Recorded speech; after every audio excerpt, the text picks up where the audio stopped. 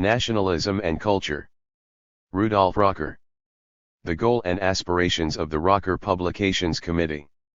Thoughtful men and women are ill at ease at this hour. The whole framework of society the world over is creaking. Humanity seems to detect rumblings deep-seated and widespread that portend potential disaster for our tomorrows. In some sections of our society we notice a revival of cults, in other parts there is a definite return to faiths and mysticisms carrying varying hope and longing, combined in many instances with deep and unexamined superstition. This mental state of the world has come about because the race of men on earth have lost their confidence in the old solutions for the present and immediate ills that threaten the very continued existence of our institutions and of man himself. The darkened horizon, added to enforced meditation that comes to those who care and to a part of society that will never relinquish hope for a better and surer tomorrow, seems to necessitate a re-examination of possible solutions in the realm of culture. The Greeks believed that by reasoning man could solve life's problems, including the chaos and ills that ever surround the advancing steps of the pioneers of the leaders of each new age. The Rocker Publications Committee is committed to an unbroken and never-swerving devotion to the faith that man's salvation must be mined out of the depths of life itself. The resultant value of this process of research is culture. Man longs to be free, hopes for security, experiences new joys at the opening of every new vista that promises a greater release of the physical, intellectual, and emotional life. How can such a process go forward in forms that will afford a shared and responsible freedom for all? Our answer is, culture. This, then, becomes a treasured word. Culture is the quintessence of an environment that creates free men, well-born, well-educated, associating with decent company. This releases a natural instinct that impels them to virtuous conduct and restrains them from vice, which instinct they call honor. This volume sets forth the requisites for the necessary soil that fosters true culture. Also, the reader has presented to him the political and strong-arm organizations that are ever present to destroy.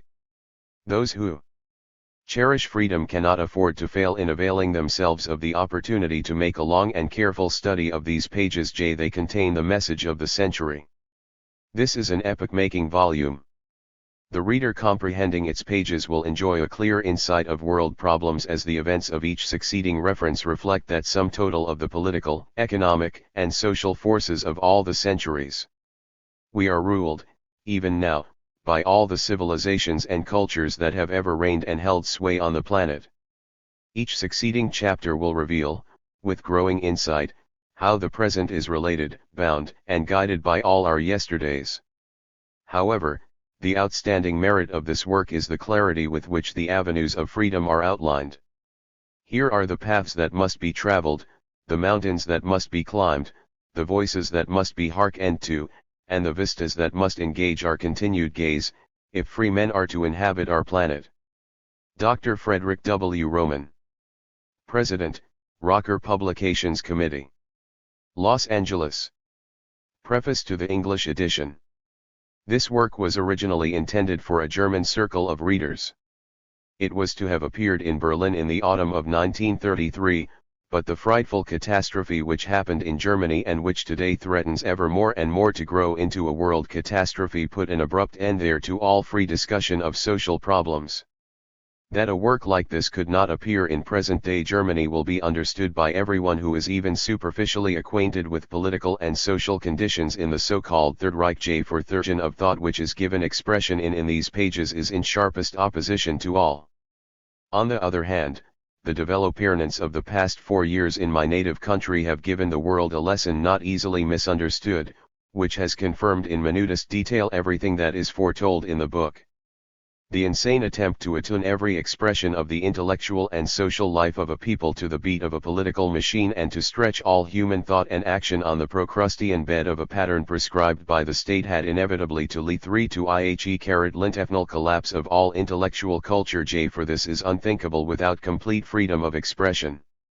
The degrading of literature in Hitler's Germany, the basing of science on a dreary race fatalism which believes it possible to replace all ethical principles by ethnological concepts, the ruin of the theater, the misleading of public opinion, the muzzling of the press and of every other organ for the free display of sentiment among the people, the brutalizing of the public administration of justice under pressure from an unintelligent party fanaticism, the ruthless suppression of the entire labor movement, the medieval Jew hunt, the meddling of the state in the most intimate relations of the sexes, the total abolition of freedom of conscience both religious and political, the unmentionable cruelty of the concentration camps, the political murders for reasons of state, the expulsion from their native country of its most valuable intellectual elements, the spiritual poisoning of youth by a state-conducted propaganda of hate and intolerance.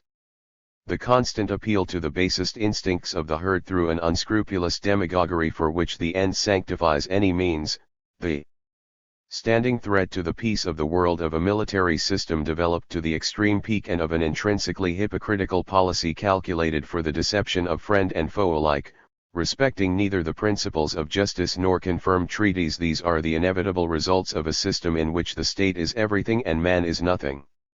Let us not deceive ourselves. This latest reaction, which under existing economic and political conditions is constantly gaining ground, is not just one of those periodical phenomena which occur occasionally in the history of every country.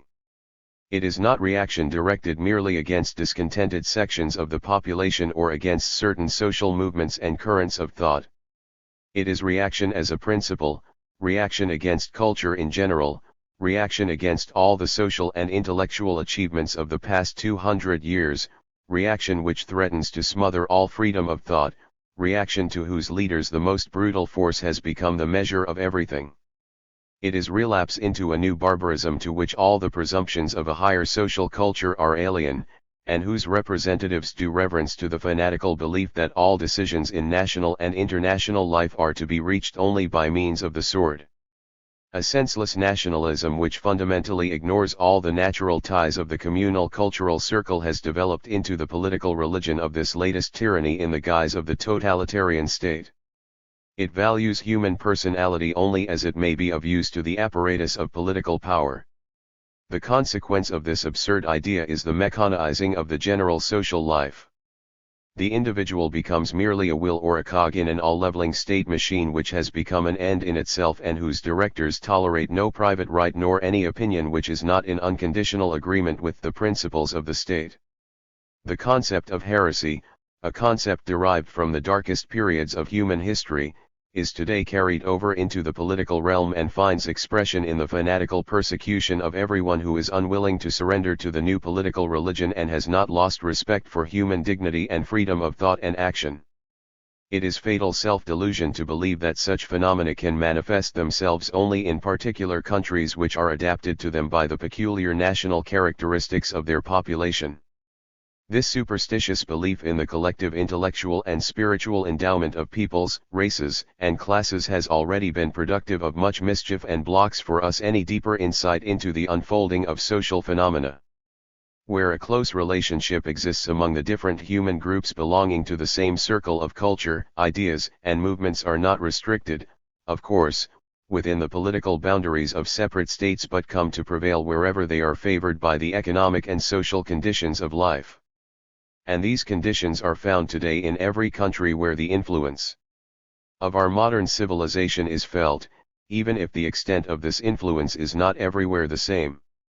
The disastrous development of our present economic system, which led to a tremendous piling up of social wealth in the hands of small privileged minorities and to the continued impoverishment of the great masses of the people, smoothed the way for the present-day social and political reaction and favored it in every way.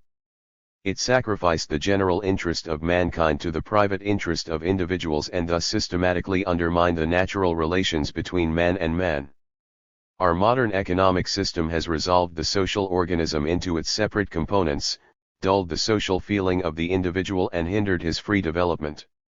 Internally, it has split society in every country into hostile classes, and externally has divided the common cultural circle into hostile nations which confront one another filled with hate and, by their uninterrupted conflicts, continually shatter the very foundations of social communal life. It is silly to hold the doctrine of the class struggle responsible for the state of affairs so long as no one moves a finger to supplant the economic assumptions which underlie this doctrine and to guide social development into other paths. A system which in every utterance of its life is ready to sacrifice the welfare of large sections of the people or of the entire nation to the selfish economic interests of small minorities must of necessity loosen all social ties and lead to a continuous warfare of each against all. To him who closes his mind to this view, the great problems that our time has set us must remain forever unintelligible. To him there remains merely brute force as a last recourse to keep on its feet a system which was long ago condemned by the course of events. We have forgotten that industry is not an end in itself but only a means to assure to man his material subsistence and make available to him the blessings of a higher intellectual culture. Where industry is everything and man is nothing, there begins the domain of a ruthless economic despotism which is no less disastrous in its operation than is any political despotism.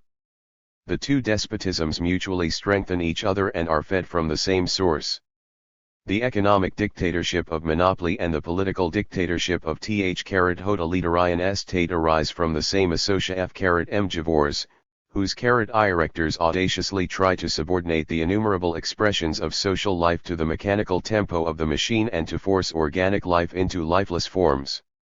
So long as we lack the courage to look this danger in the face and to set ourselves against a development of affairs which is driving us irrevocably towards social catastrophe, the best of constitutions are of no avail and the legally guaranteed rights of citizens lose their original meaning. It was this, Hitch Daniel Webb St. Rjid in mind when he said, the freest government not long endure when the tendency of the law is to create a rapid accumulation of proper tie in the hands oiafcw and tq render the masses poor and dependent. Some seethen the economic development of society has taken on forms that have far surpassed men's worst fears and that today constitute a danger whose extent is hardly to be measured. This development, and the constantly growing power of an unintelligent political bureaucracy that regiments and supervises the life of man from the cradle to the grave, have systematically suppressed the solidaric collaboration of men and the feeling of personal freedom and have in every way supported the threat to human culture from the tyranny of the totalitarian state. The recent World War and its frightful consequences, which are themselves only the results of the struggles for economic and political power within the existing social system, have greatly accelerated this process of intellectual disfranchisement and anesthetizing of social feeling. The call for a dictator who shall put an end to all the troubles of the time is merely the result of this spiritual and intellectual degeneration of a humanity that is bleeding from 1,000 wounds, a humanity that has lost its confidence in itself and so expects from the strength of another what it cannot attain by the cooperation of its own forces. That people today contemplate this catastrophic trend of affairs with little understanding merely proves that the forces that once freed Europe from the curse of absolutism and revealed new roads for social progress have become alarmingly weak. The vital deeds of our great predecessors are honored only in tradition. It was the great merit of the liberal line of thought of previous centuries, and the popular movements that grew out of it, that they broke the power of absolute monarchy which for centuries had crippled all intellectual progress and sacrificed the life and the welfare of the nation to its leaders' lust for power. The liberalism of that period was the revolt of man against the yoke of an insupportable overlordship which respected no human rights but treated peoples like herds of cattle that existed only to be milked by the state and the privileged orders. And so the representatives of liberalism strove for a social condition which should limit the power of the state to a minimum and should eliminate its influence from the sphere of intellectual and cultural life, a tendency which found expression in the words of Jefferson, that government is best which governs least. Today, however, we stand face to face with a reaction which, going far beyond absolute monarchy in its demands for power, strives to deliver over to the national state every field of human activity. Just as, the theology of the various religious systems hold God to be everything and man nothing, so this modern political theology regards the nation as everything and the citizen nothing. And just as behind the will of God there always lay the written the will f_pound j so today there hides always behind the wiu of the nation the selfish interests of those who feel themselves called to interpret this will in their own sense and to impose it by force on the people. It is the purpose of this work to retrace the intricate paths of this development and to lay bare its origins. In order to work out clearly the development and significance of modern nationalism and its relations to culture, the author was compelled to touch upon many different fields which are intimately interconnected. How far he has succeeded in his task is for the reader himself to judge. The first ideas for the work came to me some time before the war and first found expression in a series of lectures and in various articles that appeared in a number of periodicals. The completion of the work was repeatedly interrupted, by a 4 years' internment and by various literary labors, so that I was finally able to arrange the last chapter and prepare this book for the press only shortly before Hitler's accession to power. Then there swept over Germany the national revolution, which compelled me, as it did so many others, to seek refuge abroad. When I fled I was able to rescue nothing but the manuscript of this work. Since I could not longer count upon the publication of a work of such length to which, moreover, the circle of readers in Germany was now barred, I gave up all hope that my work would ever appear at all. I had to reconcile myself to this thought, as to so many others that are bound up with a life in exile. The petty disappointments of a disillusioned writer are so unimportant in comparison with the terrible distress of the time, under the yoke of which millions of men groan today. Then, suddenly came an unexpected change. On a lecture tour through the United States I came in contact with a host of old and new friends who took a lively interest in my work. I have to thank their unselfish activity that in Chicago, Los Angeles, and later in New York, special groups were organized which took up the task of making possible the translation of my work into English, and later of effecting its publication in this country. I feel under special obligation to Dr. Charles James, who collaborated in the translation with untiring zeal and unselfishly undertook a task, the fulfillment of which was far from easy. I feel further impelled at this point to acknowledge my gratitude to Dr. Frederick Roman, Professor Arthur Briggs, T.H. Bell, Walter E. Hoyowe, Edward A. Cantrell and Clarence L. Swartz, who interested a larger circle of support by lecturing about my book, and by collaboration in other directions also, furthered the appearance of this work. I owe an especial debt of gratitude to Mr. Ray E. Chase, who despite the serious difficulties imposed by his physical condition has devoted himself to the translation of my work and the revision of the manuscript, and in this has executed a task that only he can justly appreciate who knows how hard it is to render into a foreign tongue thought processes that run outside the everyday channels. And, last but not least, I must here remember my friends H. Yafej C.V. Cook, Sadie Cook, his wife, Joe Goldman, Jean Levy, Aaron Halperin, Dr. I. A. Robbins, I. Radanovsky, Adelaide Schulkind, and the Kropotkin Society in Los Angeles, who by their self-sacrificing activity have provided the material means for my work. To them, and to all of those who have given support by their efforts but whose names cannot all be mentioned here, my sincerest thanks for their loyal comradeship. A foreigner in this country, I have met with so kind a reception that I could hope for nothing better, and to such kindness man in banishment is doubly sensitive. May this work contribute to the awakening of the slumbering consciousness of freedom. May it encourage men to face the danger which today is threatening human culture and which must become a fatal destiny for men if they do not bestir themselves to put an end to the mischief. For the words of the poet hold good also for us. The man of virtuous soul commands not, nor obeys. Power, like a desolating pestilence, pollutes whatever it touches.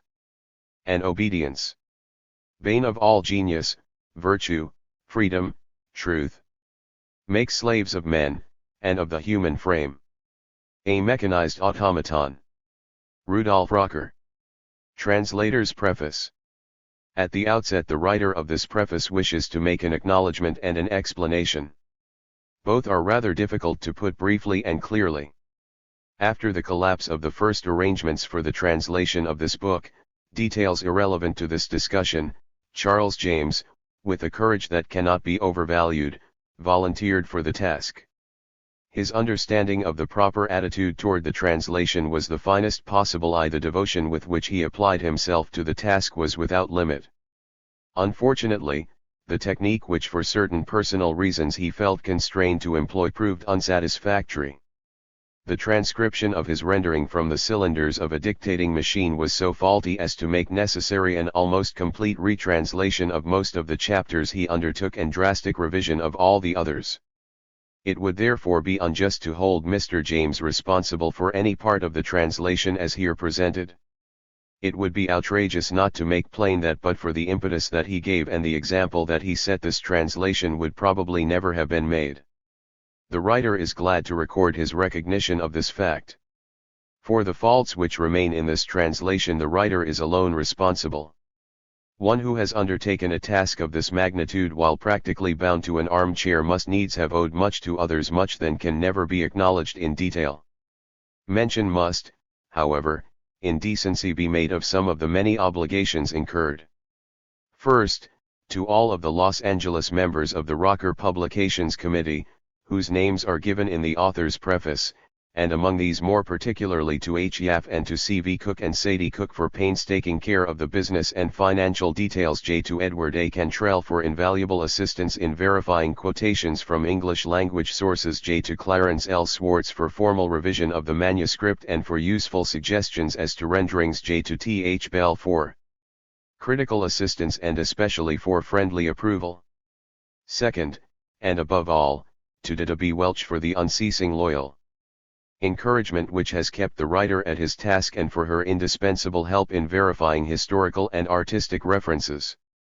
Nationalism and Culture is the first of the works of Rudolf Rocker to appear in English. Although the author is known as a platform speaker to wide circles both in England and the United States, some introduction of him to the wider reading public seems appropriate, the more so as his book is in a rather unusual degree an expression of the man. Rudolf Rocker was born on March 25, 1873, in the ancient Rhine city of Mainz. He refers with a touch of pride to the fact that the city of his birth was founded by the Romans in 57 BC, and that it was the birthplace of Johann Gutenberg and the site of his first printing house. With mingled pride and affection he refers to its record of fruitful cultural activity, of democratic spirit and ready acceptance of advanced social ideas. He specifies the Declaration of the Rights of Man, and of resistance to oppression he specifies its antagonism to the encroachments of the Prussian state. He mentions the friendly attitude of a large part of the population of Mainz to the South German Federalist, Constantin Franz, one of Bismarck's most determined opponents. It seems clear that the atmosphere and the traditions of his native city profoundly influenced him in his youth. Rocker's father was a music printer, Notenstecker, music typographer. His mother came from one of the old burgher families of Mainz. Rocker early lost his parents, and his boyhood was passed in a Catholic orphan's home. During his childhood and youth Rocker was strongly influenced in his intellectual development by his uncle Rudolf Naumann, his mother's brother, whom he described as an extremely intelligent and well-read man. The uncle instilled in young Rudolf a fondness for serious studies and assisted him in every way in the pursuit of them. He initiated the youth into the Socialist movement, which at that time in Germany was completely under the intellectual domination of Marx and Lassalle. The Bismarckian anti-socialist law was still being rigorously enforced, so that open activity of any sort was out of the question, and the movement was entirely an underground one. Socialist literature was printed abroad, smuggled into the country and distributed secretly. The influence of this situation on young Rudolf is perhaps best described by a slightly condensed rendering of some extracts from one of his recent letters. This underground activity had a peculiar attraction for me as a young man and appealed strongly to my romantic imagination. It also early developed in me a profound aversion for the brutal suppression of ideas and personal convictions. This personal sense of justice was also the reason why the socialist movement of Germany could not hold me long. Its dogmatic narrow-mindedness and especially its outspoken intolerance of any opinion that was not in complete accord with the letter of the program very soon brought me to the conviction that I had no place there. It was not the idea of socialism that repelled me but their dogmatic interpretation of it, which assumed that they had found a solution for every social problem, and in particular the total lack of any libertarian concept, which was especially characteristic of the German social democratic movement. Socialism insofar as it opposed the monopolizing of the soil, the instruments of production and social wealth was certainly a sound and serviceable idea, but the permeation of this idea by all sorts of vestigial political theories robbed it of its real significance. It was clear to me that socialism was not a simple question of a full belly, but a question of culture that would have to enlist the sense of personality and the free initiative of the individual. Without freedom it would lead only to a dismal state capitalism which would sacrifice all individual thought and feeling to a fictitious collective interest.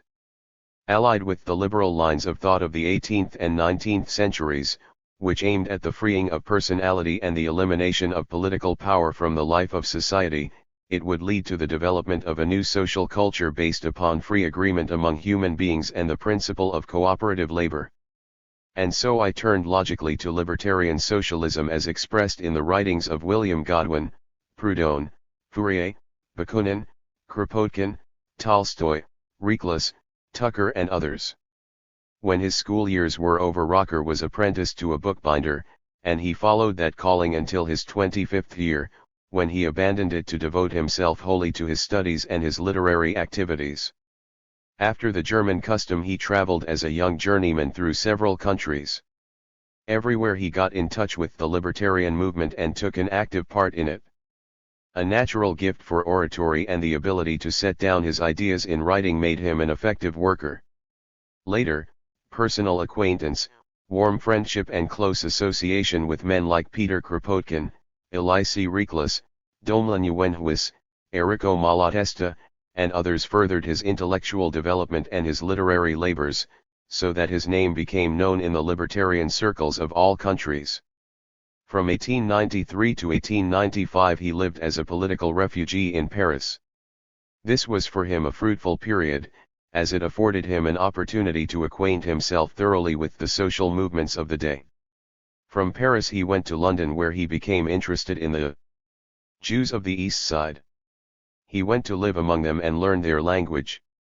From 1898 until the outbreak of the World War he was editor of the Yiddish Workers' Friend and of the monthly Journal of Social Theory, Germinal.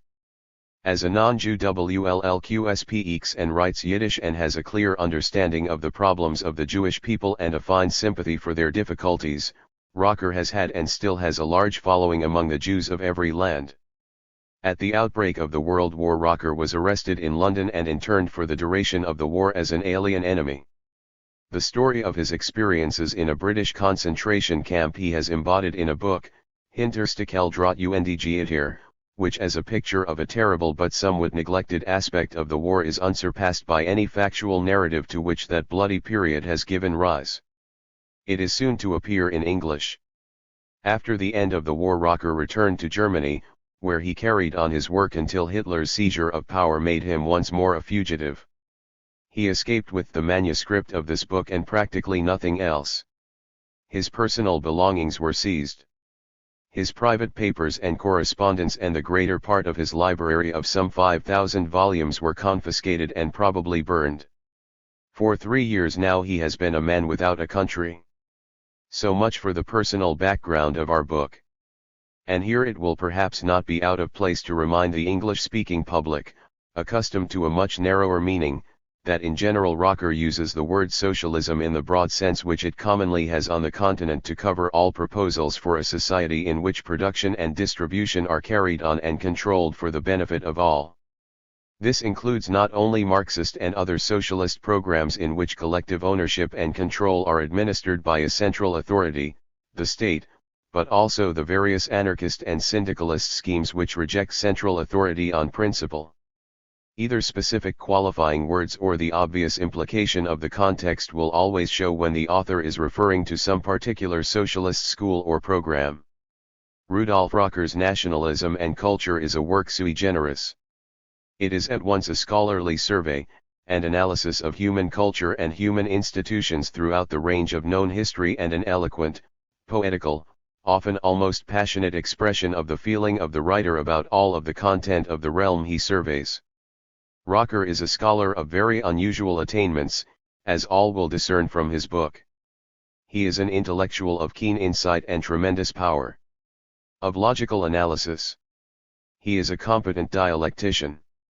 Somewhat unusually for one thus endowed, he is also an imaginative, poetic, emotional being, incapable of indifferent attitudes, passionately participant, at least in spirit, in every struggle in which he sees imperiled those human values which he regards as precious. This, too, all will probably discern from his book, because it is this above all which permeates and vivifies the book and sets it apart decisively from all mere works of pedantry, however conscientious and scholarly. That Rocker is also a literary artist of very high rank is not so readily discerned perhaps from this translation, but no translation could entirely conceal it. In his social thinking, Rocker takes off from the teachings of Peter Kropotkin, but on the basis of these teachings he has constructed a philosophy that is essentially his own. In conversation, and for the most part in his lectures, Rocker reveals himself as highly realistic and practical.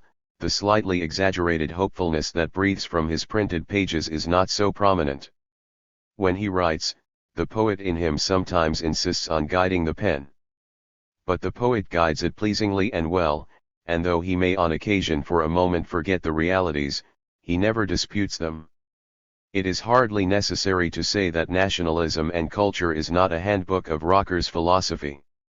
It is, of course, just his analysis and evaluation of the material treated, an analysis and evaluation, naturally, in the light of his philosophy. The contrast between Rocker's conception of man, his history, his culture, and his institutions, and such conceptions as underlie the economic determinism of Marx, the mystic destiny of Spengler, the almost mathematical patterning of Pareto, and so on, will be recognized, of course, by every reader. Having recognized that the contrast exists, the reader may at first feel impatient to find that it is nowhere explicitly defined in the book, and that he is unable to state for himself in just what, on the whole, it consists. A moment's analysis will dispel the impatience. Rocker has made it his guiding principle to take man as given, and, taking him as given, he finds him altogether too complex and incalculable to be formulated at all, unless it be a formula to say that he is complex and incalculable. And the standard of value, the test that he applies to cultures, institutions, social forms, is that they shall leave to this incalculable complexity the utmost possible freedom, the utmost opportunity to be complex and incalculable. His indictment of authority is that it seeks always and inevitably to make man simple and calculable, seeks, to make sure that he will always do the expected thing at the expected time, and so must also decree that he may do only certain sorts of things at all. It will be recognized also that Rocker has not always been completely objective in his conception of man, has not always succeeded in taking man quite as he is given, or at any rate as he seems to the translator and probably to some others to be given, but has sometimes had in mind a man of finer sensibility, of loftier character, of profounder and more sympathetic social feeling than to employ what Rocker calls a lone translation from the German, the cross-sectional man of whom any society is chiefly composed. That is, Rocker sometimes projects into the world he is evaluating an ideal he has set for himself and fails to recognize it as a projected thing. When he does this, he does only what every writer on man and his ways has done, and must do.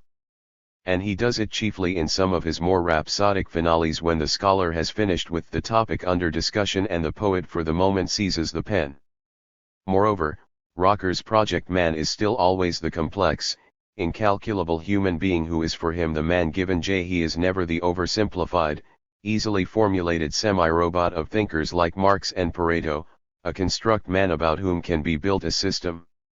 And when this project man does appear in Rocker's work, his presence is never allowed to vitiate the factual accuracy of the description, and he in no way alters the standard of value. The test is still that both he and the Durchschnittsmensch shall have a field in which to be as complex and incalculable as they severally are. And all who have been so unconventional as to read this preface before reading the book, or so conscientiously thoroughgoing as to read it at all, are reminded that it contains, not Rudolf Rocker's analysis and estimate of his book, but the translator's, and if to any of them the estimate seems incorrect or the analysis inadequate, it may be because they are incorrect and inadequate.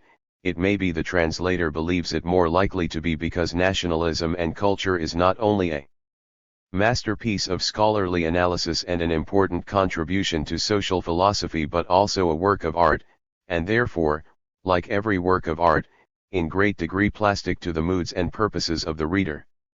Ray E. Chase, Los Angeles, March 1937. For Political Unity and the Evolution of Culture. 34 OV Political Decentralization in Greece. 351.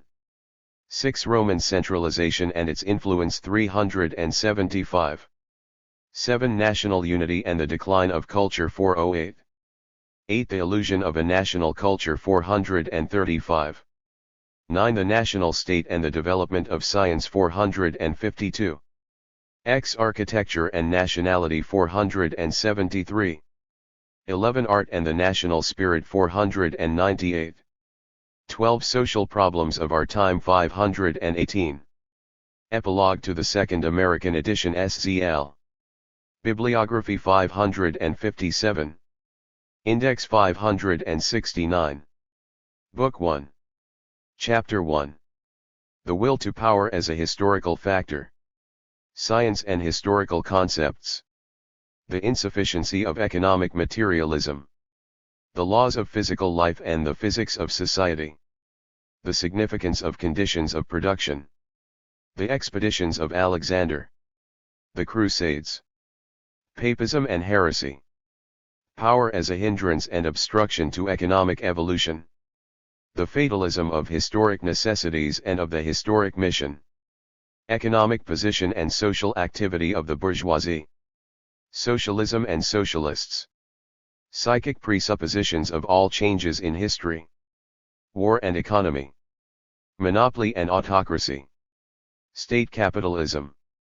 The deeper we trace the political influences in history, the more are we convinced that the will to power has up to now been one of the strongest motives in the development of human social forms.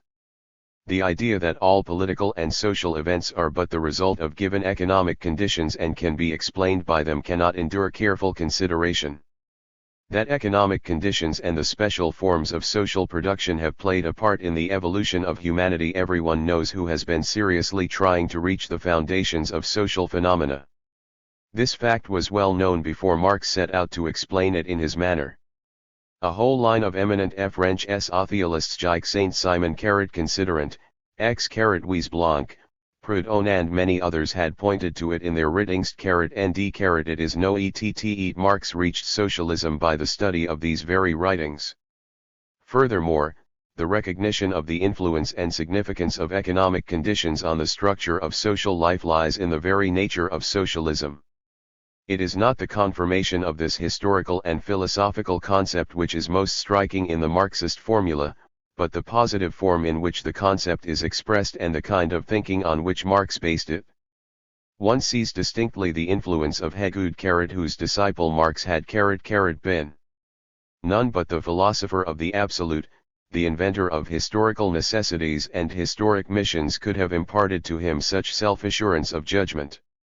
Only Hegel could have inspired in him the belief that he had reached the foundation of the laws of social physics, according to which every social phenomenon must be regarded as a deterministic manifestation of the naturally necessary course of events.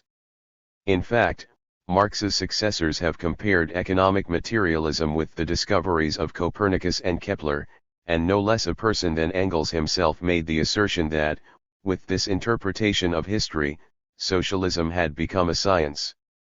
It is the fundamental error of this theory that it puts the causes of social phenomena on a par with the causes of mechanistic events in nature.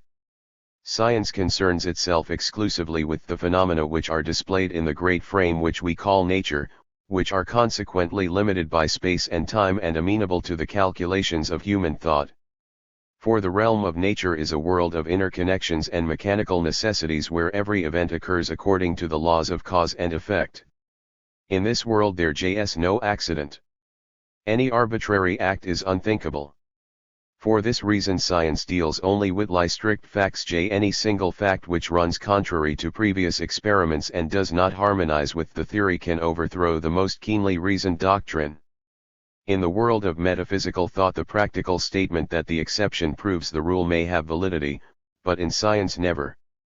Although the forms nature produces are of infinite variety, every one of them is subject to the same unalterable laws. Every movement in the cosmos occurs according to strict, inexorable rules, just as does the physical existence of every creature on earth. The laws of our physical existence are not subject to the whims of human will. They are an integral part of our being, and our existence would be unthinkable without them. We are born, absorb nourishment, discard the waste material, move, procreate and approach dissolution without being able to change any part of the process. Necessities eventuate here which transcend our will. Man can make the forces of nature subservient to his ends. To a certain extent he can guide their operation into definite courses, but he cannot stop them. It is just as impossible to sidetrack the separate events which condition our physical existence. We can refine the external accompanying phenomena and frequently adjust them to our will, but the events themselves we cannot exclude from our lives. We are not compelled to consume our food in the shape which nature offers it to us or to lie down to rest in the first convenient place, but we cannot keep from eating or sleeping, lest our physical existence should come to a sudden end. In this world of inexorable necessities there is no room for human determination. It was this very manifestation of an iron law in the eternal course of cosmic and physical events which gave many a keen brain the idea that the events of human social life were subject to the same iron necessity and could consequently be calculated and explained by scientific methods. Most historical theories have root in this erroneous concept, which could find a place in man's mind only because he put the laws of physical being on a par with the aims and ends of men, which can only be regarded as results of their thinking. We do not deny that in history, also, there are interconnections which, even as in nature, can be traced to cause and effect. But in social events it is always a matter of a causality of human aims and ends, in nature always of a causality of physical necessity. The latter occur without any contribution on our part. The former are but manifestations of our will. Religious ideas, ethical concepts, customs, habits, traditions, legal opinions, political organizations, institutions of property, forms of production, and so on, are not necessary implications of our physical being, but purely results of our desire for the achievement of preconceived ends. Every idea of purpose is a matter of belief which eludes scientific calculation. In the realm of physical events only the must counts. In the realm of belief there is only probability, none may be soj but t does not have to be so. N. Every process which arises from our physical being and is related to it, is an event which lies outside of our volition. Every social process, however, arises from human intentions and human goal setting and occurs within the limits of our volition. Consequently, it is not subject to the concept of natural necessity. There is no necessity for a flathead Indian woman to press the head of her newborn child between two boards to give it the desired form. It is but a custom which finds its explanation in the beliefs of men.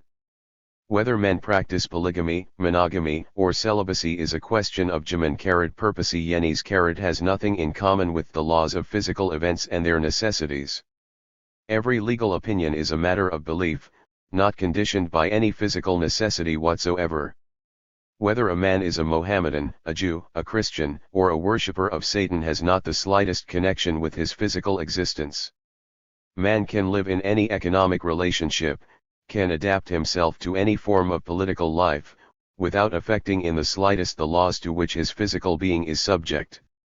A sudden cessation of gravitation would be unthinkable in its results. A sudden cessation of our bodily functions is tantamount to death. But the physical existence of man would not have suffered the slightest loss if he had never heard of the Code of Hammurabi, of the Pythagorean theorem or the materialistic interpretation of history. We are here stating no prejudiced opinion, but merely an established fact. Every result of human purposefulness is of indisputable importance for man's social existence, but we should stop regarding social processes as deterministic manifestations of a necessary course of events. Such a view can only lead to the most erroneous conclusions and contribute to a fatal confusion in our understanding of historical events. It is doubtless the task of the historian to trace the interconnection of historical events and to make clear their causes and effects, but he must. Nationalism and culture. Not forget that these connections are of a sort quite different from those of natural physical events and must therefore have quite a different valuation. An astronomer is able to predict a solar eclipse or the appearance of a comet to a second. The existence of the planet Neptune was calculated in this manner before a human eye had seen it. But such precision is only possible when we are dealing with the course of physical events.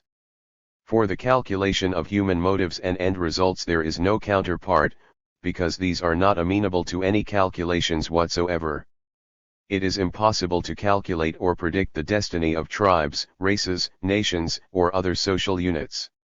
It is even impossible to find complete explanations of their past. For history is, after all, nothing but the great arena of human aims and ends, and every theory of history, consequently, a matter of belief founded at best only on probability. It can never claim unshakable certainty. The assertion that the destiny of social structures is determinable according to the laws of a so-called social physics is of no greater significance than the claim of those wise women who pretend to be able to read the destinies of man in teacups or in the lines of the hands.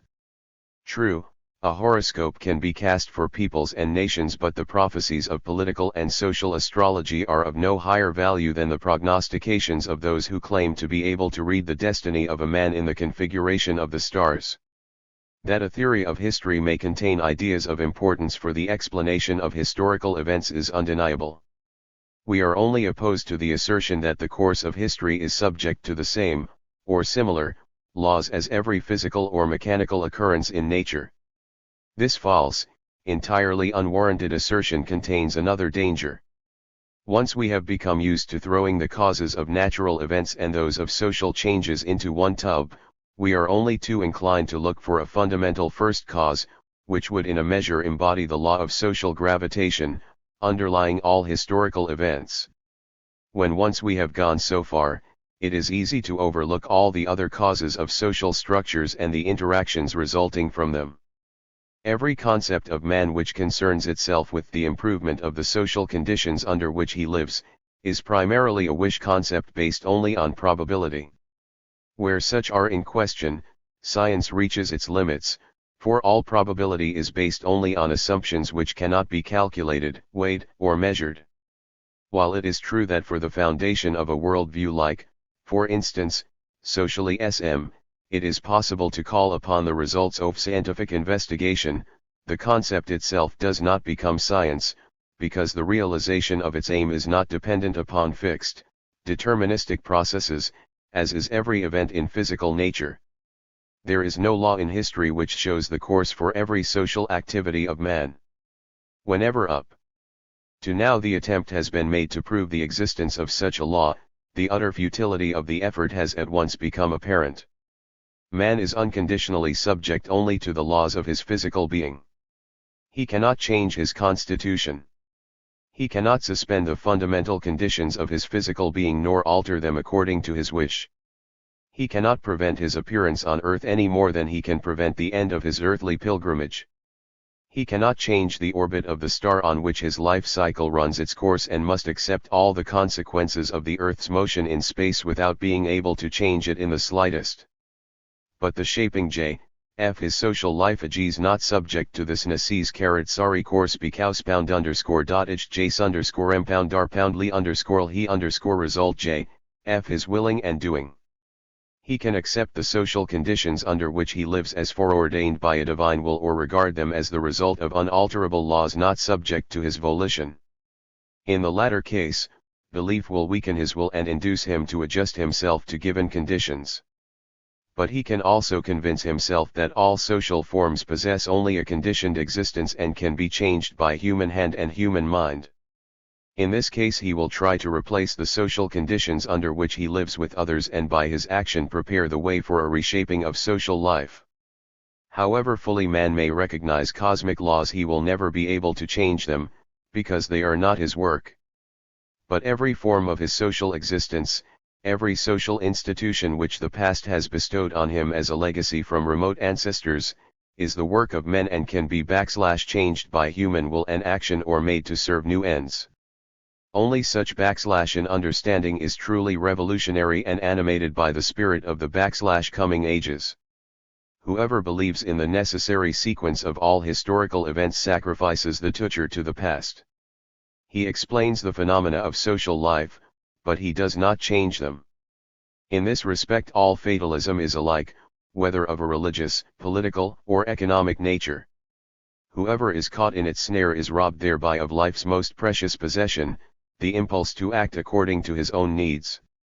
It is especially dangerous when fatalism appears in the gown of science, which nowadays so often replaces the cassock of the theologian. Therefore we repeat, the causes which underlie the processes of social life have no thing in common with the laws of physical and mechanical natural events, for they are purely the results of art purpose, which _ explicable _ by scientific methods.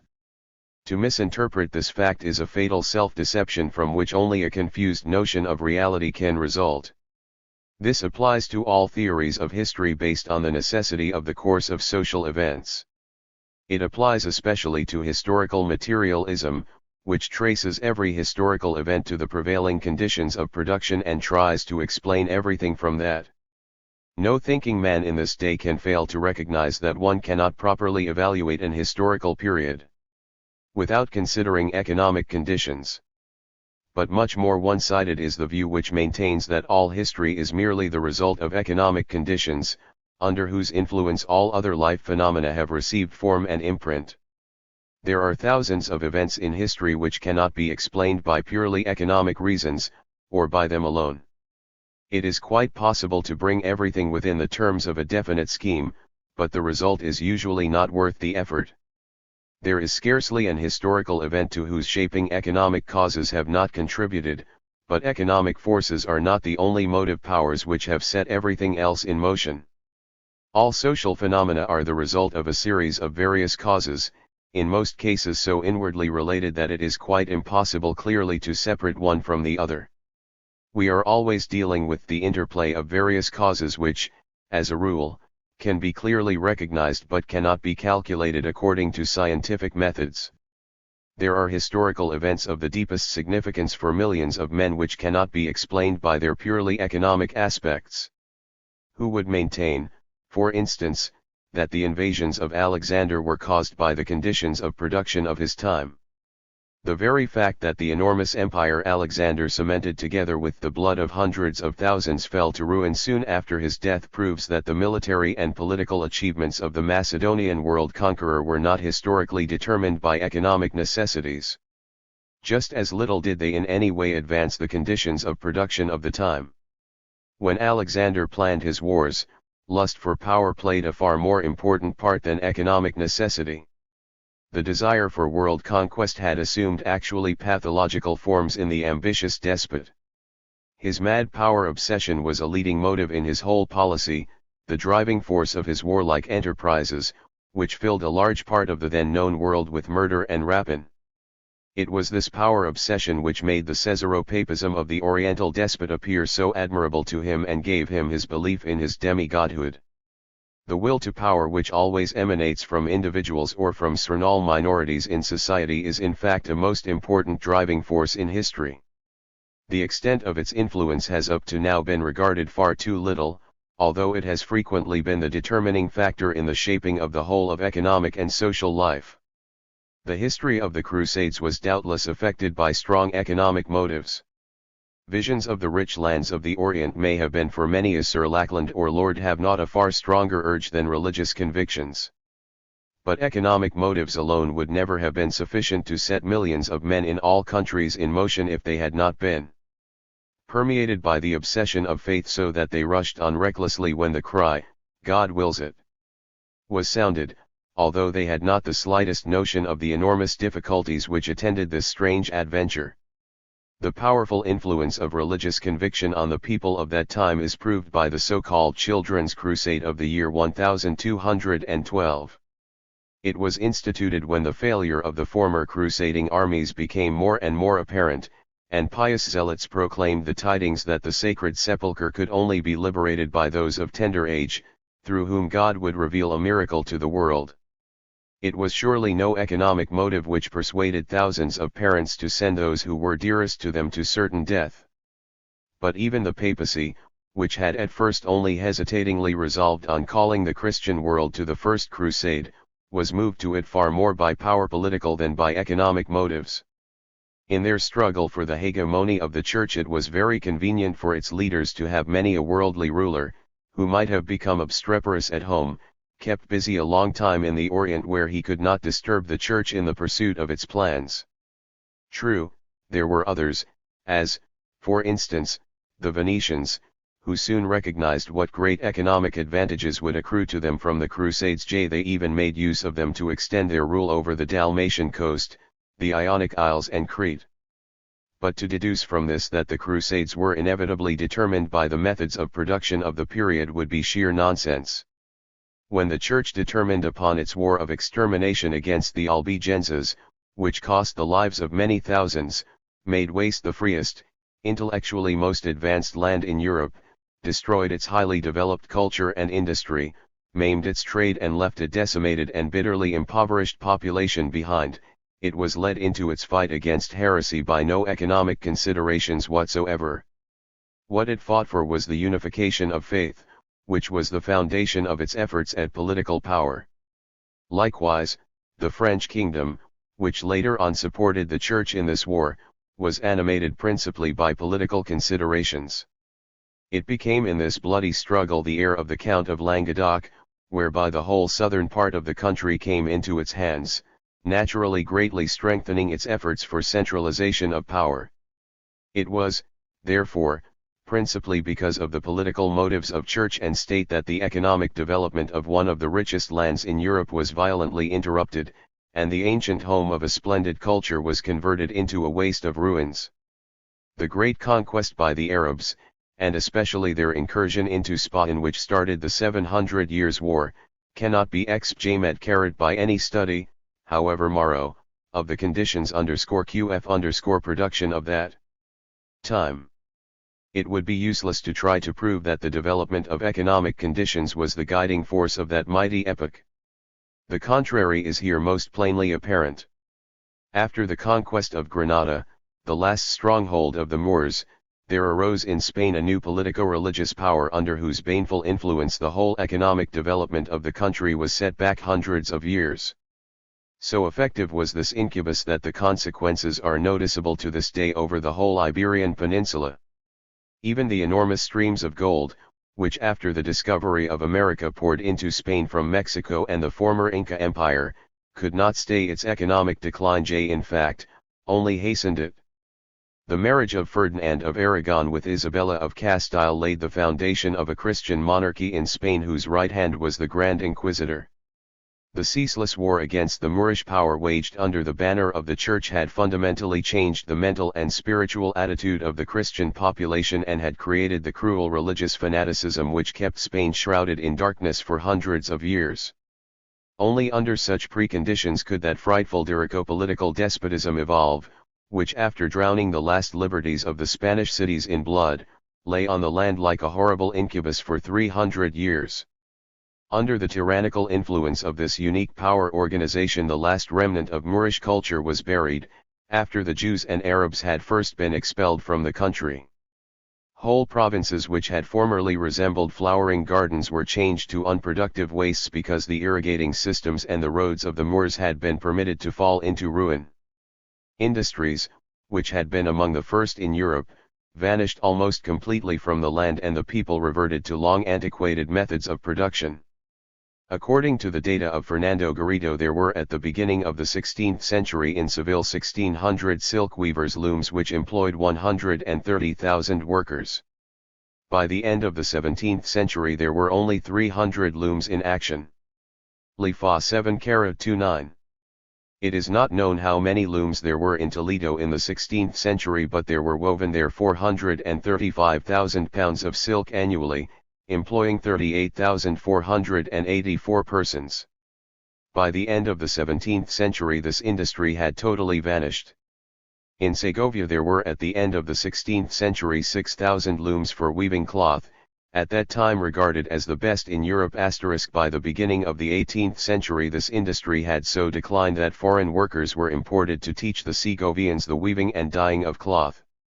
The causes of this decline were the expulsion of the Moors, the discovery and settling of America, and the religious fanaticism which emptied the workrooms and increased the number of the priests and monks.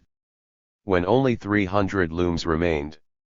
In Seville the number of monasteries there had increased to 62 and the clergy embraced 14,000 persons. And Zancada writes concerning that period, in the year 1655 17 guilds disappeared from Spain, together with them the workers in iron, steel, copper, lead, sulfur, the alum industry and others. Carrod. Even the conquest of America by the Spaniards, which depopulated the Iberian Peninsula and lured millions of men away into the New World, cannot be explained exclusively by the thirst for gold, however lively the greed of the individual may have been. When we read the history of the celebrated Conquista Carrot we recognize, with Prescott, that it resembles less a true accounting of actual events than one of the countless romances of knight-errantry which, in Spain especially, were so loved and valued. It was not solely economic reasons which repeatedly enticed companies of daring adventurers into the fabled El Dorado beyond the great waste of waters. Great empires like those of Mexico and the Inca state, which contained millions, besides possessing a fairly high degree of culture, were conquered by a handful of desperate adventurers who did not hesitate to use any means, and were not repelled by any danger, because they did not value their own lives any too highly. This fact becomes explicable only when we take a closer view of this unique human material, hardened by danger, which through a 700 years war had been gradually evolved. Only an epoch in which the idea of peace among men must have seemed like a fairy tale out of a long vanished past, and in which the centuries-long wars, waged with every cruelty, appeared as the normal condition of life, could have evolved the wild religious fanaticism characteristic of the Spaniards of that time. Thus becomes explicable that peculiar urge constantly to seek adventure. For a mistaken concept of honor, frequently lacking all real background, a man was instantly ready to risk his life. It is no accident that it was in Spain that the character of Don Quixote was evolved. Perhaps that theory goes too far which seeks to replace all sociology by the discoveries of psychology, but it is undeniable that the psychological condition of men has a strong influence in the shaping of man's social environment.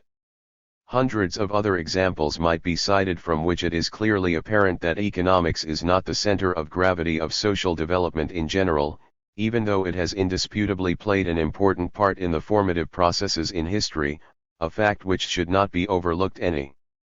Fernando Garrido, ZD Esfina Contemporánea Tome I Barcelona, 1865. This work contains rich material, as do Garrido's other writings, especially his work, Historia de las Clases Trabajadoras. Praxedes Zancada, El Obrero en Esfina, Notas para su Historia Política y Social. Barcelona 1902. More than it should be excessively overestimated.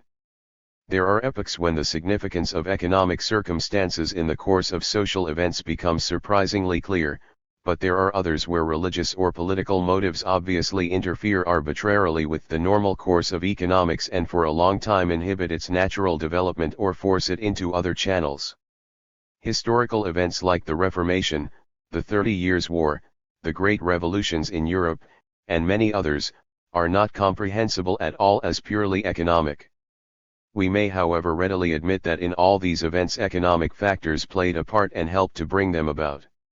This misapprehension becomes still more serious when we try to identify the various social strata of a definite epoch as merely the typical representations of quite definite economic interests. Such a view not only narrows the general field of view of the scholar, but it makes of history as a whole a distorted picture which can but lead us on to wrong conclusions.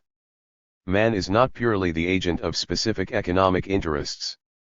The bourgeoisie, for instance, has in all countries where it achieved social importance, frequently supported movements which were by no means determined by its economic interests, but often stood in open opposition to them.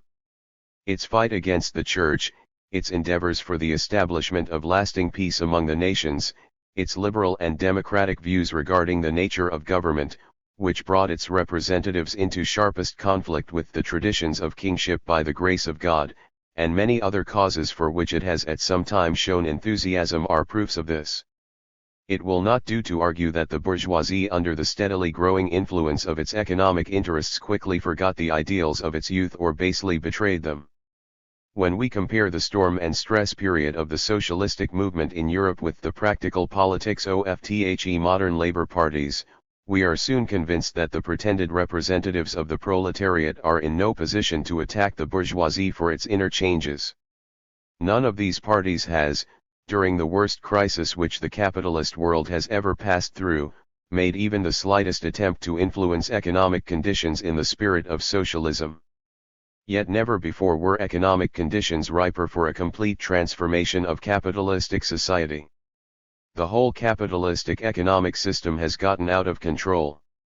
The crisis, which formerly was only a periodic phenomenon of the capitalistic world, has for years become the normal condition of social life. Crisis in industry, crisis in agriculture, crisis in commerce, crisis in finance. All have united to prove the inadequacy of the capitalistic system. Nearly 30 million men are condemned for life to miserable beggary in the midst of a world which is being ruined by its surplus. But the spirit is lacking, the socialistic spirit that strives for a fundamental reconstruction of social life and is not content with petty patchwork, which merely prolongs the crisis but can never heal its causes. Never before has it been so clearly proved that economic conditions alone cannot change the social structure, unless there are present in men the spiritual and intellectual prerequisites to give wings to their desires and unite their scattered forces for communal work. But the socialist parties, and the trade union organizations, which are permeated with their ideas, have not only failed when it became a question of the economic reconstruction of society, they have even shown themselves incapable of guarding the political legacy of the bourgeois democracy, for they have everywhere yielded up long-won rights and liberties without a struggle and have in this manner aided the advance of fascism in Europe, even though against their will. In Italy, one of the most prominent representatives of the Socialist Party became the perpetrator of the fascist coup d'état, and a whole group of the best-known labor leaders, with D'Aragona at their head, marched with flying banners into Mussolini's camp. In Spain, the Socialist Party was the only one which made peace with the dictator, Primo de Rivera. Likewise, today, in the glorious era of the Republic, whose hands are red with the blood of murdered workers, that party proves itself the best guard of the capitalistic system and willingly offers its services for the limitation of political rights. In England, we witness the peculiar spectacle of the best-known and ablest leaders of the Labour Party suddenly turning into the nationalistic camp, by which action they inflicted on the party, whose advocates they had been for decades, a crushing defeat. On this occasion Philip Snowden charged against his former comrades that they had the interest of their class more in view than the good of the state, a reproach which unfortunately is not justified but which is very characteristic of his lordship, as he is now called.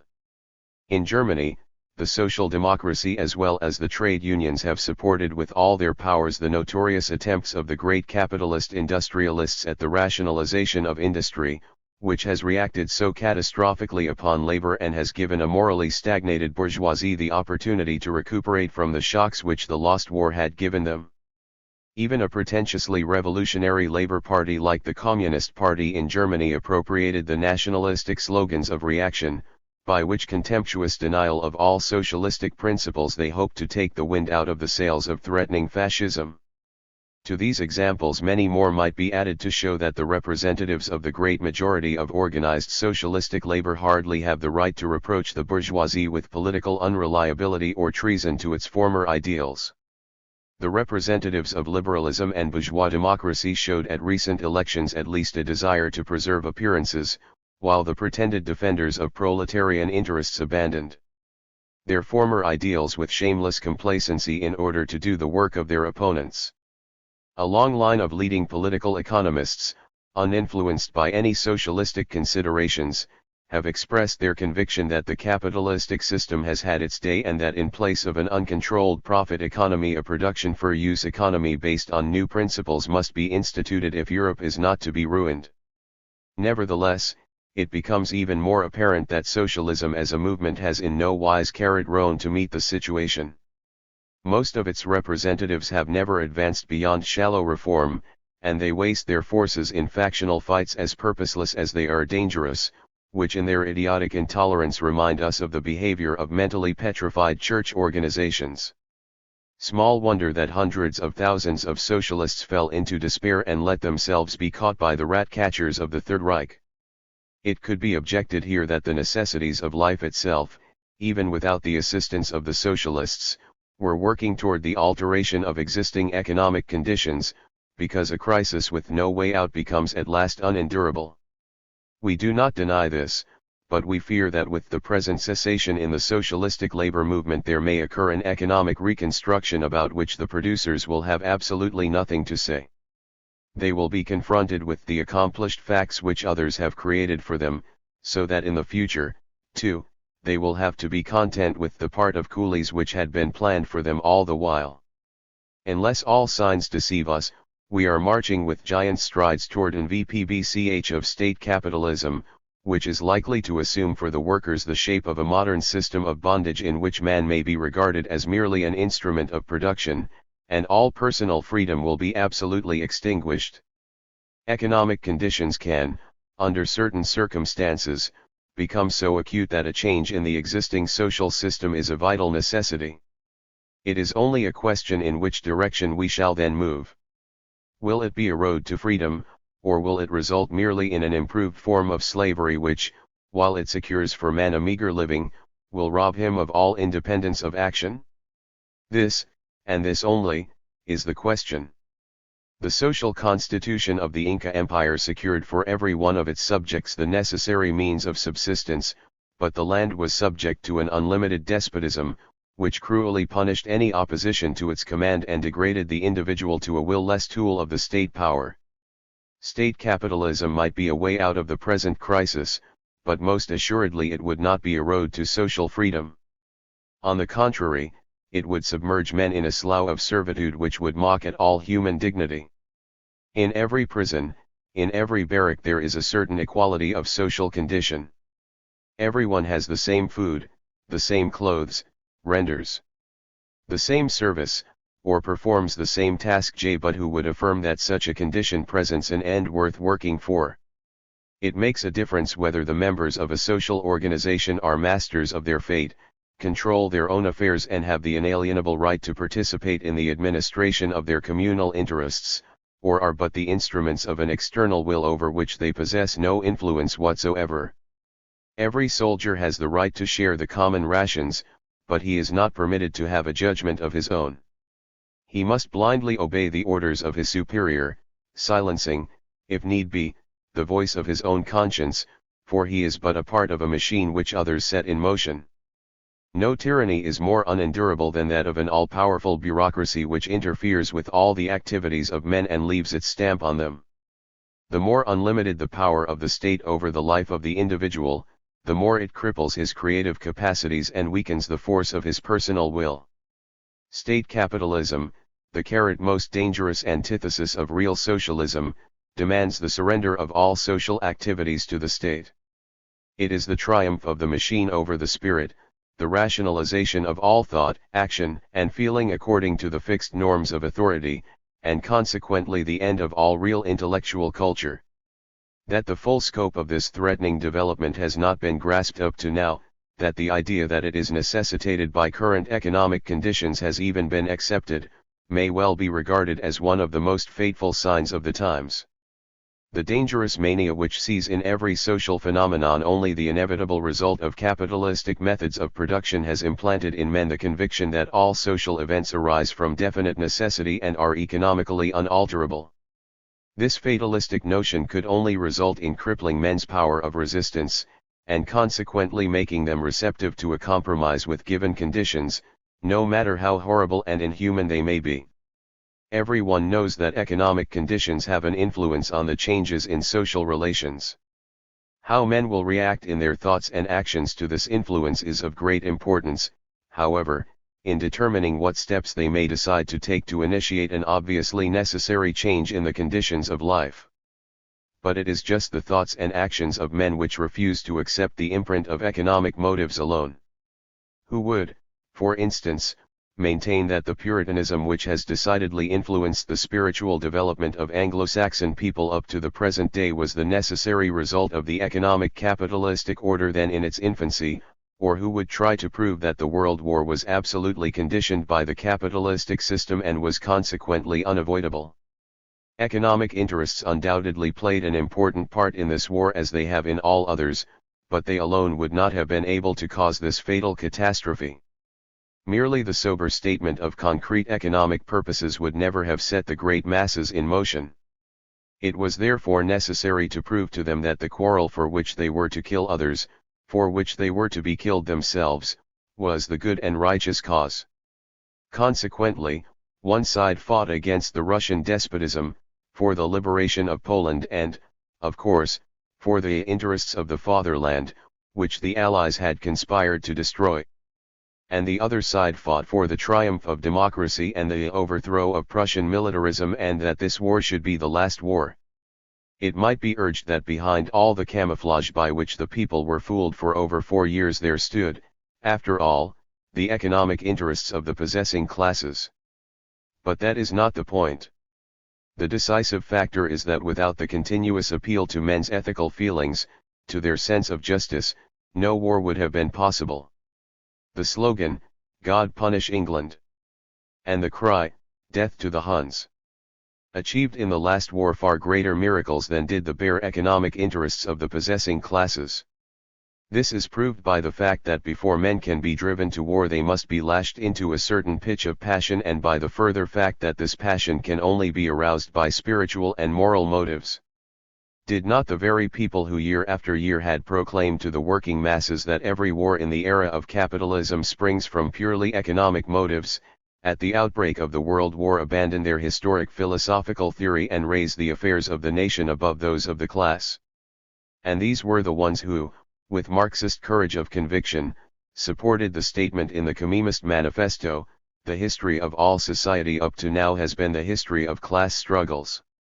Lenin and others have attributed the failure of most of the socialist parties at the beginning of the war to the leaders' fear of assuming responsibility, and with bitter words they have flung this lack of courage in their faces.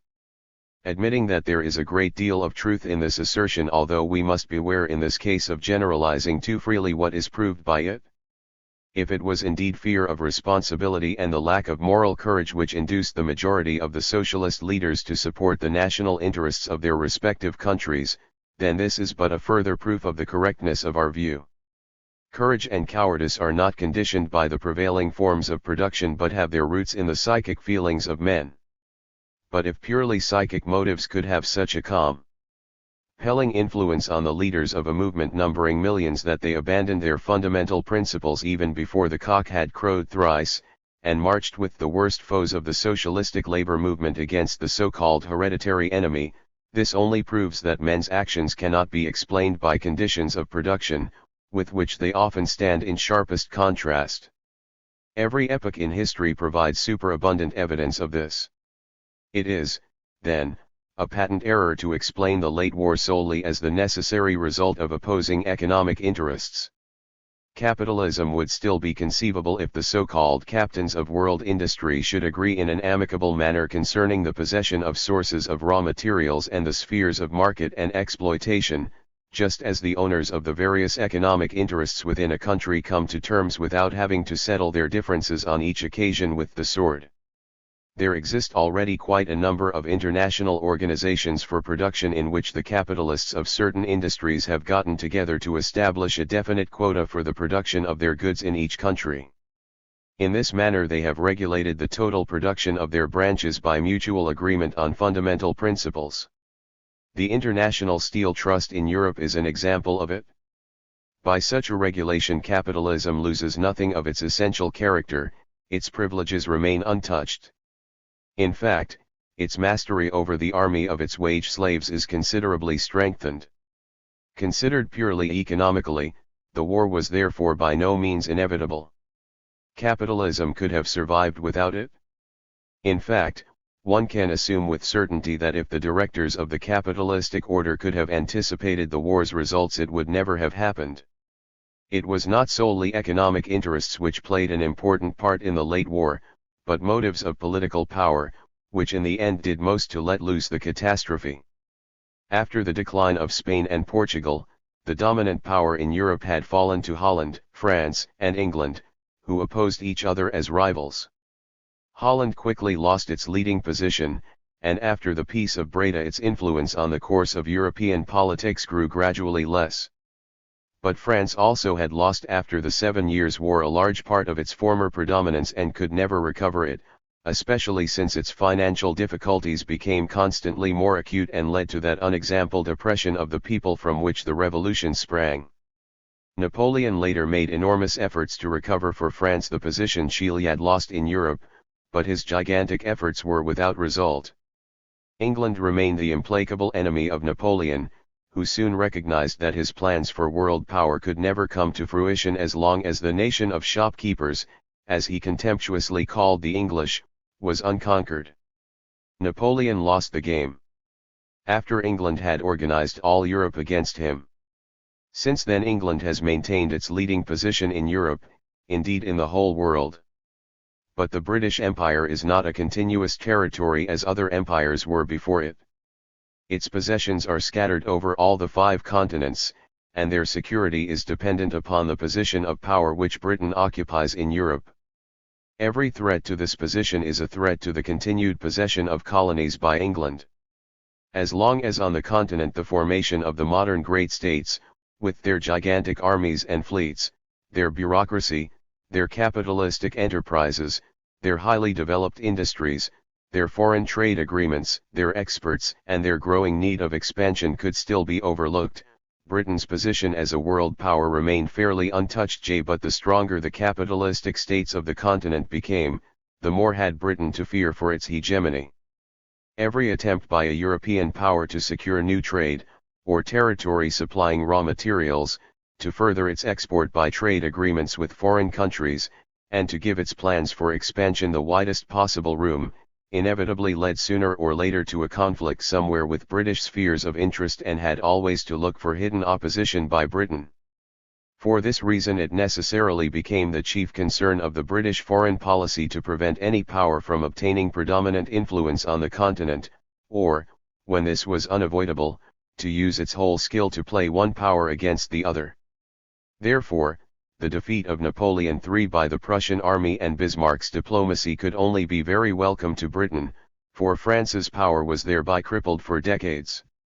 But Germany's development of its military power, the initiation of its colonial policy and, most of all, the building of its fleet and its steadily growing plans for expansion, as its urge to eastward became increasingly noticeable and distasteful to the English, conjured up a danger for the British Empire that its representatives could not afford to disregard.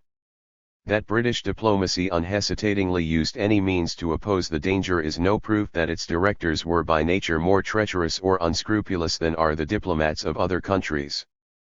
The idle talk about perfidious Albion is just as silly as the chatter about a civilized warfare. If British diplomacy proved superior to that of the Germans, if it was clever in its secret intrigues, it was so only because its representatives had had much longer experience and because, fortunately for them, the majority of responsible German statesmen from Bismarck's time were but will-less lackeys of imperial power. None of them had the courage to oppose the dangerous activities of an irresponsible psychopath and his venal camarilla. However, the foundation of this evil is to be sought not in individual persons but in power politics itself, irrespective of who practices it or what immediate aims it pursues. Power politics is only conceivable as making use of all means, however condemnable these may appear to private conscience, so long as they promise results, conform to reasons of state and further the state's ends.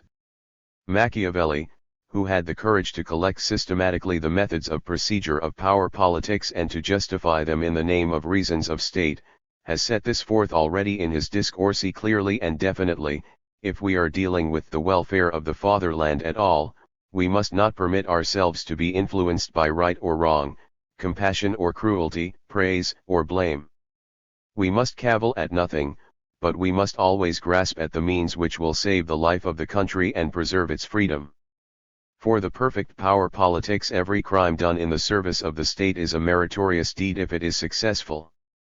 The state stands beyond good and evil. It is the earthly providence whose decisions are in their profundity as inexplicable to the ordinary subject as is the fate ordained for the believer by the power of God.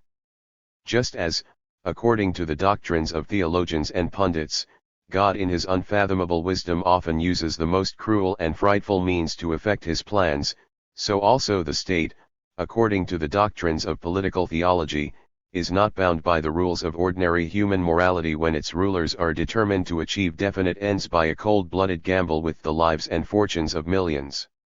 When a diplomat falls into a trap another has set for him, it ill becomes him to complain of the wiles and lack of conscientiousness of his opponent, for he himself pursues the same object, from the opposite side, and only suffers defeat because his opponent is better able to play the part of providence.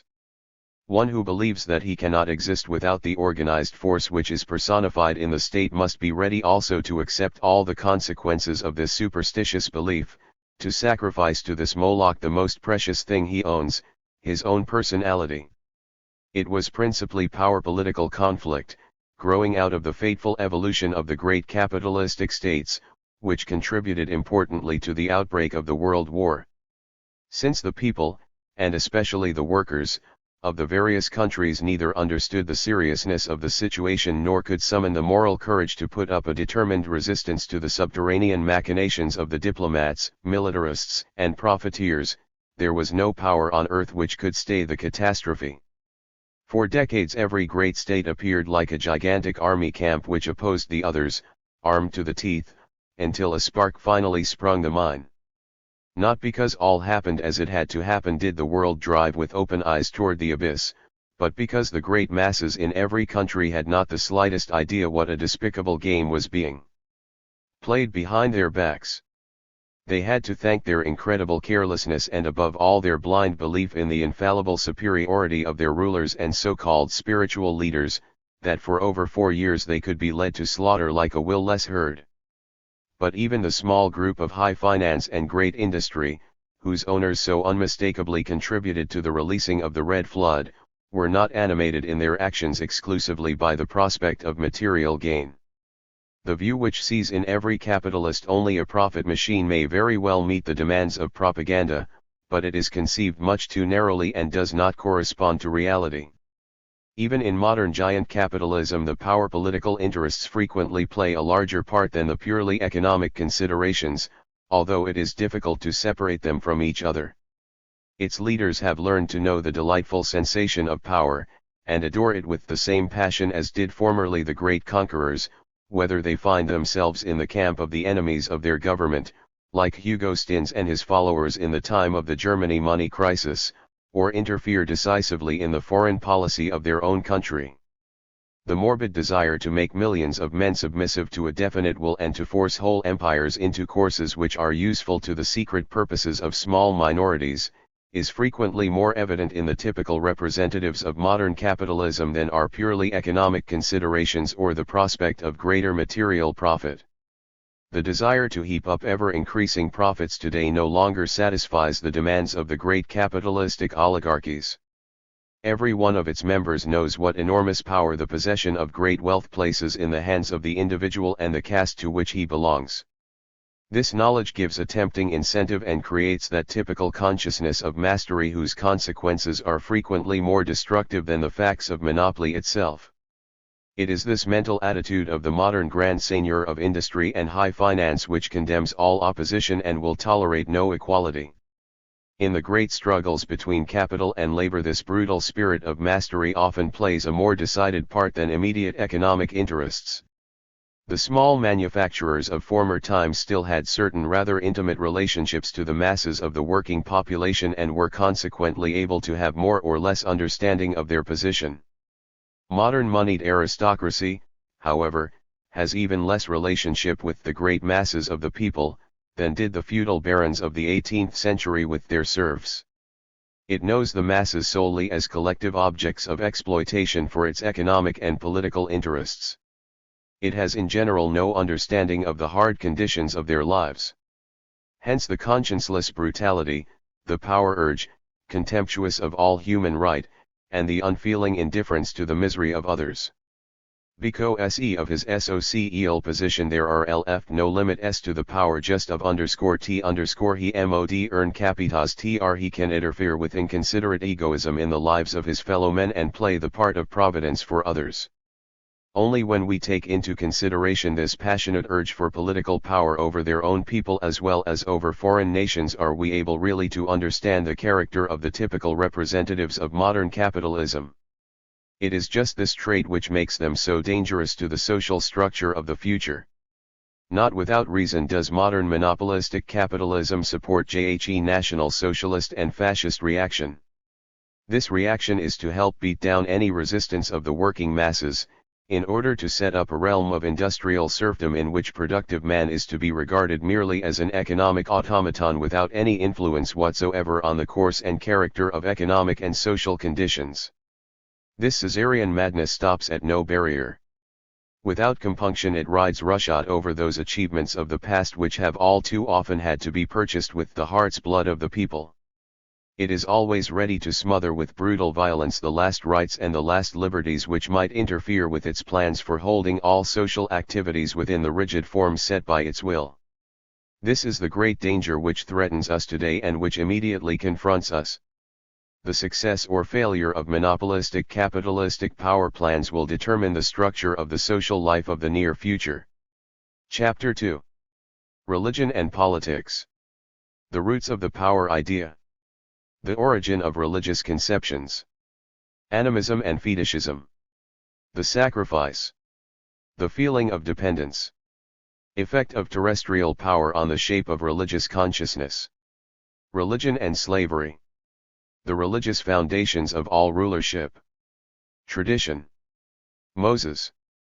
Hammurabi. The Pharaohs. The laws of Manu. The Persian divine kingdom. Lamaism. Alexander and Caesaropapism. Caesarism in Rome. The Inca. Genghis Khan. Power and the priesthood. Church and state. Rousseau. Robespierre. Napoleon. Mussolini and the Vatican. Fascism and religion. In all epochs of that history which is known to us, two forces are apparent that are in constant warfare.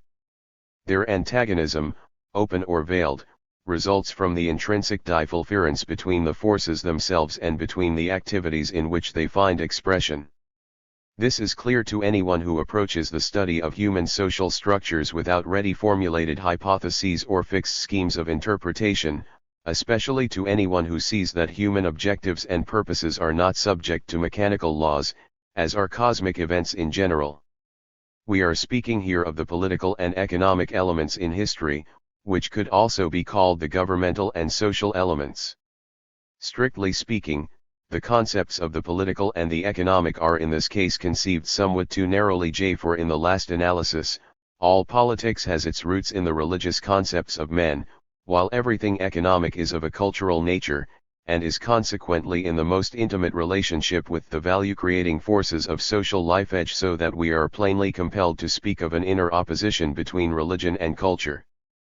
Political and economic, governmental and social, or, in a larger sense, religious and cultural manifestations, have many points of contact, they all spring from human nature, and consequently there are between them inner relations. We are here simply concerned to get a clearer view of the connection which exists between these manifestations. Every political form in history has its definite economic foundations which are especially marked in the later phases of social advancement. On the other hand, it is undeniable that the forms of politics are subject to the changes in the conditions of economic and general cultural life, and with them assume new aspects. But the inner character of all politics always remains the same, just as the inner character of each and every religion never changes, despite the alteration of its outward form. Religion and culture have their roots in man's instinct of self-preservation, which endows them with life and form. But, once come to life, each follows its own course, since there are no organic ties between them, so that, like antagonistic stars, they pursue opposite directions. One who overlooks this antagonism or, for whatever reason, fails to give it the consideration it deserves, will never be able to see clearly the inner concatenation of social events. As to where the realm of religion proper begins, opinions are divided to this day, but it is fairly agreed that the foundation of man's religious concepts is not to be found in speculative philosophy. We have come to recognize that Hegel's notion, that all religion merely demonstrates the elevation of the spirit to the absolute, and therefore tries to find the union of the human with the divine, can only be regarded as an empty figure of speech which in no way explains the origin of religion. The philosopher of Jaith Absolute, who endows every nation with a special historical mission, is equally arbitrary when he asserts that every people in history is the bearer of a typical form of religion, the Chinese of the religion of moderation, the Chaldeans of the religion of pain, the Greeks of the religion of beauty, and so on, until at last the line of religious systems ends in Christianity, the revealed religion, whose communicants recognize in the person of Christ the union of the human with the divine. Science has made men more critical. We realize now that all research into the origin and gradual shaping of religion must use the same methods which today serve sociology and psychology in trying to comprehend the phenomena of social and mental life in their beginnings. The once widely held view of the English_philologist, Max Muller, who thought he recognized in religion man's innate urge to explain the infinite, and who maintained that the impress of the forces of nature released the first religious feelings in man, and that consequently one could not go wrong in regarding nature worship as the first form of religion, hardly finds adherents today. Most of the present leaders of ethnological religious research are of the opinion that animism, the belief in the ghosts and souls of the departed, is to be regarded as the first stage of religious consciousness in man. The whole mode of life of nomadic primitive man, his relative ignorance, the mental influence of his dream pictures, his lack of understanding when confronted with death, the compulsory fasts he often had to endure, all this made him a natural-born clairvoyant, with whom the belief in ghosts lay, so to speak, in his blood.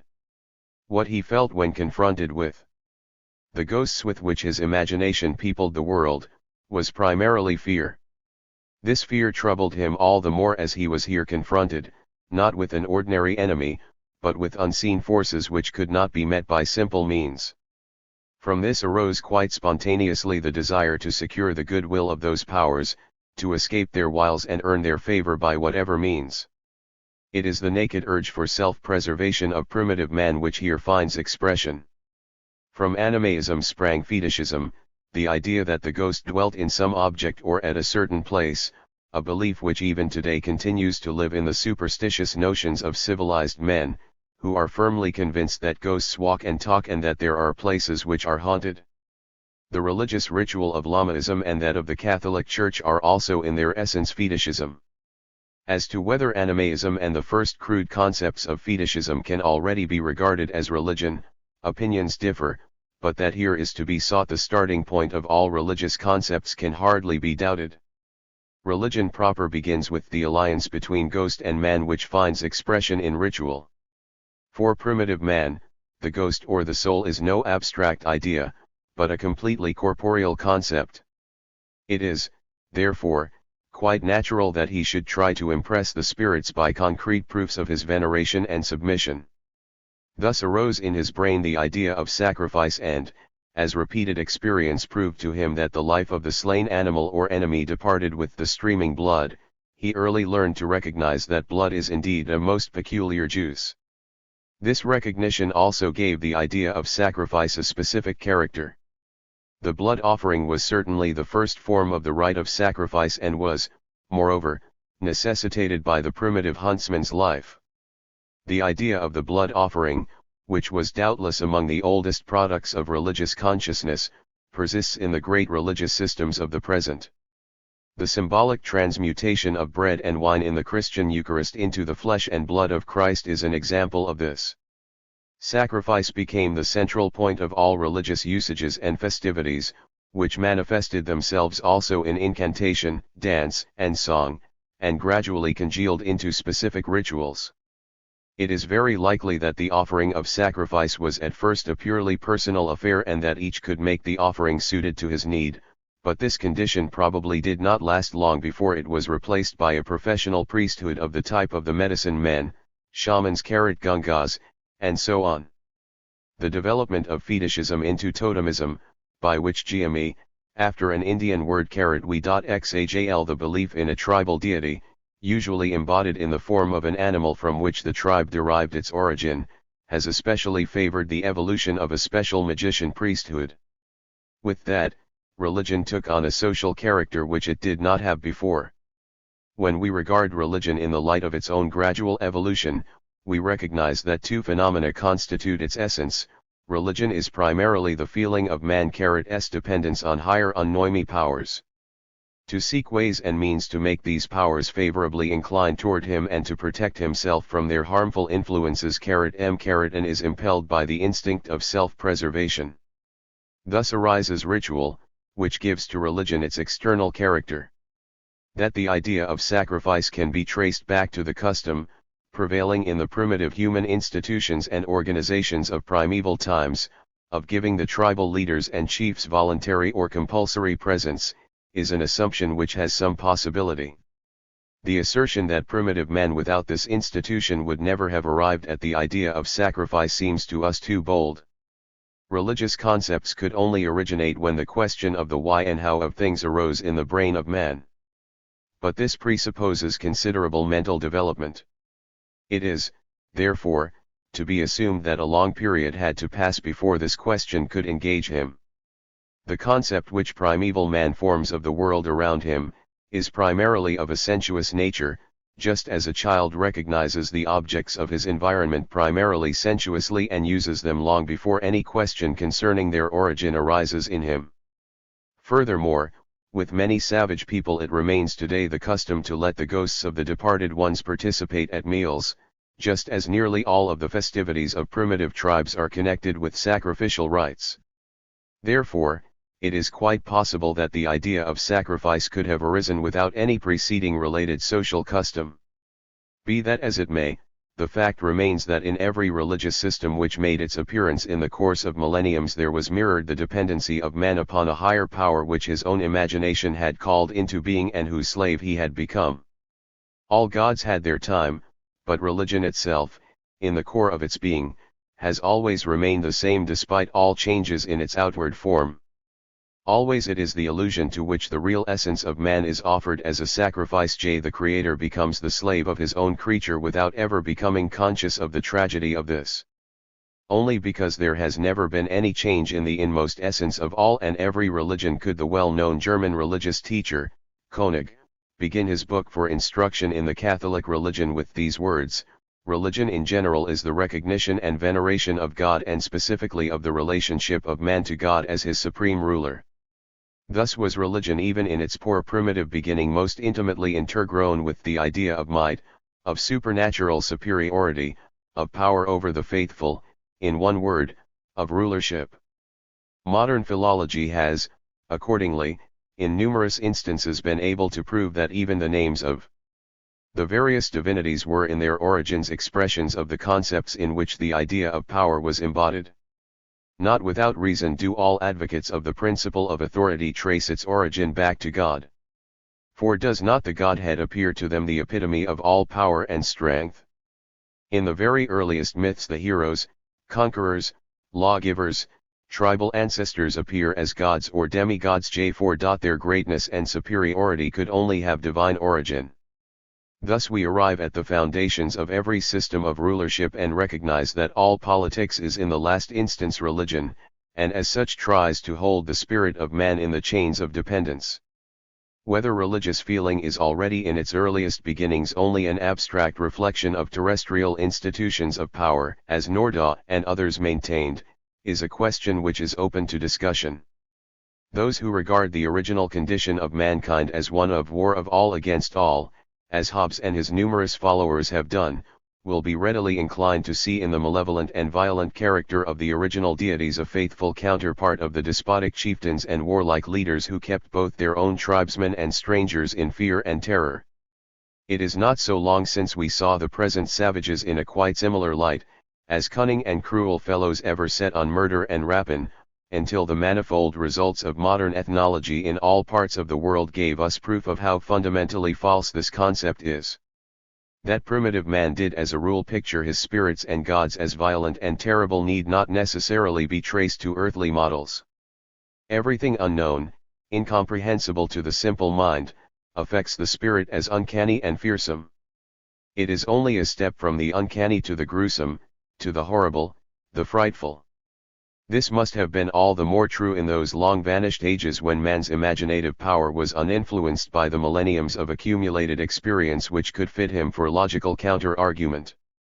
But even if we are not compelled to trace every religious concept to some exercise of earthly power, it is a fact that in later epochs of human evolution the outer forms of religion were frequently determined by the power needs of individuals or small minorities in society.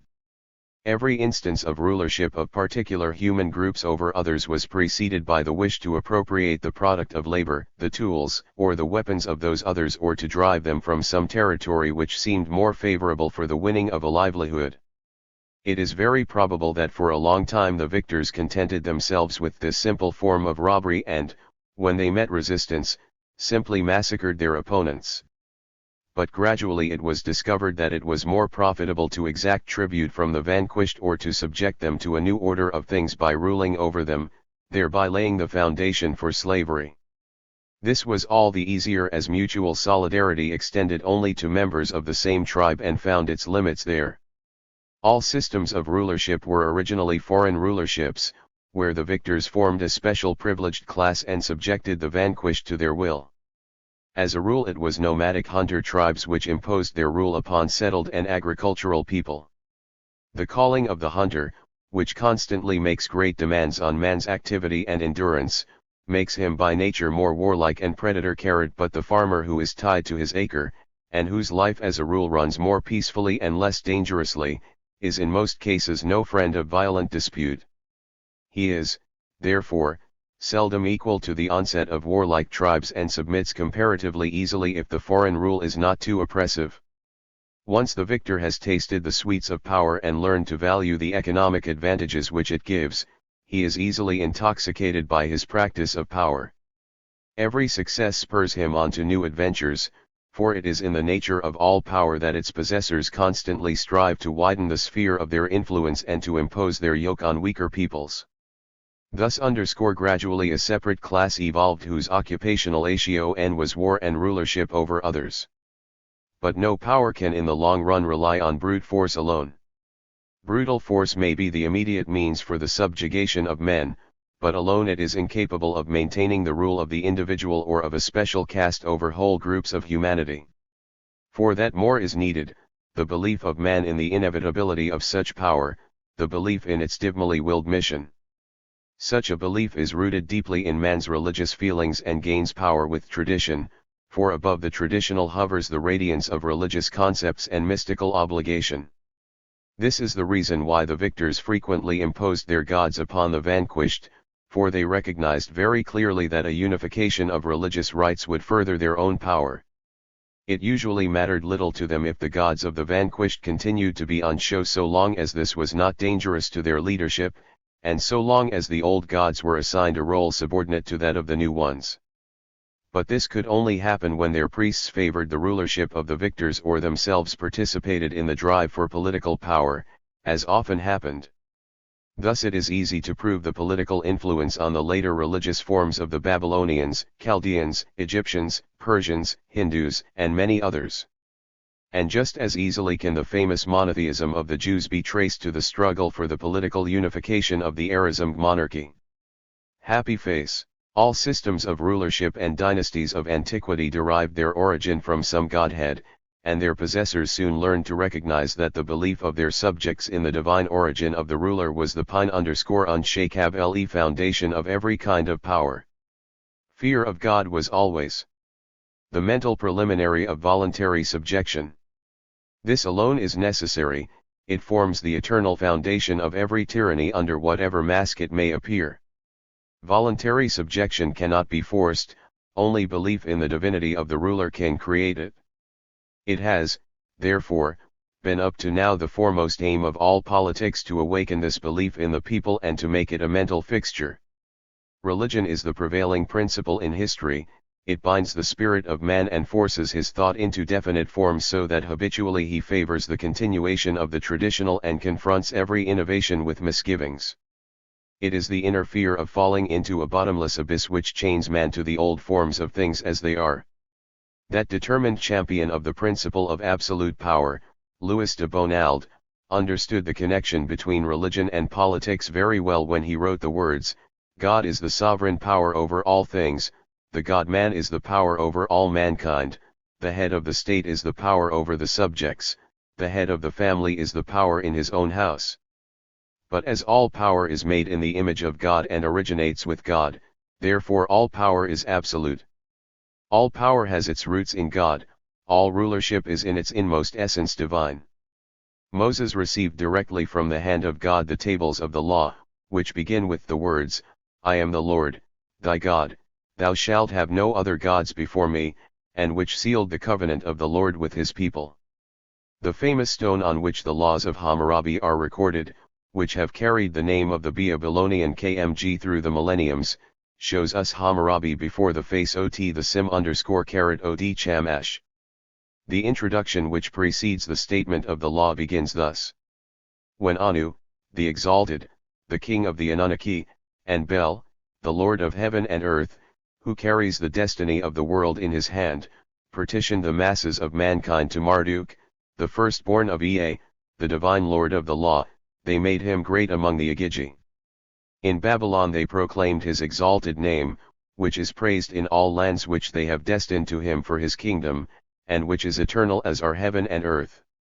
Afterwards Anu and Bel made glad the body of mankind when they called upon me, the glorious ruler and God-fearing Hammurabi, that I may establish justice upon earth, destroy the wicked and the ruthless, ward off the strong and succor the weak, reign like the sun god over the destiny of black-haired men and illumine the land.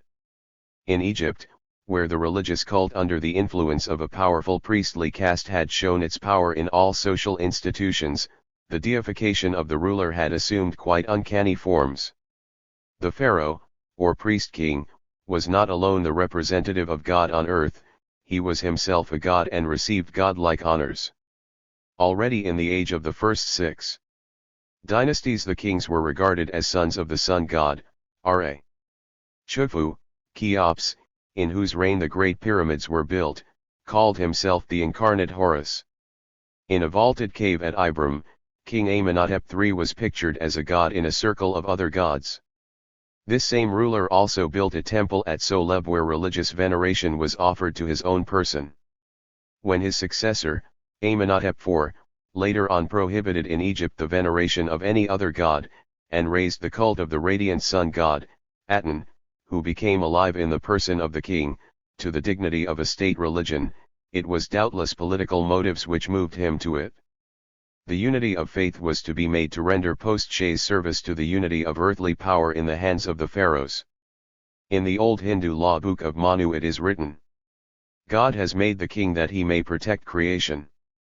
For this purpose he took parts from Indra, from the winds, from Jama, from the sun, from fire, from the heavens, from the moon and from the Lord of creation. Therefore, since the king has been created from parts of these lords of the gods, his glory outshines the splendor of all created beings, and like the sun he blinds the eye and the heart, and no one can look into his face.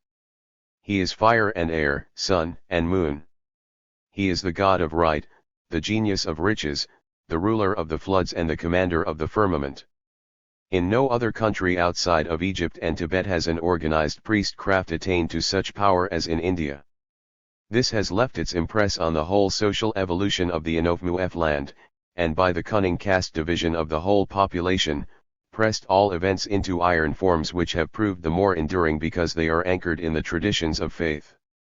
Quite early the Brahmans entered into a compact with the warrior caste to share with it the rulership of the people of India, wherein the priest caste was always careful to see that the real power remained in their hands, that the king remained a tool of their desires. Priests and warriors were both of divine origin, the Brahmans sprang from the head of Brahma, the warriors from Brahma's breast.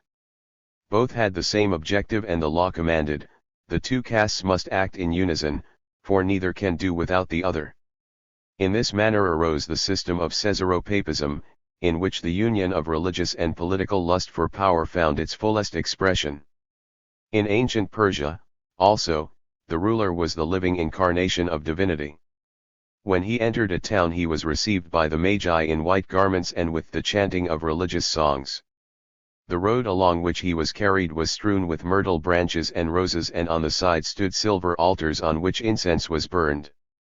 His power was unlimited, his will the highest law, his command irrevocable, as stated in the Zendavesta, the sacred book of the old Persians. Only on rare occasions did he show so nationalism and culture himself to the people, and when he appeared all had to grovel in the dust and hide their faces. In Persia, also, there were castes and an organized priestly class, which, while it did not have the omnipotent power of that of India, was, nevertheless, the first caste in the land, whose representatives, as the closest counsel of the king, always had the opportunity to make their influence felt and definitely to affect the destiny of the realm. Concerning the parts played by the priests in the social order, we are informed by a passage in the Zendavesta which reads: "Though your good works were more numerous than the leaves of the trees, the drops of rain, the stars in heaven, or the sands of the sea, they would not profit you, if they were not pleasing to the Destur, priest. To gain the favor of this guide on the way of salvation you must faithfully give to him the tithe of all you possess, of your goods, of your land, and of your money. If you have satisfied the Destur, your soul will have escaped the tortures of hell, and you will find peace in this world and happiness in the one beyond, for the Desturs are teachers of religion, they know all things, and they grant absolution to all mankind." Fu Hai, whom the Chinese designate as the first ruler of the celestial kingdom, and who, according to their chronicles, is said to have lived about 28 centuries before our era, is venerated in Chinese mythology as a supernatural being and usually appears in their pictures as a man with a fish tail, looking like a triton. Tradition acclaims him as the real awakener of the Chinese people, who, before his coming, lived in the wilderness in separate groups like packs of animals, and were only through him shown the way to a social order which had its foundation in the family and the veneration of ancestors. All dynasties which since that time have succeeded one another in the Middle Kingdom have traced their origin from the gods. The emperor called himself the Son of Heaven, and since China never had an organized priestly class, the practice of the cult, in so far as it concerned the state religion, rested in the hands of the highest imperial official, who, however, influenced only the upper strata of the Chinese social order. In Japan, the Mikado, the High Gate, is regarded as a descendant of Amaterasu, the sun goddess, who in that country is worshipped as the highest divinity. She makes known her will through the person of the ruler, and in his name she governs the people. The Mikado is the living incarnation of the Godhead, wherefore his palace is called Miya, that is, shrine of the soul. Even in the time of the shogunate, when the leaders of the military caste for hundreds of years exercised the real rulership of the land, and the Mikado played only the part of a decorative figure, the sanctity of his person remained inviolate in the eyes of the people. Likewise, the foundation of the mighty Inca Empire, whose obscure history has presented so many problems to modern research, is ascribed by tradition to the work of the gods.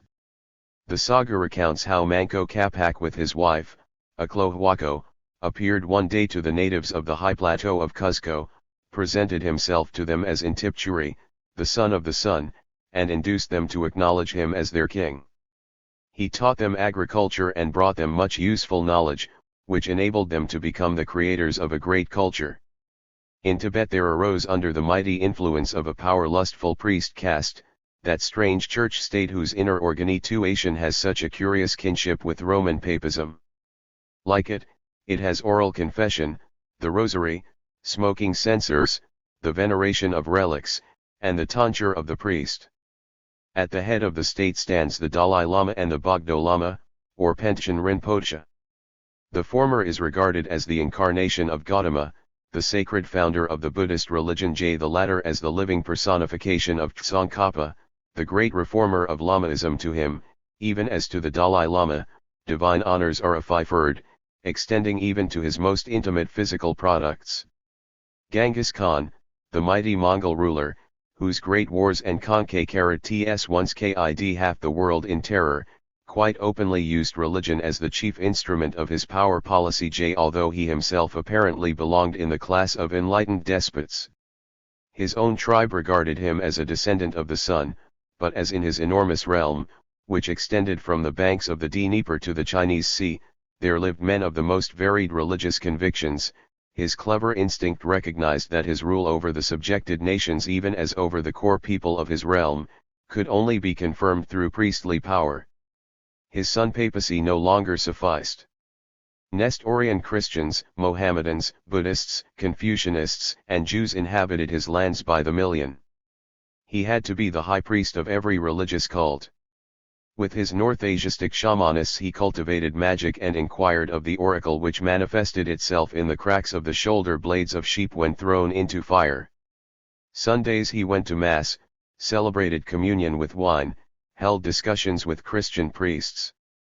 On the Sabbath he went to the synagogue and showed himself as Chahan, as Kohen. On Fridays he held a sort of Salamic and was just as good a caliph as, later on, the Turk in Constantinople. But preferably he was a Buddhist, held religious discourses with lamas, and even summoned the Grand Lama of Satya to him, for since he intended to change the center of his realm to Buddhistic territory in northern Asia, he conceived the grandiose plan of setting up Buddhism as the state religion. And did not Alexander of Macedonia, whom history calls the Alexander Uller, die Politik. Frankfurt A/Amigo 6, S44. Great, act with the same calculation, apparently animated by the same motives, as, long after, Genghis Khan? After he had conquered a world and cemented it together with streams of blood, he must have felt that such a work could not be made permanent by brute force alone. He therefore tried to anchor his rule in the religious beliefs of the conquered people. So he, the Hellene, sacrificed to the Egyptian gods in the temple at Memphis and led his army through the burning deserts of Libya to consult the oracle of Zeus Ammon in the oasis of Shiva. The compliant priests greeted him as the son of the great god and offered him divine honors. Thus Alexander became a god and appeared before the Persians in his second campaign against Darius as a descendant of the mighty Zeus Ammon. Only thus can we explain the complete subjugation of the enormous empire by the Macedonians, a thing which even the Persian kings had not been able to accomplish to the same degree. Alexander had used this means only to further his political plans, but gradually he became so intoxicated with the thought of his godlikeness that he demanded divine honors not only from the subjected nations but even from his own countrymen, to whom such a cult must have remained strange, since they knew him only as Philip's son. The slightest opposition could goad him to madness and frequently led him into abominable crimes. His insatiable desire for ever greater extension of power, strengthened by his military successes, set aside all limits to his self-esteem and blinded him to all reality. He introduced at his court the ceremony of the Persian kings, which symbolized the complete subjection of all mankind to the potent will of the despot. Indeed, in him, the Hellene, the megalomania of barbaric tyranny achieved its most genuine expression. Alexander was the first to transplant Caesarism and the idea of the divinity of the king to Europe, for up to now it had only prospered on Asiatic soil, where the state had developed with the least hindrance and where the relationship between religion and politics had come to earliest maturity. We must not conclude from this, however, that we are here concerned with a special proclivity of a race. The prevalence which Caesarism has since attained in Europe is patent proof that we are here dealing with a special type of the instinct of religious veneration, which, under similar circumstances, may appear among men of all races and nations. It is not to be denied, however, that its outward forms are bound up with the conditions of its social environment.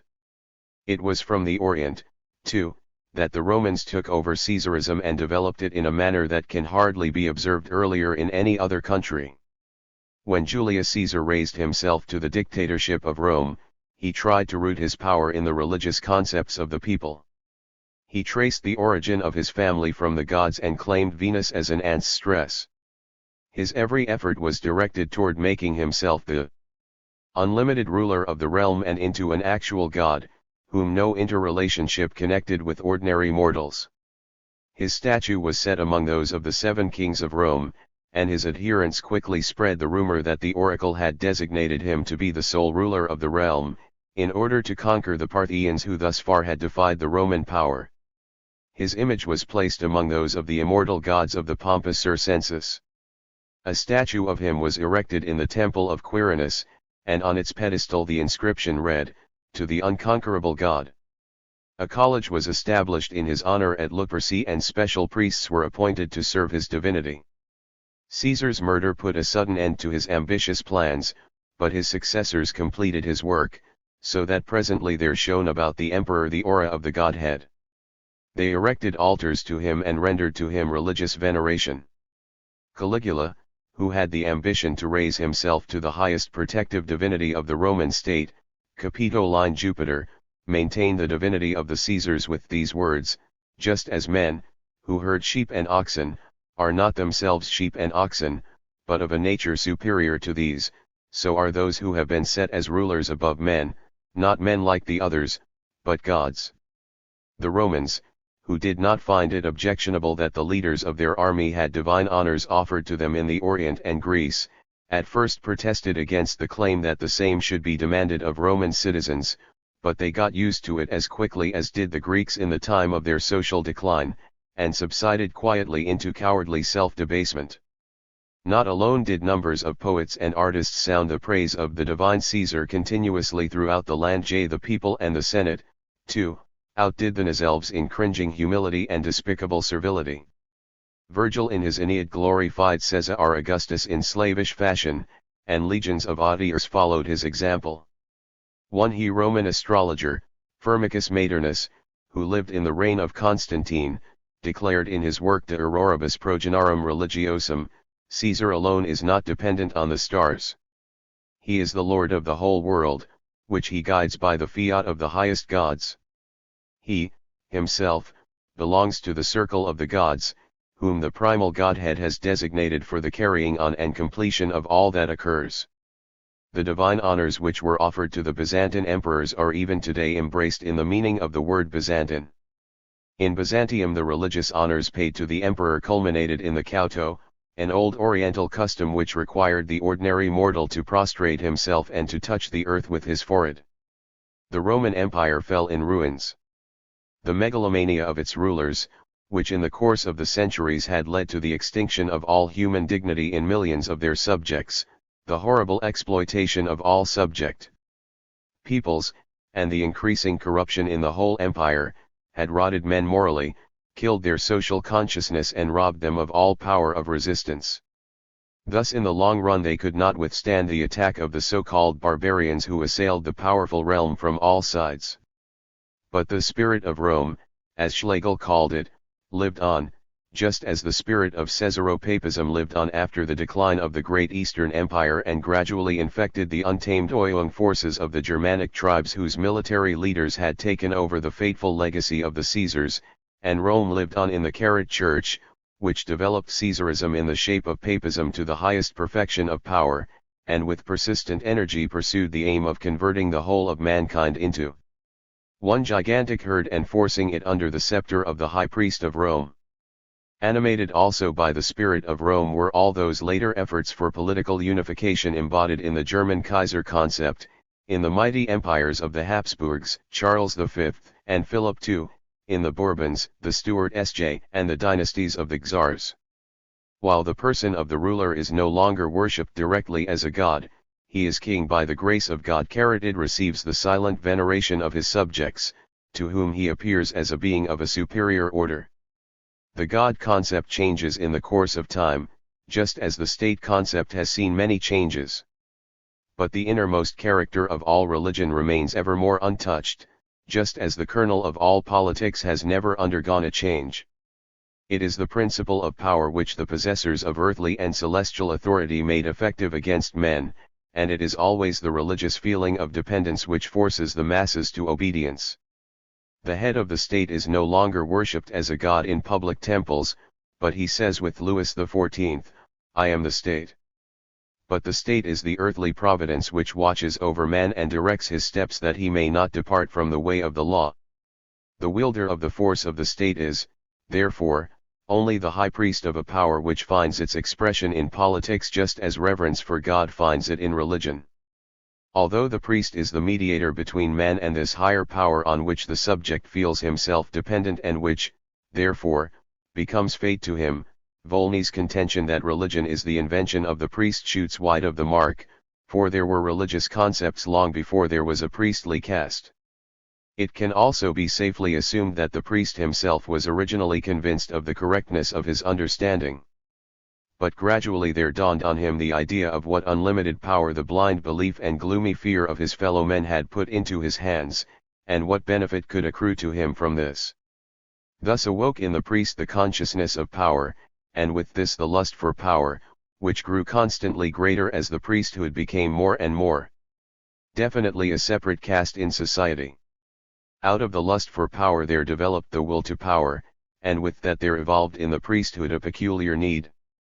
Impelled by this, they tried to direct the religious feelings of believers into definite courses and so to shape the impulses of their faith as to make them serve the priestly quest for power. All power was at the outset priestly power and in its inmost essence has remained so till this day. Ancient history knows many instances where the role of the priest fused with that of the ruler and lawgiver in one person. Even the derivation of countless lordly titles from names in which the priestly function of their former bearers is clearly revealed, points with certainty to the common origin of religious and temporal power. Alexander Euler hit the nail on the head when he said in his brilliant essay, Politics, that the papacy never engaged in temporal politics, but that every temporal ruler has always tried to play papal politics. This is also the reason why every system of government, without distinction of form, has a certain basic theocratic character. Every church is constantly striving to extend the limits of its power, and to plant the fiefing of dependence deeper in the hearts of men. But every temporal power is animated by the same desire, so in both cases the efforts take the same direction. Just as in religion God is everything and man nothing, so in politics the state is everything, the subject nothing. The two maxims of celestial and earthly authority, I am the Lord thy God, and be ye subject unto authority, spring from the same source and are united as are the Siamese twins. The more man learned to venerate in God the epitome of all perfection, the deeper he sank he, the real creator of God, into a miserable earthworm, into a living incarnation of all earthly nullity and weakness. The theologian and scribe never tired of assuring him that he was a sinner conceived in sin, who could only be saved from eternal damnation by a revelation of God's commandments and strict obedience to them. And when the former subject and present citizen endowed the state with all the qualities of perfection, he degraded himself to an impotent and childish puppet on whom the legal pundits and state theologians never ceased to impress the shameful conviction that in the core of his being he was afflicted with the evil impulses of the born transgressor, who could only be guided on the path of officially defined virtue by the law of the state. The doctrine of original sin is fundamental not only in all the great religious systems, but in every theory of the state. The complete degradation of man, the fateful belief in the worthlessness and sinfulness of his own nature, has ever been the firmest foundation of all spiritual and temporal authority. The divine thou shalt and the governmental thou must complement each other perfectly. Commandment and law are merely different expressions of the same idea. This is the reason why no temporal power up to now has been able to dispense with religion, which is in itself the fundamental assumption of power. Where the rulers of the state opposed for political reasons a certain form of religious system, it was always easy to introduce some other systems of belief more favorable to their purposes. Even the so-called enlightened rulers, who themselves were infidels, were no exception to this rule. When Frederick II of Prussia declared that in his kingdom everyone could be saved according to his own fashion, he assumed, of course, that such salvation would in no wise conflict with his own powers. The much lauded toleration of the great Frederick would have looked quite different if his subjects, or even a part of them, had conceived the idea that their salvation might be won by lowering the royal dignity, or by disregarding his laws, as the Doukhobors tried to do in Russia. Napoleon I, who as a young artillery officer had called theology a cesspool of every superstition and confusion and had maintained that the people should be given a handbook of geometry instead of a catechism, radically changed his point of view after he had made himself Emperor of the French.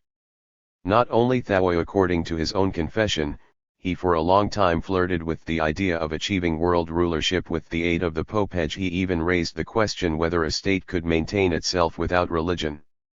And he himself gave the answer, society cannot exist without inequality of property and the inequality not without religion. A man who is dying of hunger, next to one who has too much, could not possibly reconcile himself to it if it were not for a power which says to him, it is the will of God that here on earth there must be rich and poor, but yonder, in eternity, it will be different. The shameless frankness of this utterance comes all the more convincingly from a man who himself believed in nothing, but who was clever enough to recognize that no power can in the long run maintain itself if it is not capable of taking root in the religious consciousness of mankind. The close connection between religion and politics is, however, not confined to the fetishist period of the state, when public power still found its highest expression in the person of the absolute monarch. It would be a bitter illusion to assume that in the modern law of the constitutional state this relationship had been fundamentally altered. Just as in later religious systems the God idea became more abstract and impersonal, so has the concept of the state lost most of its concrete character as personified in the single ruler. But even in those countries where the separation of church and state had been publicly accomplished, the interrelation between the temporal power and religion as such has in no way been changed. However, the present possessors of power have frequently tried to concentrate the religious impulses of their citizens exclusively on the state, in order that they might not have to share their power with the church. It is a fact that the great pioneers of the modern constitutional state have emphasized the necessity of religion for the prosperity of the governmental power just as energetically as did formerly the advocates of princely absolutism. Thus, Rousseau, who in his work, The Social Contract, inflicted such incurable wounds on absolute monarchy, declared quite frankly, in order that an evolving people should learn to value the sacred fundamentals of statecraft, and obey the elementary principles of state law, it is necessary that the effect should become cause. The social spirit which would be the result of the Constitution would have to play the leading part in the creation of the Constitution, and men, even before the establishment of the laws, would have to be that which they would become through these laws. But since the lawgiver can neither compel nor convince, he must needs take refuge in a higher authority which, without external pressure, is able to persuade men and enthuse them without having to convince them. This is the reason why the founding fathers of the nation have at all times felt compelled to take refuge in heaven and to honor the gods for reasons of politics. Thus would men, who are subject to both the laws of the state and those of nature, voluntarily be obedient to the power which has formed both man and the state, and understandingly carry the burden which the fortune of the state imposes on them. It is this higher understanding, transcending the mental vision of ordinary men, whose dictum the legislator puts into the mouth of the Godhead, thus carrying along by respect for a higher power those who are not submissive to human wisdom.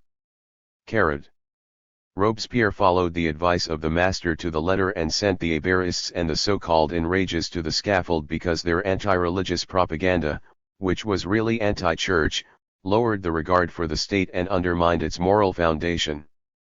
The poor Heberists.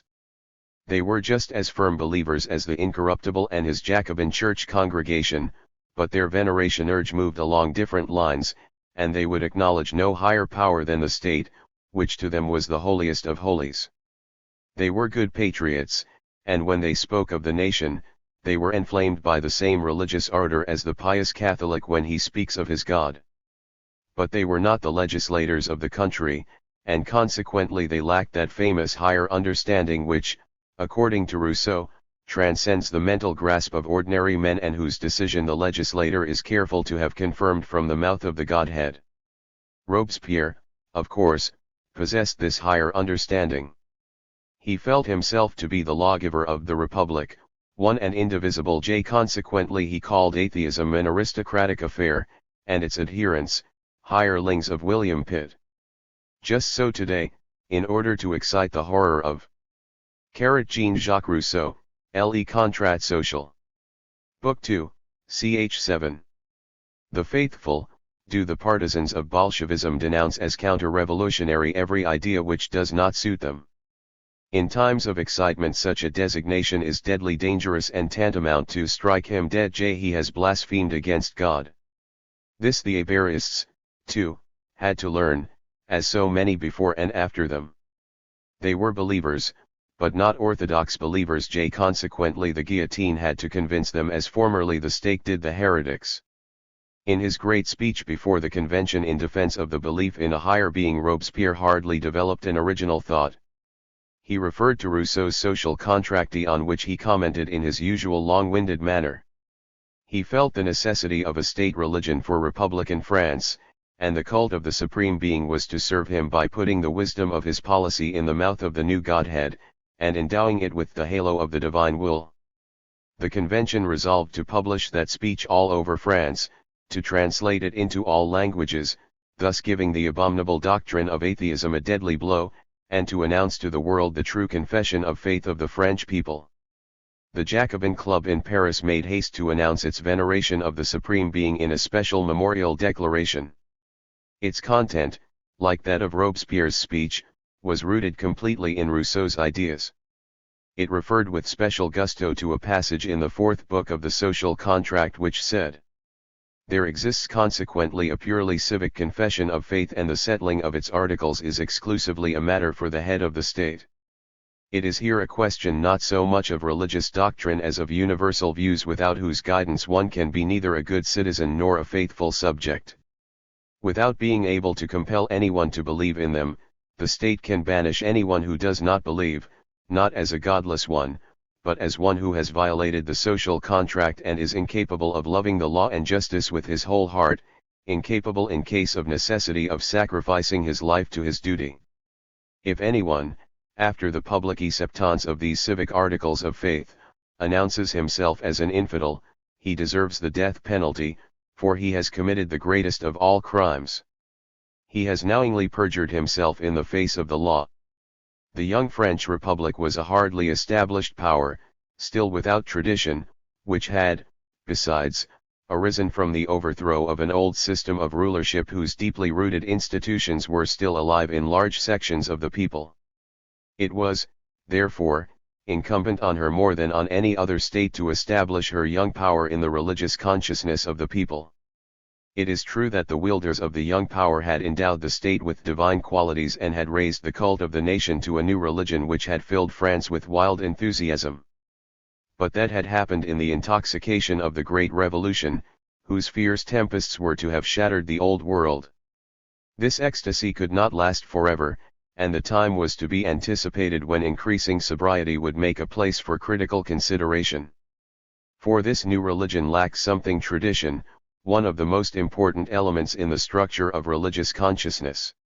It was, therefore, only an act for reasons of state, when Robespierre drove the goddess of reason from the temple and replaced her by the cult of the Supreme Being, thus procuring for the Republic, one and indivisible, the necessary saintly halo.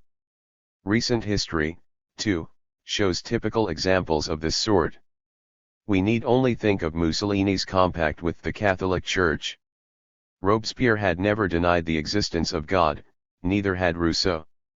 Mussolini, however, was a pronounced atheist and a grim opponent of all religious belief and fascism, true to the anti-clerical traditions of the Italian bourgeoisie, appeared at first as a decided opponent of the Church.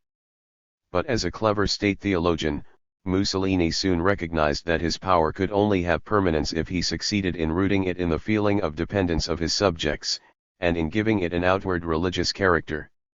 With this motive he shaped the extreme nationalism into a new religion, which in its egotistical exclusiveness, and in its violent separation from all other human groups, recognized no higher ideal than the fascist state and its profit, to duce. Like Robespierre, Mussolini felt that his doctrine lacked tradition, and that his young power was not impressive. This made him cautious. The national tradition in Italy was not favorable to the Church. It had not yet been forgotten that the papacy had once been one of the most dangerous opponents of national unification, which had only been successful after an open conflict with the Vatican. But the men of the Risorgimento, the creators of Italy's national unity, were no anti-religious zealots. Their politics were anti-clerical because the attitude of the Vatican had forced them to it. They were no atheists. Even that grim hater of the clergy, Garibaldi, who in the introduction to his memoirs has written the words, "The priest is the personification of the lie, but the liar is a robber, and the robber a murderer," and I could prove other damnable attributes of the priesthood. Even Garibaldi was not only, as shown by his nationalist endeavors, a deeply religious man, but his whole concept of life was rooted in a belief in God. And so the seventh of his 12 articles, which in 1867 were submitted to the Congress of the League for Peace and Freedom in Geneva, runs as follows: the Congress adopts the religion of God, and each of its members obligates itself to aid in spreading it over all the earth. And Mazzini, the leader of Young Italy, and next to Garibaldi the foremost figure in the struggle for national unity, was in the depths of his soul permeated with the deepest religious belief. His whole philosophy was a curious mixture of religious ethics and national political aspirations which, in spite of their democratic exterior, were of a thoroughly autocratic nature. His slogan, "God and the People," was strikingly characteristic of his aim, for the nation was to him a religious concept which he strove to confine within the frame of a political church. Mussolini, however, and with him the numerous leaders of Italian fascism, did not find themselves in this enviable position. They had been grim antagonists, not only of the Church, but of religion as such. Such a record constitutes a heavy load, especially in a country whose capital has been for hundreds of years the center of a mighty church, with thousands of agencies at its disposal which, on orders from above, were always ready to keep actively alive in the people the memory of the notorious past of the head of the fascist state. It was therefore advisable to come to an understanding with this power. That was not easy, because between the Vatican and the Italian state stood the 20th of September, J870, when the troops of Victor Emmanuel marched to Rome and put an end to the temporal power of the Papal States. But Mussolini was ready for any sacrifice. To purchase peace with the Vatican, he recreated, though in diminutive form, the Papal States. He recompensed the Pope financially for the injustice which had once been dwarfed to one of his predecessors. He recognized Catholicism as the state religion, and delivered to the priesthood a considerable part of the public educational institutions.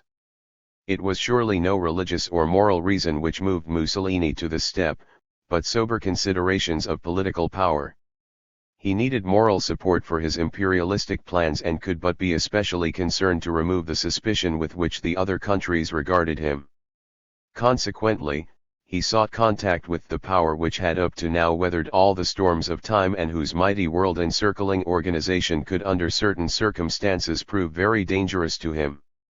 Whether he had the best of the bargain is a question which does not concern us here.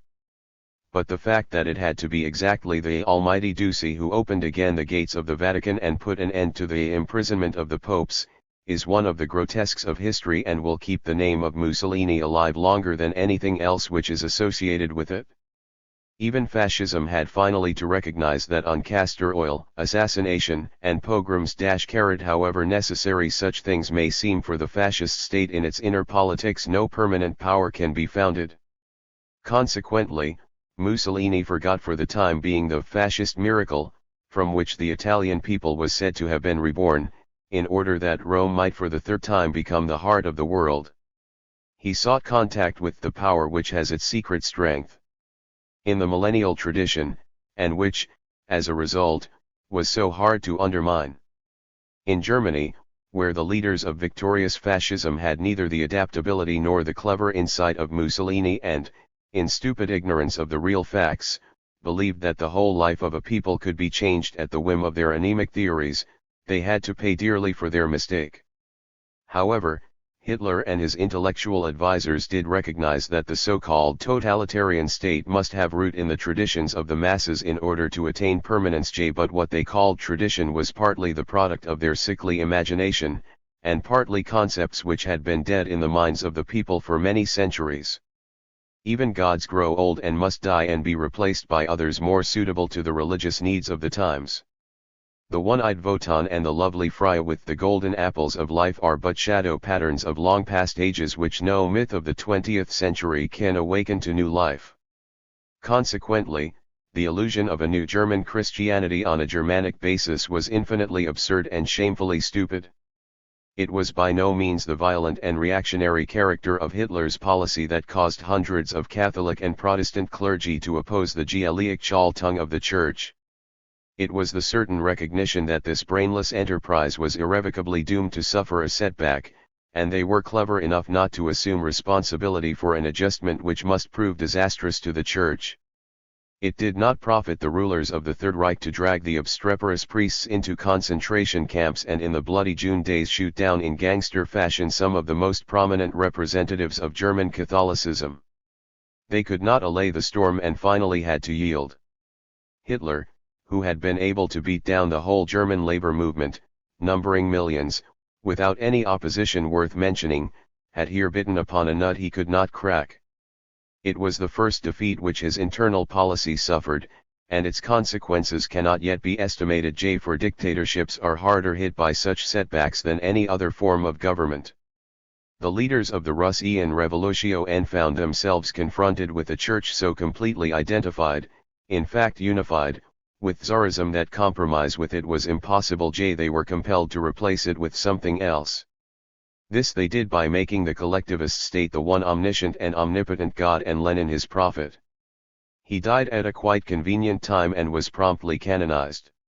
His picture is replacing the icon, and millions make pilgrimages to his mausoleum instead of to the shrine of some saint.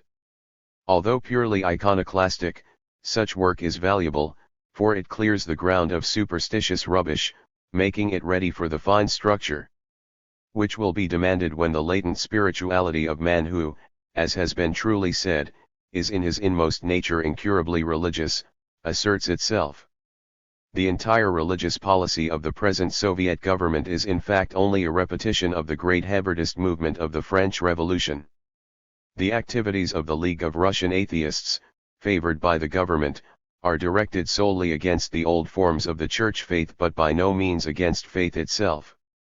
In reality, the Russian governmental atheism is a religious movement, with this difference that the authoritarian and religious principles of revealed religion have been transferred to the political field. The famous anti-religious education of the Russian youth, which has aroused the united protest of all church organizations, is in reality a strictly religious education which makes the state the center of all religious activities. It sacrifices the natural religion of men to the abstract dogma of definite political fundamentals established by the state. To disturb these fundamentals is as much taboo in modern Russia as were the efforts of heresy against the authority of the old church. Political heresy finds no warmer welcome from the representative of the Russian state dictatorship than did religious heresy from the papal church. Like every other religion, the political religion of the Bolshevist state has the effect of confirming man's dependence on a higher power, and perpetuating his mental slavery. Chapter 3. The fundamental principle of POWER. Christianity and the state. Papism August Ines Otyof God. The Holy Church. The struggle for world dominion. Gregory 7. Innocent Il. The effect of power on its possessors. Rome and the Germans. Germanic Caesarism. The struggle for Rome. The foreign dominion. The submersion of old social institutions. Aristocracy and royalty. Feudalism and serfdom. The Frankish Empire. Charles Magny and the papacy. Struggle between emperor and pope.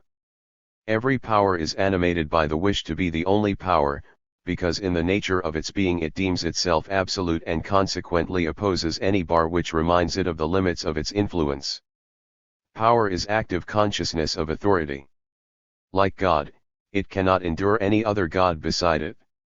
This is the reason why a struggle for hegemony immediately breaks out as soon as different power groups appear together or have to keep inside of territories adjacent to one another.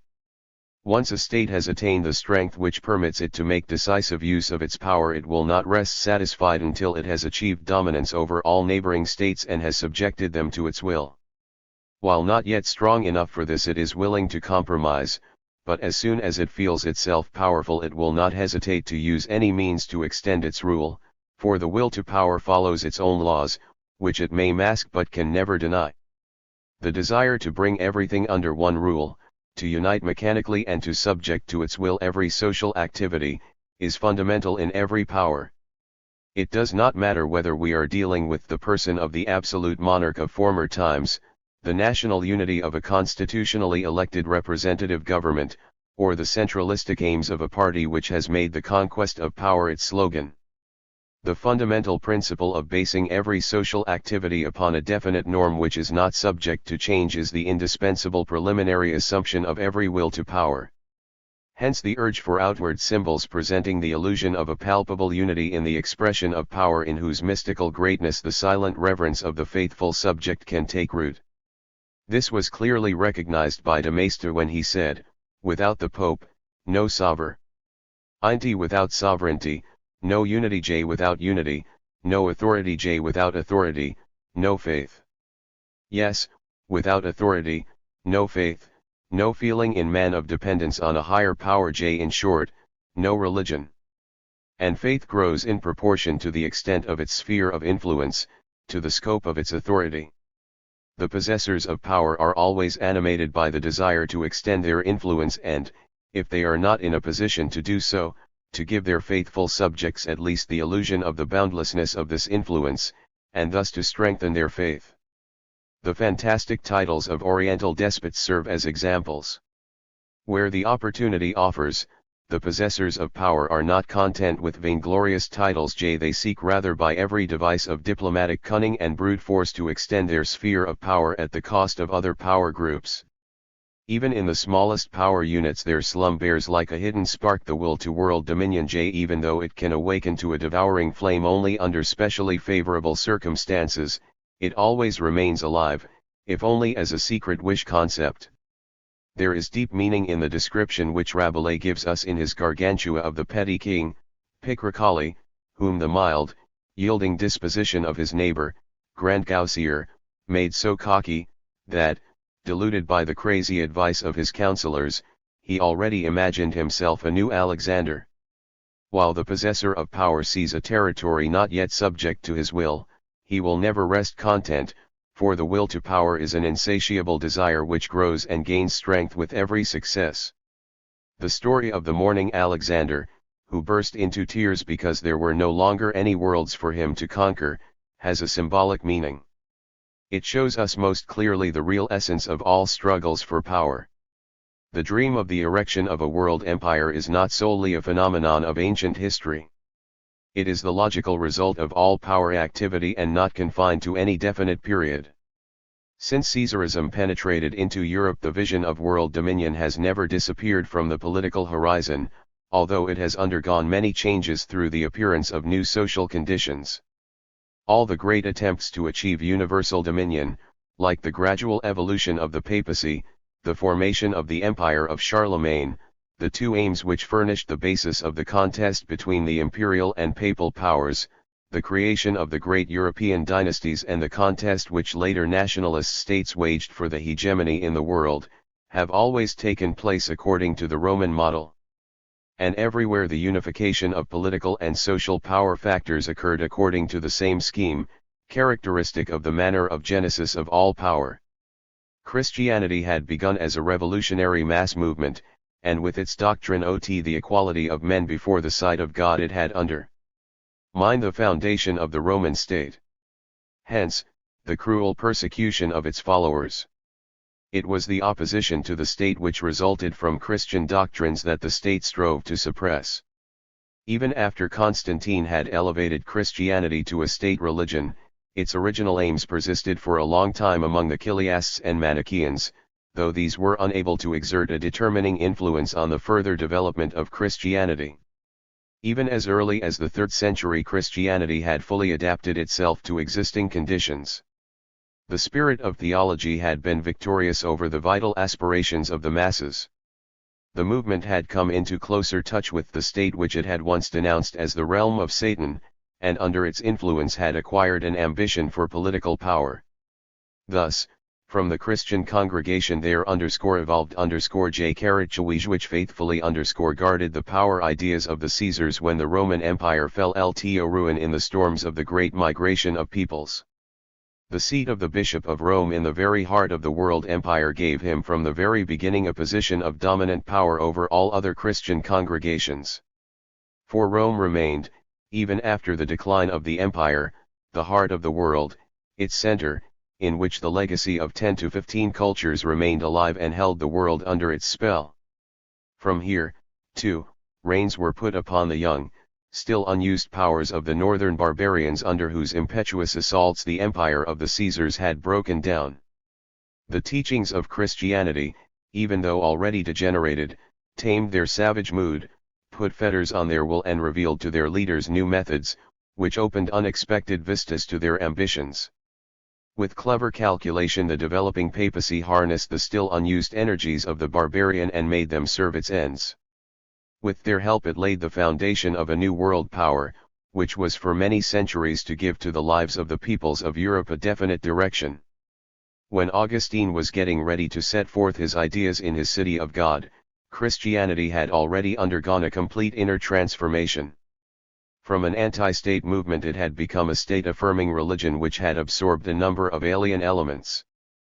But the young church was still decked out in many colors. It lacked the systematic drive toward a great political unity which consciously and with full conviction steers toward the clearly defined goal of a new world dominion. Augustine gave it this goal. He felt the frightful disintegration of his time, saw how thousands of forces strove toward 1,000 different goals, how in crazy chaos they whirled about each other and, scarcely born, were scattered by the winds or died fruitless, because they lacked aim and direction.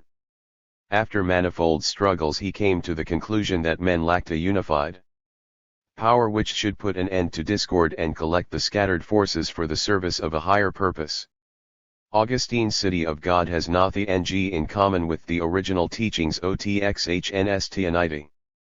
Precisely for this reason his work could become the theoretic foundation of an all-embracing Catholic world concept which made the redemption of humanity dependent upon the aims of a church.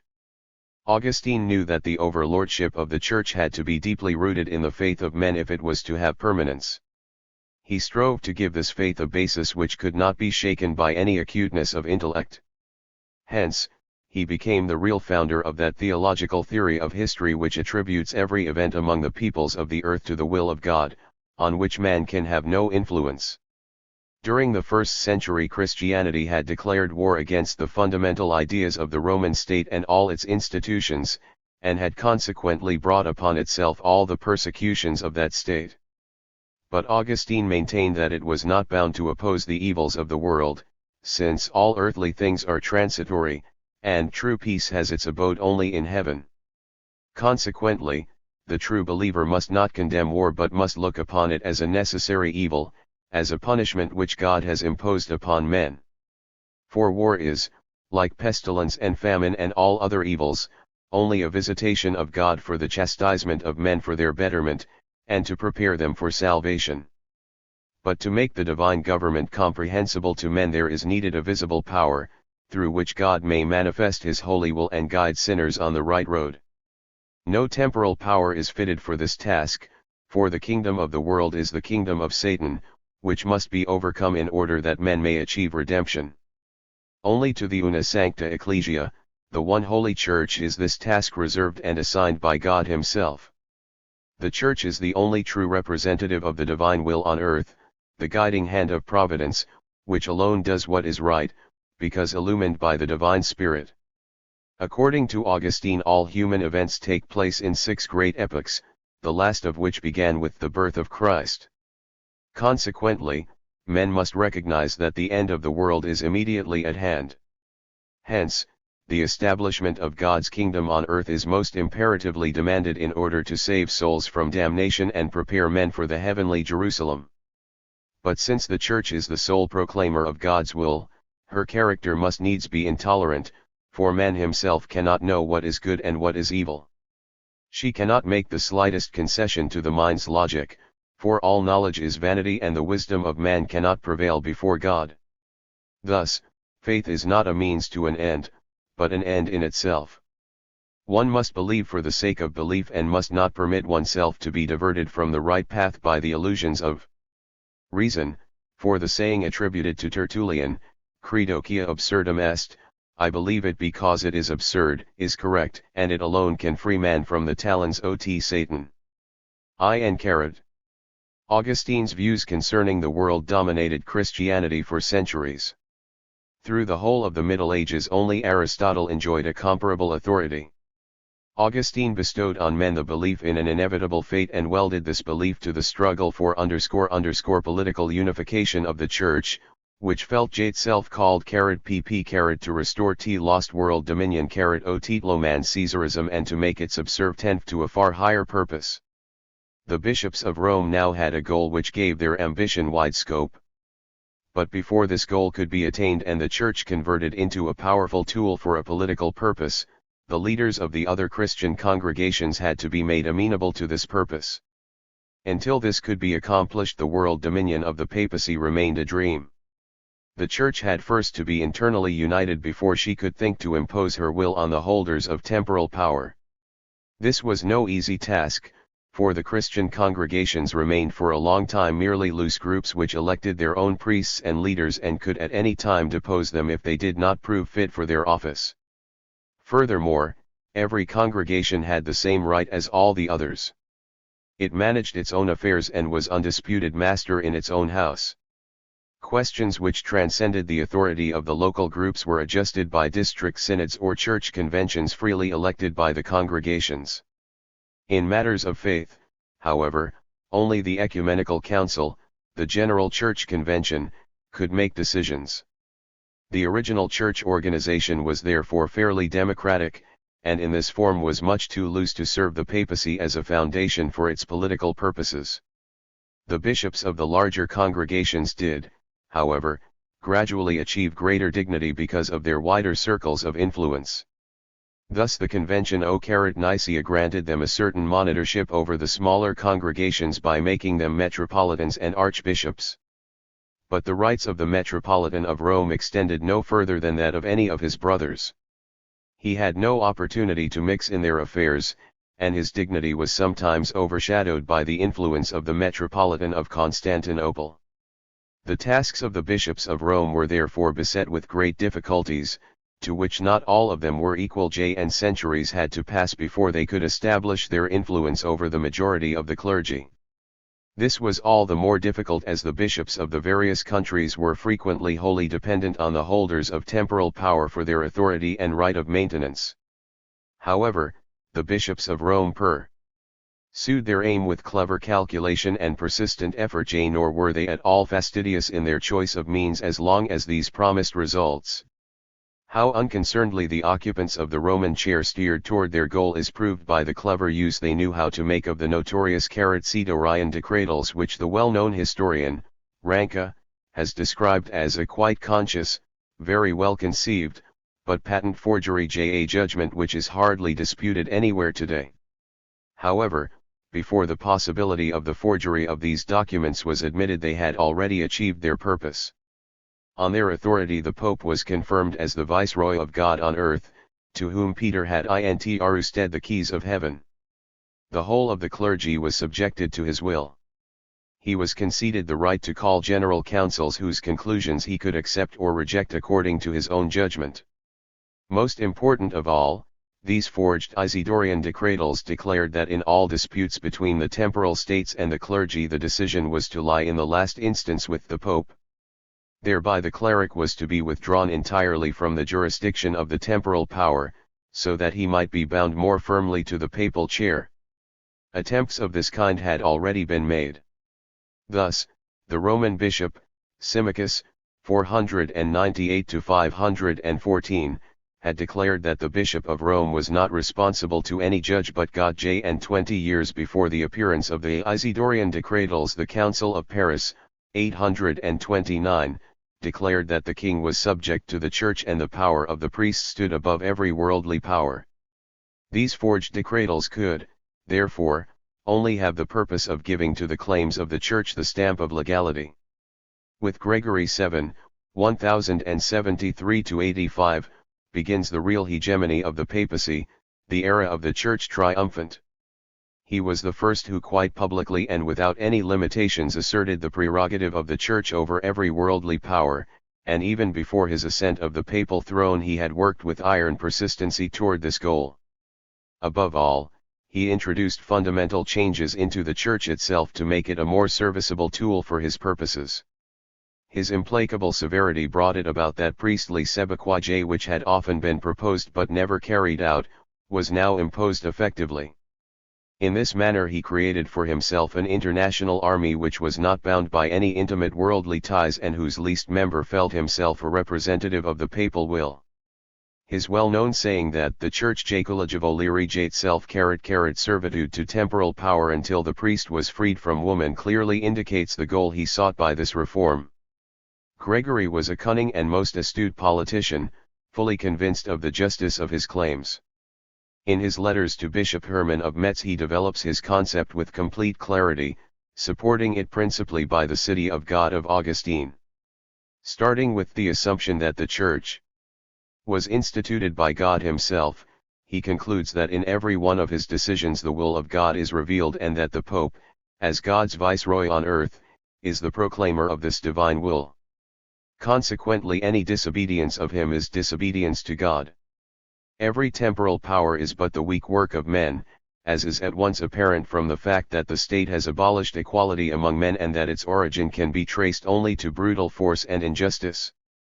Any king who does not unconditionally submit himself to the commands of the Church is a slave of the devil and an enemy of Christianity. It is the Church's task to unite humanity in a great community ruled only by God's laws, revealed to them by the mouth of the Pope. Gregory fought with all the intolerance of his forceful character for a realization of these aims, and although he finally fell a victim to his own policy, he nevertheless succeeded in establishing the hegemony of the Church and in making it for centuries the most powerful factor in European history. His immediate successors, however, possessed neither the monkish earnestness nor the boundless energy characteristic of Gregory and therefore suffered many a setback in their contests with temporal power. But with Innocent III, I-198-1216, the papal scepter fell to a man who had not only Gregory's clearness of aim and unbendable will but far excelled him in natural ability. Innocent _NI achieved for the Church her highest aim and raised her power to a degree it had never before attained. He ruled his cardinals with the despotic will of an autocrat not responsible to anyone and treated the possessors of temporal power with an arrogance no one of his predecessors had dared to assume. To the Patriarch of Constantinople he wrote these proud words: God did not only lay the dominion of the Church in Peter's hands, he also appointed him to be the ruler of the whole world. To the envoy of the French king, Philippe Augustus, he said, to princes is given power only over earth, but the priest rules also over heaven. The prince has power only over the bodies of his subjects, the priest has power also over the souls of men. Therefore the priesthood is as high above every temporal power as is the soul above the body in which it dwells. Innocent forced the whole temporal power of Europe under his will. He not only interfered in all dynastic affairs, he even arranged the marriages of the temporal rulers and compelled them to obtain a divorce in case the union did not suit him. Over Sicily, Naples, and Sardinia he ruled as actual monarchy. Castile, Leon, Navarre, Portugal, and Aragon were tributary to him. His will was obeyed in Hungary, Bosnia, Serbia, Bulgaria, Poland, Bohemia, and in the Scandinavian countries. He interfered in the contest between Philip of Swabia and Otto IV for the German imperial crown and gave it to Otto, only to take it away from him again later and confer it on Frederick II. In his quarrel with the English king, John Lackland, he proclaimed an interdict over his realm, and not only forced the king to complete submission but even compelled him to accept his own country as a fief from the Pope and to pay a tribute for this clemency. Innocent thought of himself as Pope and Caesar in one person and saw in the temporal rulers only vassals of his power, tributary to him. In this sense he wrote to the King of England, God has founded kingship and priesthood on the Church so that the priesthood is thus kingly and kingship priestly, as is apparent from the epistles of Peter and the laws of Moses. Therefore did the King of Kings set one above all, whom he appointed his viceroy on earth. By the establishment of oral confession and the organization of mendicant monks, Innocent created for himself a power of tremendous scope. Furthermore, he made free use of his strongest weapon, the ban of the Church, which with unyielding resolution he imposed upon whole countries in order to make the temporal rulers submissive to him. In a land hit by the ban all churches remained closed. No bells called the faithful to prayer. There were neither baptisms nor weddings, no confessions were received, no dying were given extreme unction and no dead buried in sanctified ground. One can imagine the terrible effects of such a status on the spirit of men at a time when faith was regarded as supreme. Just as Innocent tolerated no equal power, he likewise permitted no doctrine which departed in the least from the usage of the Church, even though entirely imbued with the spirit of true Christianity. The terrible crusade against heresy in the south of France, which changed one of the most flourishing lands in Europe into a desert, bears bloody witness to this. The dominant ambitious spirit of this fearful man balked at no means to guard the unlimited authority of the Church.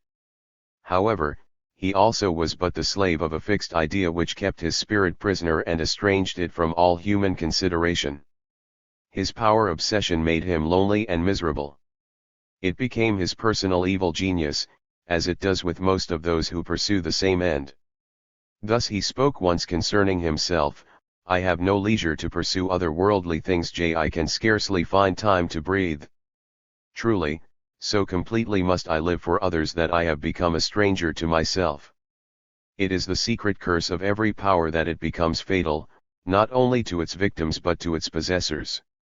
The bare thought that one must live for the achievement of an end which is opposed to all sound human feeling and is incomprehensible in itself, gradually makes the possessor of power himself into a dead machine, after he has forced all coming under the dominance of his power to a mechanical obedience to his will.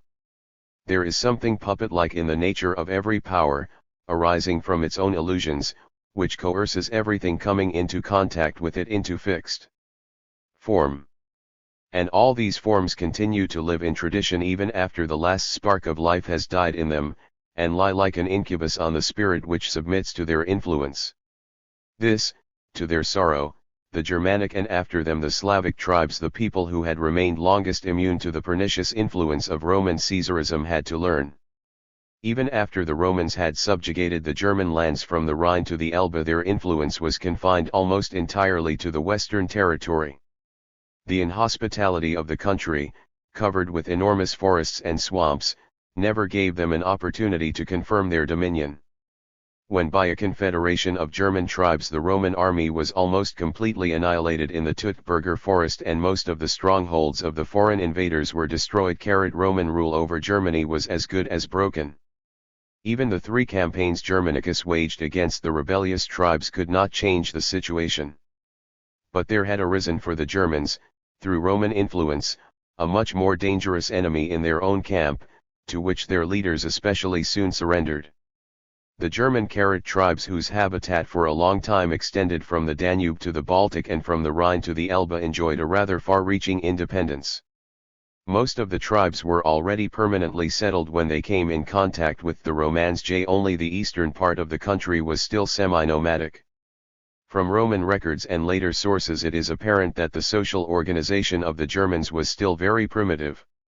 The various tribes were formed by families connected with each other by blood relationships. As a rule 100 of these lived in scattered settlements on the same piece of land, hence the designation hundred.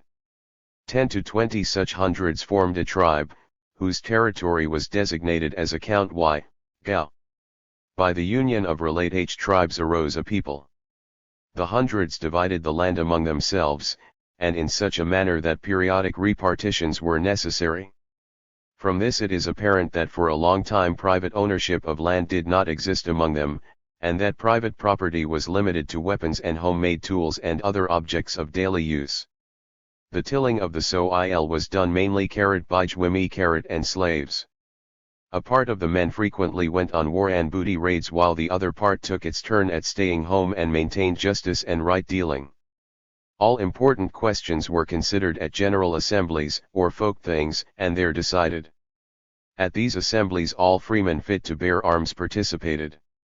As a rule they occurred at the time of the new moon and were for a long time the supreme institution of the German people. At the thing all differences were adjusted. The director of public administration was elected, as well as the commander during war. At these elections the personal character and the experience of the individual were at first the determining factors. Later on, however, especially when the relations with the Romans became more frequent and more intimate, the so-called foremost ones or fürsten, princes, were elected almost exclusively from the ranks of prominent families, which, by reason of real or imagined services to the community, had been the recipients of larger shares of booty, tribute, and presents, and thus achieved a state of wealth which permitted them to keep a retinue of tried warriors and thus, quite naturally, to achieve certain prerogatives. The oftener the Germans came in contact with the Romans the more amenable they became to foreign influence, which could not very well be otherwise, since Roman culture and technique was in all respects superior to the German. Even before the conquest of Germany by the Romans certain tribes had begun to move, had been assigned by the Roman rulers certain districts, and had in return obligated themselves to serve in the Roman army. In fact, German soldiers had already played an important part in the conquest of Gaul by the Romans. Julius Caesar enlisted many German soldiers in his armies and was himself always surrounded by a mounted bodyguard of 400 Teuton warriors. Many descendants of Germans who had been in Roman service later returned to their homes and used the booty they had won and the experience they had gained from the Romans to press their own countrymen into their service. Thus one of them, Marbod, succeeded in time in extending his dominion over quite a number of German tribes and subjecting all the land between the Oder and Elbe from Bohemia to the Baltic to his influence. And even Hermann, the liberator, succumbed to the influence of the Roman will to power, which after his return he tried to impose upon his own people. Not in vain had Hermann and Marbod lived in Rome and learned there what enormous attraction power has for the ambitions of man. Hermann's ambitions for political power, which became constantly more apparent after the destruction of the Roman host had led to the liberation of Germany from Roman rule, appear in a somewhat peculiar light. It soon became clear not only that the noble Cheruscan had learned in Rome the art of superior warfare, but also that the statecraft of the Roman Caesars had given his ambitions a mighty impulse which soon developed into a dangerous will to power. Absorbed by his plans he endeavored by every means to make the federation of the Cherusci, Chatti, Marsi, Bructeri and others permanent after they had achieved the destruction of the Roman legions in the Teutoburger forest. After the final retreat of the Romans he soon engaged in a bloody war with Marbod, the issue of which was solely the rulership in Germany. When Hermann's aimed to raise himself from the elected leadership of the Cherusci to kingship over this end, other tribes became still more clearly apparent, he was treacherously murdered by his own relatives. But the Germans were by no means united in their struggle against the Romans. There were among them noble families who were quite definitely Roman partisans. Quite a number of them had received Roman honors and distinctions, accepted Roman citizenship, and even after the so-called Hermannschlacht, Hermann's battle, still firmly adhered to Rome. Hermann's own brother, Flavius, was among these, and so was his father-in-law, Segist, who had delivered his own daughter, Hermann's wife, Thusnelda, to the Romans.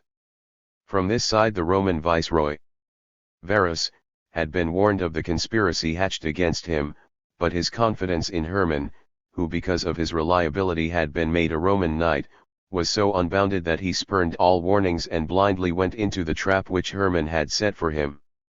Without this cunning hypocritical breach of faith on Hermann's part, the celebrated Battle of Carrot Liberation in the Teutoburger Forest would never have happened. Even a historian so favorable to Germany as Felix Dahn described this event as one of the most treacherous breaches of the law of nations. The Germanic tribes who participated in this conspiracy to free themselves from the hated Roman rulership can hardly be reproached for their action. But on Hermann personally this despicable breach of faith rests with double weight, for the destruction of the Roman army was to be only a means for the furthering of his political plans, which were to culminate in imposing a new yoke on the liberated peoples. It is in the nature of all ambitions to political power that those animated by them hesitate at no means which promise success, even though such success must be purchased by treason, lies, mean cunning, and hypocritical intrigue. The maxim that the end justifies the means has always been the first article of faith of all power politics. No Jesuits were needed to invent it. Every power-lustful conqueror, every politician, subscribes to it, Semite and German, Roman and Mongol, for the baseness of method is as closely related to power as decay is to death. When, later on, the Huns penetrated into Europe, compelling a new migration of the peoples they encountered, ever denser hordes of Germanic tribes moved toward the south and southwest of the continent, always coming into contact with the Romans and enlisting en masse in the Roman legions. The Roman armies were thoroughly permeated by Germans, so it was inevitable that finally one of them, the German chieftain, Duasser, in the year 476 pushed the last Roman emperor from his throne and had himself proclaimed emperor by his soldiers. But he also was, after years of bloody struggle, overcome by Theodoric, king of the Ostrogoths, who murdered him with his own hands at the feast which was, with all solemnity, to celebrate a treaty of peace. All state organizations which were in that period created by the power of the sword, the kingdoms of the Vandals, the Ostrogoths and Visigoths, the Lombards, the Huns, were imbued with the idea of Caesarism, and their creators felt themselves to be heirs of Rome. But in the struggle for Rome and Roman possessions, the old institutions and tribal habits of the Germans fell into disuse as of no importance in the new conditions. True, some isolated tribes carried their old customs into the Roman world, but they decayed and perished there, for they had left behind the social soil in which alone they could flourish. This transition took place all the faster, since already a considerable time before the Great Migration some rather fundamental changes had occurred in the social life of the Germanic tribes. Thus, Tacitus speaks of a new way of partitioning the land according to the prominence of the various families, a practice of which Caesar makes no mention. And likewise the administration of public affairs presents a different picture. The influence of the so-called nobles and army leaders had everywhere increased. All questions of social importance were first discussed at separate sessions of the nobles and then submitted to the folk things, with which, however, the last decision lay. But the followers whom these nobles collected, who frequently lived with them and ate at their tables, must naturally have given them a greater influence at the popular assemblies. How this worked out is clearly apparent from the following words of Tacitus: he earns lifelong disgrace and shame who in battle does not follow his lord to the death.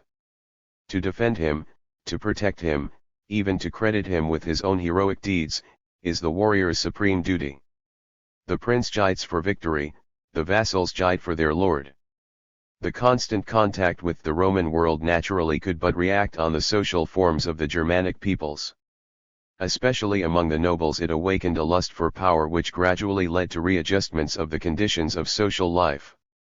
When, later on, the Great Migration occurred, a considerable part of the German population was already permeated by Roman ideas and institutions.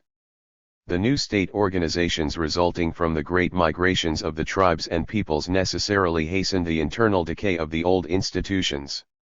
All over Europe arose nea-jj omnions within which the victors formed a privileged class which imposed their will on the working population utfd la parasitici at their expense. The victorious intruders partitioned large sections of the conquered territory among themselves and made the inhabitants pay tribute, and in this it was inevitable that the chieftains should favor their own followers. Since the relatively small number of the conquerors did not permit them to live together in large families according to custom, but compelled them to spread themselves over the land to maintain their power, the old ties of consanguinity, based on the close association of the families, were loosened more and more. The old customs gradually went out of use to make way for new forms of social life. The popular assembly, the most important institution of the Germanic tribes, where all public affairs were discussed and decided, gradually lost its old character, a change necessitated by the extent of the occupied territory. Meanwhile the chiefs and army leaders claimed ever greater prerogatives, which logically grew to royal powers. The kings, moreover, intoxicated by Roman influence, were not slow to abolish the last remnants of democratic institutions, which, of course, could only prove a hindrance to the enlargement of their own power. The aristocracy, likewise, whose first beginnings are early discernible nglhg ernans t d the rice oedy intans whtgli fatrudo them in the newly conquered territory acquired a quite new social importance. Together with the nobles of the subjected peoples, whom the foreign rulers, for weighty reasons, took into their service, their cultural superiority was useful to them. These members of the new aristocracy were at first only vassals of the king, to whom they had to render service in war. For this they were rewarded by rich fiefs at the cost of the conquered. But the feudal system, which at first bound the nobility to the royal power, already contained the germs which must in time endanger it. The economic power which the feudal system gradually put into the hands of the nobles aroused in them new desires and ambitions, forcing their possessors into a unique position which was not favorable to the centralization of kingly power. It was contrary to the ambition of the nobles to be merely members of the king's retinue.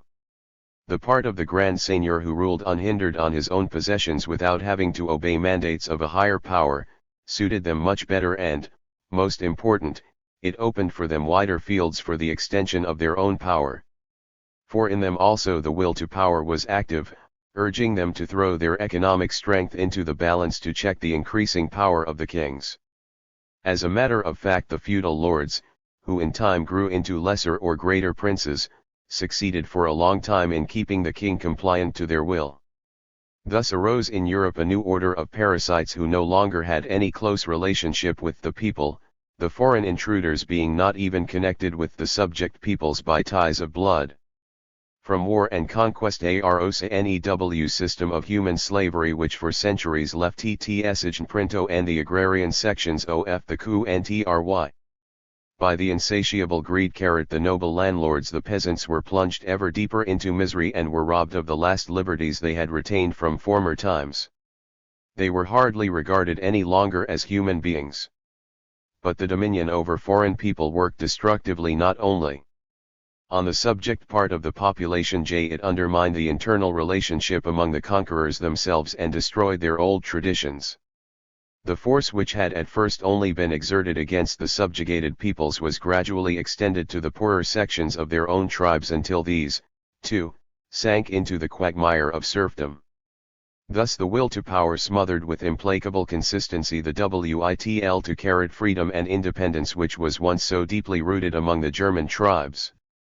By the spread of Christianity and the closer connection between the conquerors and the church, this baneful development was still further extended. The new religion smothered the last rebellious sparks in men and habituated them to come to terms with the imposed conditions.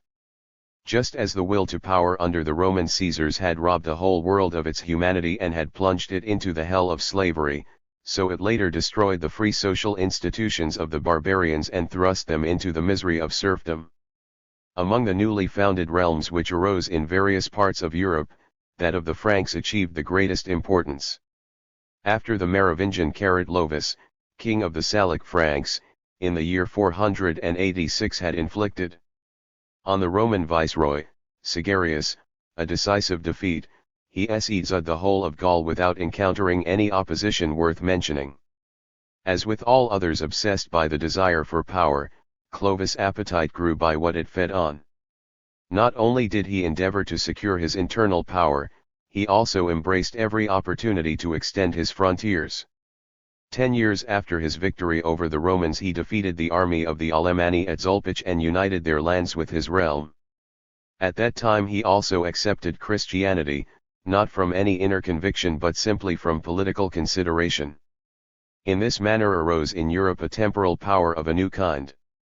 The Church, which not without reason believed the Frankish ruler could prove serviceable against her many enemies, was soon ready to ally itself with Clovis, all the more as her position was weakened by the defection of the Arians and, even in Rome itself, was threatened by dangerous opponents.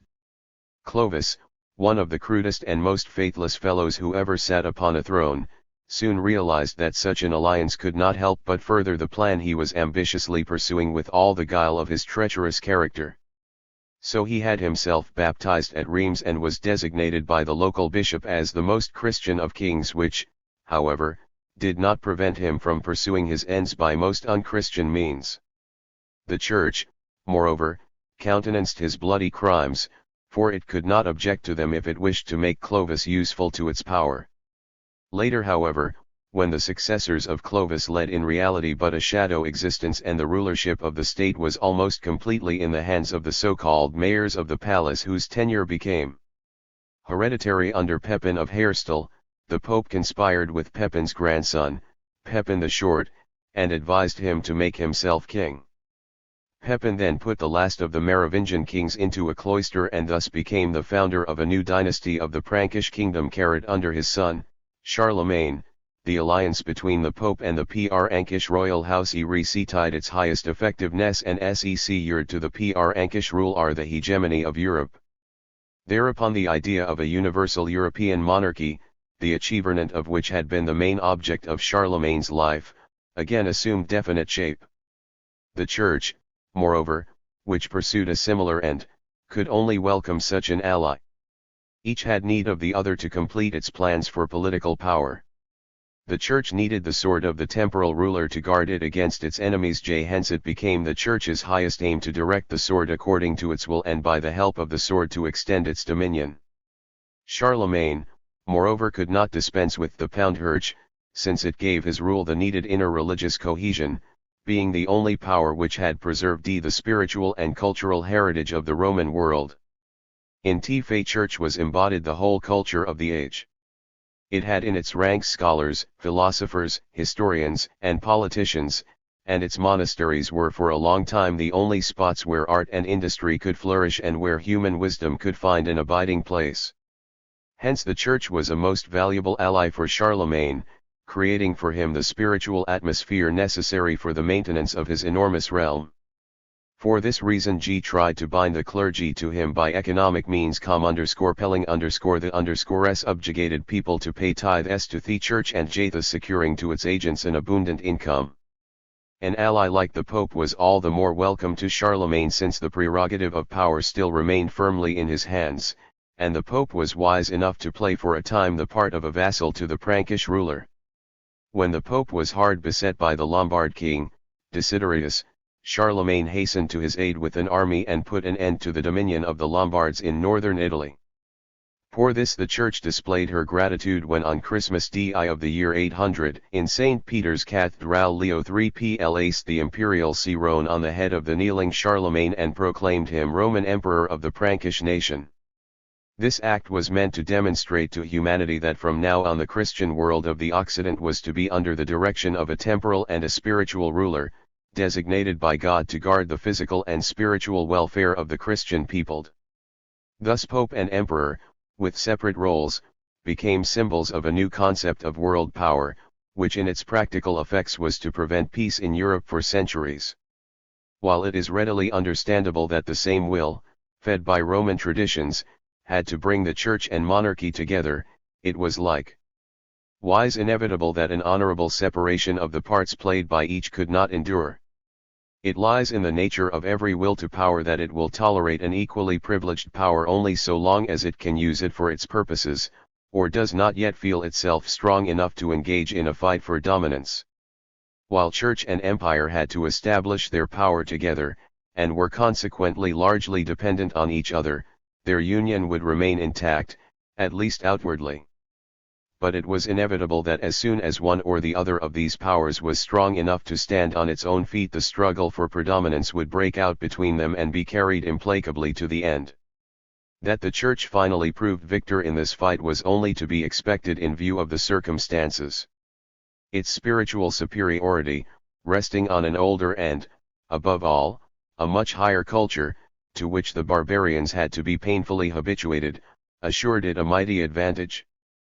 Furthermore, the Church was the only power which could unite Christian Europe to carry the onslaught of the Mongolian and Oyin Empire was not equitlio that's tassilk, for it was carried out by a mass of separate political interests and consequently could not give Europe the needed protection by its own power. While Charlemagne lived, the papacy, with prudent calculation, was content to play the second part, being almost entirely dependent on the protection of the Frankish ruler. His successor, however, Louis the Pious, a limited and superstitious man, became merely a tool in the hands of the priests. Possessing neither the mental ability nor the reckless activity of his predecessor, he could not maintain the empire which Charlemagne had cemented together with streams of blood and with unscrupulous force. So it soon fell apart, making room for a new partition of Europe. The papacy was triumphant over the whole array of temporal power and remained for hundreds of years the dominant institution of the Christian world. But when this world finally became disjointed and everywhere in Europe the national state came more and more into the foreground, then vanished also the dream of a universal world dominion under the scepter of the Pope, such as Thomas Aquinas had visioned. Although the Church opposed the new development of things with all her power, she could not in the long run prevent the transformation of Europe, and had to be content to make the best possible adjustment with the political ambitions of the arising nationalist states. Chapter 4. The creation of castes as a governmental necessity. Plato's teaching concerning the division of the state into classes. External limitations of class divisions as an assumption for political power. Aristotle's theory of the state and the idea of inferiors. Spiritual barrenness of power. Power and culture as opposites. State and community. Power as a privilege of a minority. Power and law. Natural law and positive law. The dual role of law. Freedom and authority. Law as barometer of culture. The struggle for rights in history. Every hour presupposes some form of human slavery, for the division of society into higher and lower classes is one of the first conditions of its existence. The separation of men into castes, orders, and classes occurring in every power structure corresponds to an inner necessity for the separation of the possessors of privilege from the people. Legend and tradition rovid the ns of nourishing and deepening in the concepts of men the belief in the inevitability of the separation. A young rising power can end the dominion of old privileged classes but it can only do so by immediately creating a new privileged class fitted for the execution of its plans. Thus, the founders of the so-called dictatorship of the proletariat in Russia had to call into being the aristocracy of the commissars, which is as distinguishable from the great masses of the working population as are the privileged classes of the population of any other country. Plato already wished, in the interest of the state, to attune the moral feeling of the individual to an officially established concept of virtue. Deducing all morality from politics, and thus becoming the first to set forth the intellectual assumptions of the so-called reasons of state, he already saw clearly that class division was an implicit necessity for the maintenance of the state. For this reason he made membership in one of the three orders on which his envisioned state was to be founded a matter of fate, on which the individual had no influence. However, To imbue men with faith in their natural destiny, the statesman employs a salutary fraud when he tells them, the creative God mixed gold in stuff from which he made those among you who are intended for ruler. You are therefore of most precious worth. Into your helpers he put silver, and into peasants and other laborers, iron and bronze. To the question, how the citizens could be brought to believe this deception, he answered, I think it impossible to convince these themselves, but it is not impossible to make the story seem probable to their sons and descendants during the coming generations.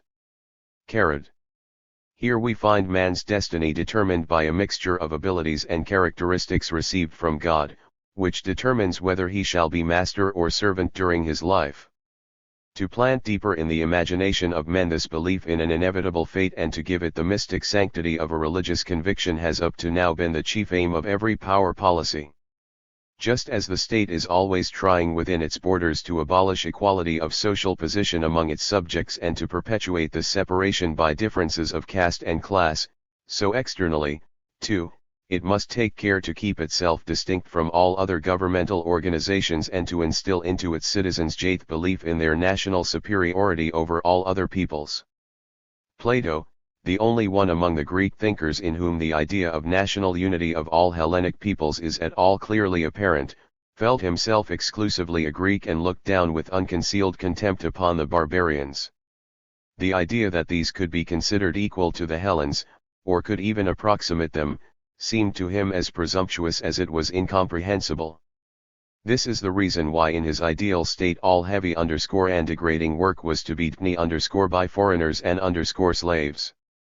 He saw in this a benefit not only toward the Hellenic master caste but also for the slaves themselves. According to his concept, since they were destined anyhow to perform the lowly services of the slave, it should appear to them a kindly decree of fate that they were to be allowed to serve Greeks. Aristotle grasped the concept of man's natural destiny even more clearly. To him, too, there existed peoples and classes designated by nature to perform the low tasks. To these belonged primarily all non-Greeks and barbarians. It is true, he made a distinction between slaves according to nature and slaves according to law. Among the former he placed those who because of their lack of self-reliance are destined by nature to obey others. Among the latter were those who had lost their freedom by being taken prisoners of war. In both instances, the slave is but a living machine and, as such, a part of his master. According to the principles stated by Aristotle in his Politics, slavery is beneficial both to he ruler and the rule tur having edauital he one with higher faculties and the other with only the rude strength of the beast, from which fact the roles of master and slave arise quite of themselves. According to Aristotle man is a state-forming being, by his whole. Plato, The Republic. Third Book. Nature destined to be a citizen under a government. On this ground he condemned suicide, for he denied to the individual the right to withdraw himself from the state. Although Aristotle judged Plato's ideal state rather unfavorably, especially the community of possessions advocated in it, as running contrary to the laws of nature, the state itself, for all that, was for him the center around which all earthly existence revolved. Like Plato, he believed that the management of the business of the state should always be in the hands of a small minority of selected men destined by nature itself for this calling. Hence, he was logically compelled to justify the prerogative of the elect by the alleged inferiority of the great masses of the people and to trace this condition to the iron rule of the course of nature. In this concept, in the last analysis, every moral justification of tyranny has its roots. Once we have agreed to separate our own countrymen into a mentally inferior mass and a minority designed by nature itself for creative activity, the belief in the existence of inferior and select nationalities or races follows quite self-evidently, especially when the select derive a benefit from the slave labor of the inferior and are relieved by them of care for their own existence. But the belief in the alleged creative capacity of power rests on a cruel self-deception. Power as such, is wholly incapable of creating anything, being totally pen 3 and on the creative activity of its objects, if it is to exist at all. Nothing is more erroneous than the customary view of the state as the real creator of cultural progress. The opposite is true. The state was from the very beginning the hindering force which opposed the development of every higher cultural form with outspoken misgiving. States create no culture indeed, they are often destroyed by higher forms of culture. Power and culture are, in the deepest sense, irreconcilable opposites, the strength of one always going hand in hand with the weakness of the other. A powerful state machine is the greatest obstacle to every cultural development. Where states are dying or where their power is still limited to a minimum, their culture flourishes best. This idea will appear daring to most of us because a clearer vision of the real causes of cultural events has been completely obscured by a mendacious education. To conserve the interests of the state, our brains have been crowded with a mass of false notions and silly assumptions, so that we are mostly incapable of approaching historical matters without prejudice. We smile at the simplicity of the Chinese chroniclers who record of the legendary ruler, Fu Hai, that he endowed his subjects with the arts of the chase, of fishery and of stock raising, that he invented the first musical instruments and taught them the use of letters. But we repeat quite thoughtlessly what has been drummed into us concerning the culture of the pharaohs, the creative activity of the Babylonian kings, the alleged cultural achievements of Alexander of Macedonia or of Frederick the Great.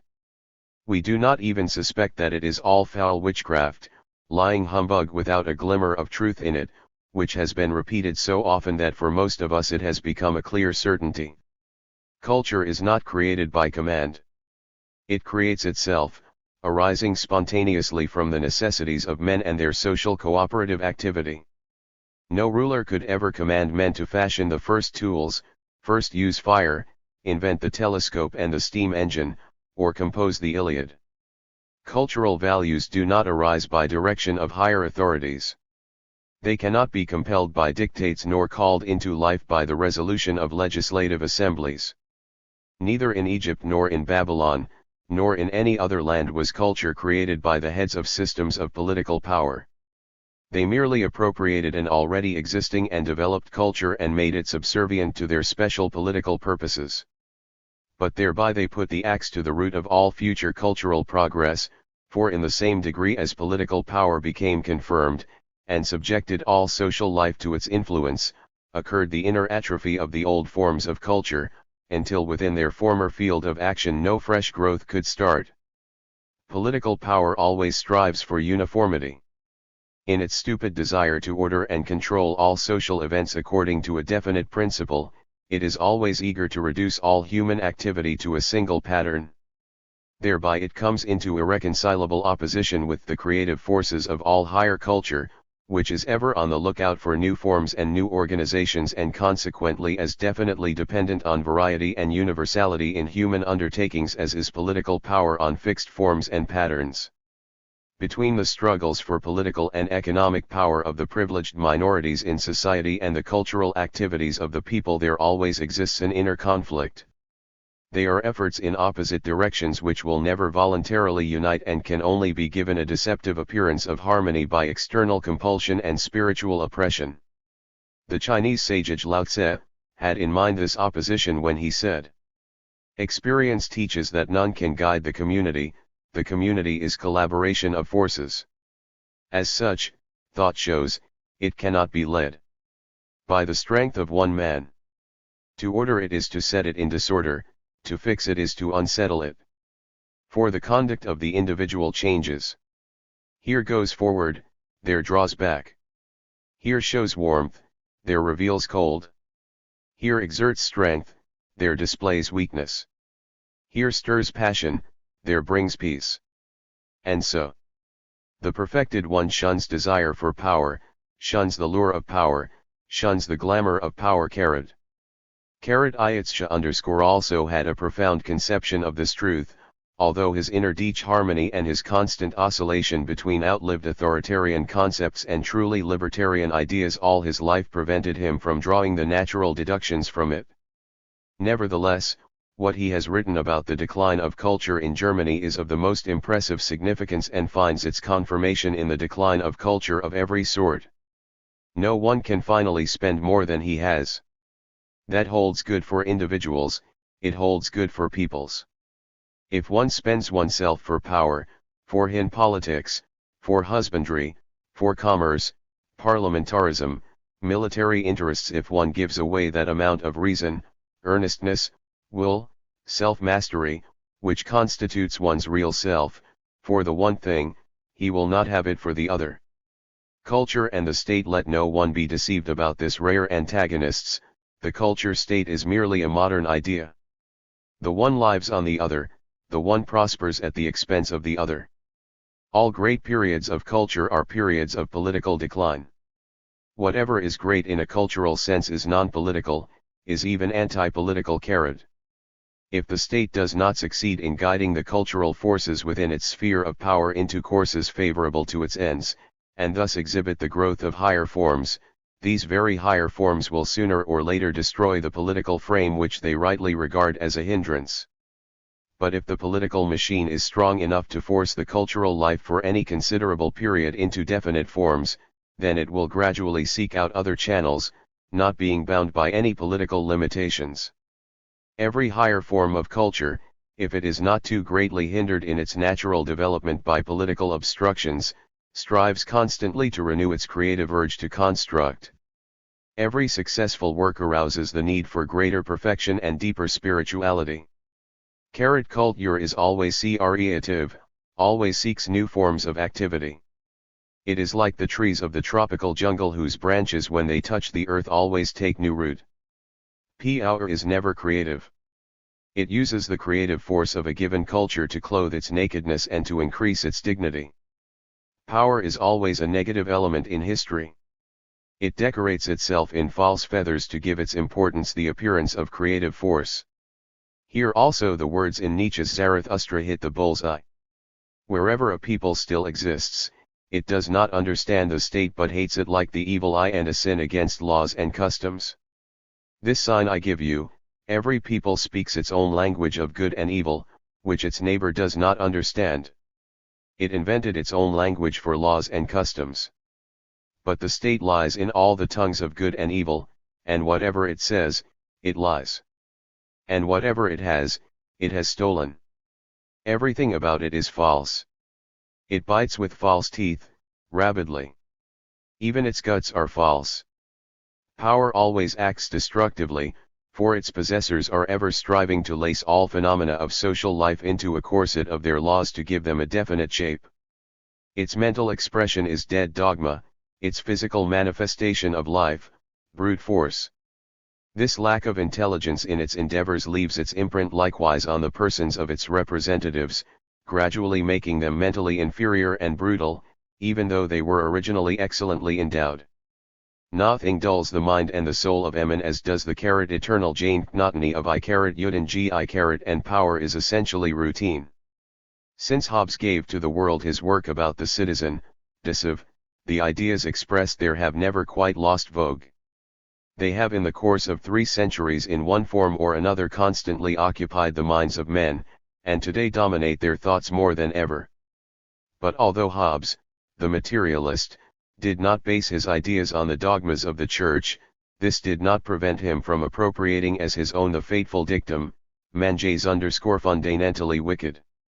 All his philosophical contemplations are based on this assumption. For him, man was just a born beast guided by selfish instincts, without any consideration for his fellows.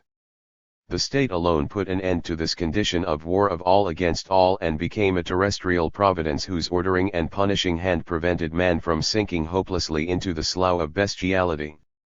Thus, according to Hobbes, the state became the real creator of culture, forcing man with iron compulsion to rise to a higher level of being, no matter how repugnant this might be to his inner nature. Since then this fable of the cultural creative role of the state has been endlessly repeated, and allegedly confirmed by new facts. And yet this untenable concept contradicts all historical experience. It is exactly by the state that the remnants of bestiality, man's heritage from ancient ancestors, have been carefully guarded through the centuries and cleverly cultivated. The World War with its abominable methods of mass murder, the conditions in Mussolini's Italy, in Hitler's Third Reich, should convince even the blindest what this so-called culture state really is. All higher understanding, every new phase of intellectual development, every epoch-making thought, giving men new vistas for their cultural activities, has been able to prevail only through constant struggle with the authority of church and state after their supporters had for whole epochs made enormous sacrifices in property, liberty, and life for their convictions. When such renewals of spiritual life were finally recognized by church and state, it was always because they had in time become irresistible, and those in authority could not help themselves.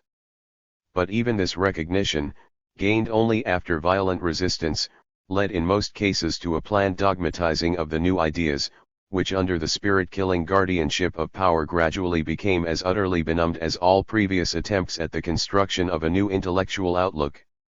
The very fact that every system of rulership is founded on the will of a privileged minority which has subjugated the common people by cunning or brute force, while each particular phase of culture expresses merely the anonymous force of the community, is indicative of the inner antagonism between them.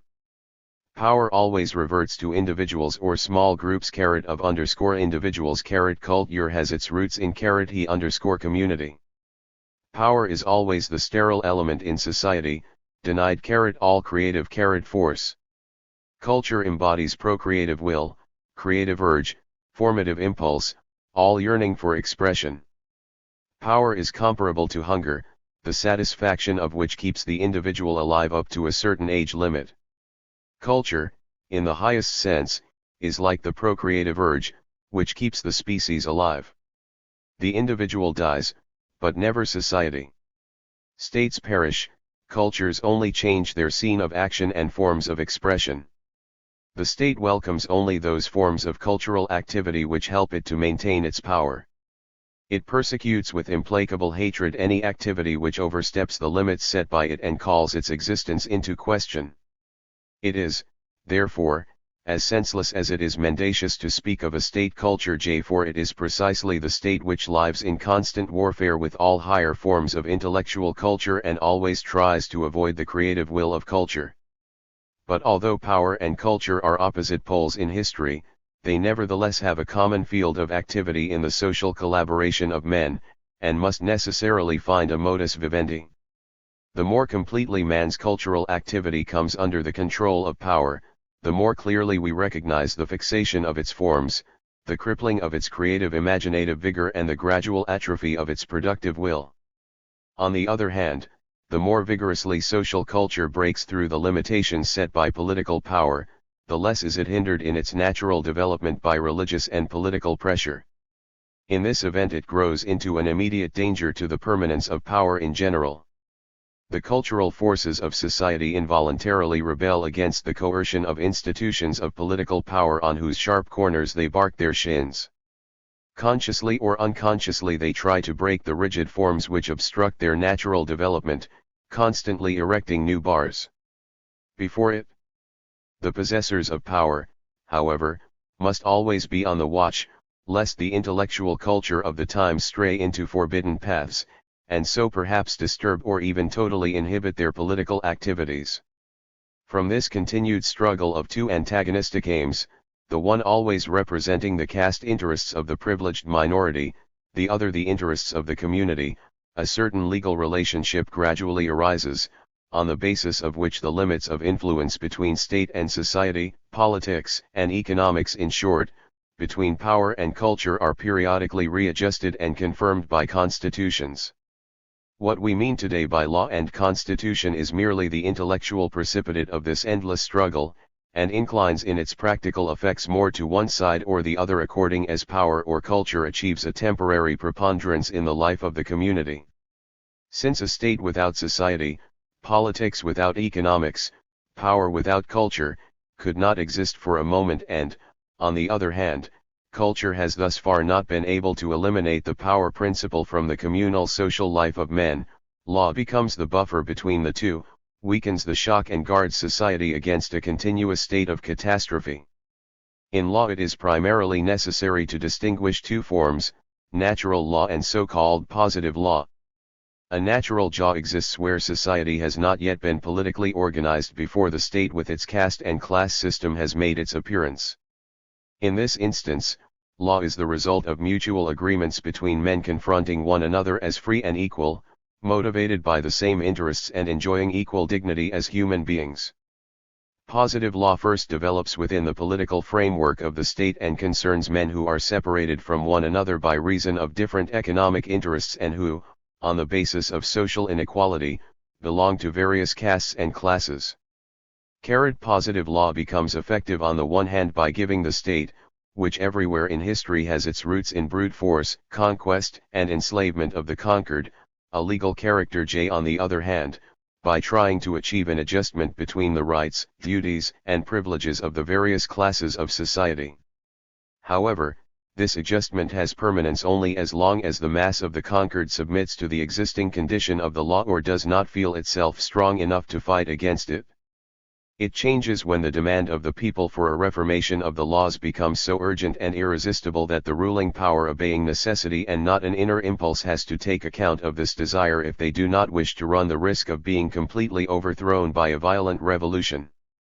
When this happens, the new government formulates new laws, which will be the more liberal the more vigorously the revolutionary will lives and finds expression among the people. In the despotic realms of ancient Asia, where all power was embodied in the person of the ruler, whose decisions were uninfluenced by the protest of the community, power was law in the fullest meaning of the word. Since the ruler was revered as the immediate descendant of the Godhead, his will prevailed as the highest law of the land, brooking no other pretensions. So, for instance, the famous Code of Hammurabi was based wholly on divine law revealed to men by sacred command, and in consequence of its origin not subject to human judgment. However, the legal concepts expressed in the codes of an autocrat are not merely the will of a despot. They are always bound up with ancient morals and traditional customs which have in the course of centuries become habitual in men and are the result of their communal social life. The Code of Hammurabi is no exception to this rule, for all the practical precepts of Babylonian law, springing from the needs of social life, already had validity among the people long before Hammurabi put an end to the rule of the Elamites, and by the conquest of Larsa and Jamatbal laid the foundation of a unified monarchy. Right here appears the dual character of the law, which cannot be denied even under the most favorable circumstances. On the one hand, law gives ancient custom, which has taken root from antiquity among the people as the so-called common law, a definite content. On the other hand, it provides for the prerogatives of privileged castes a lawful aspect, which conceals their unholy origin. Only by a careful scrutiny of this patent mystification can we understand the profound belief of men in the sacredness of law. It flatters their sense of justice and at the same time establishes their dependence on a higher power. This inner discrepancy becomes most clearly apparent when the phase of absolute despotism has been overcome and the community participates more or less in the making of the law. All the great contests in the body politic have been contests about law, for men have always tried to confirm their newly gained rights and liberties by the laws of the state, which naturally led to new difficulties and disappointments.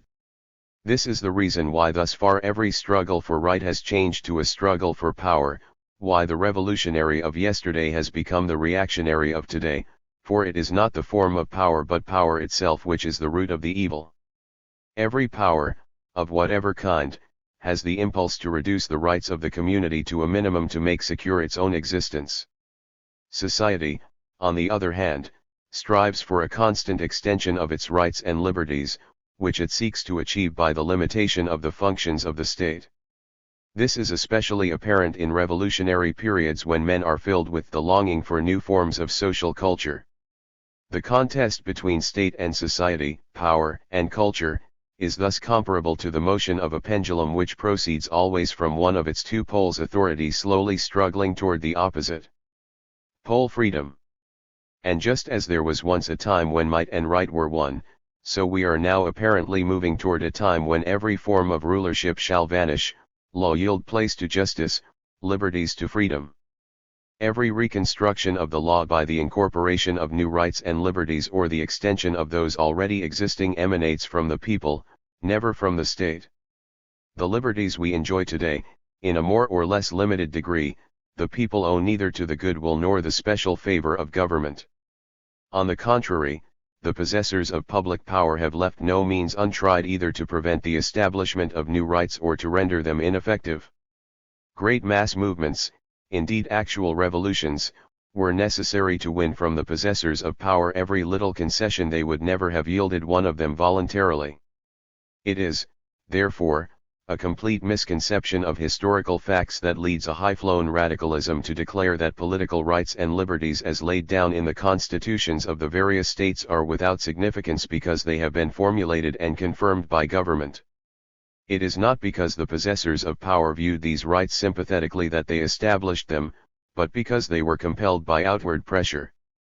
The spiritual culture of the time somewhere burst the bounds of the political frame, and the ruling powers had to submit to forces which for the time being they could not neglect. Political rights and liberties were never won in legislative bodies, but compelled from them by external pressure. Moreover, even legal guarantee by no means gives security that such rights will be permanent. Governments are ever ready to curtail existing rights or to abolish them entirely if they believe the country will not resist.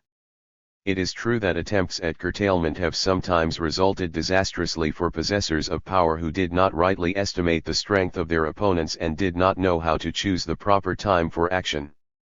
Charles I had to pay for his attempt with his life, others, with the loss of their power. But this did not prevent constant new attempts from being made in this direction.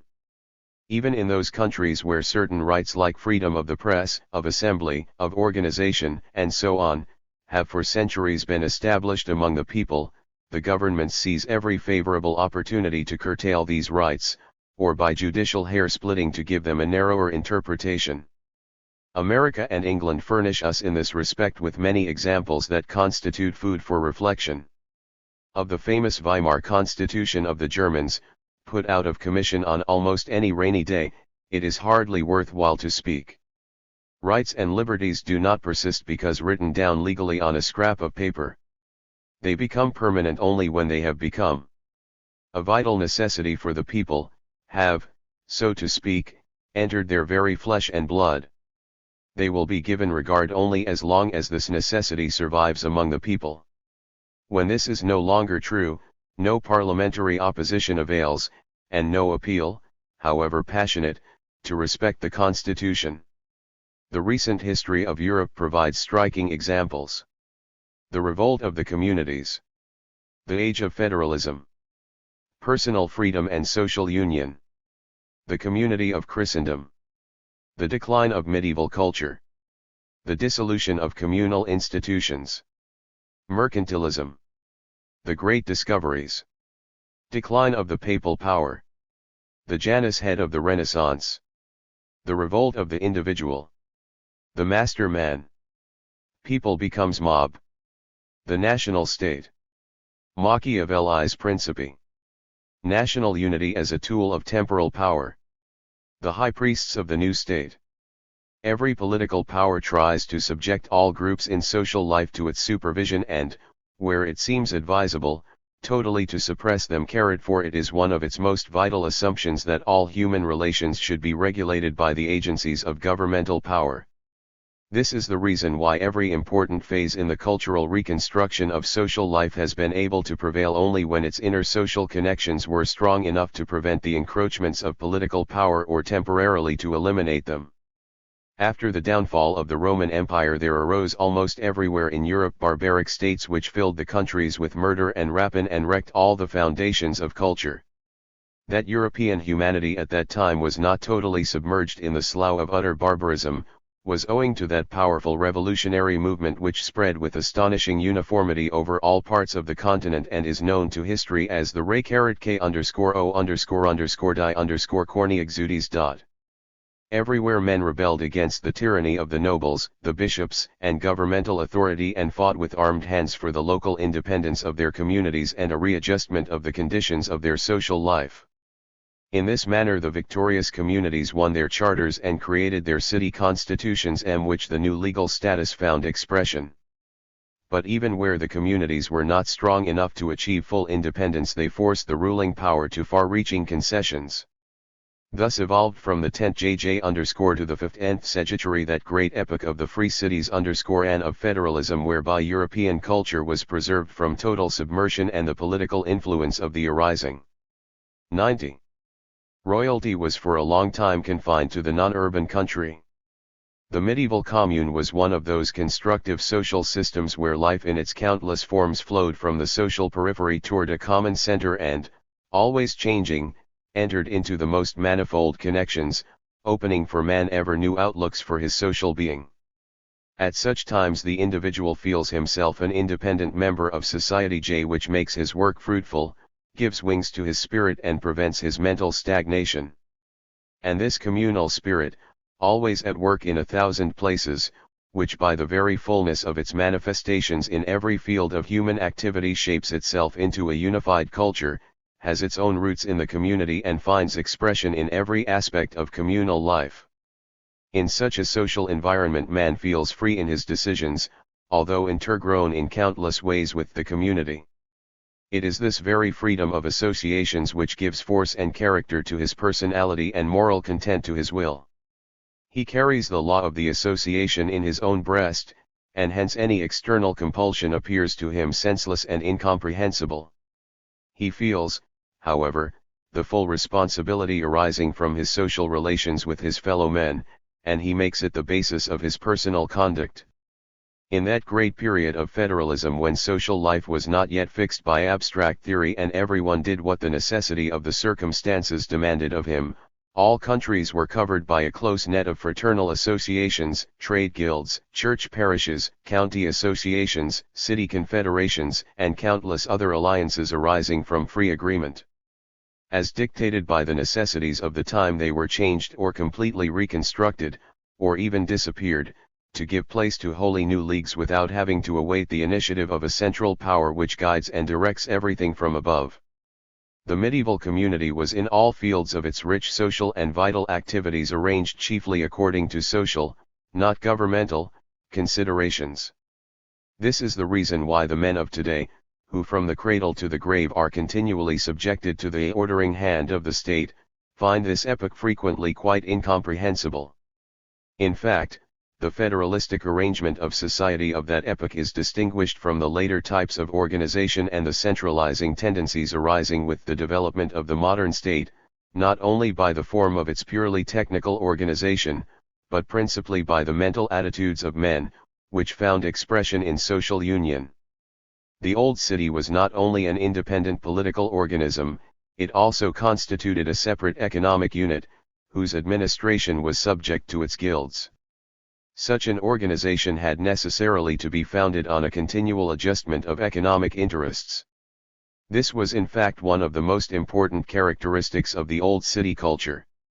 This was the more natural because sharp class distinctions were for a long time absent in the old cities, and all citizens were therefore equally interested in the stability of the community. Labor, as such, offered no opportunity for the accumulation of riches so long as the major part of its products were used by the inhabitants of the city and its nearest environs. The old city knew social misery as little as deep inner antagonisms. So long as this condition prevailed, the inhabitants were easily capable of arranging their affairs themselves, because no sharp social contrasts existed to disturb the inherent union of the citizens. Hence federalism, founded on the independence and the equality of rights of all its members, was the accepted form of social organization in the medieval communities, with which the state, insofar as it existed at all, had to come to terms. The Church, likewise, for a long time, did not dare to disturb these forms, since its leaders recognized clearly that this rich life with its unlimited variety of social activities was deeply rooted in the general culture of the period. Precisely because the men of that period were so deeply rooted in their fraternal associations and local institutions, they lacked the modern concept of the nation and national consciousness destined to play such a mischievous role in the coming centuries. The man of the federalistic period doubtless possessed a strong sentiment for the homeland, because he was much more closely connected with the homeland than are the men of today. However, no matter how intimately he felt himself related with the social life of his village or city, There never existed between him and the citizens of another community those rigid, insurmountable barriers which arose with the appearance of the national states in Europe. Medieval man felt himself to be bound up with a single, uniform culture, a member of a great community extending over all countries, in whose bosom all people found their place. It was the community of Christendom which included all the scattered units of the Christian world and spiritually unified them. Church and empire likewise had root in this universal idea, even though animated by different motives. For Pope and Emperor, Christianity was the necessary ideological basis for the realization of a new world dominion. For medieval man it was the symbol of a great spiritual community, wherein were embodied the moral interests of the time. The Christian idea also was only an abstract concept, like that of the fatherland and of the nation, with this distinction, however, that while the Christian idea united them, the idea of the nation separated and organized them into antagonistic camps. The deeper the concept of Christianity took root in men, the easier they overcame all barriers between themselves and others, and the stronger lived in them the consciousness that all belonged to one great community and strove toward a common goal.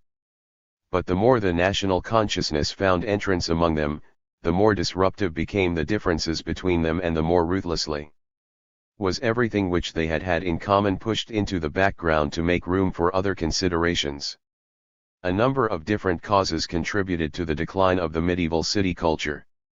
The incursions of the Mongols and Turks into the East European country and the 700 Years' War of the little Christian states at the north of the Iberian Peninsula against the Arabs greatly favored the development of strong states in the east and the west of the continent. Principally, however, profound changes had taken place within the cities themselves, whereby the federalist communities were undermined and a way made for a reorganization of the conditions of life. The old city was a commune which for a long time could hardly be designated as a state. Its most important task consisted in establishing a fair adjustment of social and economic interests within its borders. Even where more extensive unions were formed, as for instance in the countless leagues of various cities to guard their common security, the principle of fair adjustment and free association played a deciding role, and as every community within the federation enjoyed the same rights as all the others, for a long time no real political power could be maintained. This condition, however, was thoroughly changed by the gradual increase of the power of commercial capital, due primarily to foreign trade. The creation of a money economy and the development of definite monopolies secured commercial capital an ever-growing influence both within and without the city, leading necessarily to far-reaching changes. By this the inner unity of the commune was loosened, giving place to a growing caste system and leading necessarily to a progressive inequality of social interests. The privileged minorities pressed ever more definitely towards a centralization of the political forces of the community and gradually replaced the principles of mutual adjustment and free association by the principle of power. Every exploitation of public economy by small minorities leads inevitably to political oppression, just as, on the other hand, every sort of political predominance must lead to the creation of new economic monopolies and hence to increased exploitation of the weakest sections of society. The two phenomena always go hand in hand. The will to power is always the will to exploitation of the weakest, and every form of exploitation finds its visible expression in a political structure which is compelled to serve as its tool. Where the will to power makes its appearance, there the administration of public affairs changes into a rulership of man over man, the community assumes the form of the state. The transformation of the old city in fact took place along this line. Mercantilism in the perishing city republics led logically to a demand for larger economic units, and by this the desire for stronger political forms was greatly strengthened. For the protection of its enterprises, commercial capital needed a strong political power with the necessary military forces, which would recognize its interests and protect them against the competition of others. Thus the city gradually became a small state, paving the way for the coming national state. The histories of Venice, Genoa, and many other free cities, all show us the separate phases of this evolution and its inevitable accompanying phenomena, a development which was later unexpectedly favored by the discovery of the passage to India and of America. By this the social foundations of the medieval community, already weakened by internal and external struggles, were shaken in their inmost core, and what little remained in them fit for future development was later totally destroyed by victorious absolutism. The further these inner disintegrations progressed, the more the old communes lost their original significance, until at last only a waste of dead forms remained, felt by men as an oppressive burden. Thus, later, the Renaissance became a rebellion of men against the social ties of the past, a protest of individualism against the forceful encroachment of the social environment. With the age of the Renaissance, a new epoch commenced in Europe, causing a far-reaching revolution in all traditional views and institutions. The Renaissance was the beginning of that great period of revolutions in Europe which is not yet concluded today. In spite of all social convulsions, we have not yet succeeded in finding an inner adjustment of the manifold desires and needs of the individual and the social ties of the community whereby they shall complement each other and grow together. This is the first requisite of every great social culture. Evolutionary possibilities are first set free by such a condition of social life, and can then be brought to full development. The medieval city culture had its roots in this condition before it was infected with the germs of disintegration. A long line of incidents had contributed to bring about a profound revolution in men's thought. The dogmas of the Church, undermined by the shattering criticism of the Nominalists, had lost much of their former influence. Likewise, the mysticism of the already classed as heresy because it proclaimed an immediate relation between God and man, had lost its effectiveness and yielded place to more earthly considerations. The great voyages of discovery of the Spaniards and the Portuguese had greatly widened the outlook of European man and had turned his thoughts to earth again. For the first time since the submersion of the ancient world, the scientific spirit revived again, but under the unlimited dominance of the Church it found a home only among the Arabs and Jews in Spain. Clear it burst the oppressive fetters of a soulless scholasticism and became tolerant of independent thought. As man then turned toward nature and her laws, it was inevitable that his faith in a divine providence should become shaken, for periods of natural scientific knowledge have never been propitious for religious faith in the miraculous. Furthermore, it became ever clearer that the dream of the Respublica Christiana, the union of all Christendom under the Pope's shepherd's crook, was at an end. In the struggle against the arising nationalist states, the Church had been forced into the rear. Furthermore, even in its own camp, the forces of disintegration were becoming constantly stronger, leading in the northern countries to open secession. When in addition to all this we consider the great economic and political changes in the body of the old society, we can understand the causes of that great spiritual revolution, the effects of which are perceptible even today. The Renaissance has been called the starting point for modern man, who at that time first became aware of his personality. It cannot be denied that this assertion is partly based on truth. In fact, modern man has by no means exhausted his heritage from the Renaissance. His thought and his feeling in many ways bear the imprint of that period, though he lacks a large part of the characteristics of the man of the Renaissance. It is no accident that Nietzsche, and with him the protagonists of an exaggerated individualism, who unfortunately do not possess Nietzsche's intellect, are so much inclined to revert to that period of liberated passions and the roaming blonde beast in order to give their ideas a historical background. Jacob Burckhardt cites in his work The Culture of the Renaissance in Italy a wonderful passage from the speech of Pico della Mirandola about the dignity of man, which is also applicable to the twofold character of the Renaissance. The Creator is speaking to Adam. In the middle of the world have I placed thee, that thou mayst the more easily look about thee and see all that is therein contained. I created thee as a being neither celestial nor terrestrial, neither mortal nor immortal, only that thou mayst be thine own free creator and master. Thou canst degenerate into the beast or reshape thyself into a godlike being. The beasts bring with them from the mother's womb all they were meant to have. The highest spirits among them are from the beginning, or soon after, what they will remain through all eternity. Thou alone hast the power of development, of growth according to free will.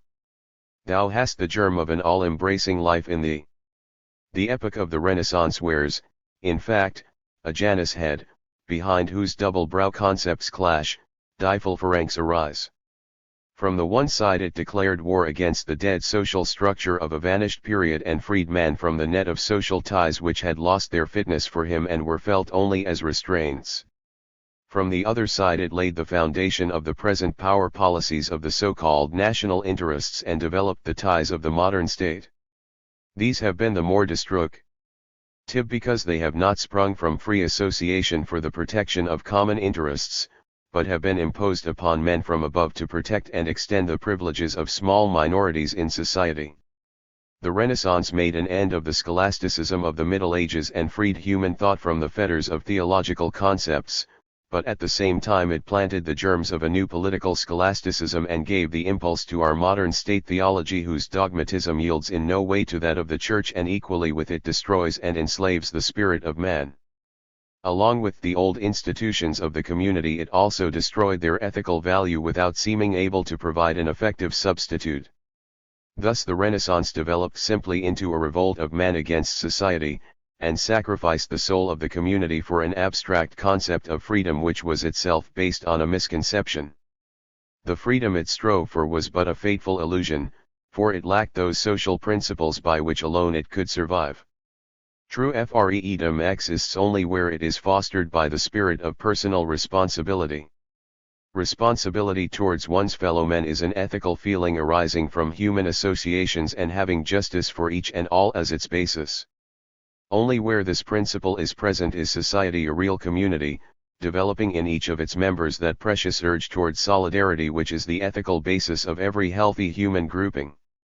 Only when the feeling of solidarity is joined to the inner urge for social justice does freedom become a tie uniting all. Only under this condition does the freedom of fellow men become, not a limitation, but a confirmation and guarantee of individual freedom. Where this prerequisite is missing, personal freedom leads to unlimited despotism and the oppression of the weak by the strong whose alleged strength is in most cases founded less on mental superiority than on brutal ruthlessness and open contempt for all social feeling. The revolution of the Renaissance did in fact lead to such a situation.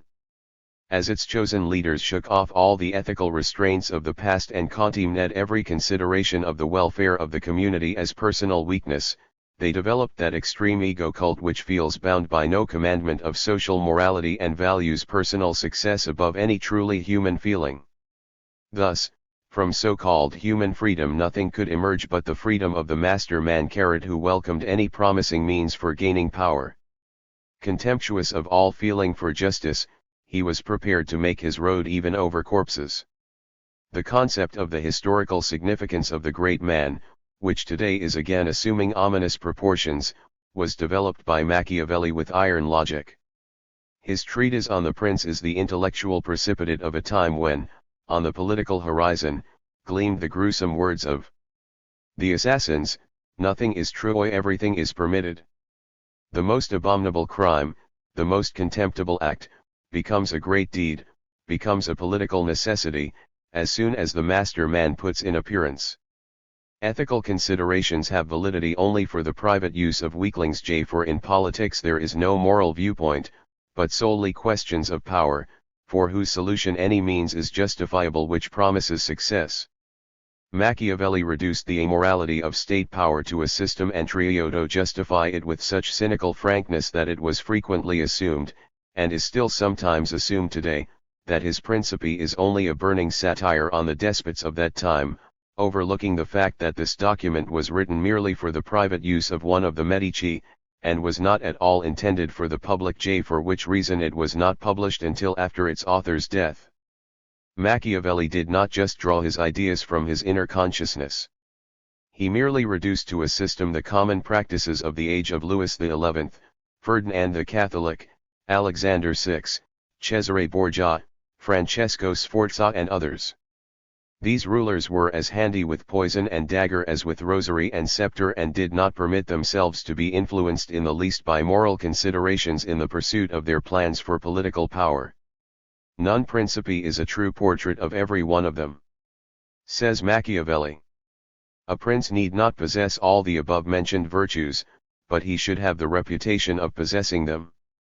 I even venture to say that it is very harmful to possess them and constantly to observe them, but to appear pious, true, human, God-fearing, Christian, is useful.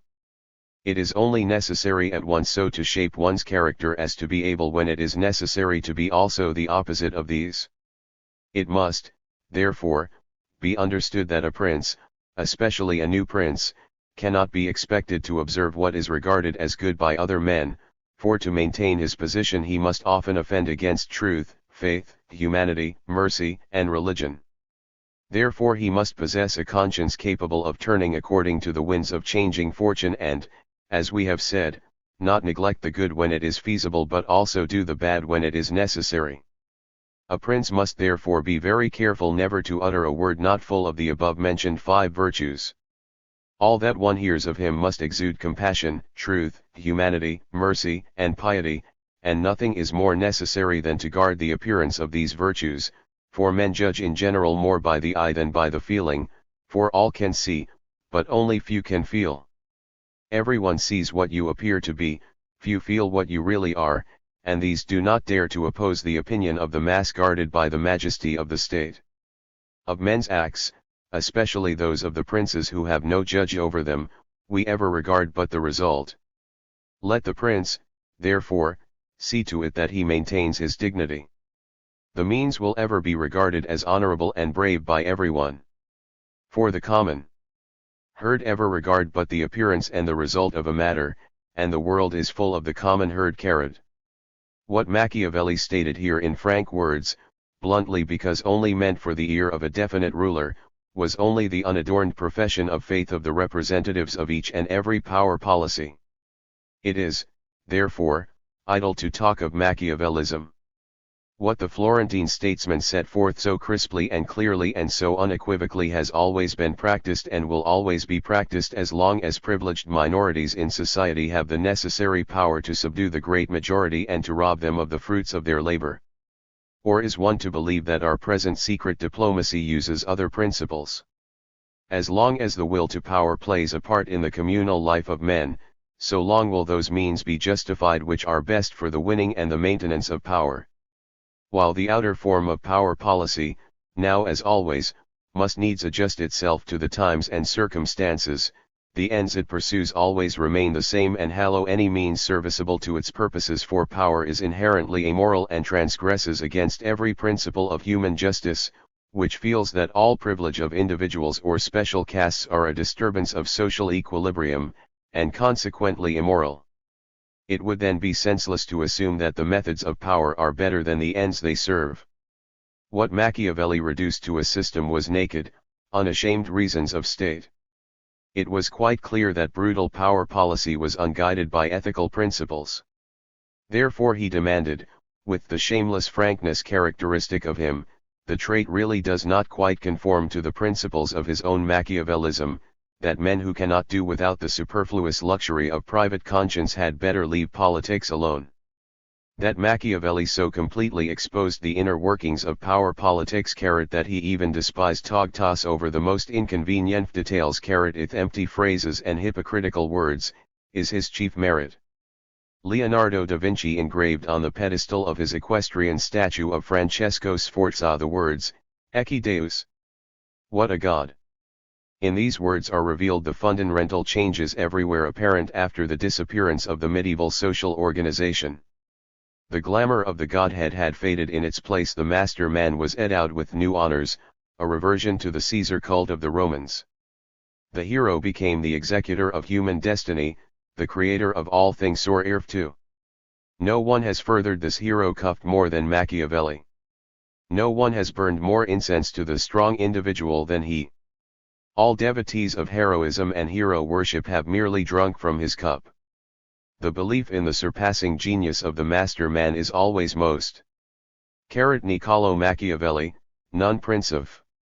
Noticeable in times of inner dissolution, when the social ties that have bound men become loosened and the interests of the community yield place to the special interests of privileged minorities.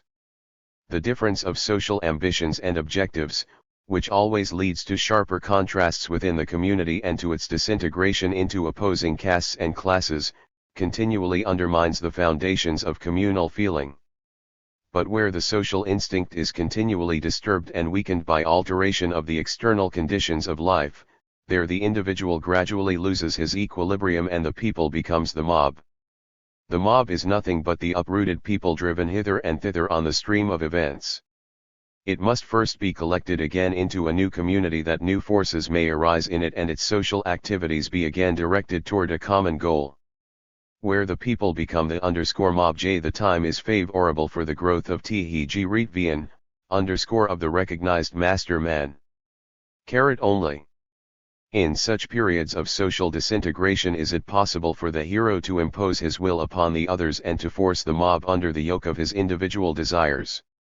The true community permits no rulership to arise because it unites men by the inner bonds of common interests and mutual respect, needing no external compulsion. Rulership and external compulsion always appear where the internal ties of the community fall into decay and communal feeling dies. When the social bond threatens to be broken, the rulership of compulsion enters to hold together by force what was once united into a community by free agreement and personal responsibility. The Renaissance was a time of such dissolution. The people changed to the mob, and from the neob was formed Thurgiatypen, which was to serve as stepping stone to the new state. This origin is very instructive, for it shows that the whole power apparatus of the national state and the abstract idea of the nation have grown on one tree. It is not by chance that Machiavelli, the theoretician of modern power politics, was also the warmest defender of national unity, which played from then on the same part for the new state as the unity of Christianity had played for the Church. It was not the people who brought about this new condition, for no inner necessity drove them to this division, nor could they derive any benefit from it. The national state is the definite result of the will to temporal power, which in pursuit of its purposes had found a powerful support in commercial capital, which needed its help. The princes imposed their will on the people and resorted to all sorts of tricks to keep them compliant, so that later it appeared as if the division of Christendom into nations had originated with the people themselves, whereas actually they were but the unconscious tools of the special interests of the princes. The internal disintegration of papal power, and especially the great church schism in the northern countries, gave the temporal rulers the opportunity to turn long-held plans into reality and to give their power a new foundation independent of Rome. But this disrupted the great worldwide unity whereby European humanity had been spiritually and mentally united and wherein the great culture of the Federalist period had had its firmest root. It is solely because Protestantism has been regarded, especially in the northern countries, as a great spiritual advance over Catholicism that the fateful result of the Reformation has been almost totally overlooked, and as the political and social reconstruction of Europe had taken the same course also in Catholic lands, and as the national state had there especially achieved its highest perfection in the form of the absolute monarchy, the enormous consequences of this event, resulting in the separation of Europe into nations, were all the more easily overlooked. It was in furtherance of political aims of the national state that its princely founders set up differences in principles between their and foreign peoples and strove to deepen and confirm them, for their whole existence depended upon these artificially created differences. Therefore they attached importance to the development of different languages in the different countries, and they had a love for definite traditions, which they enveloped in a veil of mysticism and tried to keep alive among the people. For the inability to forget is one of the first requisites of national consciousness. And since among the people only the holy took root, it behooved them to give to national institutions the appearance of holiness and in particular to surround the person of the ruler with the glamour of divinity. In this matter also Machiavelli served as a pioneer, for he understood that a new era had arrived and he could indicate its trend. He was the first decided supporter of the national state against the political ambitions of the Church. Because the Church stood as the strongest barrier in the way of the national unity of Italy, and therefore of freeing the land from the barbarians, he fought it most determinately and promoted the separation of Church and State. At the same time he tried to raise the state on the Novalis had clearly grasped the deeper meaning of this tremendous political change when he wrote. Unfortunately the princes had interfered in this schism, and many used it for the confirmation and extension of their temporal power and income. They were glad to be relieved of that high influence, and took the new consistoria under their fatherly protection. They were most eagerly concerned to prevent the complete union of the Protestant churches, and thus religion was most irreligiously enclosed within state boundaries, whereby the ground was laid for the gradual undermining of religious cosmopolitan interests. Thus religion lost its great political peacemaking influence, its peculiar role as the unifying individualizing principle of Christianity. Novalis, Christianity, or Europe. Fragment written in 1799.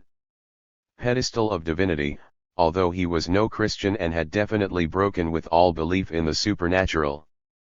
But he felt deeply the implicit connection between religion and politics and knew that temporal power could only prosper when it stood close to the source of all authority, so that it might shine with the light of divinity. For reasons of state, then, Machiavelli wished to preserve religion among the people, not as a power outside the state, but as an instrumentum regni, as a tool of government by statecraft. Therefore he wrote with cold-blooded realism in the 11th chapter of the second book of his Discourses. In reality no one has ever introduced new laws among the people without referring therein to God. The doctrines would otherwise not have been accepted, for a wise man can recognize as good much of whose excellence he cannot convince other men. Therefore do governments take their refuge in divine authority. The high priests of monarchistic politics continued to work in this direction. They created a new political religious feeling which gradually took shape as national consciousness and, fertilized by man's inner urge for a formula, bore, later, the same strange fruit as did formerly the belief in God's eternal providence. Chapter 6. The Reformation and the Social Folk Movements of the Middle Ages. The Church and the Princes in the North. Luther's attitude toward the state. Protestantism as a phase of princely absolutism. Nationalism as inner enslavement. The Peasant Revolt. Wycliffe and the Reformation in England.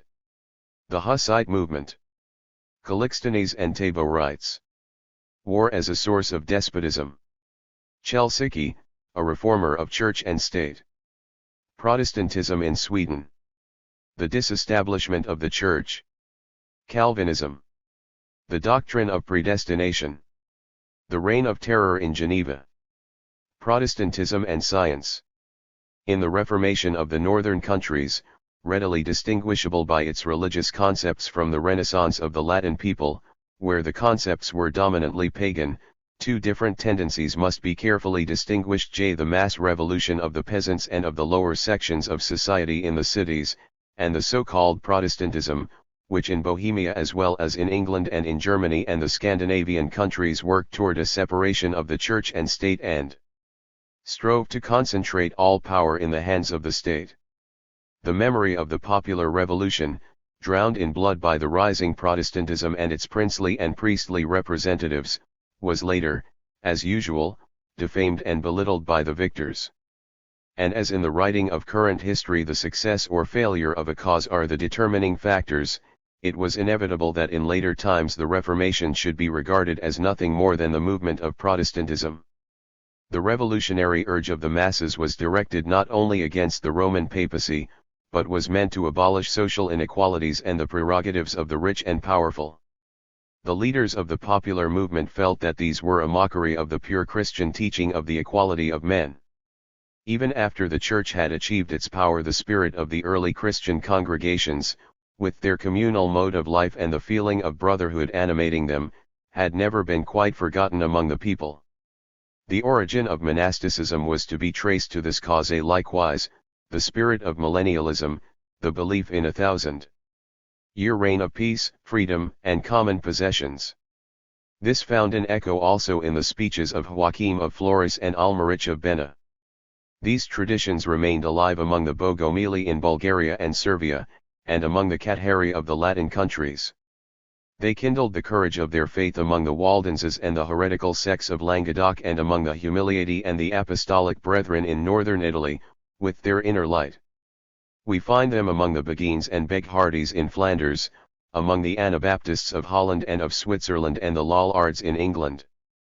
They lived in the revolutionary popular movements in Bohemia and in the confederacies of the German peasants, who united in the Bundeswehr and the poor Conrad to break the yoke serfdom.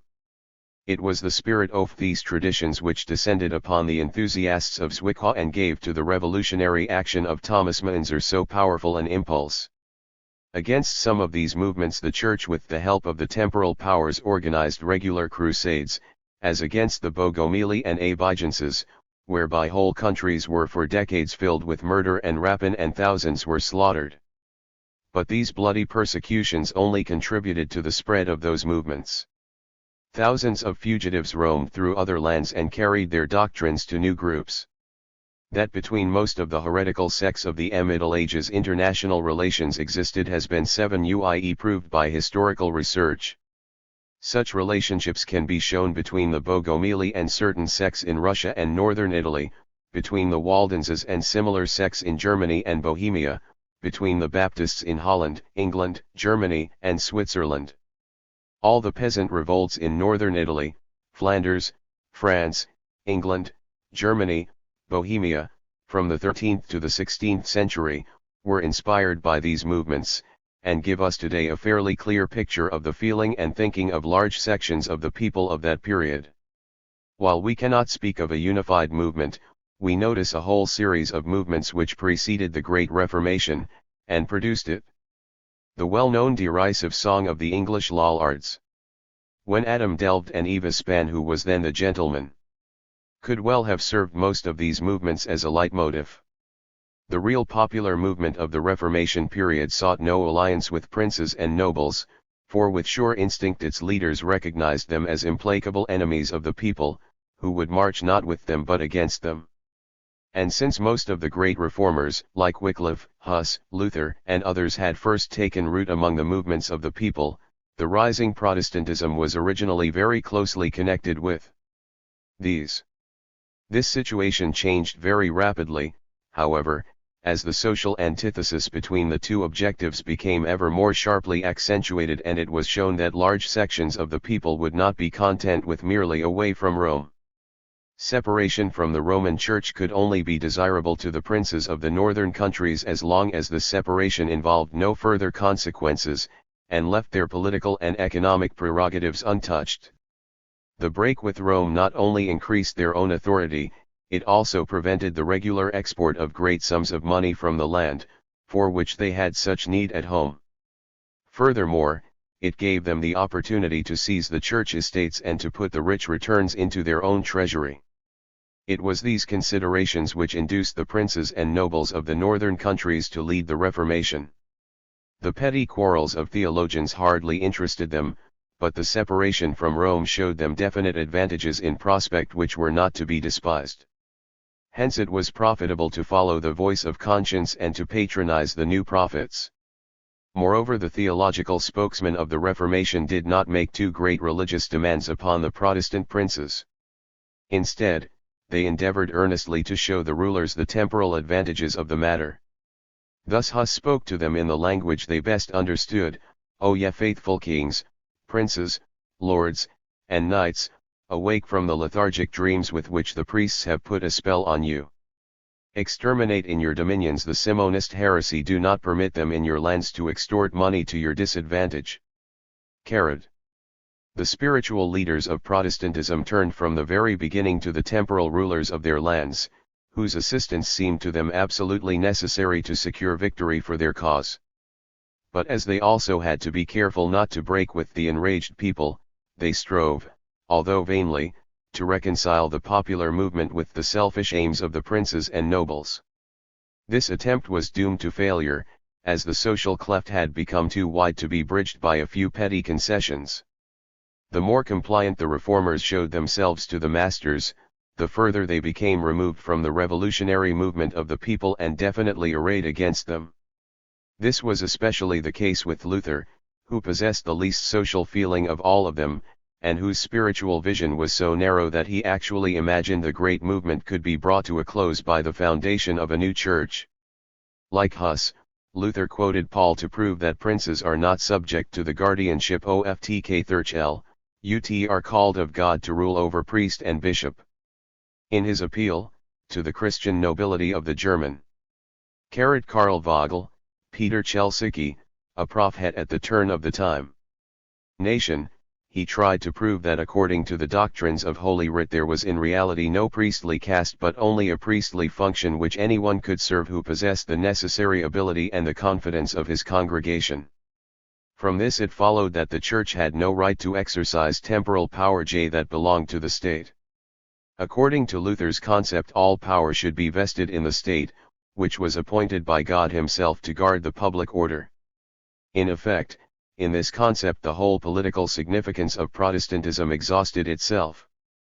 Protestantism had freed the conscience of man from the guardianship /gf the Church only to barter it to the state. In this the Protestant mission of Martin Luther, who called himself God's servant, but was in reality only the servant of the state and its minion, completely exhausted itself. It was this innate servility which enabled him to betray the German people to the princes, and together with them to lay the foundation stones of a new church which in private agreement sold itself body and soul to the state and proclaimed the will of the princes and nobles as God's commandment. Luther accomplished the unholy union of religion with the interests of the state. He locked the living spirit into the prison of the word and thus became the herald of that dead letter learning which interprets Christ's revelations to suit the state which makes of men humble galley slaves, led to the portal of paradise to compensate them by the life eternal for the slavery of this world. Medieval man had not yet known the state in the real sense of the word. The concept of a central power which forces every vital activity into definite forms and guides men from the cradle to the grave upon the leading strings of a higher authority was strange to him. His ideas of right were based on custom transmitted to him by tradition. His religious feeling recognized the incompleteness of all human systems and made him inclined to follow his own counsel, and to help himself and to shape his relations with his fellow men in conformity with the ancient customs of mutual agreement. When the rising state began to undermine these rights and raised its cause to the cause of God, he fought against the injustice which was being done to him. This is the real meaning of the great popular movements of the age of the Reformation, which endeavored to give to the freedom of the evangelical Christian man, as Luther called it, a social significance. Only after the popular movement had been drowned in seas of blood, while Luther, the beloved man of God, blessed the butchers of the insurgent German peasants, did victorious Protestantism raise its head and give the state and its legal control of affairs a religious sanction, bloodily purchased with the gruesome slaughter of 130,000 men. Thus was accomplished the reconciliation between religion and law, as Hegel later chose to call it. The new theology was taught by the lawyers. The dead letter learning of the law killed conscience or invented a cheap substitute. The throne was transformed into an altar on which man was sacrificed to the new idols. Positive law became divine revelation. The state, the representative of God on earth. In the other countries, too, Protestantism pursued the same ends. Everywhere it betrayed the people and made of the Reformation an affair of the princes and the privileged sections of society. The movement started by Wycliffe in England, which spread to other countries, especially to Bohemia, was primarily of political character. Wycliffe fought the Pope because the Pope had embraced the cause of France, England's mortal enemy, and had demanded of the English government that the kingdom should continue to regard itself as a vassal of the Holy See and pay tribute to it, as John Lackland had done to Innocent III. But those times were past. When Philip III of France braved the ban of Boniface VIII and compelled his successor to take up his residence at Avignon, the unlimited rulership of the papacy received a blow from which it never recovered. Consequently, the English Parliament could calmly dare to answer the Pope's demands with the declaration that no king was ever empowered to surrender the country's independence to the Pope. Wycliffe at first merely defended the complete independence of the temporal power from the Church and only advanced to a criticism of churchly dogmas after he had become convinced that the question would never be settled without a bold break with papism. But when the Great Peasant Rebellion in England broke out and the revolting hordes of Wat Tyler and John Ball brought the king and the government into greatest danger, Wycliffe's opponents embraced the opportunity to raise their public accusation against him. Wycliffe declared that he did not sanction the action of the rebellious peasants, but he did it with a gentleness of understanding for the sufferings of the poor which compared most favorably with the berserker rage wherewith Luther in his notorious screed against the robbing and murdering peasants encouraged the German princes to butcher them mercilessly. When, later on, Henry VIII completed the breach with the papal church and confiscated its estates, he made himself the head of the new state church, which was completely under the dominance of the temporal power. When the same Henry had launched a virulent epistle against Luther, only, soon after, to defend the national interest against the papacy, he did but prove that in England also temporal advantages possessed a greater interest for the tenant of the crown than the pure word of God of the new doctrine. In Bohemia, where the general situation was already very tense, it became accentuated by the national antagonisms between the Czechs and the Germans, in consequence whereof the Reformation assumed therein exceptionally violent expression. The real Hussite movement became prominent in Bohemia only after the death of Huss and Jerome of Prague at the stake. The preachings of Huss had been, on the whole, only the tracts of Rudolf, which the Czech reformers translated for their countrymen into their own language. Huss, like Wycliffe, urged the complete liberation of the temporal power from the petty guardianship of the Church. The Church was to concern itself only with the salvation of men's souls and to stand aloof from every temporal governmental office. Of the two whales, as Peter Chelsicki had called Church and State, Huss would concede only to the State the power over temporal things. The Church must be poor, must renounce all earthly treasure, and the priests must be amenable to temporal government even as any other subjects.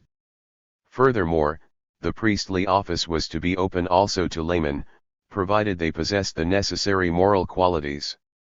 He condemned the moral degeneracy which had become prevalent among the priesthood, turning with especial severity against the traffic in indulgences, at that time most shamelessly practiced by the Church, especially in Bohemia. Besides the purely political demands, which alone interest us here and which, being understood, appear especially favorable to the nobility, Huss made a number of theological demands directed against the oral confession, the mendicant monks, the doctrine of purgatory and other items. But what principally secured him the support of the Czech population was his teaching that the paying of tithes was no duty, and his specially nationalistic position against the Germans, regarded by the Czechs as despoilers of their country. The Calixtines and Utraquists, to which sects chiefly the nobility and the richer citizens of Prague belonged, had been easily satisfied with the realization of these demands and refused all social reforms, being principally concerned with the acquisition of the rich church estates and, for the rest, with peace and order in the country. But the real popular movement, comprising mainly the peasants and the poorer city population, pushed further and demanded especially the liberation of the peasants from the yoke of serfdom which so heavily oppressed the rural districts. Already Charles V had been compelled to stay the nobles from putting out the eyes and cutting off the hands and feet of their serfs for the slightest transgression. The movement of the so-called Taborites (m) Calixtines, from the Latin calix, cup, Utraquists, from the Latin, sub utracisfci, in both forms, because they received the Eucharist in two forms, receiving from the priest not only bread but also wine, wherefore the cup became the sign of the Hussites. This custom, however, did not originate with Huss, but with Jacob von Mies, also called Jacobellus. Taborites, because they had given to a town which stood on a hill in the neighborhood of Prague, the biblical name of Tabor. Tabor remained, until the suppression of the Taborites, the spiritual center of the movement, and its inhabitants practiced a sort of communal possession which might be called a war communism. Braced especially all democratic elements of the people up to the communists and chiliasts and was inspired with an ardent courage for battle. It was inevitable that between these two movements of the Hussite agitation violent contentions were sooner or later bound to arise. They were delayed only by the general political condition of the times. When the German Emperor Sigismund, after the sudden death of his brother Wenceslaus, became the wearer of the Bohemian crown, the whole land was seized by a mighty commotion. For by the emperor's dastardly breach of faith Huss had been compelled to mount the pyre, after which Sigismund was regarded in all Bohemia as the sworn enemy of all reform movements. Soon after his ascent of the throne, in March, 1420, Pope Martin V in a special bull called all Christendom to a crusade against the Bohemian heresy, and an army of 150,000 men recruited from all parts of Europe moved against the Hussites. Now a revolt arose all over the land to a devouring flame. Calixtinese and Taborites, threatened by the same immediate danger, let their inner differences rest for the time being and united quickly for common defense. Under the leadership of the aged Tuiska, an experienced warrior, the first crusading army was bloodily and decisively beaten. But that did not end the struggle. Pope and Emperor continued their attacks against the Bohemian heresies and thus developed one of the bloodiest of wars, waged on both sides with frightful cruelty. After the Hussites had expelled the enemy from their own country, they invaded the neighboring states, wasted cities and villages, and by their irresistible bravery became the terror of their foes. This brutal warfare lasted for 12 years, until the Hussites put the last army of the Crusaders to fight in the Battle of Tauss. The result of the peace negotiations, concluded at the Council of Basel, was the Compact of Prague, which gave the Hussites far-reaching concessions in matters of faith and, above all, announced the renunciation by the Church of its estates which the Czech nobility had appropriated. This concluded the war against the external enemies, but only to make place for civil war. During the short breathing spells permitted the Hussites in the war against Pope and Emperor, the differences between Calixtinese and Taborites had flamed up anew, repeatedly leading to bloody conflicts. As a consequence, the Calixtinese had repeatedly started negotiations with the Pope and the Emperor.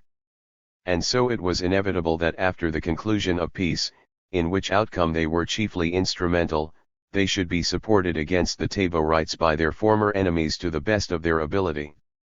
In May, 1434, there occurred between the two parties the murderous Battle of Ulpan, in which 13,000 Taborites were killed and their army almost completely annihilated. With this the popular movement was definitely defeated, and there began hard times for the poor populace of city and village. But thus early, it became apparent that the revolutionary popular movement, which by its own or others' fault had come to be involved in a protracted war, was forced by circumstances to abandon its original aims, because military demands exhaust all social forces and thereby nullify all creative activity for the development of new forms of social organization.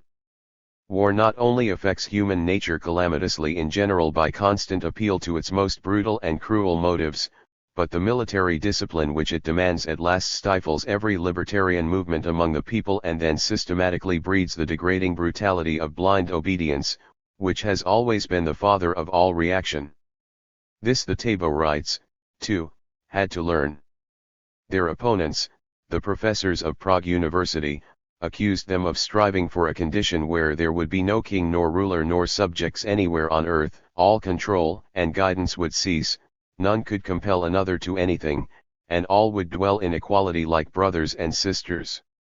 It was soon apparent that the war drove them constantly farther away from this goal, not only because their military leaders suppressed with bloody force all the libertarian tendencies within the movement, but because the nationalist spirit which animated them and which in the course of this terrible war increased to white heat, necessarily estranged them more and more from all truly humanitarian considerations, without which no truly revolutionary movement can ever succeed.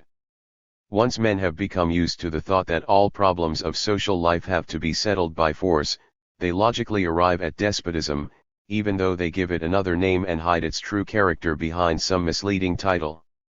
And thus it happened in Tabor. The yoke of restriction bore more and more heavily on the citizens and crushed the spirit that had once animated them. Peter Chelsicki, a forerunner of Tolstoy and one of the few innerly free men of that epoch, who opposed both church and state, described, in the following weighty words, the terrible condition into which protracted war had plunged the country. And then someone fills vile dens with thieves and commits violence, robbery, and murder and at the same time is a servant of God and does not carry the sword in vain. And truly he does not carry it in vain, but rather to do all sorts of injustice, violence, robbery, oppression of the laboring poor. And thereby have these various lords torn the people asunder and incited them against one another. Everyone drives his people like a herd to battle against others. Thus by these many masters the whole peasantry has been made familiar with murder, for they go about armed, always ready for battle. Thereby all brotherly love is infiltrated with bloodlust, and such tension created as easily leads to contest, and murder results. Peter Chelsicki. The Net of Faithy, translated into German from the Old Czechic by Dr. Karl Vogel. Dachau, Munich, 1925, p. 145. In Sweden, where the young dynasty founded by Gustavus Vasa imposed Protestantism on the people for purely political motives, the Reformation assumed quite a peculiar character. It was by no means holy zeal for the new divine doctrines that caused Gustavus I to break with Rome, but simply very sober political motives united with highly important economic considerations. Several grave mistakes of the papal power greatly favored the success of his plans. Soon after the commencement of his reign the king had addressed a most respectful letter to the Pope requesting him to appoint new Swedish bishops who would be concerned to guard the rights of the Church without encroaching upon those of the Crown. More especially Gustavus wished the Pope to confirm as Archbishop of Ups the newly nominated Primus Johannes Magna, whose predecessor, Gustavus Troll, had been condemned by the Riksdag as a traitor because he had invited the Danish king, Christian II, into the land to overthrow the regent, Stenstjer. Gustavus had promised the Pope to prove himself a faithful son of the Church, and he assumed that the Vatican would respond to his wishes. But the Pope, badly advised by his counselors, believed that Gustavus' reign would not last long, and with unyielding insistence demanded the reinstatement of Gustavus Troll. With that the die was cast. Gustavus could not have yielded to this demand even if he had intended to avoid an open breach with Rome. Although the great majority of the Swedish people were good Catholics and wanted nothing to do with Luther, a renewal of the Danish dominion appeared even less endurable to the free Swedish peasants. The bloody tyranny of the fatuous despot, Christian II, had given them plenty of cause for fear. Hence the king could risk the breach with papism which, secretly, he doubtless desired. But although Sweden separated from the Holy See, and the king thereafter favored the preaching of Protestantism, the church service remained the same. What Gustavus principally desired was under some pretext to confiscate the estates of the church, which in Sweden were very rich. After some cautious attempts in this direction, which aroused the opposition of his own bishops, he finally dropped the mask of impartiality and, in order to carry through his political plans, announced himself as an open enemy of the Church. In 1526, he suppressed all the Catholic publishing houses in the country and seized 2/3 of the Church's income to liquidate the debts of the state. Later, when a serious contention arose between the king and the spiritual dignitaries concerning the further confiscation of church properties, Gustavus Vasa gradually abolished all the prerogatives of the churches and made them subservient to the state. The king could not, however, take such steps relying solely on his own power, for the peasants were definitely opposed to the so-called church reforms and were especially outraged by the theft of church property. How little the people cared for Lutheranism is apparent from the fact that the peasantry frequently threatened to march on Stockholm and destroy that spiritual Sodom, as they called the capital because of its Protestant tendencies. Their opposition compelled the king and his successors to rely more and more on the nobility, and the nobles granted their assistance to the crown only for a price. Not only were a great part of the church estates yielded to the nobility to purchase their favor, but the peasants were pressed by royalty ever deeper into servitude to the nobility to retain their good humor. Naturally, the antagonistic attitude of the peasant population repeatedly brought the young dynasty into a very dangerous position. The Swedish peasants, who had never known serfdom during medieval times, possessed a strong influence in their country. It was they who had elected Gustavus Vasa king to foil the secret machinations of the Danish party. Now, when the king tried to impose upon the country a new faith, and further burden the peasants with heavy taxes, there arose frequent and serious disagreement between the crown and the people. From 1526 to 1543 Gustavus had to fight not fewer than 6 uprisings of the peasants. While these were not at last, it is true, completely successful, they did force the king to curb somewhat his ever-growing lust for absolute power. Gustavus Vasa knew very well that for will or woe his dynasty was inextricably entwined with Protestantism. By his confiscation of church estates and the public execution at Stockholm of 2 Catholic bishops he had burned all his bridges behind him and was obliged to pursue the path he had taken. Hence, in his will, he most urgently adjured his successors to remain true to the new faith, for only thus could the dynasty continue to prosper. Thus Protestantism was in Sweden from the very beginning a purely dynastic affair, systematically imposed on the people. That Gustavus Vasa was converted to Protestantism from inner conviction is just as much a fairy tale as the assertion that his later successor, Gustavus Adolphus, only with a heavy heart and against his will, invaded Germany to aid his hard-pressed fellow religionists. For such a purpose neither the Snow King, as his enemies called him, nor his clever chancellor, Oxenstierna, would have spent a penny. What they were after was unlimited dominion over the Baltic, and for such a purpose any pious lie was acceptable. Wherever Protestantism attained to any influence it revealed itself as a faithful servant of the rising absolutism and granted the state all the rights it had denied to the Roman Church. That Calvinism fought absolutism in England, France, and Holland is not significant, for, with this exception, it was less free than any other phase of Protestantism. That it opposed absolutism in those countries is explained by the special social conditions prevailing in them. At its source it was unendurably despotic, and determined the individual fate of men far more completely than the Roman Church had ever tried to do. No other religion has had such a deep and permanent influence on men's personal lives. Was not the inner conversion one of the most important doctrines of Calvin? And he continued to convert till nothing was left of humanity.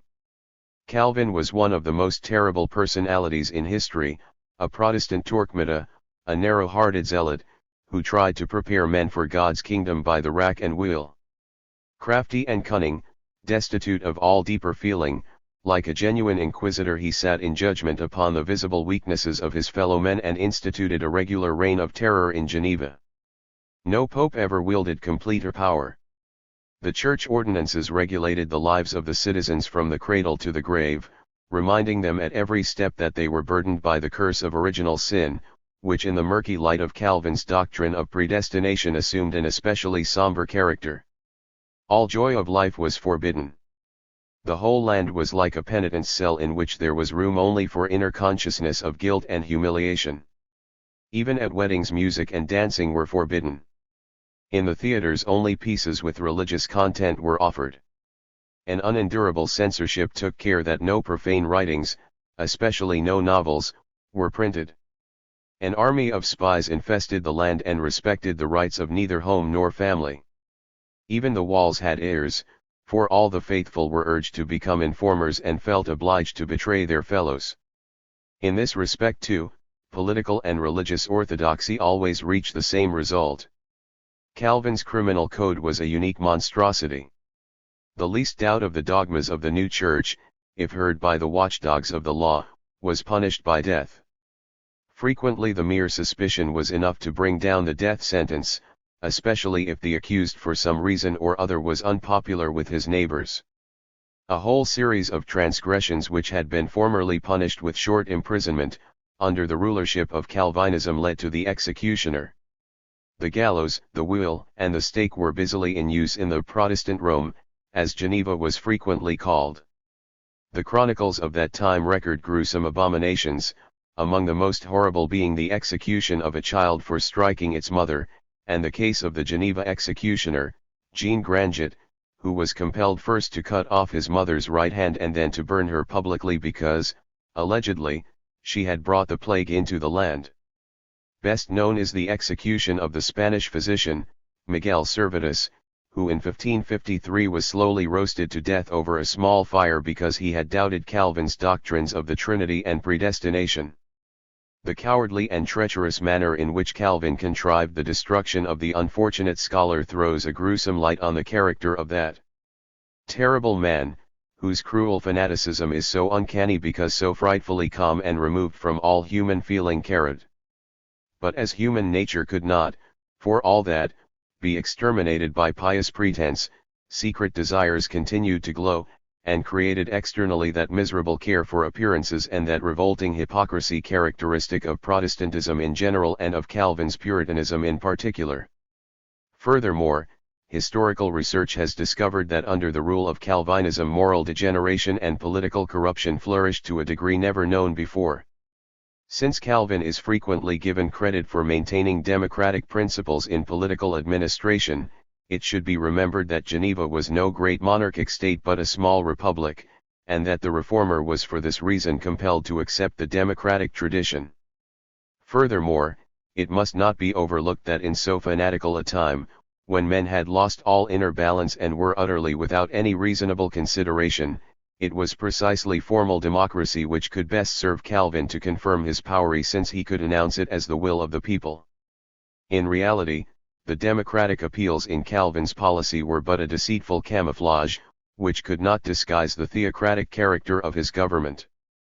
Protestantism did, therefore, by no means unfold the banner of spiritual independence or the religion of freedom of conscience, as is so often asserted. It was in matters of faith just as intolerant as was Catholicism, and as inclined to the brutal persecution of dissenters. It but assisted the transfer of the principle of authority from the religious to the political field and thereby wakened Caesaropapism to new forms and a new life. It was in many respects more narrow-minded and mentally more limited than the heads of the old church, whose rich experience, knowledge of human nature and high intellectual culture were so totally lacking in Protestant leaders. If its rage for persecution found fewer victims than did the consistent intolerance of the papal church, it was simply because its activity was confined to a narrower field and cannot be compared with the other. Toward the rising science, Protestantism was as innately antagonistic as the Catholic Church. It frequently manifested its antagonism even more strongly, as the dead-letter beliefs of its representatives barred every freer outlook. The translation of the Bible into the various national languages led to a quite unique result. To the great founders of the Protestant doctrine, the Bible was not a book or a collection of books. The Genevan historian, J.B. Galliff, in his two writings, Some Pages of Exact History, and New Pages, collected a mass of material from the old chronicles and file records which gives a positively shocking picture of the conditions prevailing in Geneva at that time. Received as written by men, but the very revealed word of God. For this reason Holy Writ was for them infallible. They interpreted all events according to the text of the Bible and condemned all knowledge not in harmony with the words of Scripture. Thus, to the adherents of the new church the letter became everything and the spirit nothing. They locked reason within the chains of a dead-letter fetishism and were, for this reason if no other, incapable of scientific thought. Not for nothing had Luther called reason the whore of the devil. His judgment concerning Copernicus is a masterpiece of Protestant thinking. He called the great scholar a fool and refuted the new cosmic concept by simply stating that it is written in the Bible that Joshua commanded the sun to stand still, and not the earth. Furthermore, this religious dead-letter faith was the immediate predecessor of the later political belief in miracles, which swears by the letter of the law and is just as disastrous in its results as the blind belief in God's written word. It was the mental bondage, characteristic of all Protestantism, which induced the humanists who had at first welcomed the Reformation in northern lands most gladly later to turn away, when it became clear to them how much of theological persecution and how little of spiritual freedom had entrenched itself behind this movement. It was neither irresolution nor over-anxiety which influenced their attitude. It was Protestantism's lack of intellectual culture and obtuseness of feeling which estranged the leaders of humanism. More than this, it was Protestantism's nationalistic limitations, destroying the spiritual and cultural ties which up to then had united the peoples of Europe. But principally, two different modes of thought existed here which could have no genuine point of contact. When Erasmus of Rotterdam publicly asked to have named to him the men who under Lutheranism had made marked progress in science, his question remained for most of his Protestant opponents eternally unintelligible. They sought, not in science, but only in the word of the Bible, to find the unique way to all knowledge. Erasmus's question shows most clearly the width of the gulf which had opened between the two movements. Chapter 7. The fable of the nationalist state as a furtherer of cultural development. The decline of industry and decay of economy. The period of wars and reversion to barbarism. Commercial capital and absolutism. Manufacture and mercantilism. The state as creator of economic monopolies. Regimentation of economics by monarchies. Colbert and the economic dictatorship in France. The English monarchy and traffic in monopolies. The East India Company and the Hudson Bay Company. The French Revolution as a pioneer of new economic organization. The national state in Spain and the decay of economy and culture. The Mista and the exploitation of Spanish peasants. Philip II and the introduction of the Alcavala. Wallenstein and Gustavus Adolphus. The 30 Years' War and the decay of culture in Germany. The founding of manufactures as a speculation by the state. It has often been asserted that the development of the social structure in Europe in the direction of the national state has been along the line of progress.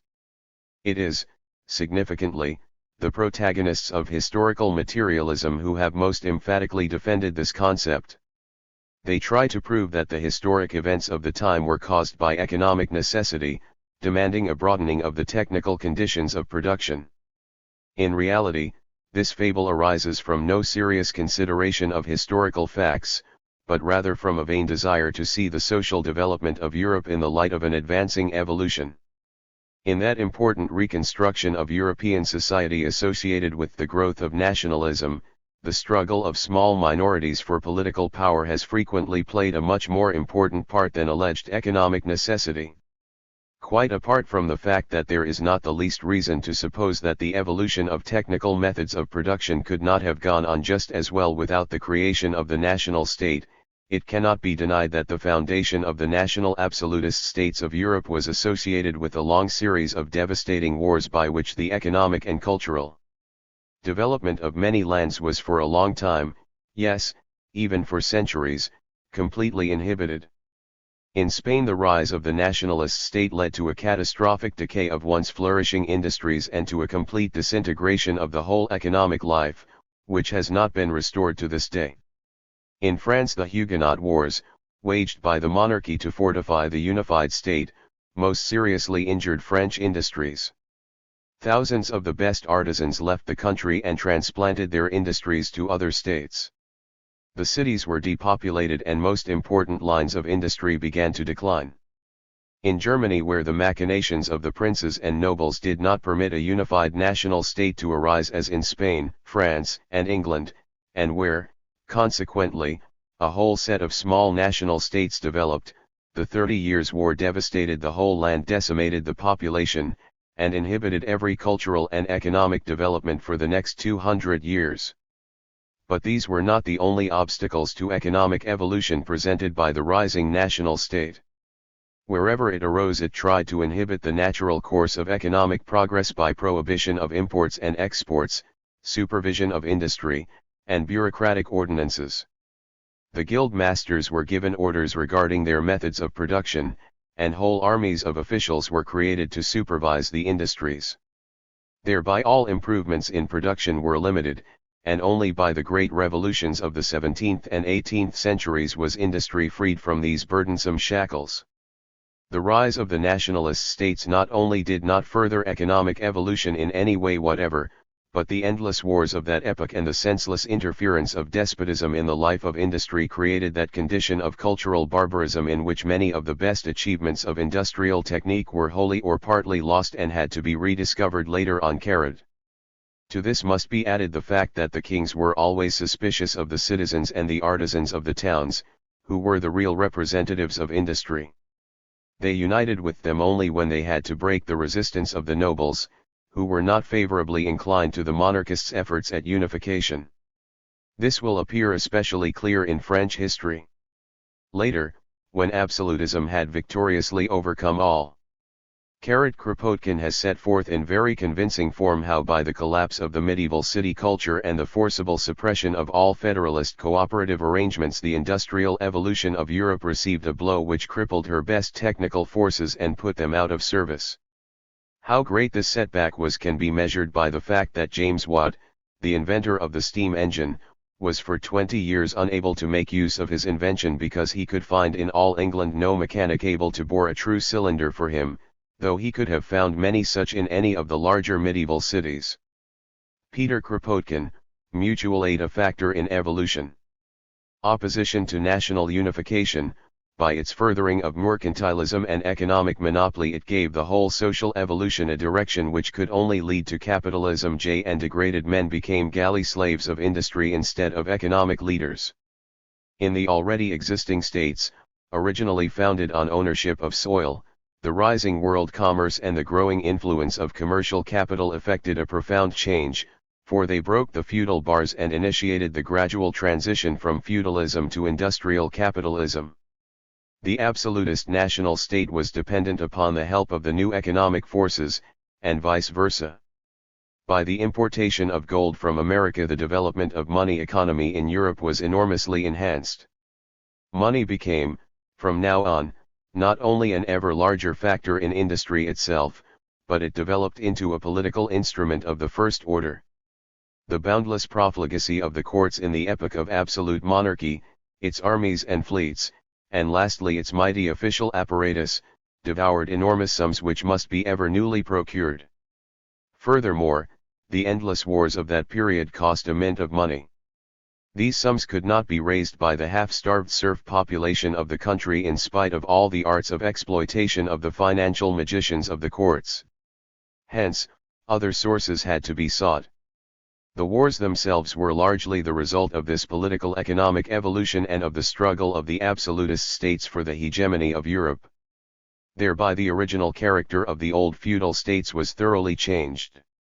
On the one hand, money made it possible for the king completely to subjugate the nobles, thus establishing firmly the unity of the state. On the other hand, the royal power gave the merchants the protection necessary to escape the confiscations of the robber barons. From this community of interests evolved the real foundation of the so-called nationalist state and the concept of the nation in general. But this self-same monarchy, which for weighty reasons sought to further the aims of commercial capital and was, on the other hand, itself aided in its development by capital, grew at last into a crippling obstacle to any further reconstruction of European industry. And by unbridled favoritism it converted entire industrial lines into monopolies and so deprived the people at large of their benefits.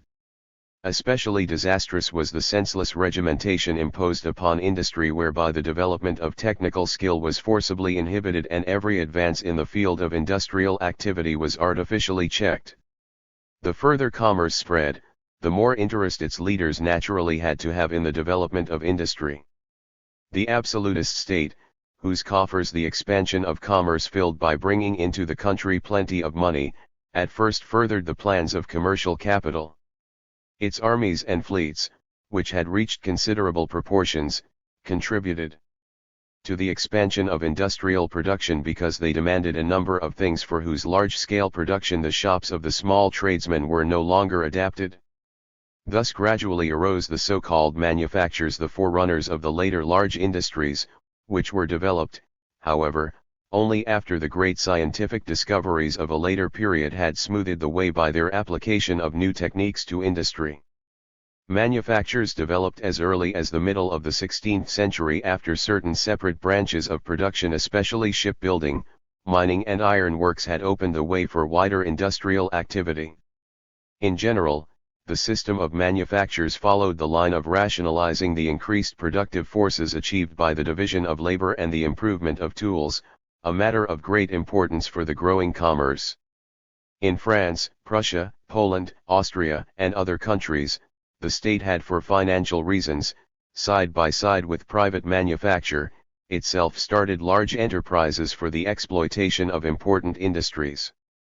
The financiers of the monarchies, indeed the kings themselves, gave the greatest attention to these enterprises and sought to advance them in every way for the enrichment of the state treasury. By prohibition of imports and by high tariffs on foreign goods they tried to protect native industry and keep money in the country. To do this the state sometimes used the most curious means. Thus, in England, an ordinance of Charles I commanded that the dead must be buried in woolen clothes in order to aid the cloth industry. A similar purpose was aimed at by the Austrian mourning ordinance of 1716 which, very businesslike, proclaimed that long mourning was prohibited to the citizens, since thereby the demand for colored clothing would be injuriously affected. To make manufacture as profitable as possible every state sought to attract good workers from other countries, with the result that the emigration of artisans was soon prohibited by strict law. In fact, transgressors were even threatened with the death penalty, as in Venice. Furthermore, to the possessors of political power all methods were justifiable to make labor as cheap and as profitable as possible to the manufacturers.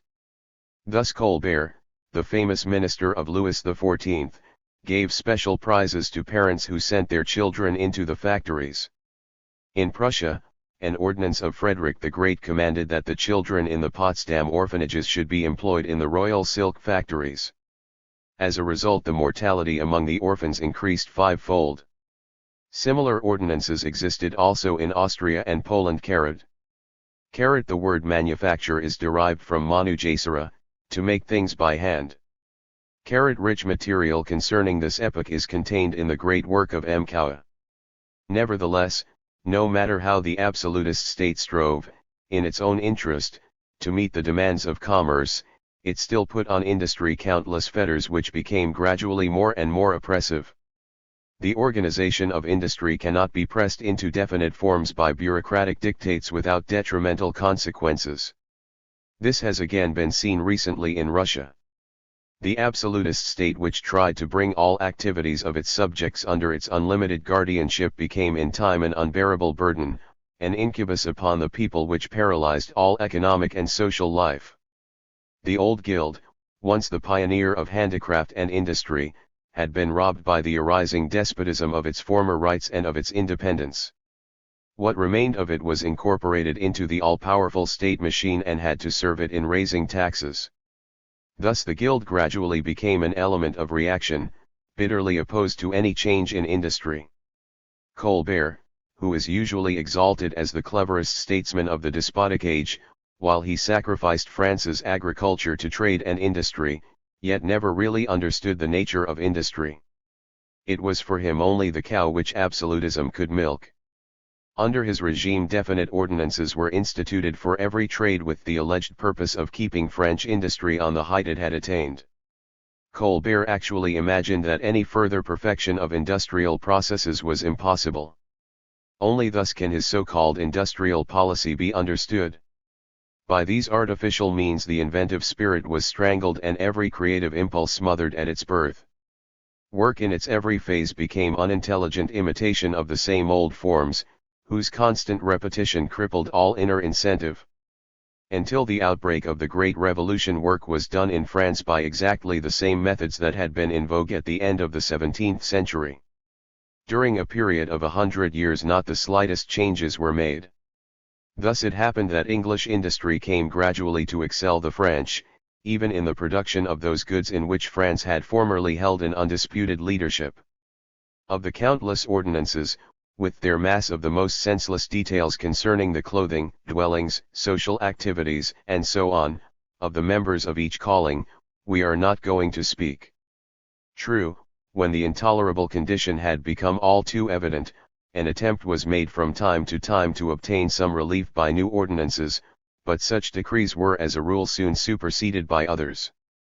Furthermore, the court's continual need of money enticed the governments into all kinds of roguish tricks to fill again their empty coffers.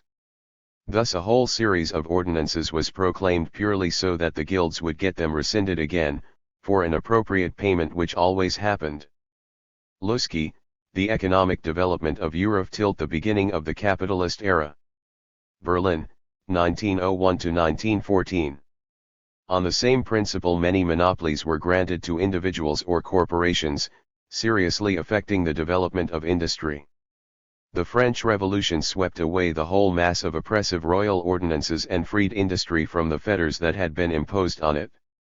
It was certainly no nationalistic reason which led to the creation of the modern constitutional state. Social conditions had gradually become so horrible that they could no longer be endured if France was not to be wholly ruined. It was the recognition of this fact which set the French bourgeoisie in motion and forced it into revolutionary paths. In England also, industry was for a long time supervised by decrees of state and royal ordinances, although there the rage for regimentation never assumed such peculiar forms as in France and in most of the countries of the continent. The decrees of Edward IV, Richard III, Henry VII, and Henry VIII burdened industry severely and greatly hindered its natural development. Nor were these rulers the only ones who put brakes on industry. Kings and parliaments constantly issued new ordinances by which the economic situation was made increasingly difficult. Even the revolutions of 1642 and 1688 were not able completely to abolish these stacks of senseless rules and bureaucratic regulations, and considerable time had yet to pass before a new spirit became prevalent. For all that, England never had such a governmental supervision of its complete economic life as Colbert achieved in France. On the other hand, countless monopolies greatly hindered the development of industry. To put new money into its coffers, the court sold whole branches of industry to natives and foreigners and continued to allot monopolies among its favorites. This had already begun during the Tudor dynasty, and the Stuarts and their successors continued in the same path.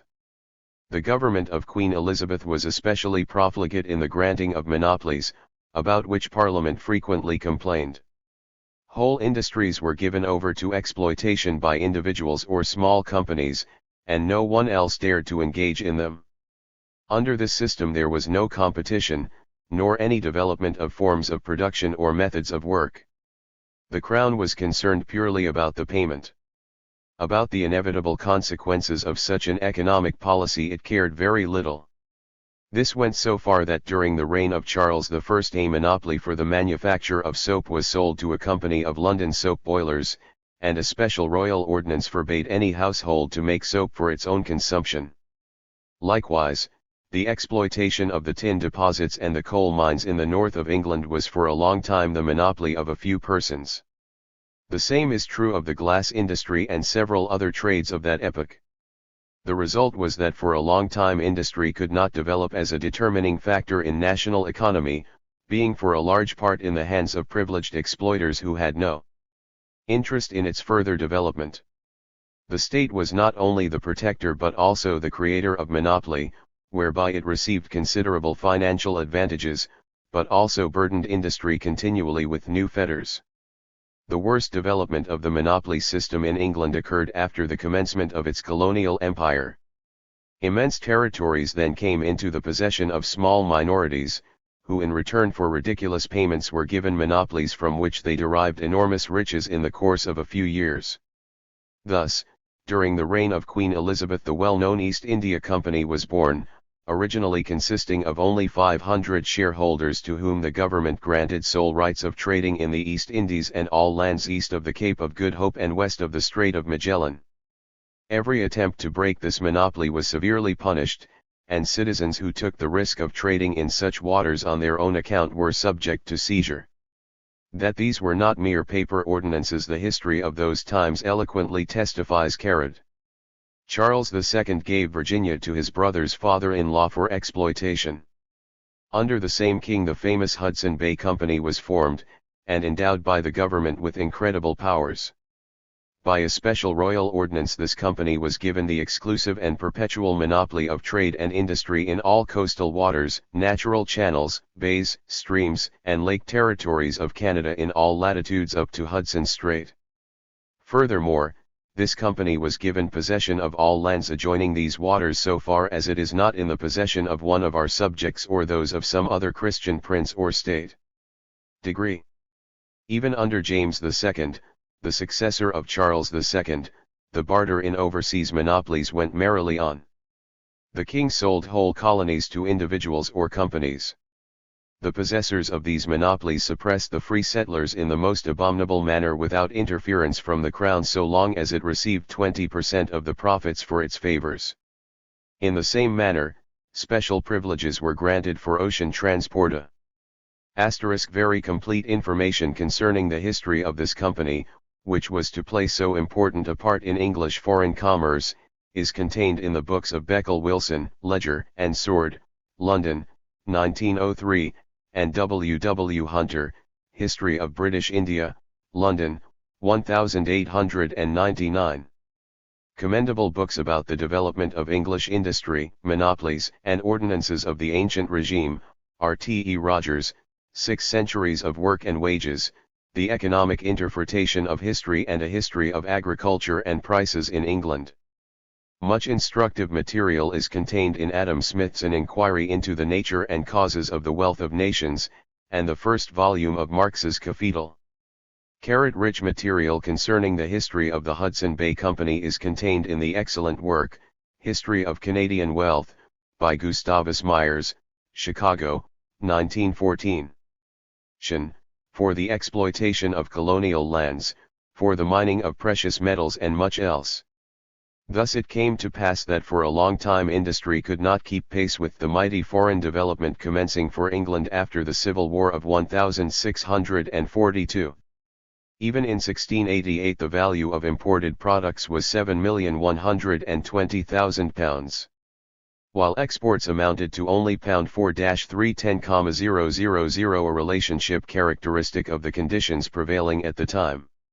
Not until 1689 did the new parliament that resulted from the revolution of the preceding year put a curb on the royal power and take decisive steps to end once and for all the monopoly peddling of the court and the arbitrary restriction of industry and trade.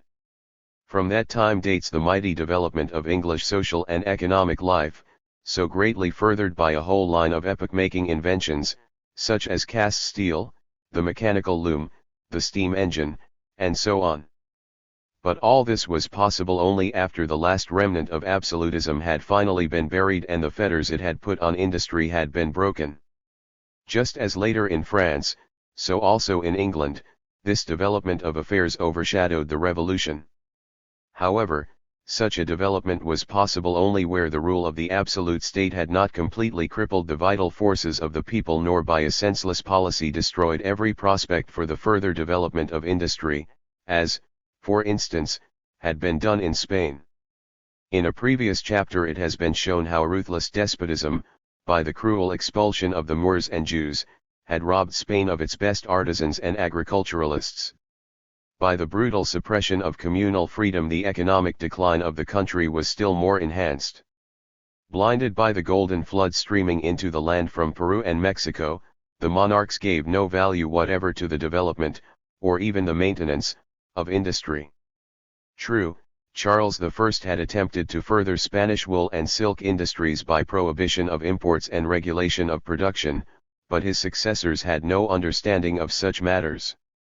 The position which Spain had attained as a world power also gave it first place in world commerce, but it played the part of a middleman who only provided the necessary commercial connections between the industrial countries and the users of their products. Even its own colonies were not permitted to establish trade enterprises without the intervention of the mother country. Added to this was the fatal agrarian policy of the absolutist state, which had freed the nobility and the clergy of all land taxes, so that the whole burden of the impost had to be borne by the small farmers. The great landed proprietors united into the so-called Mista, an association which made a profession of robbing the peasants and compelled incredible concessions from the government. Under the rule of the Arabs there had existed in Andalusia a class of small farmers, and the land was one of the most productive territories in Europe. But now it had actually come to pass that 5 noble owners held all the land of the whole province, cultivated primitively by the work of landless serfs, and to a large extent used as pasture for sheep. In this manner the cultivation of grains continually declined, and in spite of the importation of precious metals the rural population sank into the deepest poverty. The continual wars swallowed immense sums, and when, after the revolt of the Netherlands and the destruction of the Armada in 1588 by the English and the Dutch, Spain's sea power was broken and its monopoly of world commerce went over to the victors. The country was so frightfully exhausted that no revival was possible. Its industry was almost completely destroyed, its land laid waste. The great majority of its inhabitants were living in pitiful misery, completely under the dominance of the Church, whose representatives in the year 1700 made up nearly 1/30 of the population, consuming the people's substance. Between 1500 and 1700 the land lost nearly 1/2 of its previous population. When Philip II assumed his father's heritage, Spain was regarded as the richest land in Europe, although it already contained the germs of its decline. At the end of the long reign of this cruel and fanatical despot it retained merely the shadow of its former greatness. And when Philip, to cover the enormous deficit of the state budget, instituted the notorious alcavala, a state tax which compelled every inhabitant to deliver 10% of any profits to the government, the realm was wholly given over to destruction. All attempts of later rulers to curb the evil were vain, although here and there they could record a few temporary successes. The consequences of this catastrophic decline are even today everywhere observable in Spain. In Germany, the creation of a great national state with unified administration, coinage, and regulation of finances was inhibited for manifold reasons. The dynasty of the Habsburgs had with premeditation worked toward the creation of such a state, but it had never been able to subjugate the nobility and the small princes of the land as the monarchy had succeeded in doing in France after a long struggle. In fact, in Germany the princes managed to confirm their territorial powers ever more strongly and to foil successfully all plans for the erection of any centralized power. Nor had they compunctions about betraying emperor and realm at every favorable opportunity to unite themselves with the most dangerous enemies in other countries, when this was useful to their special interests. National limitations were wholly foreign to them, and the internal discord in German industry was very favorable to their ambitions.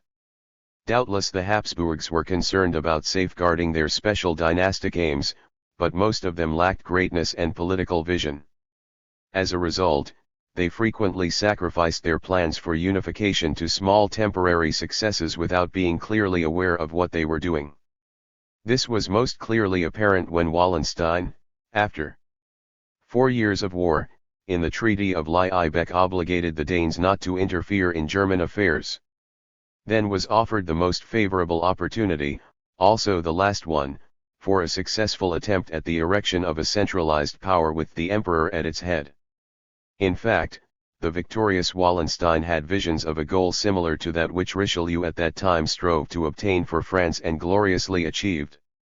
But Ferdinand too, influenced by short-sighted councillors, knew of nothing better than to follow the Treaty of Peace, which had virtually given all North Germany into his hands, with the Edict of Restitution of 1629, which commanded the return of all church and monastic property confiscated since the Treaty of Passau. Such an ordinance naturally had an explosive effect. It aroused the whole Protestant population of the country against the emperor and his councillors, most of all, the Protestant princes, who never dreamed of returning their acquired church property. And this happened just at the time when the conquest-hungry king of Sweden, Gustavus Adolphus, had already made all preparations for his incursion into Pomerania. The Protestant princes were thus concerned about very earthly matters, for whose ideological embellishment Luther's doctrines proved very suitable. After the bloody suppression of the German peasants in the year 1525, the Reformation could no longer be dangerous to them. But even the religious conviction of the powerful opponents of Protestantism was no more genuine. For them, too, it was in the first place a question of power and economic interest. For all the rest they cared very little. It caused Richelieu, who was then guiding the interests of the French monarchy, no qualms of conscience to encourage Gustavus Adolphus to fight against the emperor, the Catholic Church and the Catholic League, although he was himself a cardinal, a prince of the Catholic Church. He was simply concerned to prevent the creation of a German national state, thus freeing the French monarchy from an inconvenient neighbor. Quite as little had Gustavus Adolphus the interests of the German Protestants at heart. He had his own dynastic interests and the interests of the Swedish state in view and cared only for these. For the Sultan, as well as for the then reigning Pope Urban VIII, the Swedish king's Protestantism was no reason for their withdrawal of expressed goodwill, as long as he was combating the House of Habsburg, the thorn in the flesh of both of them for political reasons. After the 30 Years' War, from whose devastating consequences Germany had hardly recovered after 2 centuries, every prospect for the foundation of a German unified state completely vanished. For all that, the course of political development there was similar to that in most of the other European states. The separate territorial states, more especially the larger ones, like Austria, Brandenburg-Prussia, Saxony, Bavaria, strove to imitate the monarchies of the West in their inner structure and to make their economic political plans effective within their own borders. Of course their rulers could not think of playing the same part as their great neighbors in the West. The economic lag of the German countries and the terrible wounds the long war had inflicted on the whole land did not permit it. So they were frequently compelled to put themselves under the protection of existing great states. As the disastrous war had robbed Germany of almost 2/3 of its population and laid waste enormous sections of the land, the separate states had to be principally concerned about population, for with the increase of the inhabitants the power of the state grows. So taxes were imposed upon unmarried women, and even polygamy was flirted with, in order to put the country on its feet again. Most of all, they strove to build up agriculture, whereby the home policy of most of the German states received an impulse toward feudalism, which in the absolute states to the west had been more and more forced into the background by increasing mercantilism. At the same time the larger German states pursued the policy of transforming their lands into self-contained economic territories. To this end the commercial prerogatives of the cities were abrogated, and every trade was subjected to a special ordinance. Thus, above all, they strove for the development of trade and manufactures by commercial treaties, prohibition of imports and exports, protective tariffs, premiums for exports, and so on, to put fresh money into the state treasuries. Thus, William I of Prussia, in his political testament, strongly urged his successor to concern himself about the success of manufactures, assuring him that he would thereby increase his revenues and put his country into a flourishing condition.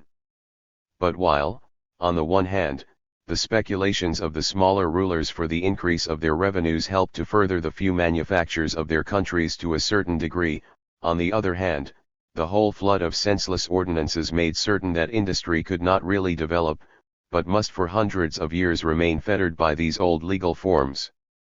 It is, therefore, a complete misconception of historical fact to maintain that production was furthered by the rising of the nationalist states of Europe, and especially that their existence provided the conditions necessary for the development of industry.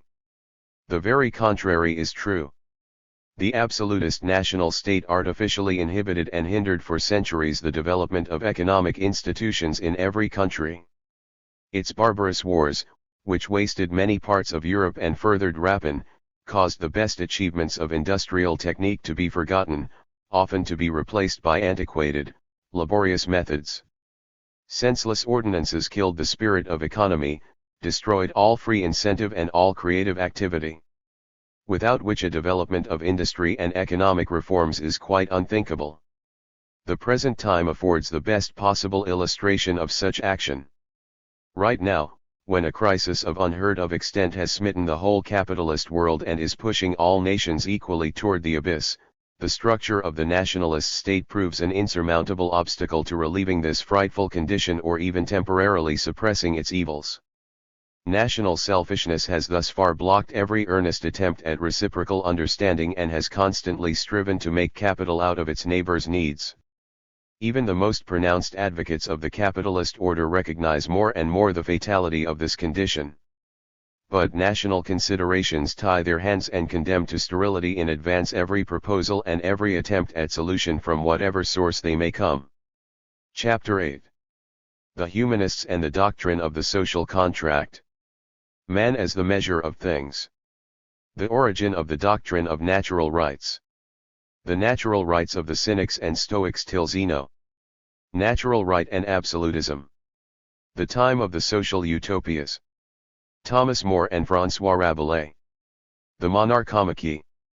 Languets Vindicii contra Tyrannos. The Dutch Protective League. Jesuitism and Temporal Power. Francisco Suarez and the Divine Right of Kings. Juan de Mariana and the Doctrine of Tyrannicide. La Boetier concerning voluntary serfdom. George Buchanan and the Doctrine of the People's Will. Thomas Hobbes' Theory of the State. The Leviathan. Independents and Presbyterians. John Milton and Puritanism. The Doctrine of John Locke concerning people and government. Influence of the doctrine of natural rights on the development of international law. The Renaissance, with its strong *n__ reawakened men's interest in earthly affairs and again turned their minds to questions which had scarcely been discussed since the decline of the ancient civilization. The great historical significance of the rising humanism lay in the fact that its leaders broke away from the spiritual bondage and the dead formalistic rubbish of scholasticism. They again made man and his social environment the center of their speculation, instead of losing themselves in the maze of sterile theological concepts, as the leaders of victorious Protestantism had done in the northern lands. Humanism was no popular movement, but an intellectual trend, which affected almost all European countries and furnished the basis of a new concept of life. That later, even this stream sanded up and became a matter of dry as dust closet learning, as it gradually lost its relation to real life, does not negate its original purpose. Interest in the natural phenomena of life again directed men's attention to the social groupings of people, and thus the old ideas of natural rights were revivified. While the ever-encroaching absolutism strove to confirm its power by the doctrine of the divine right of kings, the whole-hearted and half-hearted opponents of absolute state power appealed to the natural rights of men, a protection also guaranteed by the so-called social contract. Thus, quite naturally, they again approached the question which had already occupied the ancient thinkers and which now received new significance by the rediscovery of the ancient civilization. They sought to make clear the position of the individual in society and to discover the origin and significance of the state. However inadequate these attempts may appear today, they nevertheless drew greater attention to the subject, and an attempt was made to understand the relationship of the citizen to the state and to the existing rulership of the people. As most of the thinkers influenced by humanistic ideals saw in the individual the measure of all things, they recognized society not as a definite organism obeying its own laws, but as an enduring union of individual men who for one reason or another had associated themselves. From this arose the idea that the social life of men was founded on a definite contractual relationship, supported by ancient and inalienable rights which had validity even before the evolution of organized state power, and served as a natural basis for all communal relationships of men. This idea was the real core of the doctrine of natural rights which again began to flourish at that time. Under the pressure of the ever-encroaching social inequalities within the Greek city republics there had arisen in the 5th century before our era the doctrine of the state of nature, sprung from the belief in a traditional golden age when man was still free and unhindered in the pursuit of happiness before he gradually came under the yoke of political institutions and the concepts of positive law arising therefrom. From this concept there developed quite logically the doctrine of natural rights which was later on to play so important a part in the mental history of European peoples. It was especially the members of the sophist school who in their criticism of social evils used to refer to a past natural state where man as yet knew not the consequences of social oppression. Thus Hippias of Elis declares that the law has become man's tyrant, continually urging him to unnatural deeds. On the basis of this doctrine Alcidamas, Lycophron, and others advocated the abolition of all social prerogatives, condemning especially the institution of slavery, as not founded upon the nature of man, but as arising from enactments of men who made a virtue of injustice. It was one of the greatest services of the much maligned sophist school that its members surmounted all national frontiers and consciously allied themselves with the great racial community of mankind. They felt the insufficiency and the spiritual limitations of the patriotic ideal and recognized with Aristippus that every place is equally far from Hades. Later, the Cynics, on the basis of the same natural life concept, reached similar results. From the little that has been preserved of their doctrines, it is clearly apparent that they viewed the institutions of the state very critically and regarded them as being in direct conflict with the natural order of things. The tendency toward world citizenship was especially marked among the Cynics.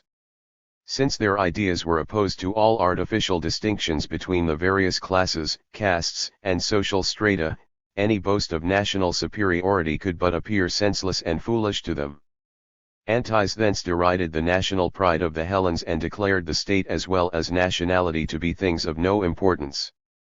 Diogenes of Sinope, the sage of Corinth who, lantern in hand, looked in broad daylight for an honest man, likewise had no regard for the heroic weakness of patriotism, as Lessing has called it, since he saw in man himself the source of all aspiration. The loftiest conception of natural law was formulated by the school of the Stoics, whose founder, Zeno of Kitchen, rejected all external compulsion and taught men to obey only the voice of the inner law which was revealed in nature itself. This led him to a complete rejection of the state and all political institutions, and he took his stand upon complete freedom and equality for everything that bears the human form.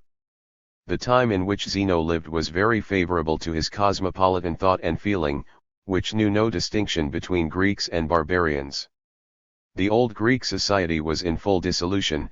The arising Hellenism, which especially furthered the plans for political unification of Alexander of Macedonia, had greatly changed the relationship of the nations and had opened completely new vistas. Man's social instinct, having its root in communal life and finding in the sense of justice of the individual its completest ethical expression, Zeno combined, by sociological synthesis, with man's need for personal freedom and his sense of responsibility for his own actions. Thus he stood at the opposite pole from Plato, who could conceive a successful communal life of men only on the basis of a moral and intellectual restraint imposed by external compulsion, and who in his views was rooted as deeply in the narrow limits of purely nationalistic concepts as was Zeno in his concept of pure humanity. Zeno was at the spiritual zenith of the tendency which saw in man the measure of all things, just as William Godwin, 2,000 years later, marked the high tide of another mental tendency which strove to limit the activity of the state to a minimum.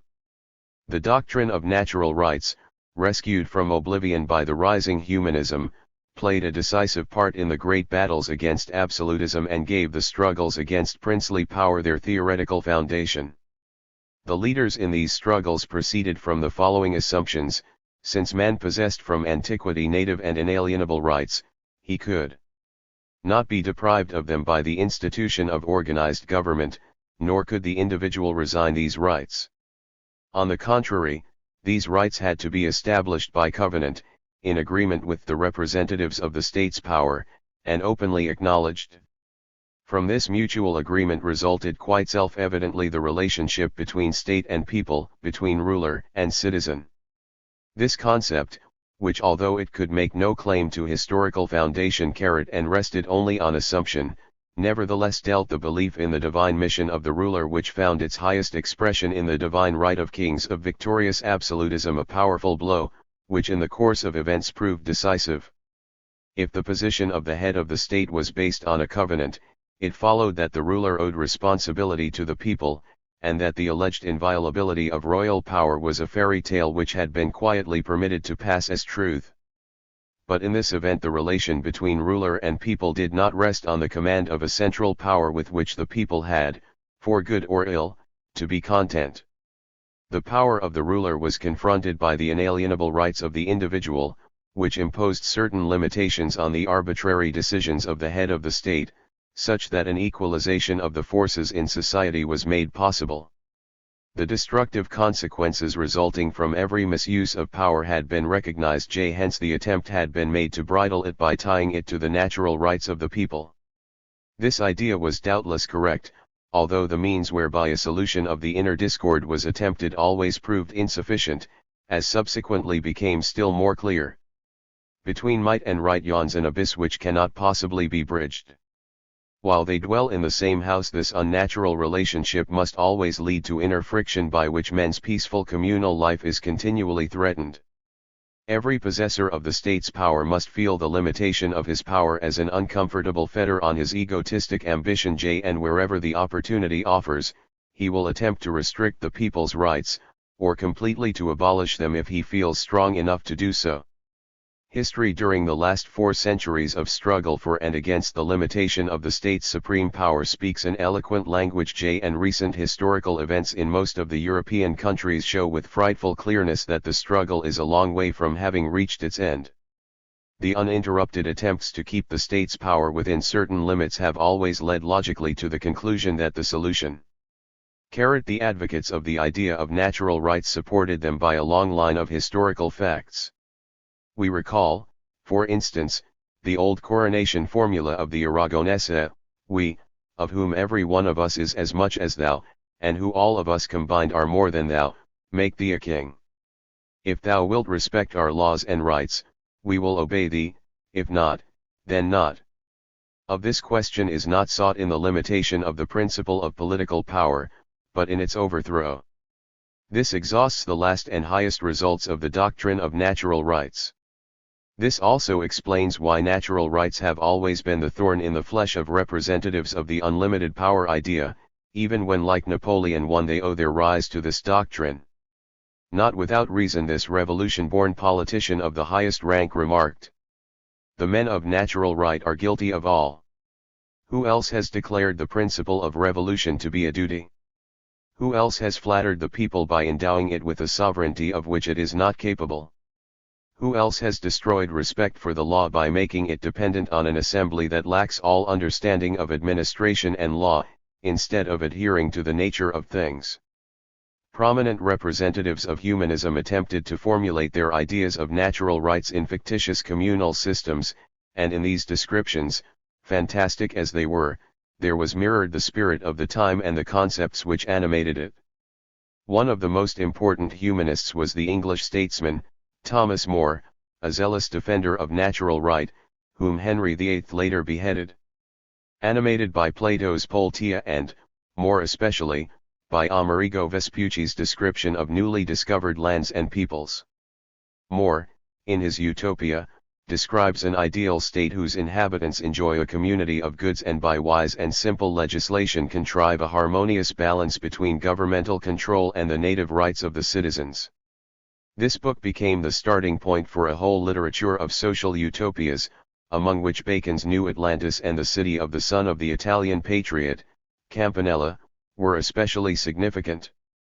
A great advance was made by the French humanist, François Rabelais, who in his novel, Gargantua, describes a small community, the famous Abbey of Theleme, of holy free men who had abolished all compulsion and regulated their lives simply by the principle, do what thou wilt. Because free men, well-born, well-educated, associating with decent company, have a natural instinct that impels them to virtuous conduct and restrains them from vice, which instinct they call honor. Such people, when repressed and enslaved by base subjection and constraint, forget the noble inclination to virtue that they have felt while free, and seek merely to throw off and break the yoke of servitude, for we always try to do what has been forbidden and long for what has been denied. The idea of natural rights was strongly echoed in the Calvinistic and Catholic literature of that period, although here the political motives of the position became clearly apparent. First, the French Calvinist, Hubert Languet, in his disquisition, Vindicia contra tyrannoes, the political creed of the Huguenots, develops the thought that after the Pope lost dominion over the world, power was not simply transferred to the temporal rulers, but reverted into the hands of the people. According to Languet, the relationship between prince and people rests on a reciprocal agreement which obligates the ruler to regard and protect certain inalienable rights of the citizens, among which freedom of belief is the most important, for it is the people who make the king, not the king who makes the people. This covenant between the king and the people need not necessarily be confirmed by an oath nor formulated in a special document. It finds its sanction in the very existence of the people and the ruler, and has validity as long as both exist. For this reason the ruler is responsible to the people for his actions, and, if he tries to abridge the freedom of conscience of the citizens, he may be judged by the noble representatives of the people, excommunicated and killed by anyone without fear of punishment. Inspired by the same idea, the Netherland provinces of Brabant, Flanders, Holland, Zeeland, Gelderland, and Utrecht convened in 1581 in The Hague and formed an offensive and defensive league. They declared all relationships existing up to that time between them and Philip II of Spain null and void, as the king had broken the covenant, trodden the ancient rights of the inhabitants underfoot, and behaved like a tyrant who ruled over the citizens as over slaves. In this sense the famous Act of Abjuration declares, "Everyone knows that a prince has been designated by God to protect his subjects as a shepherd does his flock. But when a prince no longer fulfills his duty as protector, but oppresses his subjects, destroys their old liberties, and treats them as slaves, he is no longer a prince, but is to be regarded as a tyrant. As such, the estates of the land can according to right and reason dethrone him and elect another in his place." The monarchomachi of Calvinism were not alone in maintaining this standpoint, so dangerous to temporal power. The Counter-Reformation, organized by the Rizzi and G. Leisuitz, reached similar conclusions, although from different premises. According to the doctrines of the Church, monarchy was a God-instituted state form, but the temporal ruler was given his power only to protect the cause of the faith, which found its expression in the doctrines of the Church. Hence, Providence had set the Pope as ruler over the kings, just as these had been set as rulers over the people. And just as the people owed the prince unqualified obedience, so the commands of the Pope were the highest law for the rulers. But now the spreading Protestantism had destroyed the old picture, and veritable heretics sat on princely thrones as representatives of the highest powers of state. Under these circumstances the relationship of the Catholic Church to the temporal power also had to change and take on other forms. Its attempt to adapt its practices to the new social relationships in Europe and to collect its scattered forces into a strong organization ready for action and capable of meeting all demands, had thoroughly revolutionary results. The Church's representatives now had no compunctions about flirting temporarily with democratic ideas if their secret aims were thereby furthered. It was principally the Jesuits who broke ground in this territory. Thus the Spanish Jesuit philosopher, Francisco Suarez, opposed the doctrine of the divine right of kings on fundamental principles and, quite in the sense of the natural rights, traced the relationship between prince and people to a covenant which imposed on both parties rights and duties. According to Suarez, power cannot naturally remain in the hands of a single individual, but must be partitioned among all, since all men were equal by nature. If the ruler did not conform to the covenant, or even opposed the inalienable rights of the people, the subjects were given the right of rebellion to guard their rights and to prevent tyranny. It is understandable that James I of England had the principal work of this Spanish Jesuit, written at the instigation of the Pope, burned by the hangman, and that he bitterly reproached his colleague on the Spanish throne, Philip II, for having given a home in his land to such an outspoken enemy of the majesty of kings. Even further than Suarez went his brother in the Society of Jesus, Juan de Mariana, who in the 6th chapter of his voluminous work, Historia de Rebus Hispaniae, not only justified assassination of the covenant-breaking kings as morally right, but even suggested the weapon with which such murder was to be committed. He had in view here, however, only the secret or open adherents of Protestantism, since he, like his predecessor Suarez, was of the opinion that the prince was, in matters of faith at least, subject to the Pope. Thus, for him, the king's heresy was tyranny against the people and relieved the subject of all obligation to the head of the state who, as a heretic, had forfeited his rights. That such ideas had not merely a theoretical significance was proved by the murder of Henry III, and his successor Henry IV, of France, both removed by fanatical adherents of papism.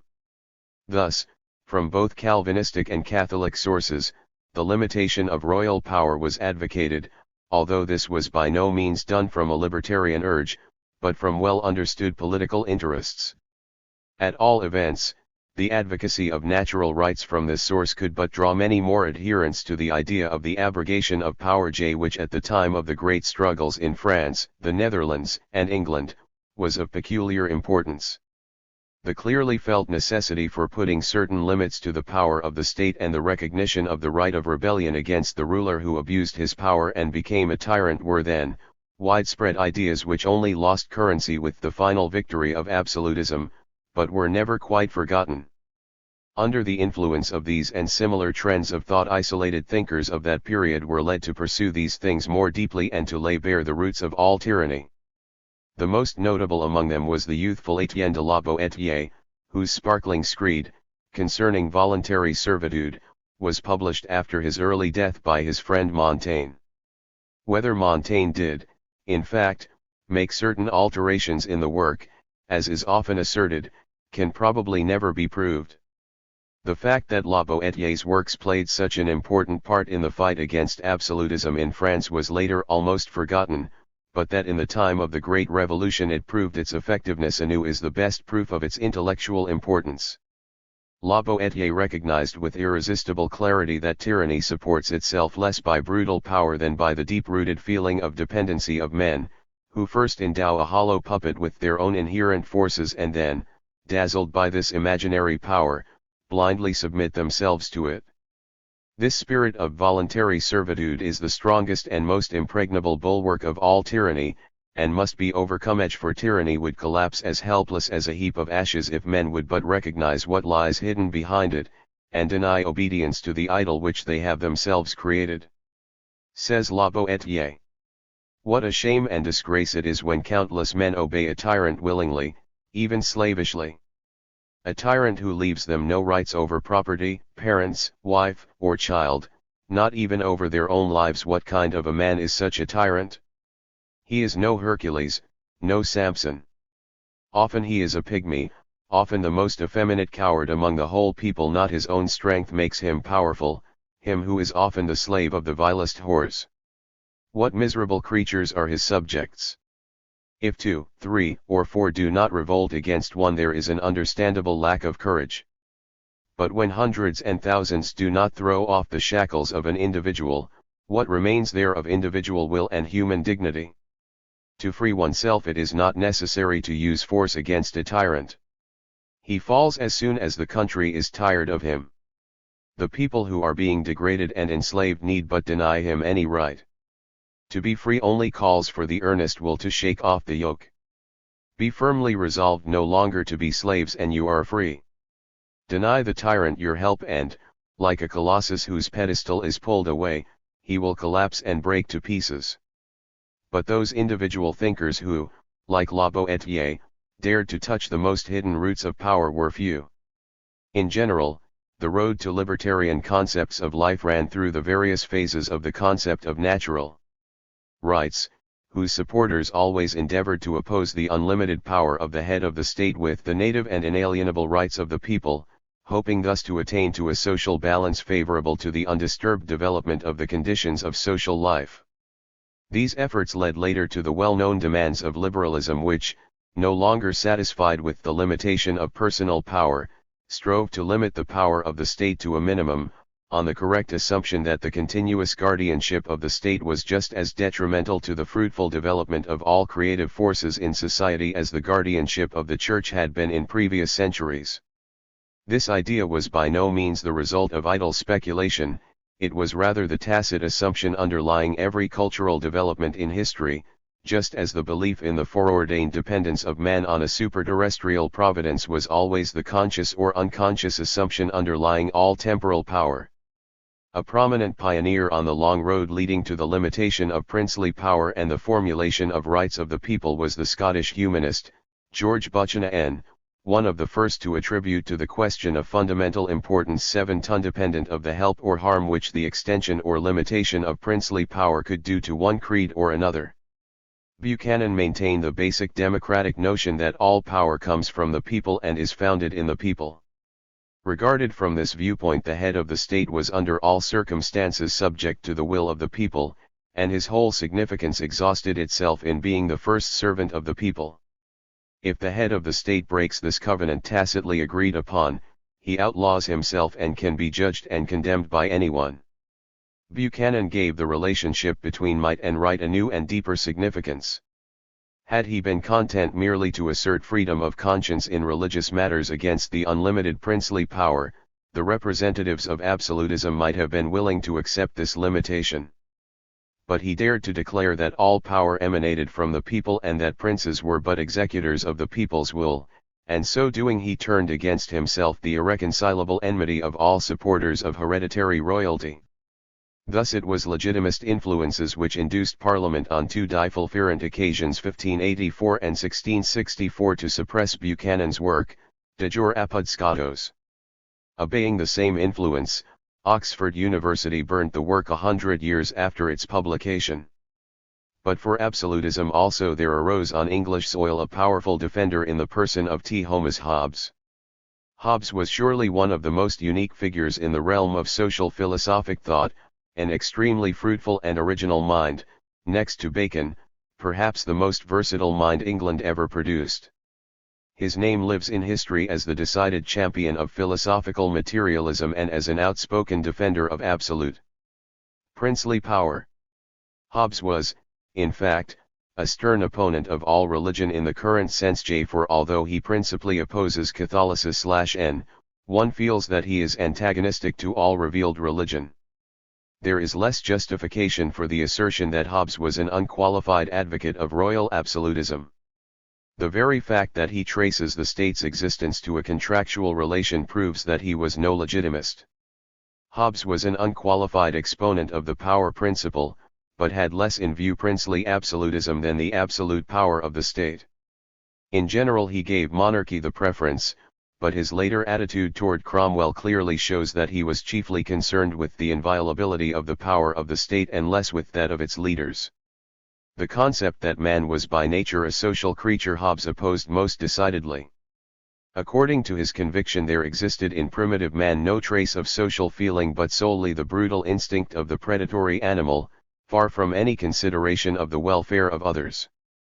Even the distinction between good and evil, he held, was wholly unknown to man in the natural state. This idea was first brought to man by the state, which thus became the founder of all culture. In his original nature man was not amenable to any social feeling whatsoever, but only to fear, the sole power which could influence his reason. It was from fear that the foundation of the state arose, putting an end to the war of all against all and binding the human beast with the chain copyright f the law. But although Hobbes traces the origin of the state to contract, he maintains that the first rulers were given the unlimited power to rule over all others. Once agreed upon, the covenant remains binding for all time to come. To rebel against it is the worst of all crimes, for every attempt in this direction brings into question the permanence of all culture, even of society itself. The materialist Hobbes, who has been maligned in history as a radical atheist, was in reality a strictly religious man, but his religion had a purely political character. The God whom he served was the unlimited power of the state. Just as in all religion man becomes ever smaller in proportion as the Godhead grows beyond him, until at last God is all, and man nothing. So with Hobbes, viewing the state power as limitless, he degrades man's original nature to the lowest stage of bestiality. The result is the same, the state is all, the citizens nothing. Indeed, as F. A. Lang has very correctly remarked, the name Leviathan, the title Hobbes gave to his principal work, is only too appropriate for this monster, the state, which guided by no higher consideration, like a terrestrial god orders law and justice, rights and property, according to its pleasure even arbitrarily defines the concepts of good and evil and in return guarantees protection of life and property to those who fall on their knees and sacrifice to it. Nationalism and Culture 137. According to Hobbes, law and right are concepts which make their appearance only with the formation of political society, meaning the state. Hence the state can never transgress against law, because all law originates with itself. The customary law, which is often referred to as natural right, or the unwritten law, may utterly condemn theft, murder, and violence as crimes, but as soon as the state commands men to do these acts, they cease to be crimes. Against the state's law even divine right has no power, for only the state is qualified to decide concerning right and wrong. The state is the public conscience, and against it no private conscience nor private conviction can prevail. The will of the state is the highest, is the only, law. Since Hobbes sees in the state only Leviat Gigi, the beast of whom the book of Job says, upon earth there is not his like, he logically rejects all striving of the Church for world dominion and denies to the priests in general, and to the Pope in particular, any right to temporal power. For religion also is justified for him only as long as it is recognized and taught by the state.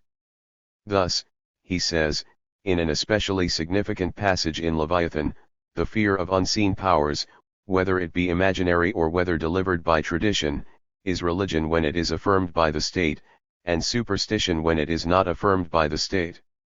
According to Hobbes, the state has not only the right to prescribe for its subjects what they may believe, it also decides whether a belief is religious or only to be regarded as superstitious. The materialist Hobbes, who had no inclination whatever for religion in general, found it quite in order that the government for reasons of state should decide in favor of a certain creed and impose it upon its subjects as the only true religion. It affects one rather curiously, therefore, when Fritz Mothner opines that Hobbes goes far beyond the disbelief of the first deists when he demands the submission of the citizens to the state religion, for what he demands is again only obedience to the state, even in religious matters, not to God. The whole distinction lies here only in the form of the faith. Hobbes endows the state with all the sacred qualities of a Godhead, to which man is subject for will or woe. He gives the devotional need of the faithful another object of veneration, condemns heresy in the political field with the same iron and logical intolerance with which the Church used to fight every opposition to its mandates. Belief in the state, to the atheist Hobbes, was after all just a religion, man's belief in his dependence on a higher power which decides his personal fate and against which no revolt is possible, since it transcends all human aims and ends. Hobbes lived at the time when the rise of the nationalist state ended. The struggle of the Church for world power as well as the efforts to bring Europe under the domination of a central universal monarchy. Realizing that the course of history cannot be retraced, and that things already belonging to the shadow realm of the past cannot be artificially revivified, he attached himself to this new reality.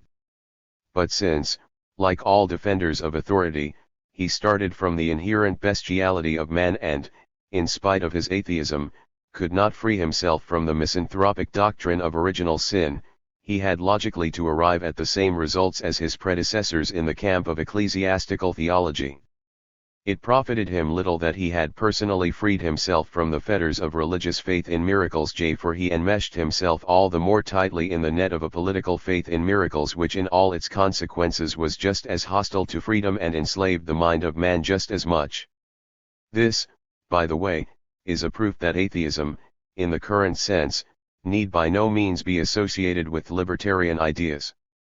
It has a libertarian influence only when it recognizes the interconnections between religion and politics in their utmost profundity, and finds for the possessors of temporal power no greater justification than for the authority of God. The pagan Machiavelli and the atheist Hobbes are the classical witnesses for this. All advocates of the power idea, even though, like Machiavelli and Hobbes, they cared nothing for traditional religion, were compelled to assign to the state the part of a terrestrial providence, surrounded with the same mystical halo that shines about every godhead, and to endow it with all those superhuman qualities without which no power can maintain itself, whether it be of celestial or terrestrial nature. For no power persists by virtue of special characteristics inherent in it, its greatness rests always on borrowed qualities which the faith of man has ascribed to it. Like God, so every temporal power is but a blank tablet which gives back only what man has written on it. The doctrine of the social contract, especially Buchanan's idea that all power emanates from the people, later aroused the independents in England to a new rebellion, not only against Catholicism, but also against the state religion founded by the Calvinistic Presbyterians, and demanded the complete autonomy of the congregations in all matters of faith. Since the administration of the state church was now acting only as an obedient tool of the princely power, the religious and the political opposition of the ever-spreading Puritanism flowed from one and the same source. The well-known English historian, Macaulay, remarks quite correctly regarding the Puritans that they added hatred of the state to their hatred of the church, so that the two emotions mingled and mutually embittered each other. Animated by this spirit, the poet of Paradise Lost John Milton, was the first to step forward in defense of freedom of the press, in order to safeguard the religious and political freedom of conscience of the citizens.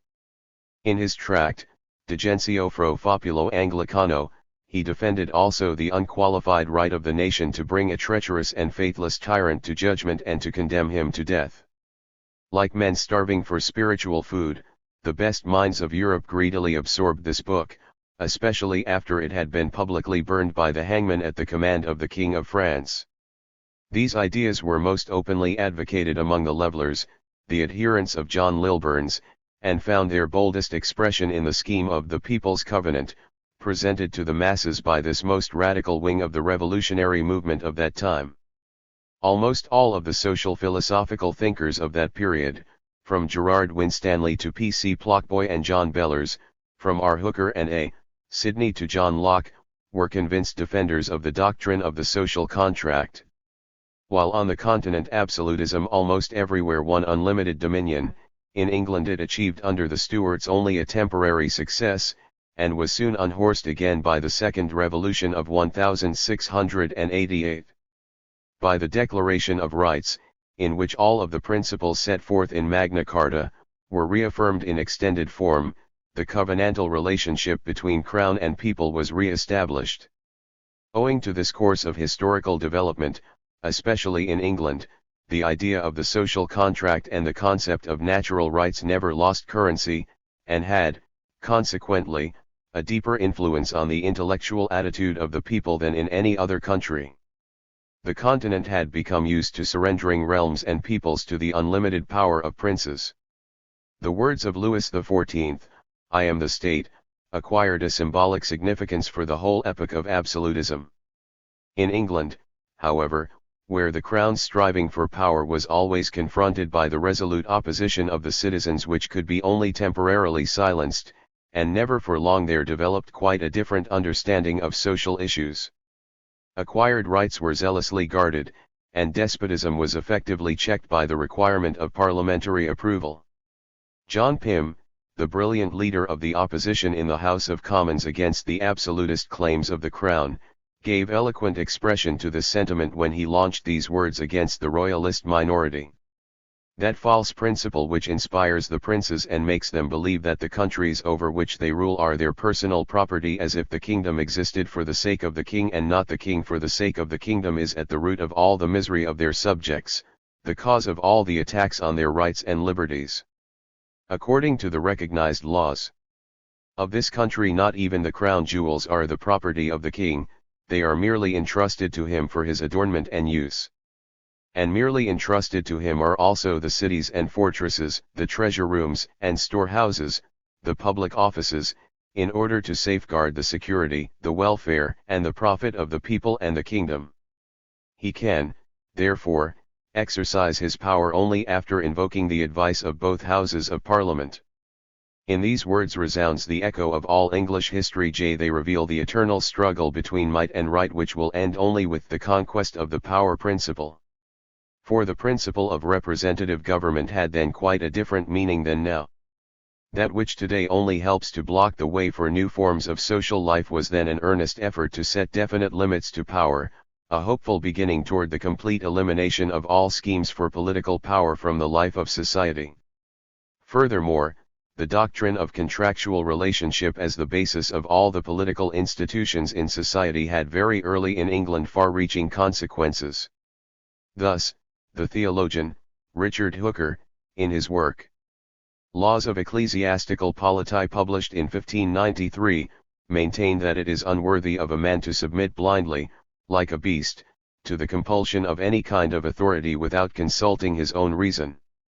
Hooker bases the doctrine of the social contract on the fact that no man is really able to rule over a large number of his fellow men unless these have given their consent. According to Hooker's idea, such consent could only be obtained by mutual agreement. Hence, the contract. In his dissertation concerning the nature of government, Hooker declares quite frankly that in the nature of things it is by no means impossible that men could live in social relations without public government. This work later served John Locke as a foundation for his two celebrated treatises on civil government, from which the germinating liberalism drew its main nourishment. Locke likewise based his social philosophical theories on natural rights.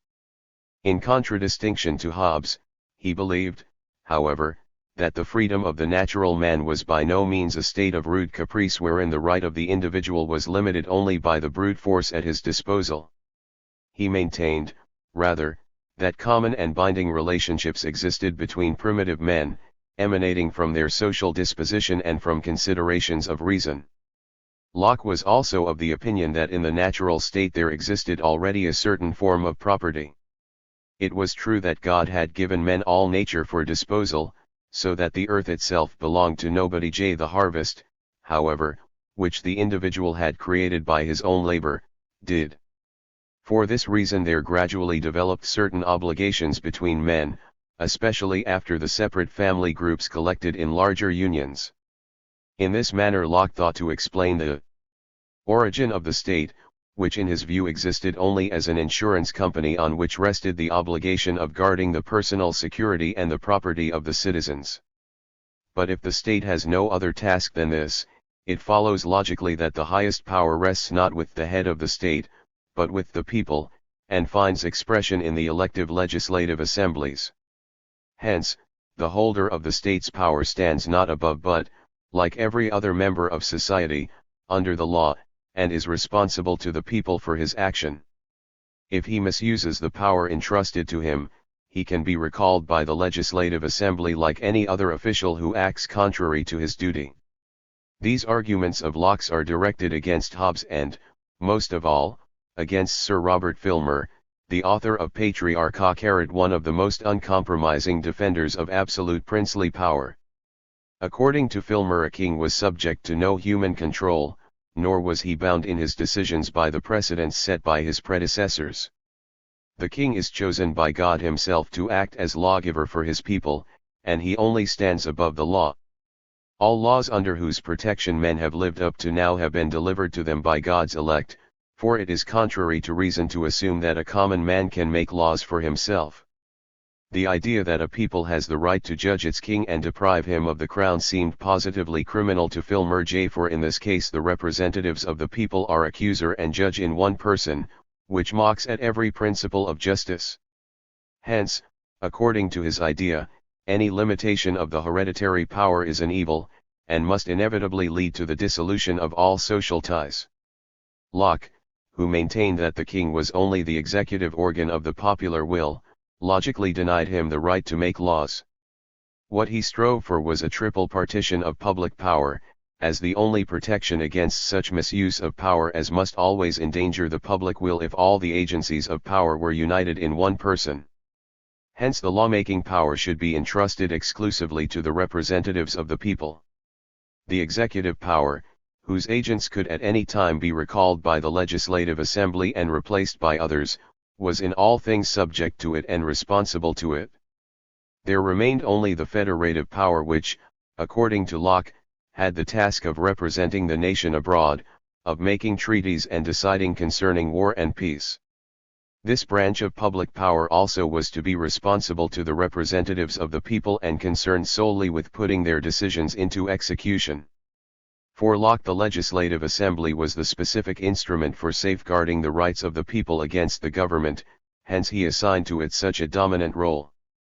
If an irresponsible administration violate its trust, it constitutes a breach of the existing legal relationship, and then the people are free to oppose the revolution from above by the revolution from below, in order to protect their inalienable rights. But though Locke strove to find in advance a solution for all possible or reasonably probable cases, there are deficiencies in his political program which cannot be removed by the separation of the power functions, because they are inherent in power itself, and are further enhanced by the economic inequalities in society. These inequalities constitute the weakness of liberalism itself and of all later constitutional schemes by which in various countries the attempt has been made to limit power and protect the rights of the citizens. This was already recognized by the French Girondist, Levet, who in the midst of the high tide of enthusiasm for the new constitution spoke these weighty words: "Political equality and the constitution have no more dangerous enemy than the increasing inequality of property." The stronger this inequality became in the course of time, the more unbridgeable became the social contrasts under victorious capitalism, undermining every communal interest, the faster faded the original significance of the measures which once played so important a part in society and in the struggle against the ambition for political power. For all that, the idea of natural rights had for centuries the strongest influence of all those social cults in Europe which aimed to set limits to hereditary power and to widen the individual's sphere of independence. This influence persisted even after a line of eminent thinkers in England and France, like Lord Shaftesbury, Bernard de Mandeville, William Temple, Montesquieu, John Bolingbroke, Voltaire, Buffon, David Hume, Mabley, Henry Lingott, A. Ferguson, Adam Smith, and many others, inspired by biological and related science, had abandoned the concept of an original social contract and were seeking other explanations for the social and communal life. In doing so, some of them already recognized the stat as the political instrument privileged merites m société for the rulership of the great masses _. Likewise, the great founders of international law, like Hugo Grote, Samuel Pufendorf, Christian Thomasus, to mention only the best known among them, whose great merit it is that in a time when the national separation of the peoples was becoming ever wider they made the first attempts to go beyond the limits of the state and to collect what is common to all men into a foundation for a common law. These also set out from the idea of natural rights. Grote regarded man as a social being and recognized in the social impulse the basis of all social ties. Social communal life developed definite habits, and these formed the first foundations of natural rights. In his work, concerning the law of war and peace published in 1625, he traces the formation of the state to a tacit covenant for the protection of rights and for the benefit of all. Since the state arose by the will of all individuals, the right that appertains to each one of its members can never be abrogated by the state. This natural and inalienable right cannot be changed even by God himself. This legal relationship is likewise the basis of all relations with other peoples and cannot be violated without punishment.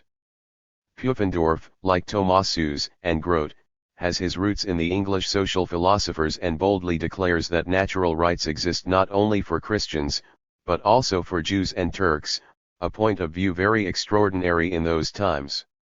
Thomasus traces back all rights to the desire of the individual to live as happily and as long as possible. Since man can find his greatest happiness only in community with others, he should ever strive to make the welfare of all the guiding principle of his actions. For Thomasus this principle exhausts the whole content of natural rights. All schemes having their roots in natural rights are based on the desire to free man from bondage to social institutions of compulsion in order that he may attain to consciousness of his humanity and no longer bow before any authority which would deprive him of the right to his own thoughts and actions. It is true that most of these schemes still contained a mass of authoritarian elements, and that these frequently grew again into new forms of rulership when they had partly or wholly obtained their ends. But this does not alter the fact that the great popular movements animated by these ideas smoothed the way for the overthrow of power and prepared the field in which the seeds of freedom will someday germinate vigorously. Thousands of experiences had to be gathered and must still be gathered to make men ready for the thought that it is not the form of power, but power itself, which is the source of all evil, and that it must be abolished to open to man new outlooks for the future. Every slightest achievement along this tedious path was a step forward in the direction of the loosing of all those bonds of political power which have always crippled the free operation of the creative forces of cultural life and hindered their natural development. Only when man shall have overcome the belief in his dependence on a higher power will the chains fall away that up to now have bowed the people beneath the yoke of spiritual and social slavery. Guardianship and authority are the death of all intellectual effort, and for just that reason the greatest hindrance to any close social union, which can arise only from free discussion of matters and can prosper only in a community not hindered in its natural course by external compulsion, belief in a supernatural dogma or economic oppression. Chapter 9. Jeremy Bentham and Utilitarian. Priestley and Richard Price. Thomas Paine concerning State and Society. William Godwin's Political Justice. Libertarian Tendencies in America. From Jefferson to Thoreau. Liberal Ideas in German Literature. Lessing on State and Church. Herder's Philosophy of History. Schiller's Aesthetic of Culture. Lichtenberg and Siamy. The Personality of Goethe. Wieland's Goldner Spiegel. Jean-Paul. Holderlin's Hyperion. Wilhelm von Humboldt's Ideen über die Grenzen der Wirksamkeit des Staats. Political Radicalism in France. Voltaire. Diderot's Conception of Freedom. Montesquieu's Spirit of the LAFVS. It had become the custom to refer to liberalism as political individualism, with the consequence that an entirely false concept was set up and the door thrown wide open for all sorts of misunderstandings. Still, the tendency arose from a thoroughly social idea, the principle of utility, which Jeremy Bentham, one of the most distinguished representatives of this school, reduced to the formula, the greatest possible amount of happiness for the greatest possible number of the members of society. Thus the principle of utility became for him the natural criterion of right and wrong. Says Bentham, the interest of the community is one of the most general expressions that can occur in the phraseology of morals. No wonder that the meaning of it is often lost. When it has a meaning, it is this. The community is a fictitious body, composed of the individual persons who are considered as constituting, as it were, its members. The interest of the community then is, what the sum of the interests of the several members who compose it. It is vain to talk of the interest of the community without understanding what is the interest of the individual. A thing is said to promote the interest, or to bejure the interest, of the individual, when it tends to add to the sum total of his pleasures, or, what comes to the same thing, to diminish the sum total of his pains. A measure of government, which is but a particular kind of action, performed by a particular person or persons, may be said to be conformable to, or dictated by, the principle of utility, when in like manner the tendency which it has to augment the happiness of the community is greater than any which it has to diminish it. Certainly these words give expression to the sentiment of social justice which in its immediate assumption proceeds, it is true, from the individual, but which nevertheless is to be taken as the result of a clearly marked feeling of solidarity and can in no wise be covered by the common designation individualism, which may mean anything or nothing. Although a large number of the celebrated supporters of political radicalism in England, in contrast to Bentham, proceeded from the principle of natural rights, they agreed with him in their final goal.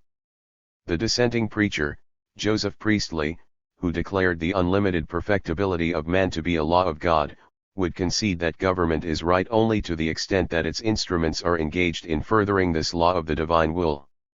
To assign to government any other purpose is a deadly sin against the right of the people, for the profit and happiness of the individual members of the community is the only standard by which to judge any transaction having to do with the state.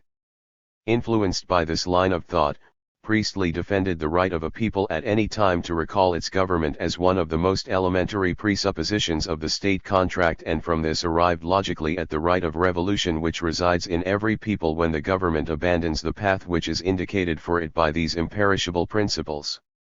Richard Price, in contrast with Priestley, did not rest his ideas of right and wrong on grounds of pure utility. Neither was he in very close agreement with him about the concepts attaching to philosophic materialism, and he believed in the freedom of the human will. He did, however, agree with the views of his friend about the relations of man to government in general. He even went somewhat further, valuing rather more highly the idea of personal freedom. In every free state every man is his own legislator. All taxes are free gifts for public services. All laws are particular provisions or regulations established by common consent for gaining protection and safety. And all magistrates are trustees or deputies for carrying these regulations into execution. Liberty, therefore, is too imperfectly defined, when it is said to be a government by laws, and not by men. If the laws are made by one man, or a junto of men in a state, and not by common consent, a government by them does not differ from slavery. J. Bentham, Introduction to the Principles of Morals and Legislation, 1789. Richard Price, Observations on the Nature of Civil Liberty and the Justice and Policy of the War with America, 1776. The pronouncement concerning laws is of especial importance if one recalls what a cult was made of the law in France at the time of the Great Revolution.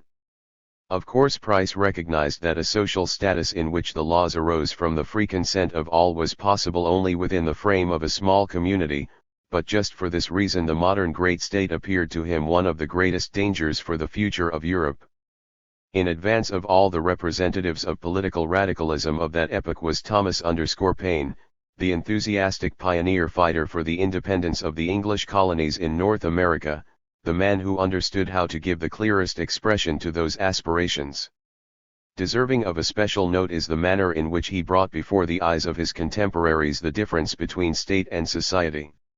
He writes, "Society is produced by our wants and government by our wickedness. The former promotes our happiness positively by uniting our affections, the latter negatively by restraining our vices. The one encourages intercourse, the other creates distinctions. The first is a patron, the latter is a punisher. Society is in every state a blessing, but government, even in its best state, is but a necessary evil, in its worst state an intolerable one, for when we suffer, or are exposed to the same miseries by a government which we should expect in a country without government our calamity is heightened by reflecting that we furnish the means by which we suffer. Government, like dress, is the badge of lost innocence." Like Priestley, Paine believed in a constant upward advance of human culture and deduced from this that the higher a culture stands, the less is the need for government, because men must in this case look after their own affairs and also those of the government. In his writings against Edmund Burke, who had himself once belonged among the most enthusiastic representatives of political radicalism but later became the most virulent advocate of modern state reaction, Paine developed again in splendid words his idea of the nature of government, and especially emphasized most incisively that the men of today have no right to prescribe the path for the men of tomorrow. Covenants that have passed into history can never impose on new generations the duty of accepting as legal and binding on themselves limitations set by their forebears.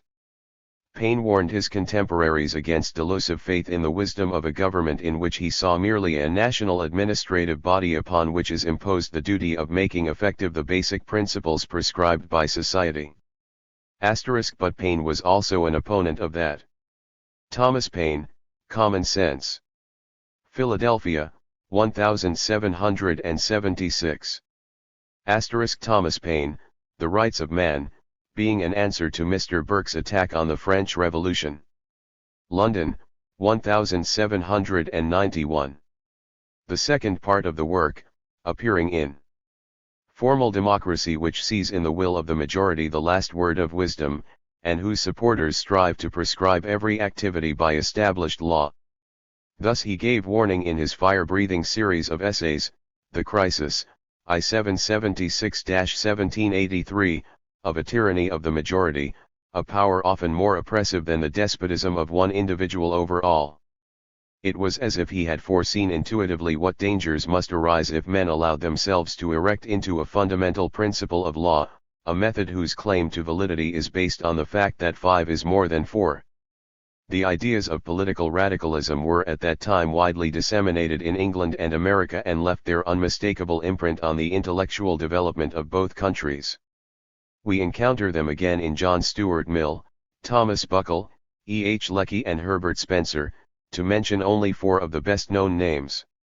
They found their way into poetical works and inspired men like Byron, Southey, Coleridge, Lamb, Wordsworth, and above all, Shelley, one of the greatest poets of all time, to reach at last their intellectual zenith in Godwin's Social Justice, a work which powerfully stirred men's minds for a time, but fell later into forgetfulness because his bold conclusions went too far for most carried.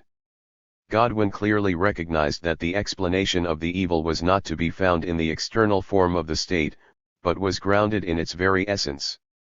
For this reason he did not want to see the power of the state reduced to a minimum. He wanted to banish from the life of society every institution of force. Thus, the bold thinker arrived at the idea of a stateless society, where man is no longer subjected to the mental and physical compulsion of an earthly providence, but finds room for the undisturbed development of his natural capacities, and himself manages all his relations with his fellow men by the method of free agreement to meet existing needs. But Godwin recognized also that a social development in this direction was not possible without a fundamental revolution in existing economic arrangements, for tyranny and exploitation grow on the same tree and are inseparably bound together. The freedom of the individual is secure only when it rests on the economic and social well-being of all, a fact for which the advocates of purely political radicalism have never had sufficient regard, wherefore they have always been compelled later to make new concessions to the state. The personality of the individual stands. 1792, led to an accusation of high treason against Paine. He was able to escape the consequences only by a timely flight to France. Burke's earlier essay, A Vindication of Natural Society, which appeared in 1756, is justly regarded as one of the earliest written contributions of modern anarchism. Its author anticipated many of Godwin's conclusions. William Godwin, An Inquiry Concerning Political Justice and Its Influence upon General Virtue and Happiness, London, 1793. The higher, the more deeply it is rooted in the community, from which arise the richest sources of its moral strength. Only in freedom does there arise in man the consciousness of responsibility for his acts and regard for the rights of others. Only in freedom can there unfold in its full strength that most precious social instinct, man's sympathy for the joys and sorrows of his fellow men, and the resultant impulse toward mutual aid, in which are rooted all social ethics, all ideas of social justice. Thus Godwin's work became at the same time the epilogue of that great intellectual movement which had inscribed on its banner the greatest possible limitation of the power of the state, and the starting point for the development of the ideas of libertarian socialism. In America the modes of thought of political radicalism for a long time dominated the best minds, and with them public opinion. Even today they are not completely quenched there, although the all-crushing and leveling domination of capitalism and its monopoly economy have so far undermined the old traditions that they can now serve only as watchwords for business undertakings of a totally different sort. But this was not always so. Even so fundamentally conservative a character as George Washington, to whom Paine dedicated the first part of his Rights of Man, which did not prevent his later attacking the first President of the United States violently when he thought he saw him turning in a direction that led far from the paths of freedom.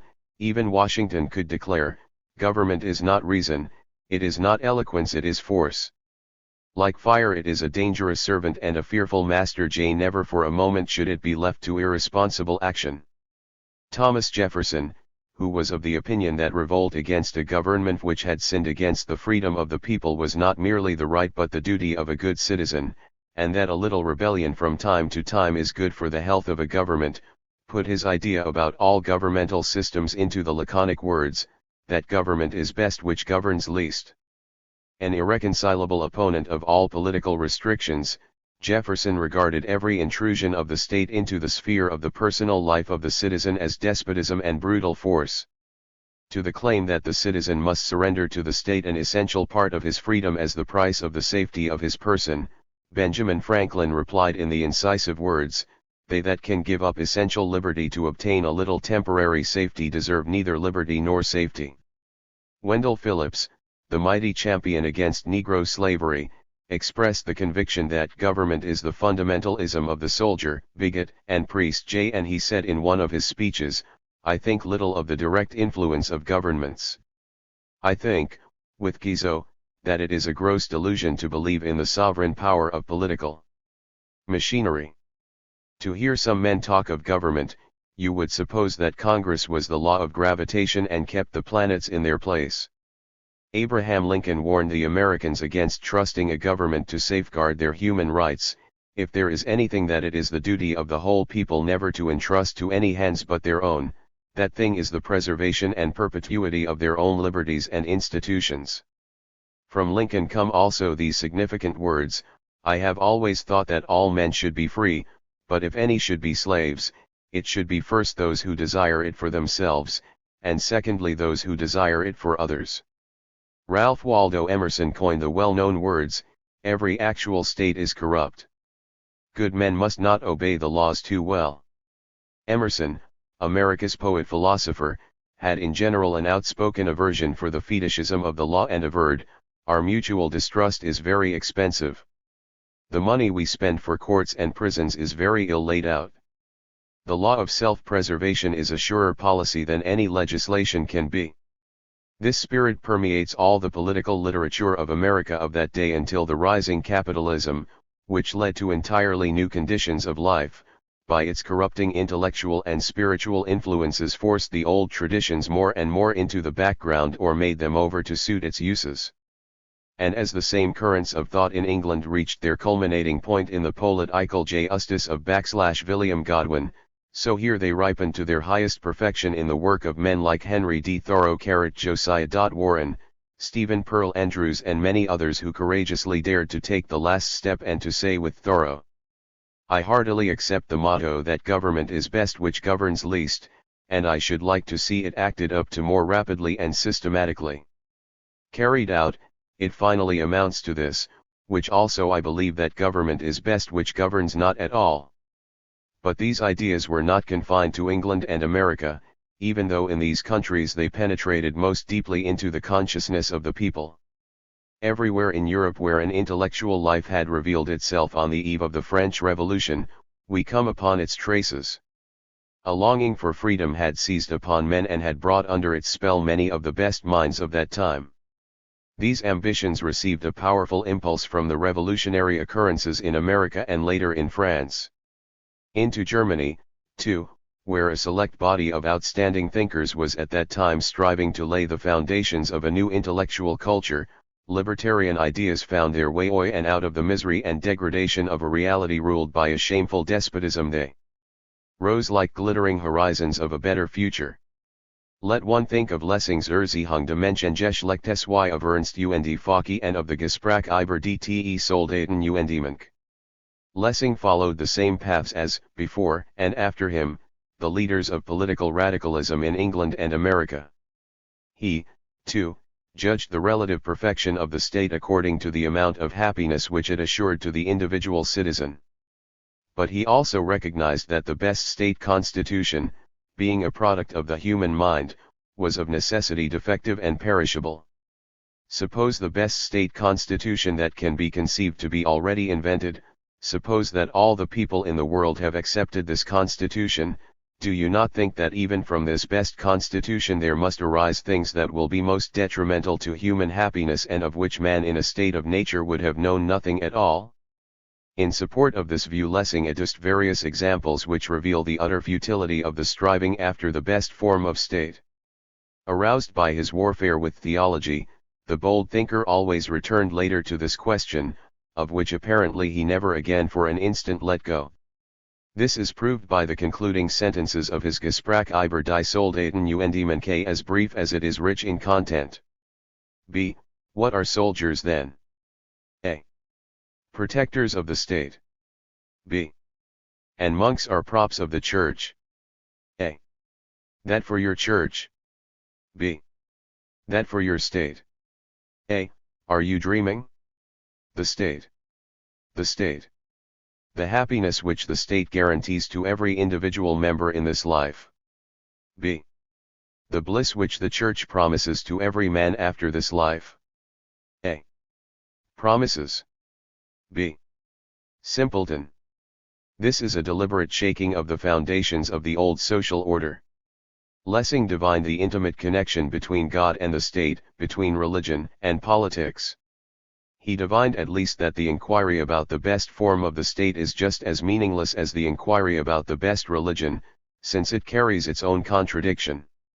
Lessing touched here on an idea which Proudhon later thought out logically to the end. Perhaps Lessing did so, too. The crystal clear form of his Gesprach indicates this. But he had the misfortune to drag out his days under the yoke of a miserable petty despot and perhaps could not venture to give publicity to his ultimate thoughts. That Lessing was perfectly clear as to the far-reaching importance of these lines of thought is shown by the report of his friend Jacobi in 1781. Lessing had the hvelliest perception of the ridiculous and mischievous in all political machinery. In an interview he once became so excited that he declared that bourgeois society must yet be completely done away with, and as crazy as this sounds, just that close is it to the truth, men will be well governed only when they no longer need government. Along similar paths traveled Herder, who especially in his Ideen zur Philosophie der Menschheit made the attempt to understand historically the origin of the state. He regarded the state as a product of later times, traceable to quite different assumptions from those giving rise to social combinations in the natural state of humanity. In that condition man knew only a natural government, which was based neither on overlordship nor on the separation of society into various ranks and castes, and which, therefore, pursued quite different aims from those of the state, with its artificial structure. As long as a father ruled over his family he was a father and permitted his sons to become fathers, too, and sought to control them by counsel. As long as several families by free deliberation chose judges and leaders for a particular matter, so long were these office holders just servants of the common purpose, chosen leaders of the assembly. The names Lord, King, Absolute, Arbitrary, Hereditary Despot, were to the people with this organization a thing unheard of. But this changed, as Herder thought, when barbarian hordes fell upon other peoples, seized upon their dwelling places and enslaved the inhabitants. With this, according to his notion, arose the first state of compulsion, and there developed the beginnings of the present governments in Europe. Principalities, nobility, feudalism, and serfdom are the results of this new status and supplant the natural law of past times. For war is the introduction to all later enslavement and tyranny among men. History proceeds along this kingly path, and facts of history are not to be denied. What brought the world under Rome? Greece and the Orient under Alexander? What set up the great monarchies back to Sesostris and the legendary Semiramis and then overthrew them? War. Conquest by violence thus took the place of right, and later by the lapse of years or, as our state theorists say, by silent contract, became law. The silent contract in this case, however, means nothing more than that the strong takes what he wants, and the weaker gives and endures, because he can do nothing else. Thus there arose, according to Herder, a new structure of society and with it a new conception of law. The political government of the conqueror supplants the natural government of the freely formed alliances. Natural law yields to the positive law of the legislator. The era of the state begins, the era of the nations or state peoples. According to Herder's notion the state is a coercive institution. Its origin can, it is true, be explained historically, but it cannot be justified morally, least of all where an alien ruling caste of conquerors holds an oppressed people under its yoke. Herder's whole conception shows plainly the influence of Hume, Shaftesbury, Leibniz, and especially of Diderot, whom Herder respected highly and whose personal acquaintance he had made in Paris. Herder recognized in the state a thing that had arisen historically, but he felt also that by its standardizing of human personality it could but become a cancer on the cultural development of mankind. Therefore the simple happiness of individual man seemed to him more desirable than the expensive state machines which made their appearance with the larger societies welded together by conquest and brute force. Schiller also, despite his being strongly influenced by Kant, in his conception of the state followed the views of the natural rights school, which would acknowledge the propriety of any activity of the state only in so far as it furthered the happiness of the individual. In his Brief über die Ästhetische Erziehung des Menschengeschlechts he puts his attitude toward man and the state in these words. And I believe that any single human soul developing its powers is more than the great human society, when I regard this as a whole. The state is a matter of chance, but man is a necessary being, and through what else is a state great and venerable except through the strength of its individuals? The state is only a product of human strength, but man is the source of the strength and the creator of the idea. Also characteristic of Schiller's view is the aphorism, the best state in the votive tablets. How do I recognize the best state? Just as you recognize the best woman, just, my friend, because no one speaks of either. In its meaning, this is merely a paraphrase of the Jeffersonian idea, that government is best which governs least. A similar idea underlies also the aphorism, the best state constitution. I can recognize as such only that one which each can easily think good, but which never requires that he shall think so. This innate resistance to the idea of a state which could prescribe for men the manner of their thinking, even when the thoughts could be called good, is characteristic of the intellectual attitude of the best minds of that time. People then would not have understood the patent model citizen of the state advanced today by the supporters of nationalism as a patriotic ideal which, they believe, can be artificially created by genuinely national legislation or a strictly national education.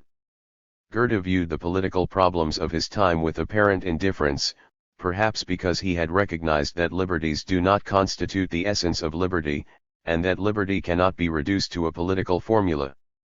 As privy councillor, courtier, minister, Goethe was often shockingly narrow-minded and guilty of shameful meanness.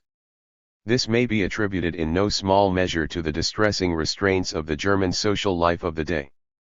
No one felt the gulf between himself and his people as deeply as did Goethe himself. He never got close to that people, and remains to this very day on the whole a stranger to them.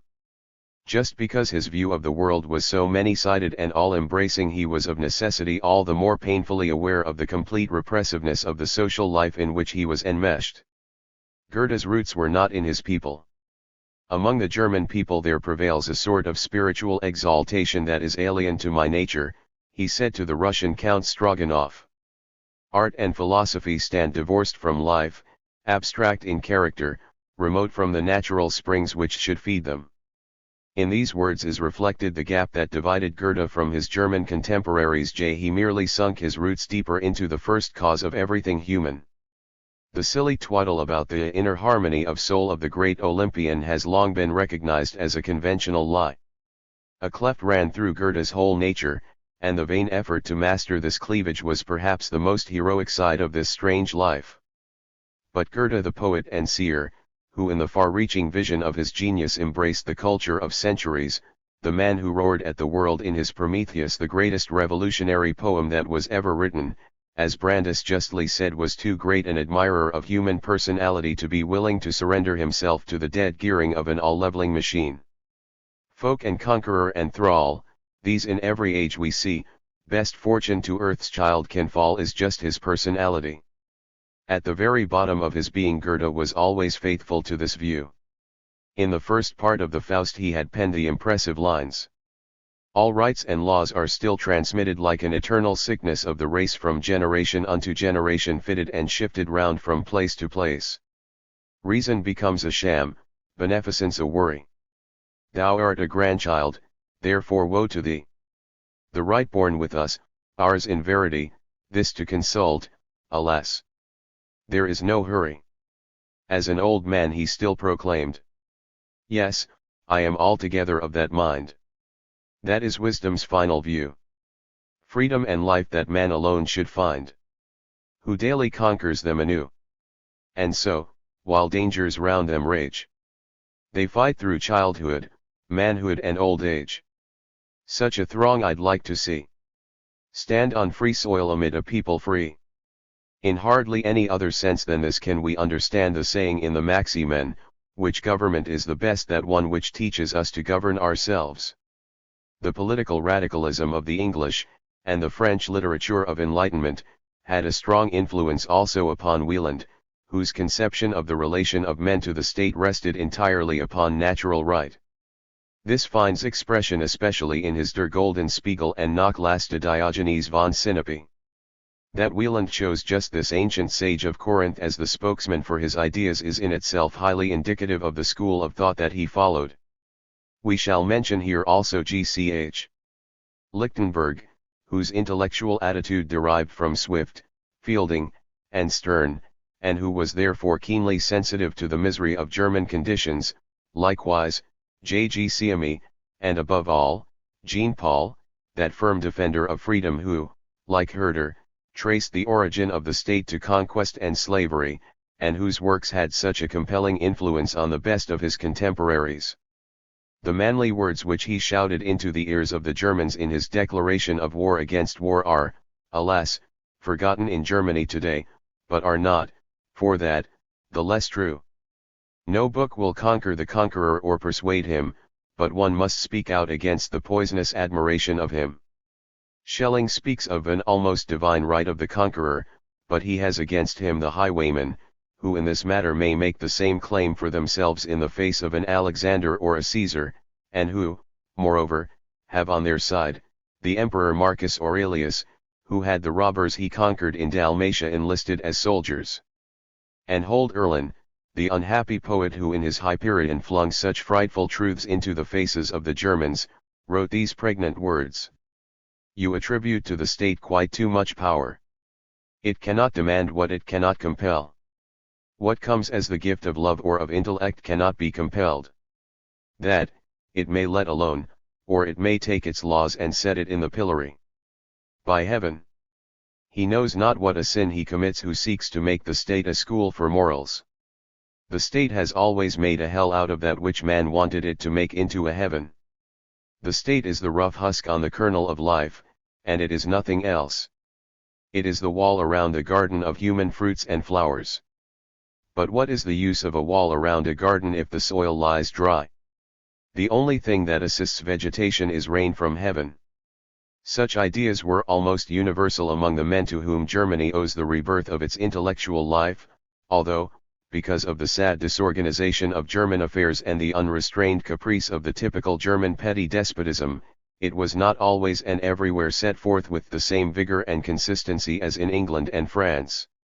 We do find, however, in all these men a strong leaning toward world citizenship.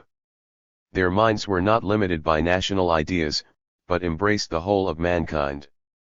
Herder's Ideen zur Philosophie der Geschichte der Menschheit and his ingenious Brief zur Bejorderung der Humanität, letters for the advancement of humanity, are splendid evidence of this spirit, which was striking deep into the best minds until it was restricted for a time by the so-called wars of liberation. The intellectual precipitated from the ideas of Kant, Fichte, and Hegel. And the Romantics' concept of the state. Lessing revealed in his letters to Guillaume his utter lack of the prescribed patriotic sentiment. It is true that perhaps even in me the patriot is not completely smothered, although the reputation of a zealous patriot is, according to my way of thinking, the last for which I should be at all greedy. That patriot, that is, who would teach me to forget that I ought to be a citizen of the world. In another place he says, I have no conception at all of the love of the fatherland. I am sorry that I must, perhaps to my shame, confess it, and it seems to me at best a heroic weakness which I am right glad to be without. Schiller also, whom the staunch German of today noisily hails as the great herald of national interests, in support of which he usually cites a quotation from Wilhelm Tell, scornfully styled by Friedrich I as a piece for Jews and revolutionaries, and the well-known saying from the Jungfrau von Orleans, the nation is contemptible that will not gladly risk everything for its honor. Which, torn from its context, is made to convey a totally different meaning from that intended, Schiller also declares, with the assurance of the citizen of the world. We moderns have at our command an interest that was not known to the Greeks or the Romans and which patriotic interest does not measure up to by far. The latter is important, anyhow, only for immature nations, for the youth of the world. It is a quite different interest to represent forcefully to man every noteworthy event that has happened to men. It is a pitiful, petty ideal to write for one nation. To a man of philosophical mind this limitation is utterly intolerable. He cannot rest content with such a changeable, accidental, and arbitrary form of humanity, with a fragment, and what else is the most important nation? He can warm himself to enthusiasm for the nation only so far as the nation, or national event, is an important condition for the progress of the race. Of Goethe, who had asserted of himself, the sense and significance of my writings and my life is the triumph of the purely human, and whose lack of patriotic sentiment at the time of the wars of liberation has not yet been forgotten, nothing more need be said.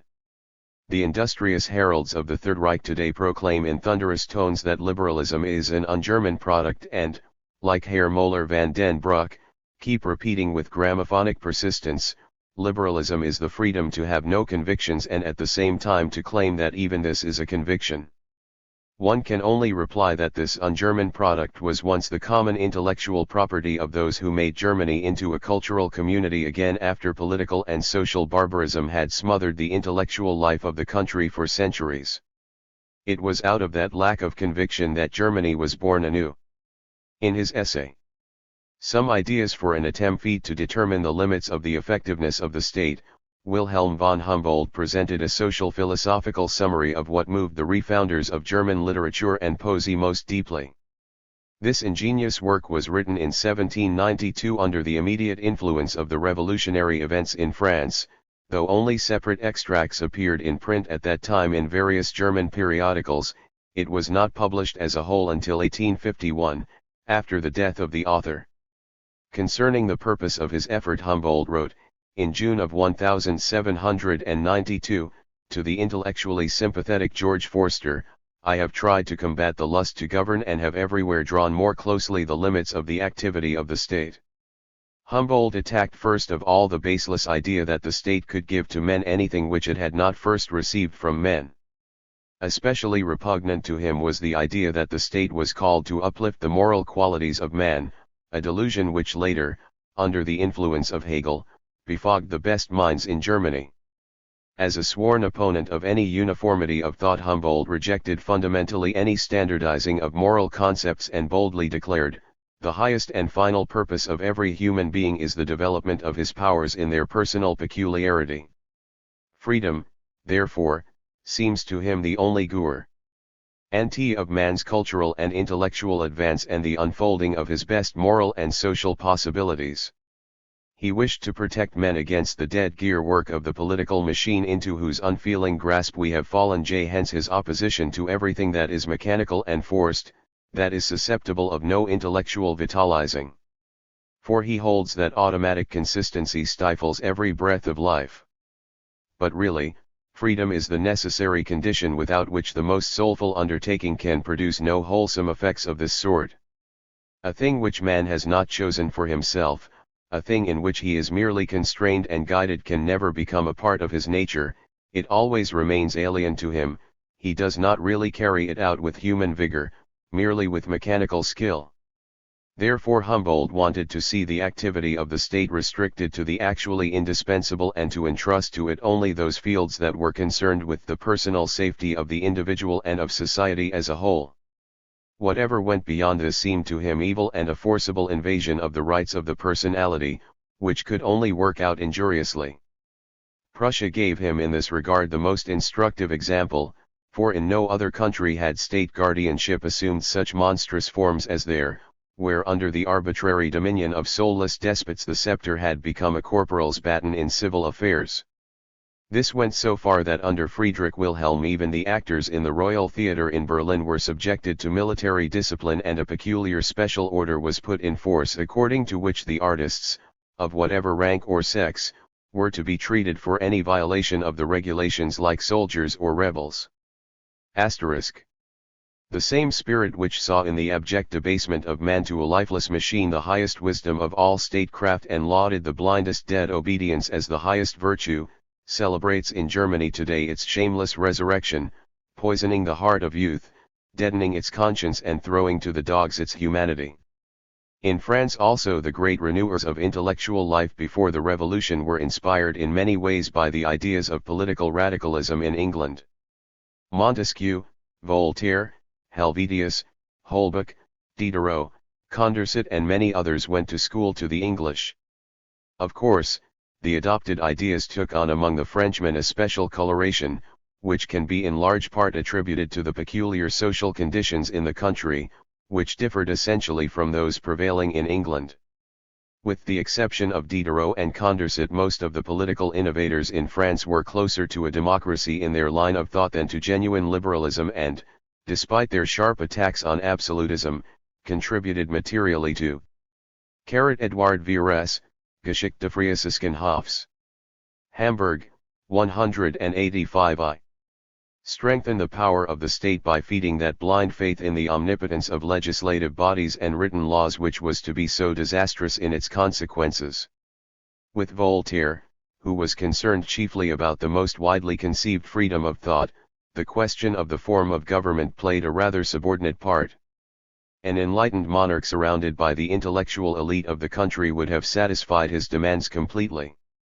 Voltaire was, it is true, a combative spirit, always ready in individual instances to enter the lists against traditional prejudice and perpetrated injustice, but a revolutionary in the proper sense he was not. Nothing lay further from his thought than a social upheaval, although he is counted among the most important of the minds that made the intellectual preparation for the Great Revolution in France. Least of all was he the supporter of any definite political system, therefore he could not exert the influence of Rousseau or Montesquieu on the social political structure of the approaching revolution. The same holds good for Diderot, who was certainly the most comprehensive mind of his time, and just for that reason the least adapted for a political party program. And yet Diderot went much farther than any of his contemporaries in his social critical conclusions. In him is found the purest embodiment of the liberal mind in France. An enthusiastic adherent of the rising natural science, he revolted against that artificial thinking which, with innate hostility, blocked the way to a natural arrangement of the forms of social life. Consequently, freedom seemed to him the beginning and the end of all things. Freedom was, however, for Diderot the possibility of an action's beginning quite of itself, independent of everything past, as he so cleverly defined it in his conversation with D'Alembert. The whole of nature, in his view, existed to demonstrate the occurrence of phenomena of themselves. Without freedom, the history of humanity would have had no meaning at all, for it was freedom that effected every reconstruction of society and cleared the way for every original thought. With such a conception the French thinker could not fail to arrive at conclusions similar to those reached later by William Godwin. He did not, like Godwin, assemble his ideas in a special work, but strewn all through his writings are clear evidences that his utterance to D'Alembert was not just a chance remark, of the deeper meaning of which he was himself unaware. No. It was the innermost core of his own being that compelled him to speak thus. Whichever of his works we pick up, we find in it the expression of a genuinely free mind that had never committed itself to any dogma and had, therefore, never surrendered its unlimited power of development. Let one read his Pensées sur l'interpellation de la nature and one feels at once that this wonderful hymn to nature and all life could have been written only by a man who had freed himself from every inner bondage. It was this innermost essential core of Diderot's personality which called forth from the pen of Goethe, to whom Diderot was closely related intellectually, the well-known words in his letter to Zelter: Diderot is Diderot, a unique individual. Whoever carps at him and his concerns is a Philistine, and there are legions of them.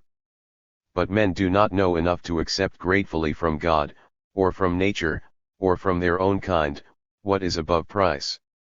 The libertarian character of Diderot's thought finds most striking expression in his shorter writings, such as Entretiens, Pun père avec ses and Jantessois, which contains much material from Diderot's own youth, and very particularly the supplement Au Voyage de Bougainville and the poem, Les Eleutheromans ou Abdication d un roi de l'Agave.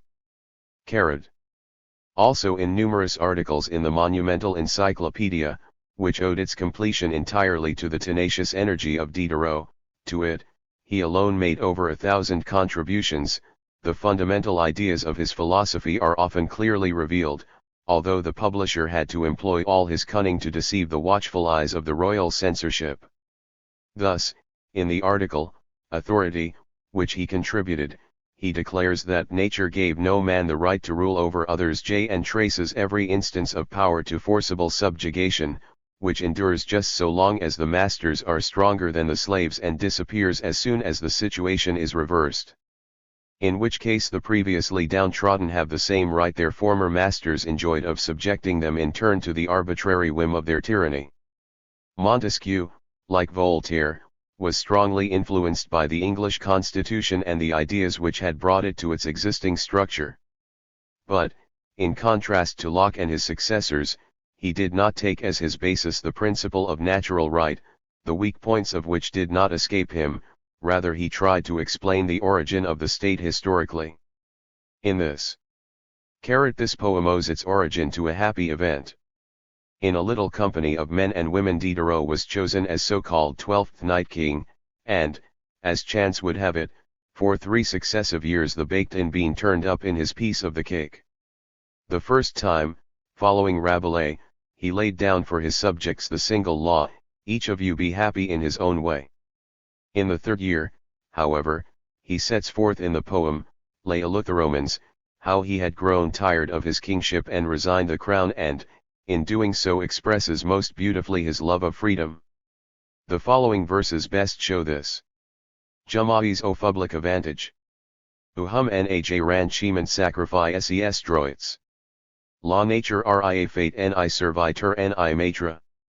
Gen ver ni donner ni recevoir de loisel. Etses mains coudre les entrées du prêtre. Au dijo d'encordon, for étrangler les rois. He took the standpoint that the search for an ideal form of state which should be equally valid for all peoples was an illusion, because every political structure grows out of definite natural conditions and must, in every country, assume the forms determined by the local environment.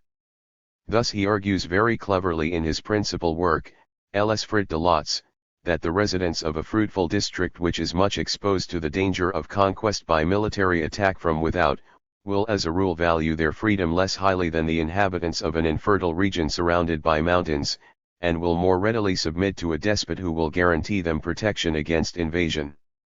And he supports his view by various interesting examples from history. Montesquieu's own political ideal was a constitutional monarchy after the English pattern, based on the representative system, and with separation of powers, so that the rights of the citizens and the stability of the state should not be endangered by the concentration of all the instruments of power in the same hands. The French thinker distinguished between despotisms, where every activity of the state is determined by the arbitrary decision of the ruler, and true monarchies, or even republics, where all questions of public life are settled by laws. Laws are for Montesquieu not products of arbitrary will, but adjustments of things to one another and to man. Although he himself argued that the importance of the law is to be sought not in its external compulsory power, but in man's belief in its usefulness, it must still be recognized that his ideas, which had great influence on the thought of his time, contributed greatly to develop that blind faith in law which was so characteristic of the time of the Great Revolution and of the struggles for democracy in the 19th century. Montesquieu presented, so to say, the transition from liberalism to democracy, which was to find its most influential advocate in the person of Rousseau. Chapter 10. The relation of liberalism to democracy. Rousseau's idea of the communal will. Rousseau and Hobbes. Rousseau as creator of the modern state reaction. The social contract and equality before the law. Rousseau's conception of right. Democracy and dictatorship. Rousseau's influence on the French Revolution. The Jacobins as will executors of the monarchy. Centralism. The Sun King and the Sun Nation. Nationalism and democracy. The nation as the bearer of the communal will. The new sovereign. Nationalism and the cult of the new state. The national will. Napoleon as heir of the new state idea. The dream of the national omnipotence of the state. The changing of society. The citizen as soldier. The new dream of power. There is an essential difference between liberalism and democracy, based on two different conceptions of the relationship between man and society. Indeed, we have stated in advance that we have in view here solely the social and political trends of liberal and democratic thought, not the endeavors of the liberal and democratic parties, which frequently bear a relationship to their original ideals similar to that which the practical political efforts of the socialistic labor parties bear to socialism. Most of all, one must here beware of throwing liberalism into the same pot with the so-called Manchester doctrines, as is frequently done. The ancient wisdom of Protagoras, that man is the measure of all things, has weight for liberalism, also. On the basis of this doctrine it judges the social environment according as it furthers the natural development of the individual or is a hindrance to his personal freedom and independence. Its conceptions of society are those of an organic process resulting from man's natural necessities and leading to free associations, which exist as long as they fulfill their purpose, and dissolve again when this purpose has become meaningless. The less this natural course of things is affected by forceful interference and mechanical regulation from the outside, the freer and more frictionless will be all social procedure. And the more fully can man enjoy the happiness of his personal freedom and independence. From this point of view liberalism judged also the state and all forms of government. Its advocates believed, however, that government in certain matters cannot be entirely dispensed with. Yet they saw clearly that every form of government menaces man's freedom. Hence, they always endeavored to guard the individual from the encroachments of governmental power and strove to confine this to the smallest possible field of activity. The administration of things always meant more to them than the government of men. Hence, the state, for them, had a right to exist only as long as its functionaries strove merely to protect the personal safety of its citizens against forcible attacks. The state constitution of liberalism was, therefore, predominantly of a negative nature. The focal point of all the social political thought of its advocates was the largest possible degree of freedom for the individual. In contradistinction to liberalism, the starting point of democracy was a collective concept, the people, the community. But although this abstract concept on which the democratic ideal is founded could only lead to results disastrous to the independence of human personality, it was surrounded by the aureole of a fictitious concept of freedom, whose worth or unworth was yet to be proved. Rousseau, the real prophet of the modern democratic state idea, in his Contrat social had opposed the sovereignty of the king with the sovereignty of the people. Thus the dominance of the people was for him the watchword of freedom against the tyranny of the old regime. This alone necessarily gave the democratic idea a great prestige, for no power is stronger than that which pretends to be founded on the principles of freedom. Rousseau proceeded in his social philosophical speculations from the doctrine of the social contract, which he had taken over from the advocates of political radicalism in England, and it was this doctrine which gave his work the power to inflict such terrible wounds on royal absolutism in France. This is also the reason why there came to be current so many contradictory opinions concerning Rousseau and his teachings. Everyone knows to what a degree his ideas contributed to the overthrow of the old system and how strongly the men of the Great Revolution were influenced by his doctrines. But just because of that it is all too frequently overlooked that Rousseau was at the same time the apostle of a new political religion, whose consequences had just as disastrous effects on the freedom of men as had formerly the belief in the divine right of kings. In fact, Rousseau was one of the inventors of that new abstract state idea arising in Europe after the fetish worship of the state which found its expression in the personal and absolute monarch had reached its end. Not unjustly Bakunin called Rousseau the true creator of modern reaction, for was he not one of the spiritual fathers of that monstrous idea of an all-ruling, all-inclusive, political providence which never loses sight of man and mercilessly stamps upon him the mark of its superior will?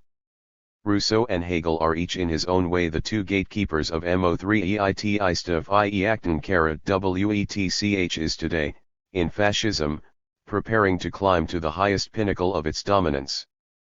But the influence of the citizen of Geneva on the course of this development was by far the greater, for his works stirred public opinion in Europe more deeply than did Hegel's obscure symbolism.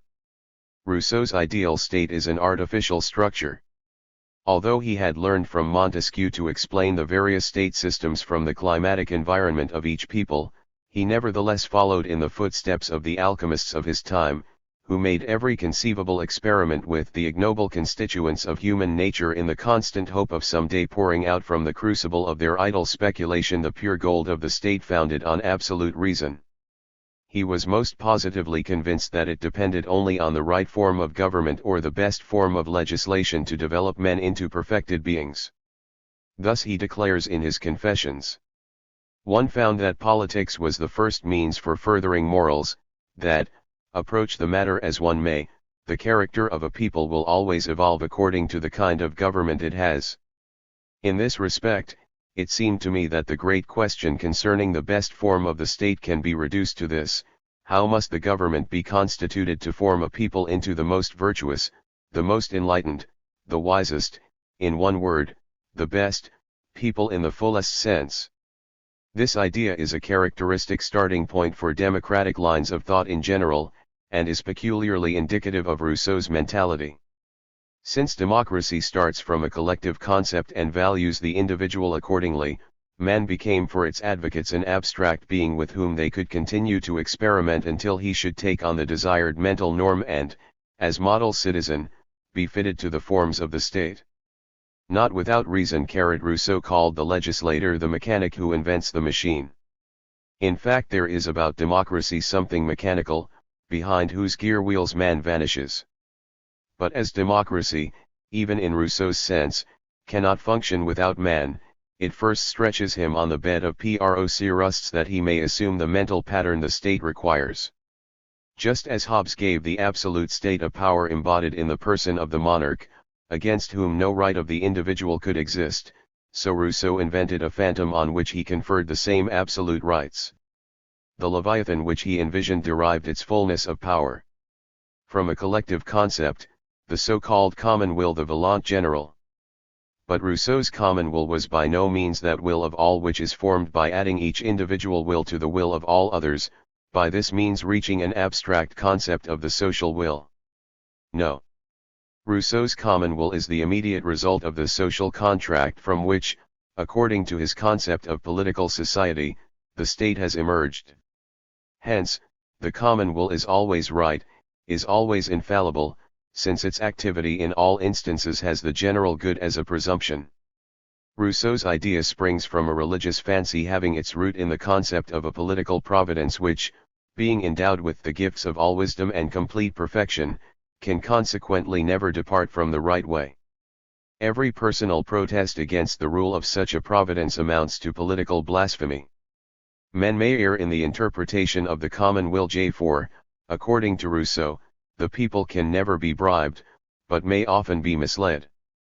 The common will itself, however, remains unaffected by any false interpretations. It floats like the Spirit of God over the waters of public opinion. And while this may stray from time to time into strange paths, it will always find its way back again to the center of social equilibrium, as the misguided Jews to Jehovah.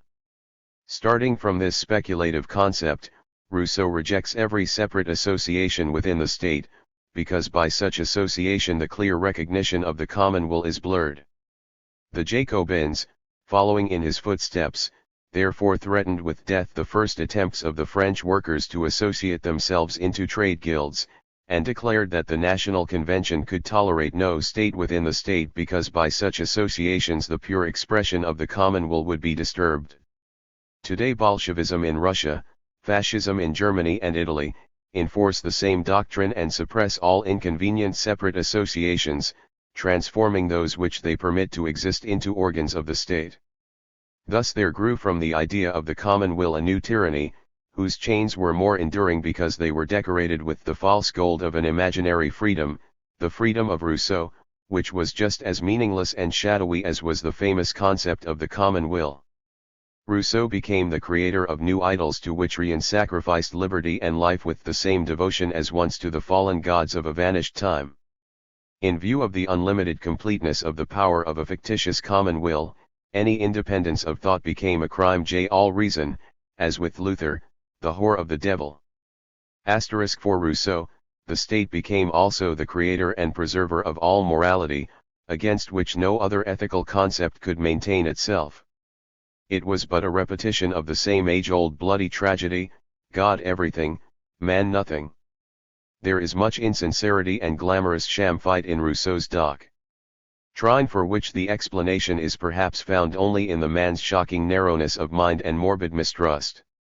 How much mischievous sophistication and hypocrisy is concealed in the words, in order that the social contract may be no empty formula, it tacitly implies that obligation which alone can give force to all the others, namely, that anyone who refuses obedience to the general will is to be forced to it by the whole body.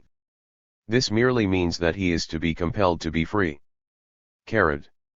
That he is to be compelled to be the freedom of the state power's straitjacket.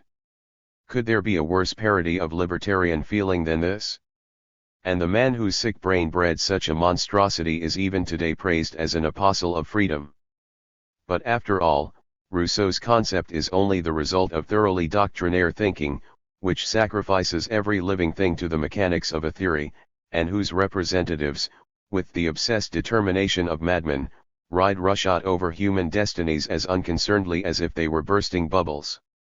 For real man, Rousseau had as little understanding as Hegel. His man was the artificial product of the retort, the homunculus of a political alchemist, responsive to all the demands the common will had prepared for him. He was master neither of his own life nor of his own thought.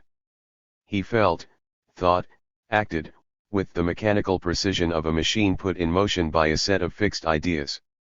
If he lived at all, it was only by the grace of a political providence, so long as it found no offense in his personal existence. 4. The social contract served the purposes of the contractors. Who wills the end wills also the means, and these means are inseparable from some danger, indeed, even from some loss. He who wishes to preserve his life at the expense of others must also be willing to sacrifice it for them when that becomes necessary. The citizen of a state is therefore no longer the judge concerning the danger to which he must expose himself at the demand of the law, and when the prince, state, says to him, "Thy death is necessary for the state," he must die, since it is only upon this condition that he has thus far lived in security, and his life is no longer merely a gift of nature, but is a conditional grant from the state. What Rousseau calls freedom is the freedom to do that which the state, the guardian of the common will, prescribes for the citizen. It is the tuning of all human feeling to one note, the rejection of the rich diversity of life, the mechanical fitting of all effort to a designated pattern. To achieve this is the high task of the legislator, who with Rousseau plays the part of a political high priest, a part vouchsafed to him by the sanctity of his calling. It is his duty to correct nature, to transform man into a peculiar political creature no longer having anything in common with his original status. He who possesses the courage to give a people institutions must be ready, as it were, to change human nature, to transform every individual, who by himself is a complete and separate whole, into a part of a greater whole from which this individual in a certain sense receives his life and character, to change the constitution of man in order to strengthen it, and to substitute for the corporeal and independent existence which we all have received from nature a merely partial and moral existence. In short, he must take from man his native individual powers and equip him with others foreign to his nature, which he cannot understand or use without the assistance of others. The more completely these natural powers are annihilated and destroyed and the greater and more enduring are the ones acquired, the more secure and the more perfect is also the constitution carried. These words not only reveal the whole misanthropic character of this doctrine, but bring out more sharply the unbridgeable antithesis between the original doctrines of liberalism and the democracy of Rousseau and his successors. Liberalism, which emanates from the individual and sees in the organic development of all man's natural capacities and powers the essence of freedom, strives for a condition that does not hinder this natural course but leaves to the individual in greatest possible measure his individual life. To this thought Rousseau opposed the equality principle of democracy, which proclaims the equality of all citizens before the law. And since he quite correctly saw in the manifold and diverse factors in human nature a danger to the smooth functioning of his political machine, he strove to supplant man's natural being by an artificial substitute which was to endow the citizen with the capacity of functioning in rhythm with the machine. This uncanny idea, aiming not merely at the complete destruction of the personality but really including also the complete abjuration of all true humanity, became the first assumption of a new reason of state, which found its moral justification in the concept of the communal will. Everything living congeals into a dead scheme, all organic function is replaced by the routine of the machine, political technique devours all individual life just as the technique of modern economics devours the soul of the producer. The most frightful fact is that we are not here dealing with the unforeseen results of a doctrine whose effects the inventor himself could not anticipate. With Rousseau everything happened consciously and with inherent logical sequence. He speaks about these things with the assurance of a mathematician. The natural man existed for him only until the conclusion of the social contract. With that his time was. The Social Contract. Book 2, Chap. 7. Fulfilled. What has developed since then is but the product of society become the state, the political man. The natural man is a whole in himself, he is the numerical unit, the absolute whole, which has relationship only to itself and to its equals. Man, the citizen, is only a partial unit, whose worth lies in its relation to the whole which constitutes the social body. Asterisk. It is one of the most curious phenomena that the same man who professed to despise culture and preached the return to nature, the man who for reasons of sentiment declined to accept the thought structure of the encyclopedists and whose writings released among his contemporaries such a deep longing for the simple natural life, it is curious that this same man, as a state theoretician, violated human nature far more cruelly than the crudest despot and staked everything on making it yield itself to the technique of the law. It might be objected that liberalism likewise rests on a fictitious assumption, since it is difficult to reconcile personal freedom with the existing economic system. Without doubt the present inequality of economic interests and the resulting class conflicts in society are a continued danger to the freedom of the individual and lead inevitably to a steadily increasing enslavement of the working masses.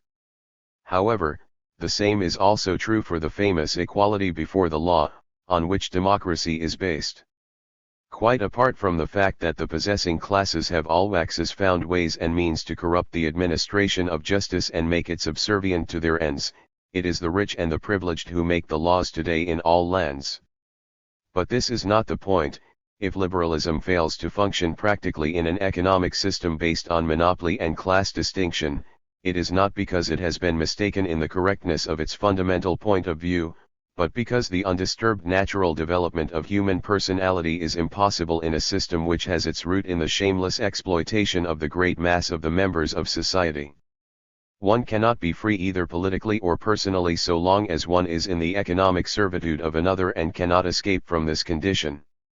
This was recognized long ago by men like Godwin, Warren, Proudhon, Bakunin, and many others who subsequently reached the conviction that the dominion of man over man will not disappear until there is an end of the exploitation of man by man. An ideal state, however, such as Rousseau strove to achieve, would never make men free, even if they enjoyed the largest possible degree of equality of economic conditions. One creates no freedom by seeking to take from man his natural characteristics and to replace these by foreign ones in order that he may function as the automaton of the common will. Rousseau, Émile. First Book. From the equality of the barracks no breath of freedom will ever blow. Rousseau's error, if one can, indeed, speak of error, lies in the starting point of his social theory. His idea of a fictitious commonweal was the Moloch which swallowed men. While the political liberalism of Locke and Montesquieu strove for a separation of the functions of the state in order to limit the power of government and to protect the citizen from encroachment, Rousseau, on principle, rejected this idea and scoffed at philosophers who, considering the sovereignty of the state, cannot divide it in principle, but wish to divide it in relation to its object. The Jacobins, consequently, acted quite in accordance with his views when they abolished the partition of powers laid down in the Constitution and transferred to the Convention, besides the legislative, also the judicial function, thus facilitating the transition to the dictatorship of Robespierre and his adherents. Likewise, the attitude of liberalism toward the native and inalienable rights of men, as Locke states them and as they later on found expression in the Declaration of Human Rights, differs fundamentally from Rousseau's democratic concept. To the advocates of liberalism, these rights constituted a separate sphere which no government could invade. It was the realm of man, which was to be protected from any regimentation by the state. Thus, they emphasized that there existed something apart from the state, and that this other was the most valuable and permanent part of life. Different was Rousseau's position and that of the democratic movement in Europe founded on his doctrine, except as it was softened by ideal liberal views, especially in Spain and among the South German Democrats of 1848–49. Even Rousseau spoke of man's natural rights, but in his view these rights had their root entirely in the state, and were prescribed for man by government. One admits that by the social contract one gives up only that part of his power, his fortune, and his freedom which the community needs, but one must also admit that only the sovereign can determine the necessity of the part to be yielded.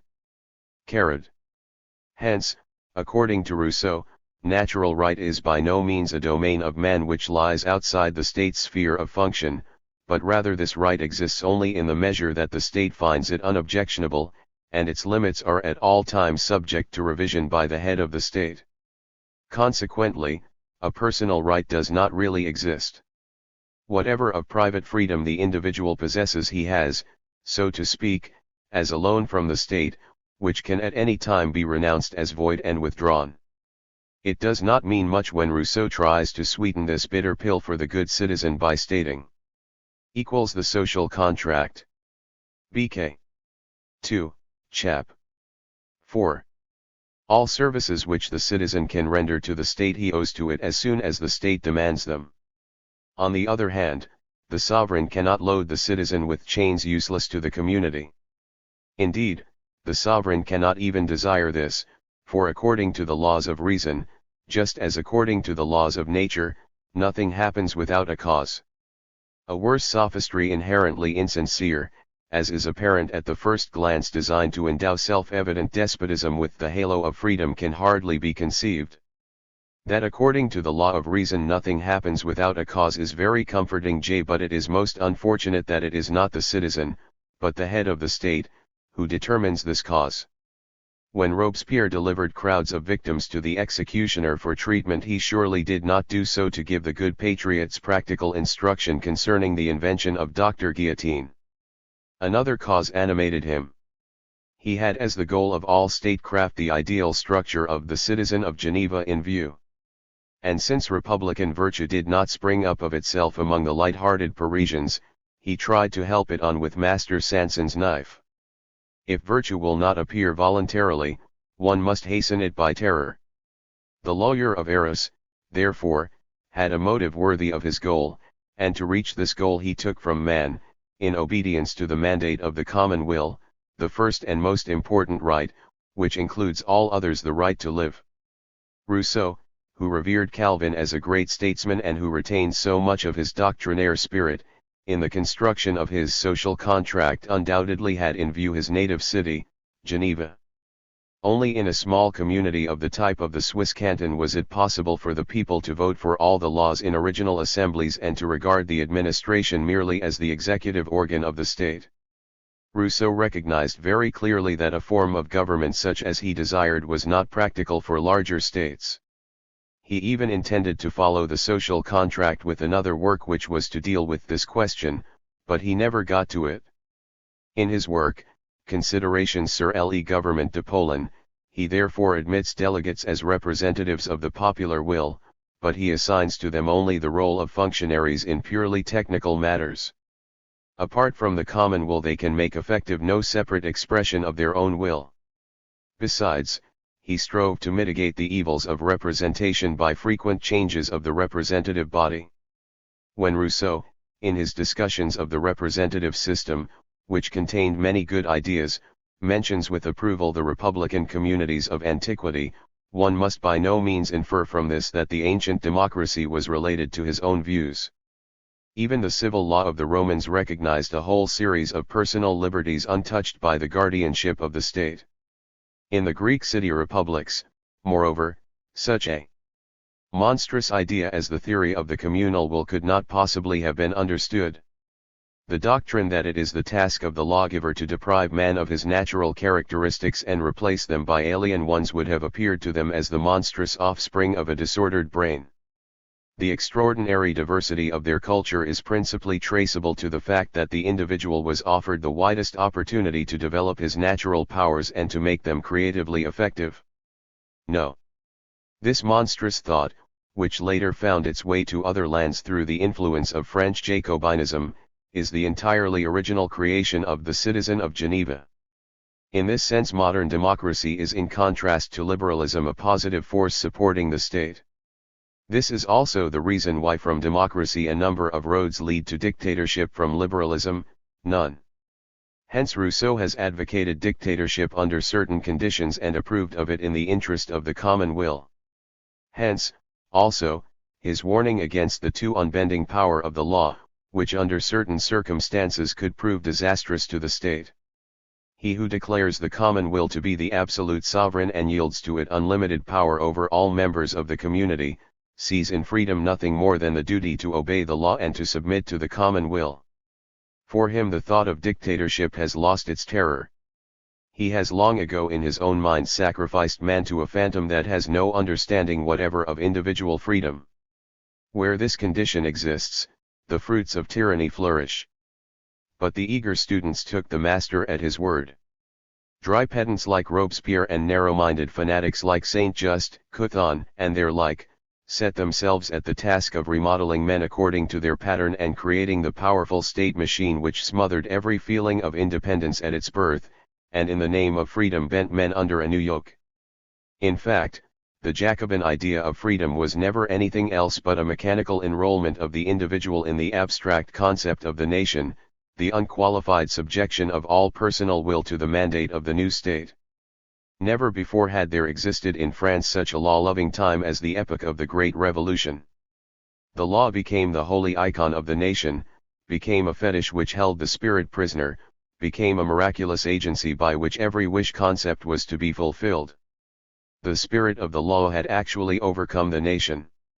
The men of the convention felt themselves utterly intoxicated by their role as the lawgivers of the land. The lawgiver commands the future. Thus Saint-Just once orated in the convention, in accordance with Rousseau's idea, his affair it is to will the good, his task it is so to transform men that they are fitted to that will. They believed that all the failings of mankind could be cured by law, and thus they laid the foundation of a new miraculous faith in the infallibility of authority, which proved even more disastrous in its consequences than the reactionary dogmatism of Bonald, Chateaubriand, and de Maistre. These tried in vain to breathe new life into a dead phantom, to awaken to a new existence a past that lay irrevocably buried in the dust of the ages. The men of the convention, however, prepared the way for a new reaction, and they did it, not in the name of legitimist succession, but under the sign of liberty, equality, and fraternity. The uncanny belief in the omnipotence of the law and the almost superhuman wisdom of the lawmaker run through all the speeches and public utterances of the Jacobin statesmen and makes them indigestible for anyone who is capable of libertarian feeling. And with the belief in the miraculous power of the law there developed a desire to make every expression of individual and social life subject to the nation. Everything was centralized: government, legislation, public administration, religion, language, and legal murder in the form of the revolutionary terror. It is true that the revolutionary forces of the people in the city and, more especially, in the country, opposed this universal leveling with great energy, and the contest of the central power with the communities often assumed a violent character, especially in Paris, where the communal administration had a strong influence on the course of revolutionary events. We have to thank this resistance of the communal corporations to the national administration that the revolution did not stop halfway, and that the old regime was utterly destroyed. But with the growing influence of Jacobinism all resistance against the centralized state was gradually overcome. The convention interfered more and more in all the affairs of local administration and subjected the course of all social events to its control. All local independence was systematically inhibited, or even abolished, according to a definite plan. All provincial and communal life had to disappear or be reduced to a definite uniformity. The old communal administrations were replaced by the state prefecture, which directed everything from Paris, crippling all local initiative. Thus the will and woe of millions was entrusted to the higher wisdom of a central body whose members felt themselves to be the mechanics of the machine, to use Rousseau's term, and quite forgot that it was living men whom they used as guinea pigs in their experiments to prove the political wisdom of the citizen of Geneva. The actual deeds and purposes of these elect always remain hidden from the simple mind of the average citizen, and it is precisely this hidden activity which becomes the unquenchable source of a blind belief in the unalterability of a political providence, a belief which grows correspondingly more powerful as man's confidence in his own power diminishes. The purely human pales before the radiant halo of political institutions. Just as the devout believer fails to recognize the man in the priest and sees him illumined with the splendor of divinity, so also the lawgiver appears to the simple citizen in the aureole of a terrestrial providence which presides over the fate of all. This belief is fatal not only to the common man of the people, but also to the chosen herald of the common will. The very part which he has been given to play causes him to become constantly more estranged from actual life. As his whole thought and action are set on unison in all social matters, the dead gear work of the machine, obedient to every pressure of the lever, gradually becomes for him the symbol of all perfection, behind which real life with its endless variety completely disappears. For this reason he feels every independent movement, every impulse emanating from the people themselves, as an antagonistic force dangerous to his artificially drawn circle. When this uncontrollable power which transcends all calculations of the statesman will not listen to reason, or even refuses to yield due obedience to the lawgiver, it must be silenced by force. This is done in the name of the higher interests, which are always in question when something happens outside the range of bureaucratic habits. One feels oneself the chosen guardian of these higher interests, the living incarnation of that metaphysical common will, which has its uncanny existence in Rousseau's brain. In trying to harmonize all manifestations of social life with the tune of the machine, the lawgiver gradually becomes a machine.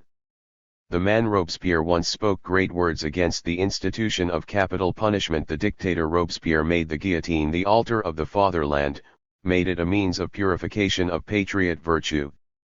In reality, the men of the convention were not the inventors of political centralization. They only continued after their fashion what the monarchy had left to them as an heirloom, and developed to the utmost the tendency toward national unification. The French monarchy had since the time of Philip the Fair left no means untried for removing opposing forces in order to establish the political unity of the country under the banner of absolute monarchy. In doing this, the supporters of royal power were not particular as to ways and means. Treason, murder, forgery of documents, and other crimes were quite acceptable for them, if they promised success. The reigns of Charles V, Charles VII, Louis XI, Francis I, Henry II, are the most prominent milestones in the development of unlimited monarchy, which, after the preliminary labors of Mazarin and Richelieu, shone in fullest glory under Louis XIV. This splendor of the Sun King filled all lands. An army of venal sycophants, poetasters, artists, living by the favor of the court, had as their special task to cause the fame of the megalomaniac despot to glow with brightest colors. French was spoken in all courts. All strove to be intellectually brilliant according to Parisian fashion and imitated French court manners and ceremonies. The most unimportant little despot in Europe was consumed by the sole aim of imitating Versailles, at least in miniature. Small wonder that a ruler entirely unaffected by any inferiority complex considered himself a demigod and was intoxicated by his own magnificence. But this blind devotion to the king's person gradually intoxicated the whole nation, which venerated itself in the person of the king. As Gobineau significantly remarks, France became in its own eyes the sun nation. The universe became a planetary system in which France, at least in its own opinion, had the first place. With other peoples it could have nothing in common except to shed light on them at its pleasure, for it was quite convinced that all were groping in the fog of densest darkness. France, however, was France, and as, in its view, all the rest of the world daily sank into a joyless distance, it gradually satisfied itself more and more with veritable Chinese ideas. Its vanity became a Chinese Great Wall carrot. The men of the convention, therefore, not only took over the idea of political centralization from the monarchy, but the cult which they carried on by means of the nation likewise had there its beginning. It is true, however, that in the age of Louis XIV the nation was considered to consist only of the privileged classes, that nobility, the clergy, the prosperous citizens, the great masses of the peasants and the city workers did not count. It is related that Bonaparte, a few days before the coup d'état, had a talk with the Abbé Sieyès, then one of the 5 members of the Directory, and on this occasion flung these words at the clever theologian who had weathered successfully all the storms of the revolution, have created the great nation. Whereupon Sieyès smilingly replied, "Why I dash, because we had first created the nation." The clever abbé was right, and spoke with greater authority than Bonaparte. The nation had first to be born, or, as Sieyès so significantly said, to be created, before it could become great.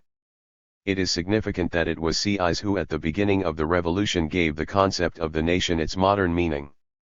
In his essay, "What is the Third Estate?" he raised and answered 3 questions of paramount importance. What is the Third Estate? Everything. What has it been up to now in the political order of things? Nothing. What will it become? Something. But in order that the Third Estate might become something entirely new, suitable political conditions had first to be created in France. The bourgeoisie could become dominant only if the so-called Estates General was replaced by a National Assembly based from a manuscript uncompleted at his death. German translation by Rudolf Schlosser in Frankreichs Schicksal im Jahr 1870. S34 Reklamverlag. On a Constitution. Hence the political unification of the nation was the first demand of the beginning revolution looking toward the dissolution of the estates. The Third Estate felt itself ready, and Laclos declared in the deliberations to which the Duke of Orleans had only lent his name, the Third Estate, that is the nation. In his essay Sieyès has described the nation as a community of united individuals subject to the same law and represented by the same legislative body. But, influenced by the ideas of Rousseau, he extended the meaning of this purely technical definition and made the nation the original basis of all political and social institutions. Thus the nation became the actual embodiment of the common will in Rousseau's sense. Her will is always lawful, for she is herself the embodiment of the law. From this concept all other conclusions followed quite obviously. If the nation was the embodiment of the common will, then it had to be in its very nature one and indivisible.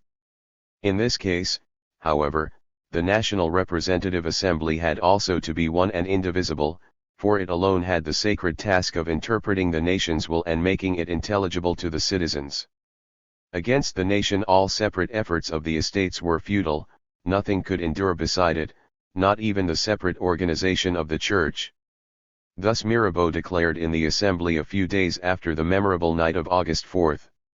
No national law has instituted the clergy as a permanent body in the state.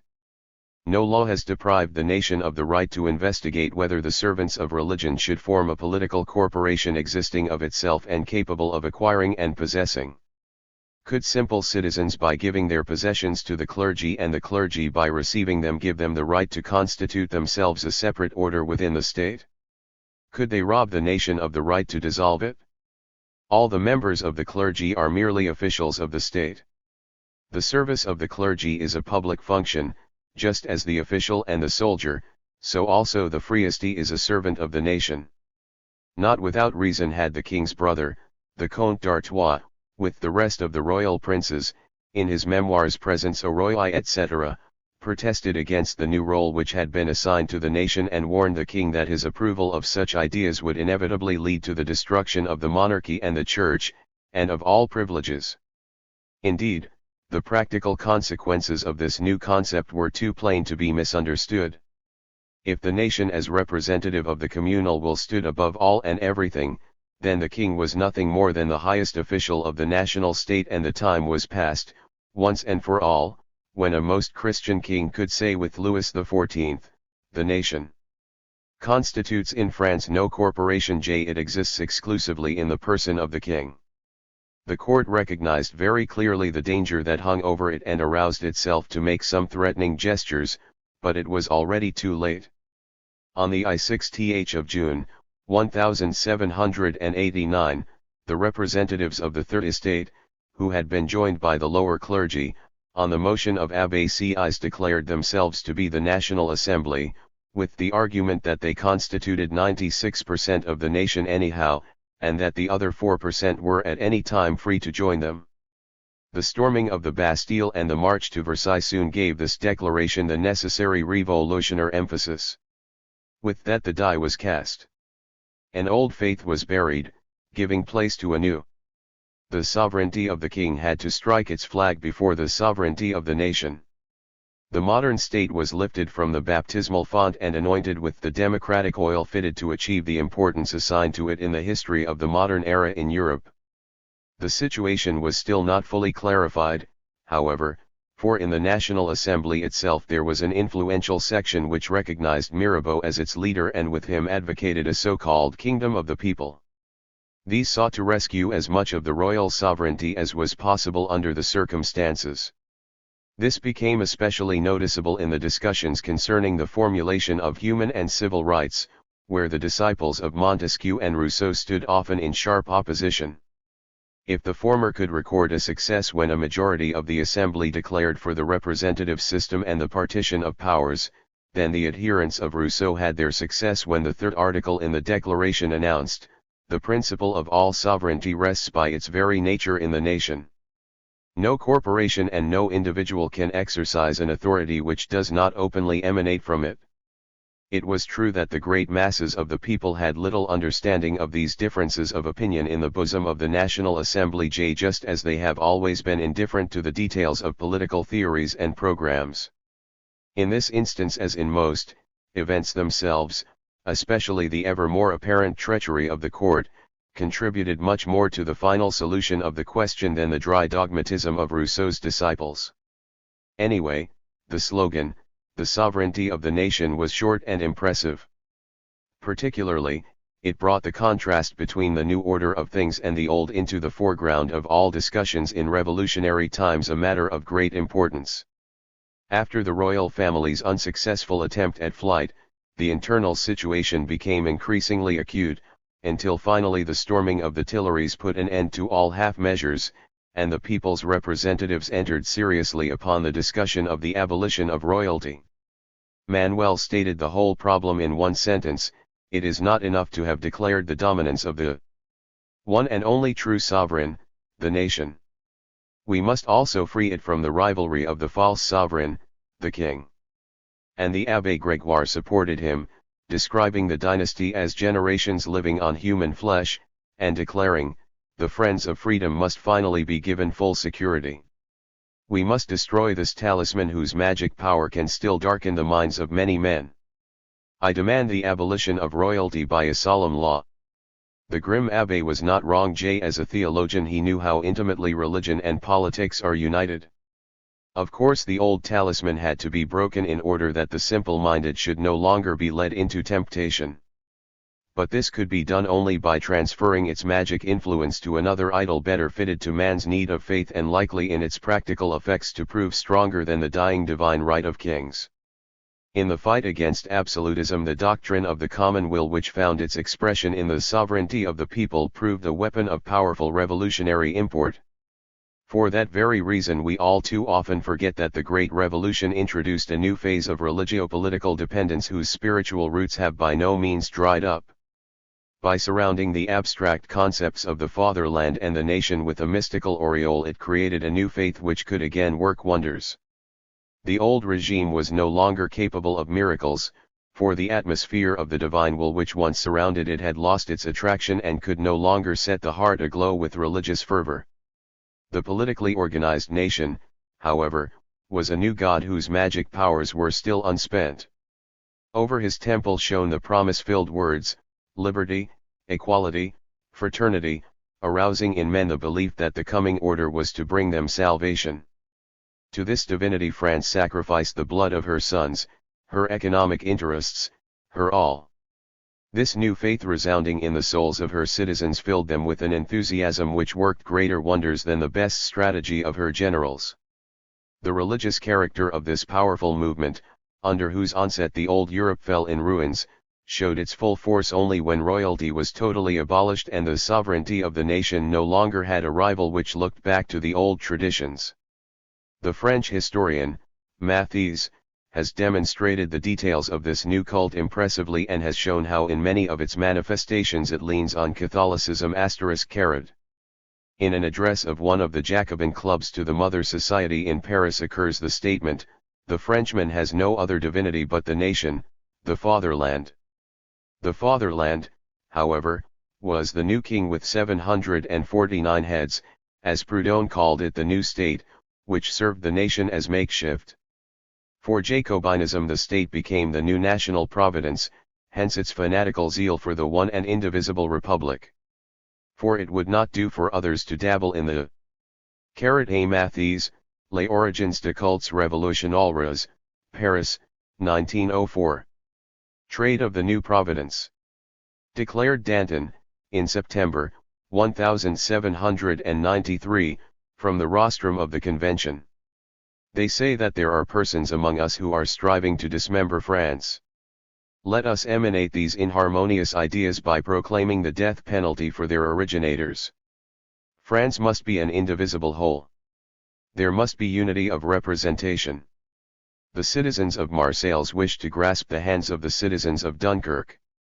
I demand the death penalty for those who would destroy the unity of France, and I move the Convention that we declare as the foundation of government unity of representation and administration.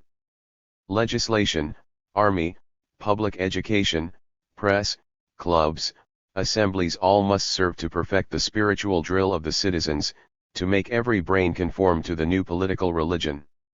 No exception was made of any movement, not even that of the Girondists, who had been reviled as federalists simply because their opponents knew such an accusation would arouse the patriots most violently against them.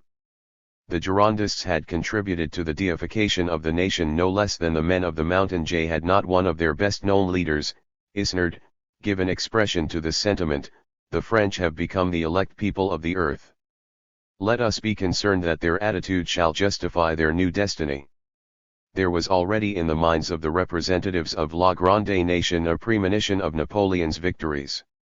A new priesthood had put in its appearance the modern popular assembly. To it had been assigned the task of transmitting the will of the nation to the people, just as the earlier priests had transmitted to them the will of God. Undoubtedly the revolution had swept away a rotten social order with an iron broom and given the people of Europe many glimpses of light for the future. But in the political field its results were, in spite of all revolutionary phraseology, entirely reactionary. It had strengthened the power idea anew, infused new life into prostrate authority, and chained man's will to freedom to a new religious dogma, against which it was sure to break its young wings. The absolutism of royalty had fallen, but only to give place to a new absolutism even more implacable than the divine right of monarchy. The absolute principle of monarchy lay outside the citizen's sphere of activity, and was supported solely by the grace of God, to whose will it allegedly gave expression. The absolute principle of the nation, however, made the least of mortals a co-bearer of the common will, even while it denied him the right to interpret this according to his own understanding. Imbued by this thought, every citizen from now on forged his own link in the chain of dependence which formerly some other had forged for him. The sovereignty of the nation steered everyone into the same path, absorbed every individual consideration, and replaced personal freedom by equality before the law. Not without reason were Moses' tables of the law set up in the Convention as a symbol of the national will. Not without reason there hung upon the walls of the assembly the fasces and acts of the lictors as the emblem of the one and indivisible republic. Thus was the man sacrificed to the citizen, individual reason to the alleged will of the nation. When the leading men of the revolution, animated by Rousseau's spirit, strove to destroy all natural associations in which the needs and impulses of men sought expression, they destroyed the root of all true association, transformed the people into the mob, and introduced that fateful process of social uprooting which was later speeded up and sharpened by the growing development of capitalistic economy. Just as the will of God has always been the will of the priests who transmitted it and interpreted it to the people, so the will of the nation could be only the will of those who happened to have the reins of public power in their hands and were, consequently, in a position to transmit and interpret the common will in their own way. This phenomenon need not necessarily be traced to inherent hypocrisy. Much more reasonably can we in this instance speak of deceived deceivers, for the more deeply the enunciators of the national will are convinced of the sacredness of their mission, the more disastrous are the results springing from their inherent honesty. There is deep significance in Sarl's remark: Robespierre took his part seriously, but his part was an artificial one.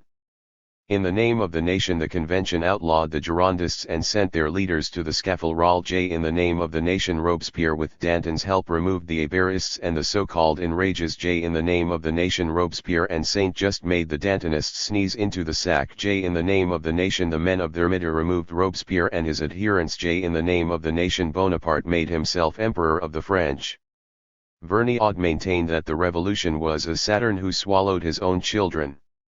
This could be said with much more reason of the mystical principle of the sovereignty of the nation, whose priests constantly brought new sacrifices to it.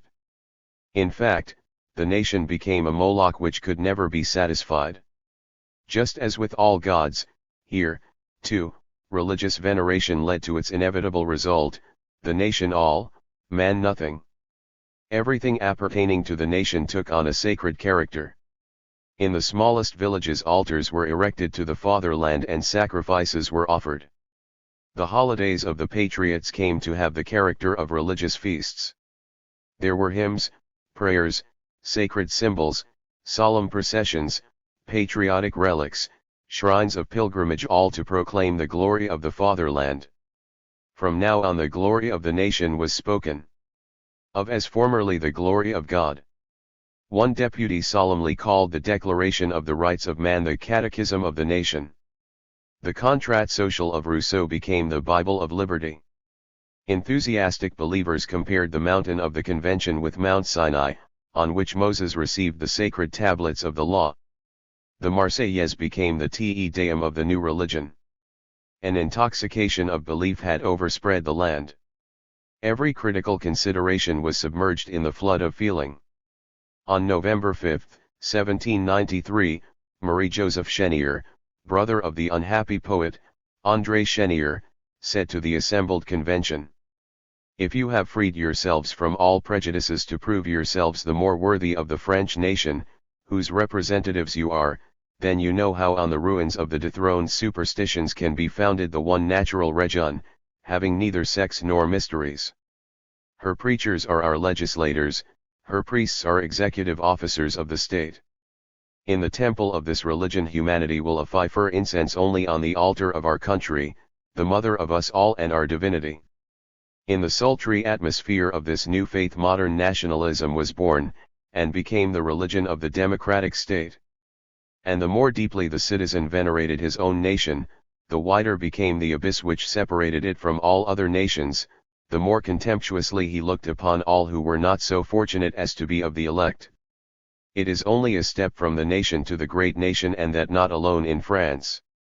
The new religion had not only its own ritual, its inviolable dogmas, its holy mission, but also the terrible orthodoxy characteristic of all dogmatism, which will permit no opinion but the one opinion to find voice. For the will of the nation is the revelation of God, intolerant of all doubt. He who dares to doubt for all that, and to pursue considerations contrary to the expression of the national will, is a social leper and must be weeded out from the communion of the faithful.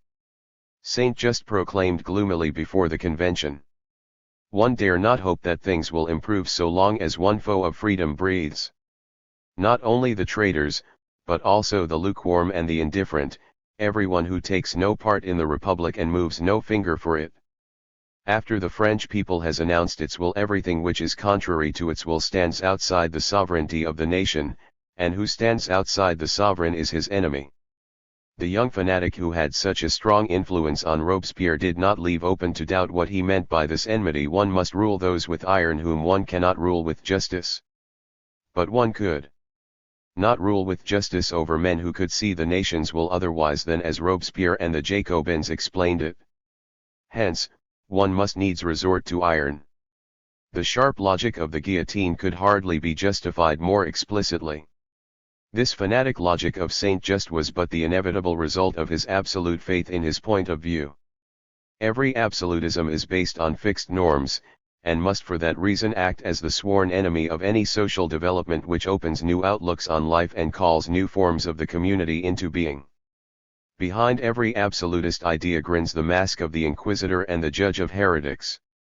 The sovereignty of the nation means tyranny as surely as does the sovereignty of God or that of the king.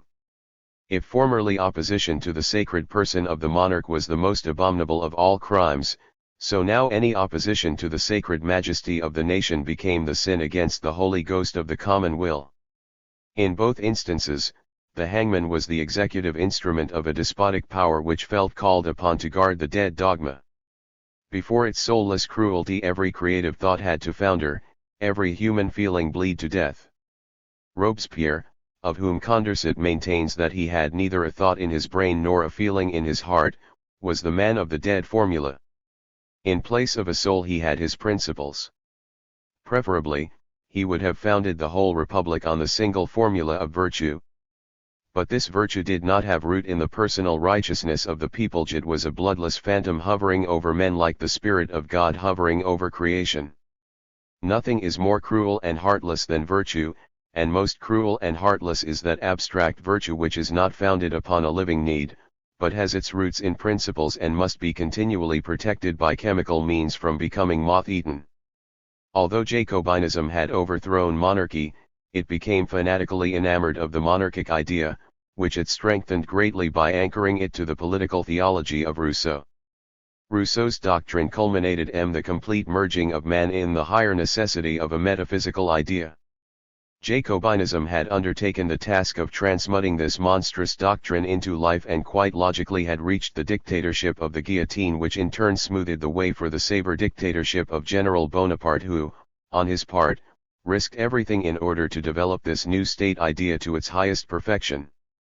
Man a machine not in the sense of la mettrie, but as the end product of a political religion which undertook to shape everything human according to the same pattern, and in the name of equality raised conformity to a principle. Napoleon, the laughing heir of the Great Revolution, who had taken from the Jacobins the man-devouring machine of the centralized state and the doctrine of the will of the nation, attempted to develop the state institutions into a flawless system in which accident should have no place. What he needed was not men, but chessmen, who would obey every turn of his whim and unconditionally submit to that higher necessity whose executive instruments they felt themselves to be.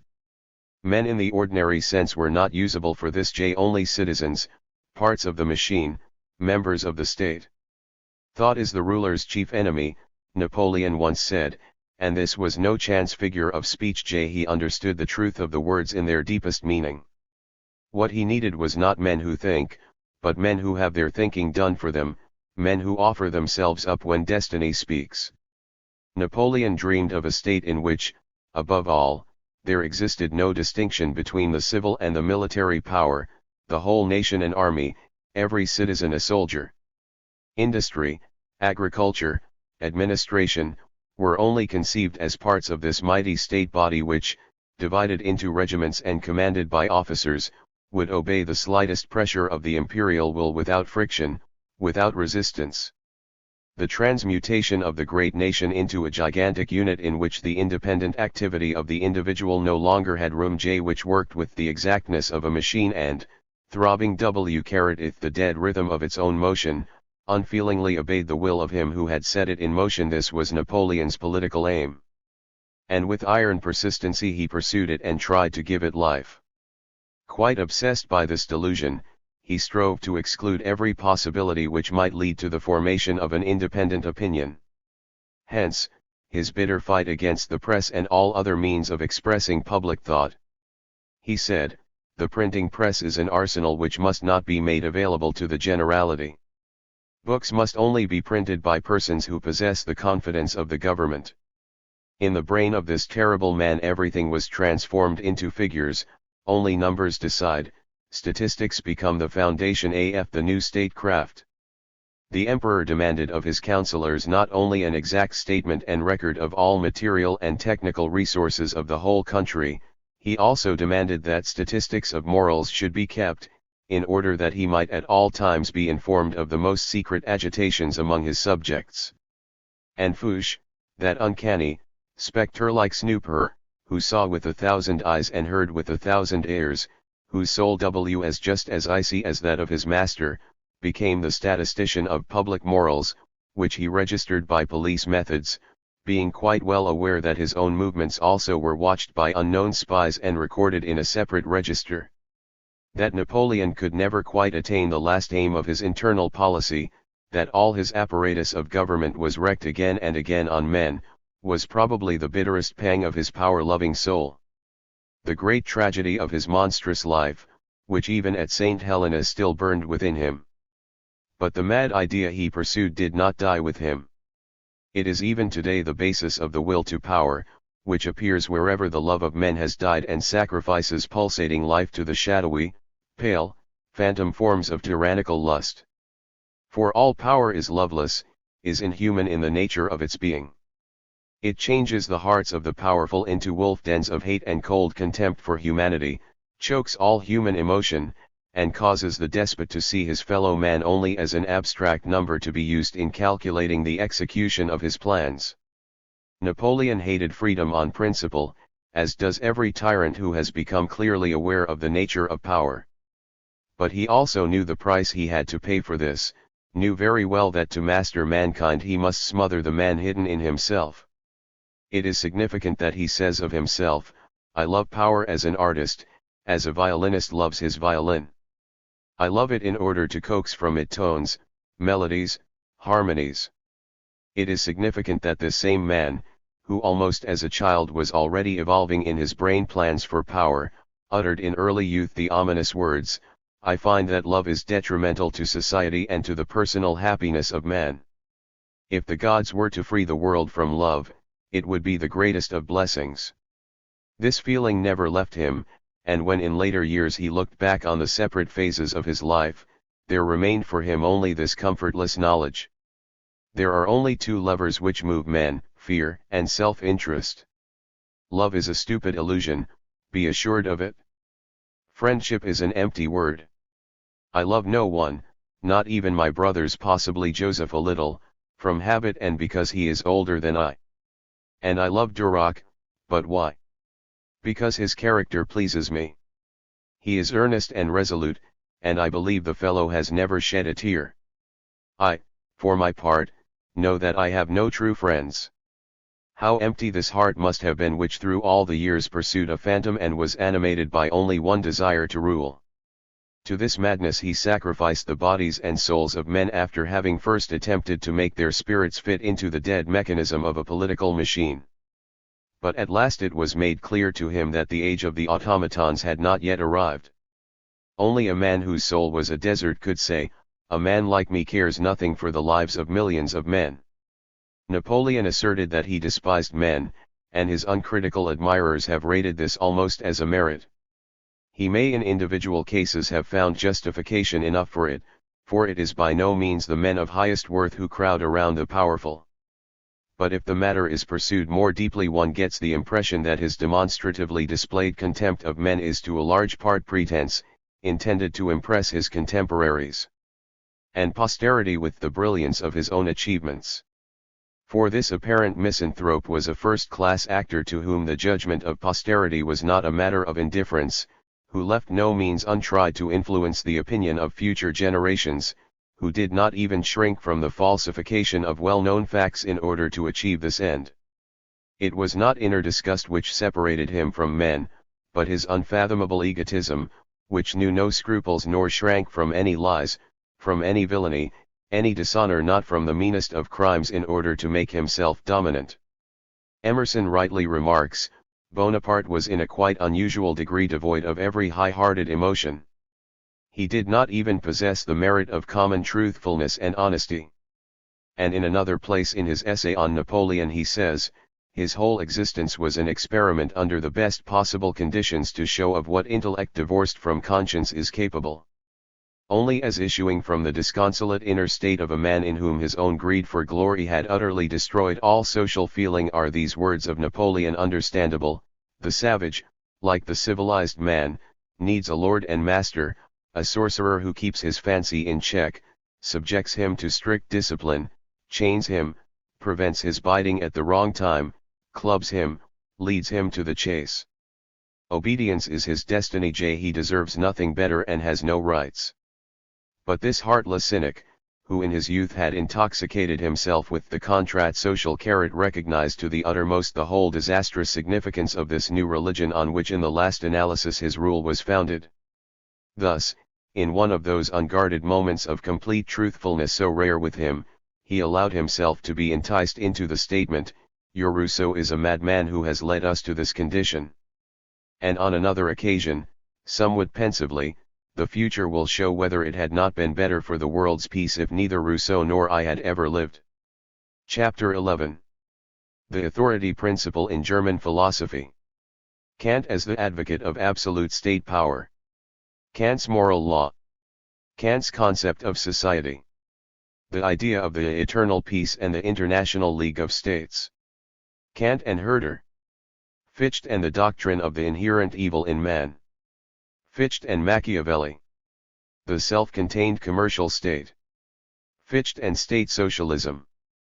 Fichte's addresses to the German nation. Fichte and national education. The idea of the historic mission of the Germans. Hegel's influence on his time. Hegel's dialectic. Thinking in categories. Hegel's philosophy of history. Hegel and the state. The belief in fate. Hegel and Protestantism. The Prussian state philosopher. Hegel and socialism. In sharp contrast with German literature and poetry stands German philosophy. Although it has not lacked occasional glimpses of light, German classical philosophy has never been a domain of freedom. Its best-known representatives have often flirted with freedom, but no real union ever resulted. One gains the impression that when life's brutal realities became too clearly felt, a few concessions, not too binding, were made to the awakened conscience in order to restore the disturbed equilibrium. In fact, the main trend of German philosophy was to organize bondage into a system and make of servitude a virtue which was consecrated by the famous inner freedom. What does Kant mean when he reduces his famous moral law to the formula, "Ac soticat"? The maxims of thy will could at all times serve as principles for general legislation. Is not this to reduce man's ethical feeling to the pitiful concept of the law of a government?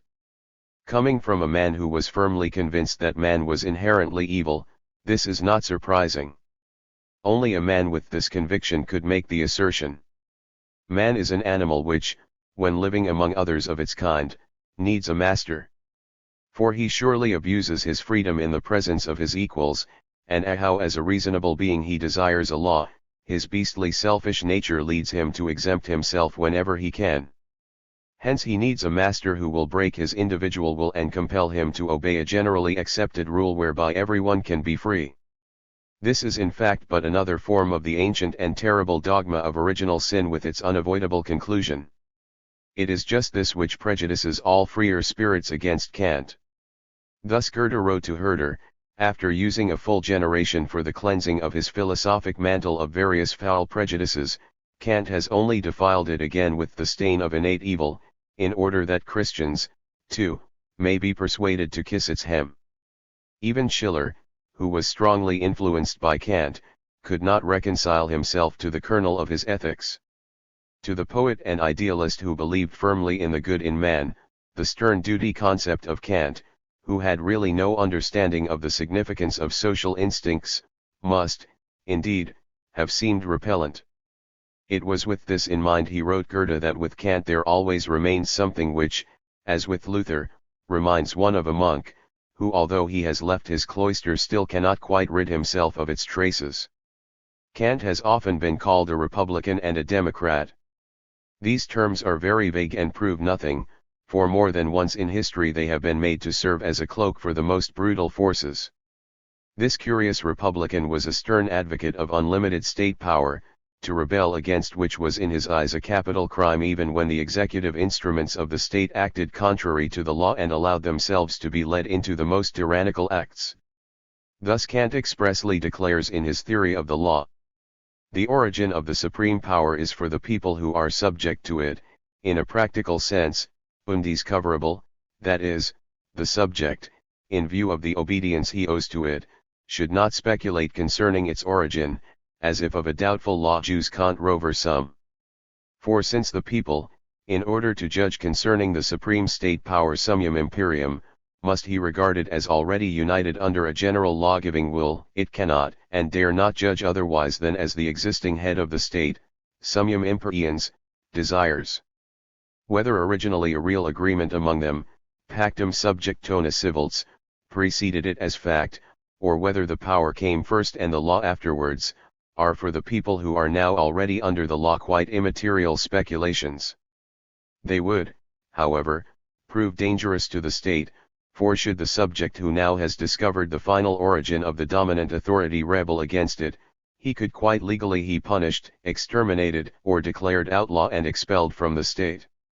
A law which is so sacred, so inviolable, that merely to question it practically and thus to suspend its operation even for a moment, constitutes a crime, is represented as emanating, not from man, but from a supreme, blameless lawgiver. This is the meaning of the sentence, "All authority comes from God," which states, not the historical foundation of civil constitutions, but an idea, as a practical principle of reason, the existing power is to be obeyed, be its origin what it may. When one compares thoroughly the reactionary concept of Kant with the ideas of the liberal school of thought in England which goes back to Locke, one realizes the shamefully reactionary aspect of this view, so daringly put forth at a time when beyond the German frontier the old regime was falling to ruins. Kant had already in his essay, "What is Enlightenment?" published in 1784, supported the despotism of Frederick II and praised the obedience of the subjects as the first maxim of political morality. His doctrine of the law, however, he develops in his later works a proof that in this regard his ideas never changed. The Democrat Kant was even ready to advocate slavery and to justify it as useful under certain conditions. He maintained that slavery was applicable to men who in consequence of their crimes had forfeited their civil rights. Such a man can, in the opinion of our philosopher, be made simply a tool of another of the state or of another citizen. The conservative point of view concerning the state and the respect of the subject for it, was virtually in Kant's blood. When in 1794 he received a reprimand from the royal government on account of an alleged disparagement of the Bible and Christian doctrine, he did not content himself with giving Frederick William II a written promise to refrain in the future from all oral and written expression concerning the Christian religion. Under the miserable conditions then existing in Prussia such an act was not only explicable, but also justifiable. But among the documents he left there were found these characteristic lines which had reference to the promise given to the king: "Recantation and denial of one's inmost convictions is contemptible, but silence in a case like the present one is the duty of a subject." Kant, whose quiet Philistine existence never diverged from the prescribed paths of state guardianship, was not of a social nature, and could only with difficulty surmount his inborn aversion for any form of communion. But since he could not deny the necessity of associations, he accepted them as one accepts any necessary evil. Consequently, society appeared to him as a forced union held together solely by duty towards the state. Kant really hated every voluntary union, just as every good deed done for its own sake was repugnant to him. He knew nothing else but the stark, implacable "thou shalt." One with such tendencies was hardly the proper man to formulate the fundamentals of a great social ethics, which is inherently the product of social communal life, finding its expression in every individual, and continually vitalized anew and confirmed by the community. Just as little was Kant capable of revealing to mankind great theoretical social insight. Everything which he produced in this field had been surpassed by the Great Enlightenment in France and England long before it saw the light of day in Germany. That Kant, on account of his essay on eternal peace and an earlier dissertation, A View of General History in the Light of World Citizenship, has lately been acclaimed as the intellectual father of the so-called League of Nations, was to be expected in a generation which has long forgotten Lessing, Herder, and Jean-Paul, and only proves that the alleged representatives of the German spirit have also in this respect learned nothing. What Kant in reality strove for was no union of peoples, but a league of states, which for this very reason could never have accomplished the task he had planned for it. The experiences we have lately had with the International Convention at Geneva have opened the eyes of all who are willing to see.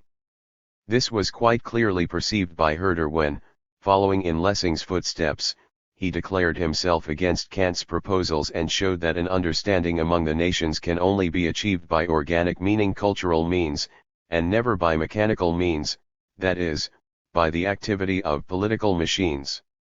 Herder explains that the forced organization which constitutes the state maintains itself primarily by continually creating external interests which run contrary to the interests of other states, and for this reason it is ill-suited to function as a mediator and adjuster. Therefore, he substituted for the idea of the International League of States advocated by Kant, his association of all thinking men on all continents, proceeding from the correct view that mutual agreement between the human groups of the different countries is not achievable by dictation from above, but only from below upwards by the will of the people themselves. By this all the prejudices of state interests, of native religion, and most foolish prejudice of all, of rank and class, are mitigated, confined, and made harmless. But, such victories over prejudice are, Herder maintains, achieved from within outward, not from without inward. Of quite another character was Fichte, who possessed a revolutionary vein that Kant lacked entirely. In fact, of all the representatives of German philosophy of that day, he was the only one who took an active part in the social and political life of his time. But a revolutionary temperament is, after all, no substitute for a libertarian viewpoint. Cromwell, too, and Robespierre, Mazzini, Lenin, Mussolini, and with them all other advocates of dictatorship, of the right or of the left, were revolutionaries. But the true revolutionary reveals himself in the ends that he seeks, not merely in the means that he uses, which are nearly always dependent on circumstances. It is true that Fichte in his theory of law developed the view that the final purpose of government is to make government superfluous. But he soon added cautiously that perhaps myriads of cars would have to pass before man would be ready for such a condition. In the meantime, all his acts were in sharp contrast to this stated distant aim. For Fichte was of a domineering, thoroughly authoritarian, nature, a man with freedom always on his lips, but just the name of freedom, nothing more. Like Kant, Fichte believed in the innate evil of man.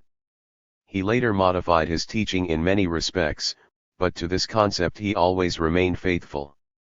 It became even stronger in his mind as he came more and more under the influence of the new Romanticism in Berlin, headed at that time by Schleiermacher and the brothers Schlegel. Thus he could still write in 1812 in the treatise on Machiavelli, by which he sought though vainly to induce the King of Prussia to take a decisive step, the fundamental principle of every theory of the state which is intelligent is contained in the following words of Machiavelli. Whosoever founds a republic, or any other state, and gives it laws must recognize that all men are wicked, and that all without exception will express their innate wickedness as soon as a safe opportunity offers itself. One who believes this has no trace of liberal spirit.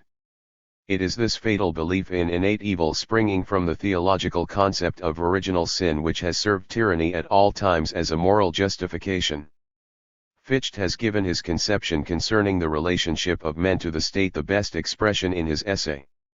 The Self-Contained Commercial State, which he later declared to be his most thoughtful work. This essay, dedicated to the Prussian minister, von Struensee, contains the plan of a so-called reasonable state, in which the life of the citizens was regulated and prescribed to the last detail, so that they everywhere and always felt the directing hand of a political providence above them. It is a police state in the worst sense, in which there is hardly room for any kind of personal freedom. Fichte's ideal state is made up of various classes strictly separated from one another, whose numerical strength is determined by the government. His work is prescribed for every citizen according to his class, and in such a manner that he cannot change his occupation by his own choice. Following the principle that the earth is the Lord's, and man has only the duty to cultivate and use it profitably, all land is the property of the state, and the individual citizen is only given a lease on it. The state has not only the task of guarding the citizen's property, it must also see to it that every citizen receives the share which has been appropriated to him by law. Since the citizen's property is under the constant guardianship of the state, assurance is given that none shall become too rich and likewise that none shall perish in poverty. Instead of the current gold and silver coins, which the state is to call in, paper or leather money is to be used to facilitate exchange within the country. This is the more feasible as the frontier is closed, and citizens are strictly prohibited from having any intercourse with the outer world so that he can maintain social relationships only with his fellow citizens, of whose nature the state, of course, has sole direction. Only the state has the right to effect the necessary exchanges with other countries. One can realize why so fanatical a worshipper of the state as Lasala was so enthusiastic about Fichte. One can also realize that the very concept of such a monstrous state machine of officials and police as Fichte envisioned makes the mouths of the adherents of the Third Reich water, and that they, lacking ideas of their own, wish to attribute their intellectual output chiefly to Fichte. Fichte's theory of the state contains all the necessary assumptions for a state capitalistic economic order under the political direction of the government after the pattern of the old Prussian class state, which today men often attempt falsely to call socialism. While the citizen is to have his material existence secured, it is only at the cost of every personal freedom and of all cultural associations with other peoples. Of Fichte, too, we may reaffirm the old truth that no kind of social oppression would be anywhere near so intolerable for man as the realization of the philosophical plan of government of our sage. Fichte is today regarded in Germany as the true prophet of the most genuine Germanism. He is lauded as the living embodiment of patriotic thought, and his addresses to the German nation are today again in everyone's home. In the interest of historical truth it must here be stated that Fichte's conversion into a German patriot and guardian of national interests occurred rather suddenly. He was in this regard as changeable as in his earlier atheism and republicanism, which in later years he completely dropped. Even in his fundamental outlines of the present age he was by no means enthusiastic over the national idea, and to the question, which is the fatherland of a truly developed Christian European? He found the answer: in general it is Europe, more especially, it is in every age that European state standing at the peak of culture. Thus wrote Fichte still in 1805. In December, 1807, he began in the hall of the Berlin Academy the addresses to the German nation which are remarkable not only as a powerful oral statement of his philosophical views, but also as the first revelation of the German patriot in him. His interchange was, therefore, effected somewhat hastily, proving that the deep feeling of the holy cause of the nation was not inborn. Fichte's speeches were a brave deed, for they were uttered, so to speak, in the shadow of French bayonets, and the speaker exposed himself to in his great work, Der Atheismus und seine Geschichte im Abendland, 4, 73, Fritz Mothner gives a very interesting description of Fichte, in which he remarks, when Fichte was accused of atheism in March, 1799, he sent to the Weimar government a threatening letter stating that in case of a public reprimand he would leave Jena and with several like-minded professors seek another sphere of activity already assured him. And he was not merely boasting. In Mainz, Forster, with the other clubmen, were enthusiastic for the French Revolution, and the French govern. The danger of being seized by Napoleon's henchmen. That the latter was not to be trifled with, the execution of the book dealer, Palm, proved quite sufficiently. But others have shown the same, and even greater, courage and frequently for an incomparably more worthy cause. For what is the content of these speeches but a glorification of the power of the nationalist state? Their kernel is the national education of youth according to Fichte, the first and most important preliminary measure for the liberation of the country from the yoke of the foreign ruler, and the creation of a new generation familiar with the sacred mission of the nation. Hence the education of youth must not be intrusted to the Church, for the Church's realm is not of this world but is comparable to a foreign state, and its rulers are only interested in man's salvation after death. Fichte's outlook was more earthly, his God was of this world. Hence, he would not give youth up to the priest, but rather to the state, although the latter only transferred the Church's work into the political field with the same end in view, man's enslavement under the yoke of a higher power. It is futile to object that Fichte's theory of education opens many wide vistas, especially where he follows in the footsteps of Pestalozzi. All that is beside the point when we observe his objective. Education is character development, harmonious completion of human personality. But what the state accomplishes in this field is dull drill, extinction of natural feeling, narrowing of the spiritual field of vision, destruction of all the deeper elements of character in man.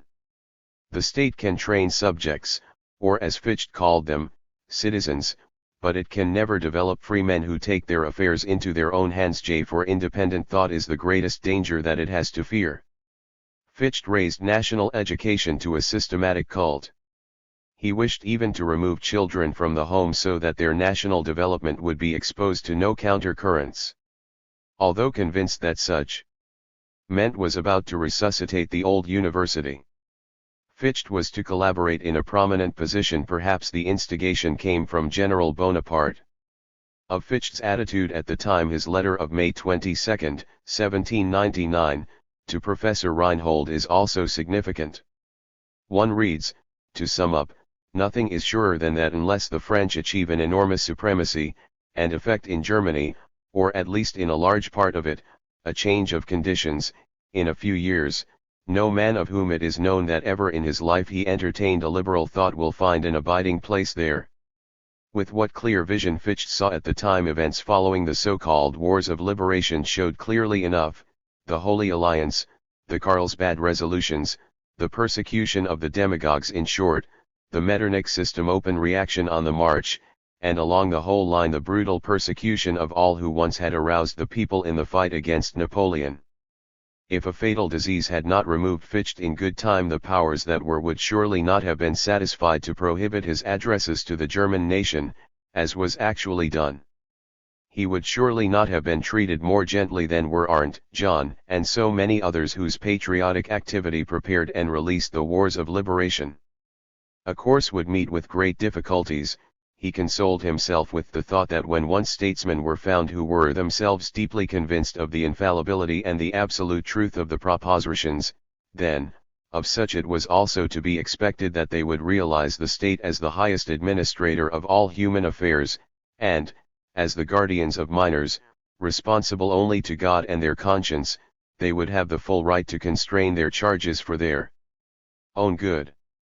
For where does there now exist a state which doubts that it has the right to force its subjects into war service and to deprive parents of their children in order to make soldiers of them, whether one or the other or both of them desire it or not? This looks very like the man who in his theory of law developed the thought that outside of the state there is no law, and coined these words, right is freedom according to a law. Of course, with Fichte, everything happens for the good of mankind. May fate preserve us from such a good. Which involuntarily recalls to us the words of the Pestalozzi student, Hunziker, who speaks of the state-instituted drill for the people's happiness. The remaining ideas expressed by Fichte in his addresses to the German nation contain no trace of true liberal spirit, though much is said about freedom. Freedom, however, only according to Fichte's meaning, and that was of a most peculiar sort. But one thing those addresses have effected and effect still today, they have in a large measure contributed to the inculcation in Germany of that attitude of superiority which redounds so little to the credit of the German name. We are speaking here of the superstitious belief in the historical mission of the Germans, which is again today flourishing like a weed in good soil. Since Luther, this curious illusion haunts all German history, but especially is it marked with Fichte and Hegel. It even found its way into the literature of German socialism and was lovingly nursed by Lassalle. Houston Stewart Chamberlain and his countless successors, whose madness has defiled German spiritual life, before the World War were the heralds of the German mission, determined to make the well-known words of Emanuel Geibel come true. Gerhard Herder refers to this craze, which has at length grown into a mental defect, when he makes the eccentric realities of Vienna say. Germany's advantage consists of these four parts, that in the long night of deep ignorance she produced the first, the most, and the highest inventors, and in 900 years developed more thought than all the other four dominant peoples taken together, in 4000. One can, therefore, say truthfully that God desired to make the world wise through two nations, before Christ through the Greeks, after Christ through the Germans. The Greek wisdom can be called the Old Testament of reason, the German, the New. Herder, Brief zur Beforderung der Hoheit dt 4te Sammlung, 1794. By virtue of the German race, the world may yet attain to grace. Fichte was, so to speak, the ancestor of the Chamberlains, Woldmans, Hausers, Rosenbergs, Gienthers, and countless others, who today construct the race theories and proclaim the kismet of blood. One cannot, however, put him into the same class with them, for he was, after all, a man of mental stature, which cannot be said of his dull successors. Fichte in his addresses to the German nation supported the belief in the world historical mission of the Germans with particular passion, after the manner of an Old Testament prophet. It was especially the form and the linguistic rhythm of his speeches which had so great an influence on German youth. He has designated the German nation as destined by fate to be the mother and reconstructor of humanity.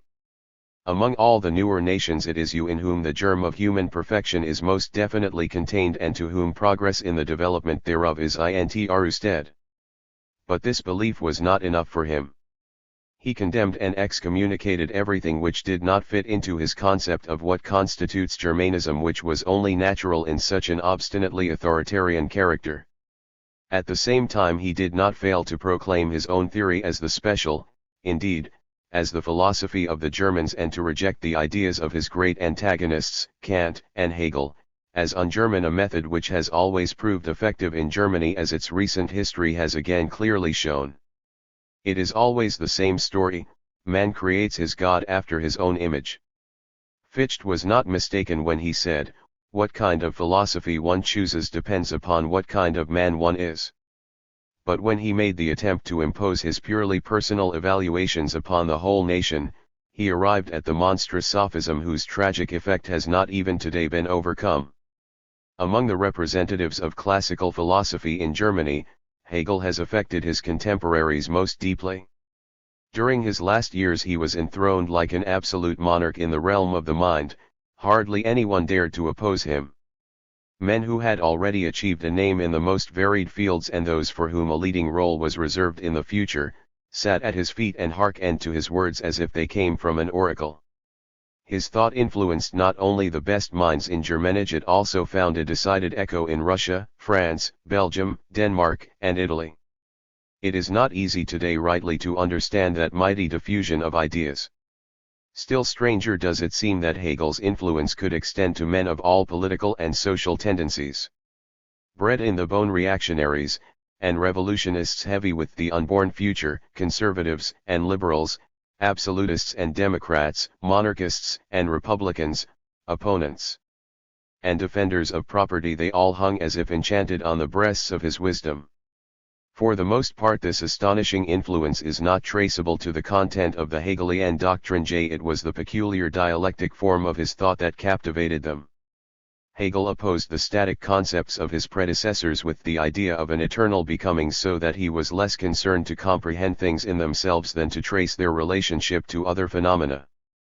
He interpreted in his own manner the Heraclitean thesis of the eternal flux of things, assuming an inner connection of phenomena such that each carries within itself its own opposite, which must of inner necessity operate to make room for a new phenomenon in its kind more perfect than the two forms of the becoming. Hegel called these thesis, antithesis, and synthesis.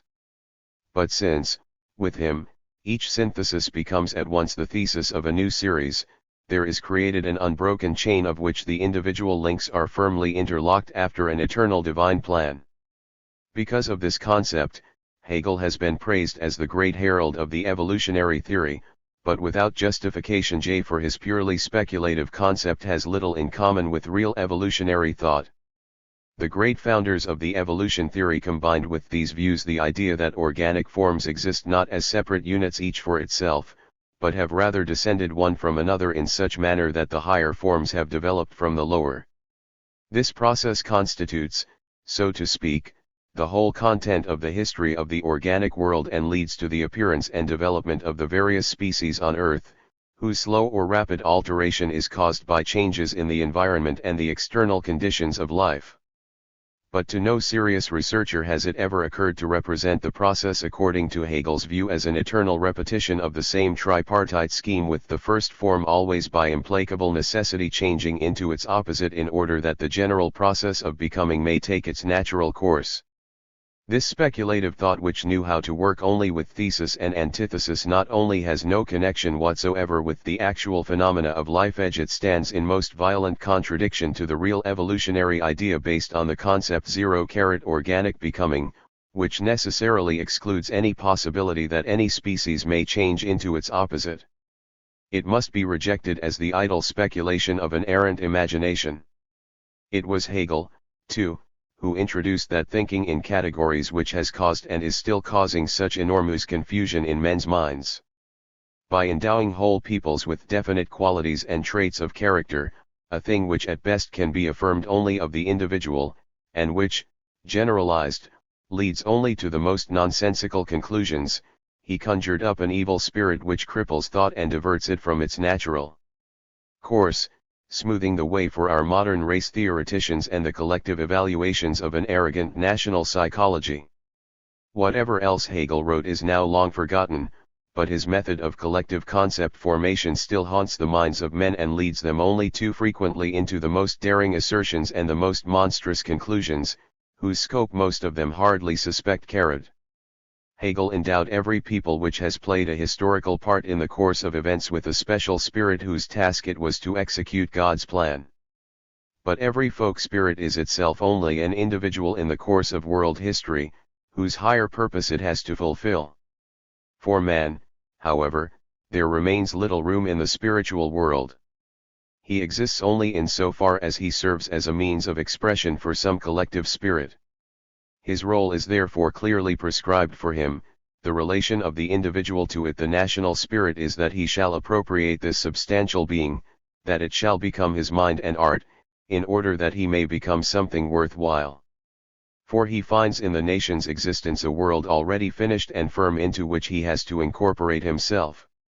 In this, its work, the spirit of the people finds its world and is content.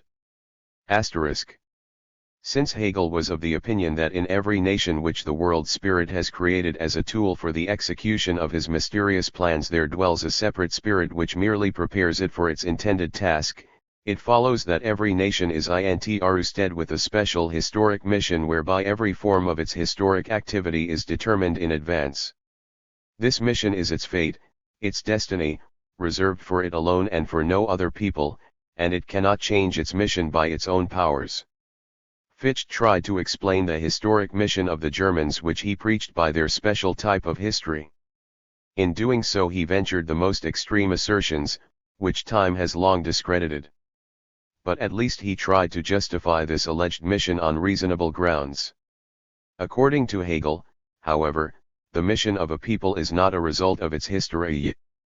In his excellent little work, Rasse und Politik, Julius Goldstein cleverly remarks, the empty scheme of his Hegel's thought continues among the men, strange to say mostly foreigners, who think to have found in race the key to the understanding of the historical world. Gobineau, Lapoge, Chamberlain, Waldman, stand under the dominance of a Hegelianism with naturalistic features. It is Hegelianism when, instead of the individualist spirit, the race spirit is called upon for an explanation of spiritual creation. It is Hegelianism when all contingency is banished from history and the destiny of nations is constructed from preconceived ideas as to what a race may or may not accomplish. It is Hegelianism when Germanism and Semitism are opposed to each other with logical exclusiveness and all profounder relationships of life between them are denied by a hard rationalistic formula. It is, finally, Hegelianism when the past and present course of history is explained from the one exclusive deciding factor of race without regard to the great variety of the forces operative in the various epochs. Hegel, Lectures on the Philosophie of History. The mission which is intrusted to it by the world spirit constitutes, rather, the content of its history, and all this happens that the spirit may at last attain to the consciousness of itself. So Hegel became the modern creator of that blind theory of destiny whose supporters see in every historic event a historical necessity, see in every end men have conceived a historical mission. Hegel is still alive in the sense that even today we speak quite seriously of the historic mission of a race, of a nation, of a class. Most of us do not even suspect that this fatalistic concept so crippling to man's activity had its root in Hegel's method of thought. And yet there is expressed here only a blind belief which has no relationship whatsoever to the realities of life and whose implications are quite without proof. All this talk about the compulsory course of historical events and the historically conditioned necessities of social life, empty formulas repeated ad nauseum by the advocates of Marxism, what is it but a new belief in fate sprung from Hegel's spectral world, except that in this case conditions of production has assumed the role of the absolute spirit. And yet every hour of life proves that these historical necessities have persistence only as long as men are willing to accept them without opposition. In fact, there are in history no compulsory causes, but only conditions which men endure and which disappear as soon as men learn to perceive their causes and rebel against them. Hegel's famous dictum, "What is reasonable is real, and what is real is reasonable," words which no dialectic cleverness can rob of their real meaning, have become the leid nottage of all reaction, just because they raise acceptance of given conditions to a principle and to justify every villain, every inhuman condition, by the unalterability of the historically necessary. The leaders of German socialism are merely imitating the sophistry of Hegel, where they undertake, as they have thus far done, to discover in every social evil a consequence of the capitalistic economic order which, willy-nilly, one must endure until the time is ripe for its change, or according to Hegel until thesis changes to antithesis. On what else does this notion rest but Hegelian fatalism translated into economic terms? We accept conditions and do not know that we are killing the spirit that resists existing wrongs. Kant had set up unqualified submission of the subject to the power of the state as a principle of social morality. Fichte derived all right from the state and wanted to inculcate the view in all youth so that the Germans might at last become Germans in the true sense of the word, namely, citizens of the state. But Hegel worshipped the state as an end in itself, as the reality of the moral idea, as God on earth. No one made such a cult out of the state, no one planted the idea of voluntary servitude so deeply in the minds of men, as he. He raised the state idea to a religious principle and put on a par with the revelations of the New Testament those ideas of right formulated by the state. For it is now known that what is declared moral and right by the state is also divine and commanded by God, and that judged by its content there is nothing higher or holier. Hegel more than once insisted that he owed his conception of the state to the ancients, more especially to Plato. What he really looked back to was the old Prussian state, that misbirth which sought to compensate for lack of intelligence by barrack drill and bureaucratic stupidity.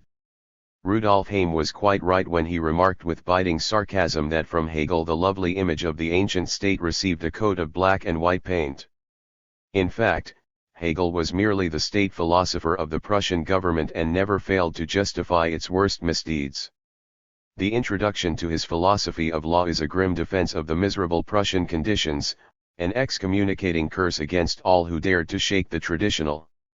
With a severity that amounted to a public denunciation he turned against Professor J. F. Fries, very popular among youth on account of his liberal ideas, because in his essay, the German League and the German state constitution. He had dared to maintain that in a good community life comes from below, as Hegel scornfully put it, from the so-called people. Such a concept was, of course, high treason in his eye, high treason against the idea of the state, which alone endows people with life and for that reason is above all criticism. Since the state embodies in itself the ethical whole, it is the ethical itself. When Heim called this invective of Hegel a scientific justification of the Carlsbad police system and the persecution of the demagogues, he said not a word too much. The Prussian state had an especial attraction for Hegel because he believed that he found exemplified in it all the necessary assumptions for the character of the state in general.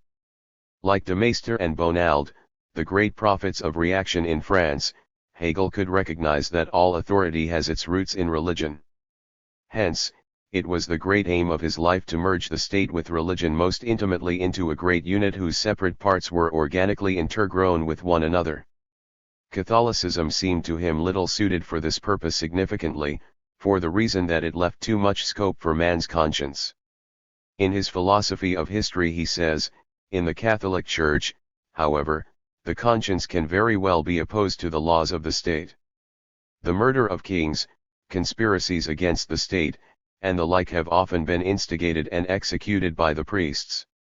This is the Simon pure Hegel, and one can understand why his Rudolf Heim, Hegel und seine Zeit. Berlin, 1857.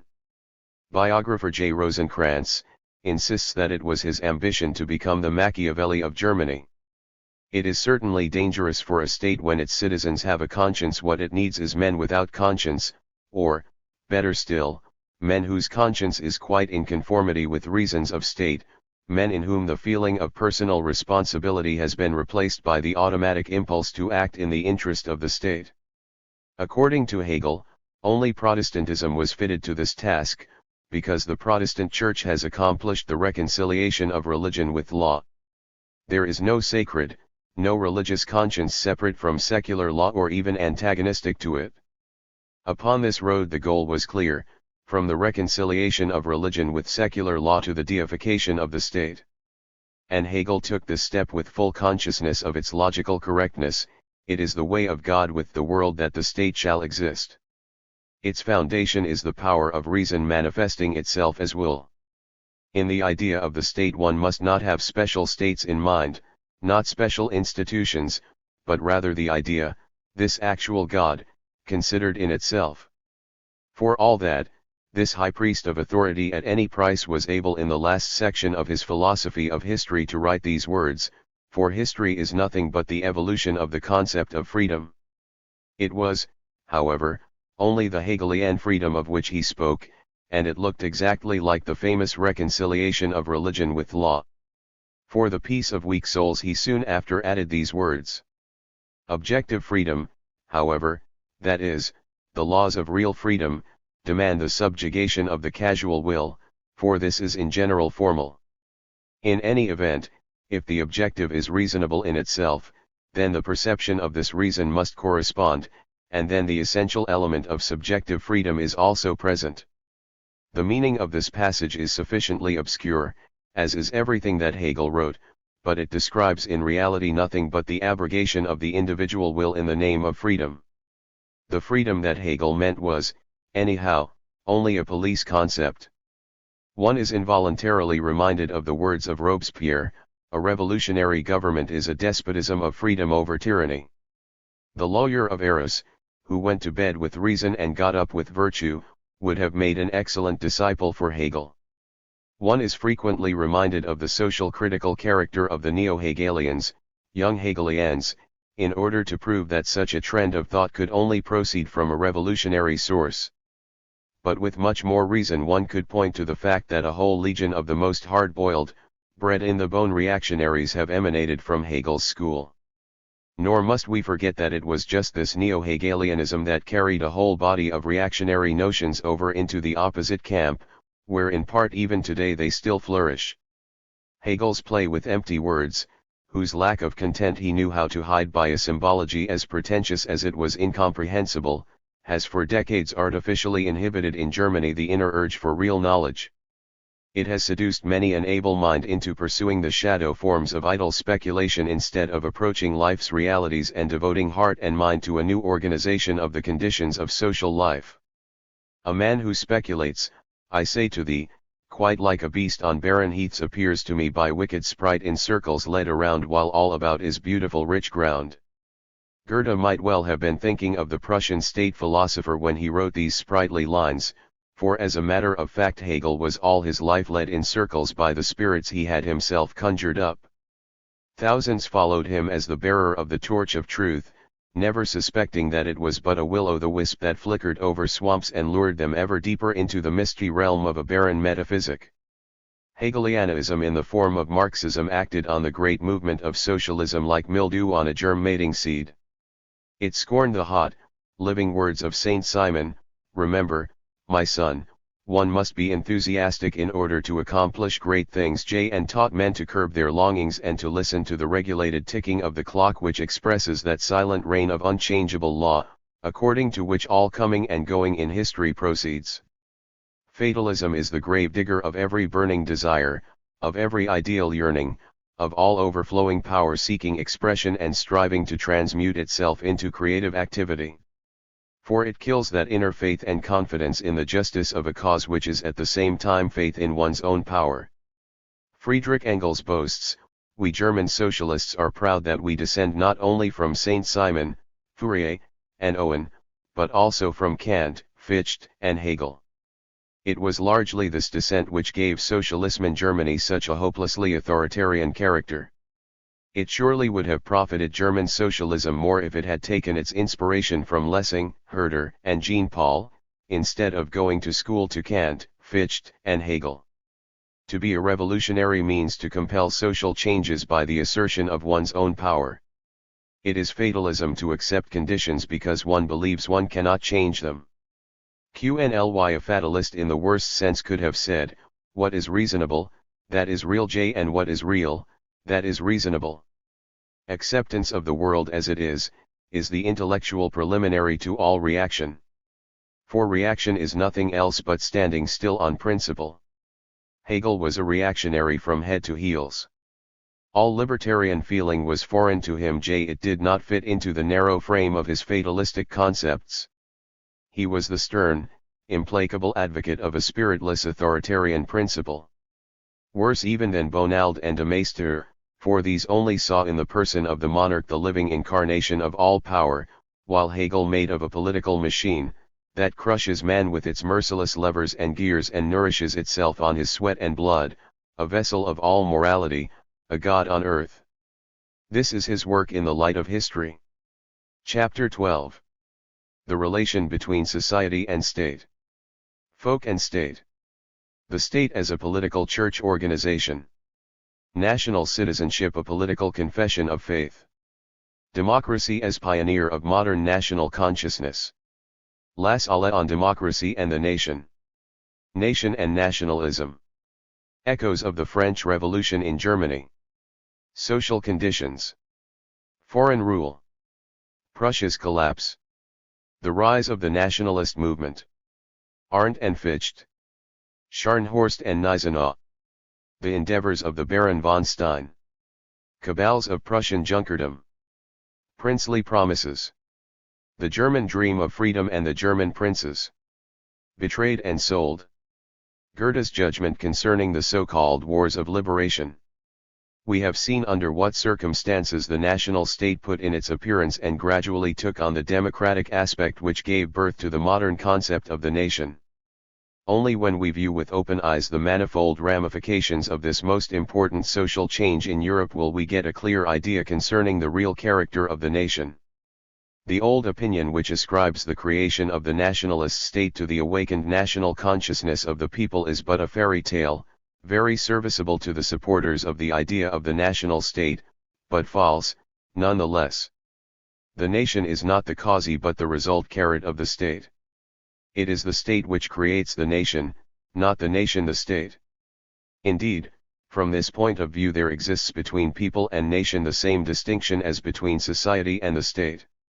Every social unit is a natural formation which, on the basis of common needs and mutual agreement, is built organically from below upwards to guarantee and protect the general interest. Even when social institutions gradually ossify or become rudimentary, the purpose of their origin can in most instances be clearly recognized. Every state organization, however, is an artificial mechanism imposed on men from above by some ruler, and it never pursues any other ends but to defend and make secure the interests of privileged minorities in society.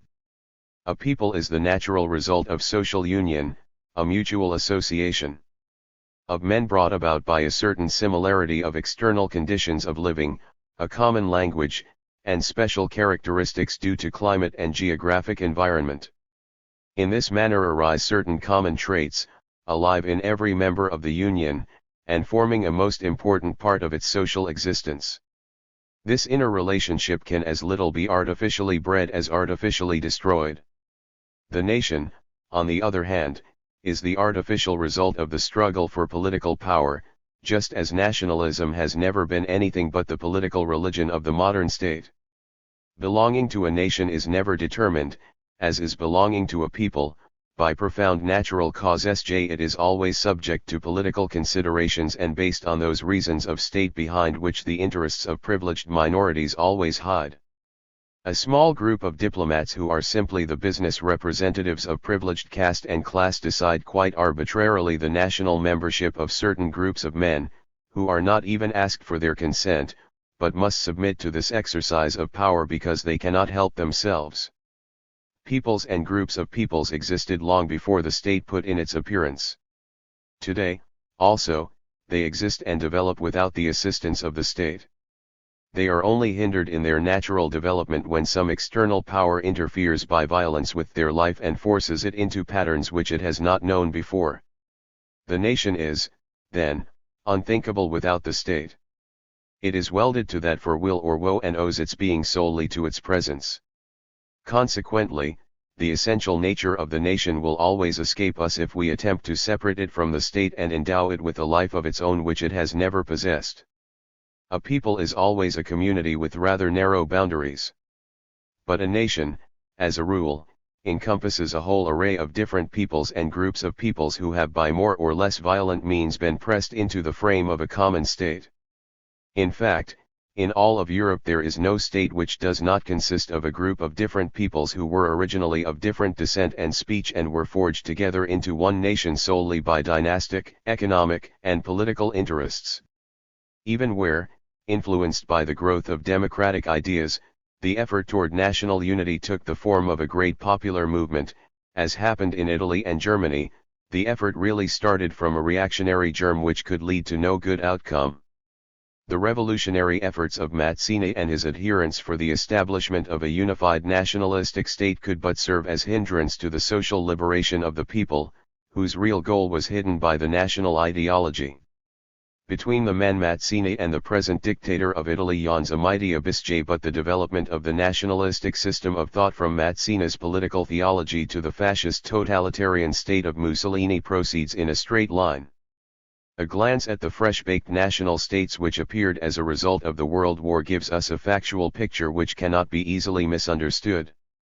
The same nationalities which before the war never ceased to revolt against the foreign oppressor reveal themselves today, when they have reached their goal, as the worst oppressors of national minorities, and inflict upon them the same brutal moral and legal oppressions which they themselves, and with full right, fought most bitterly when they were the subjected peoples. This ought to make plain to even the blindest that a harmonious living together of peoples within the framework of the national state is definitely impossible.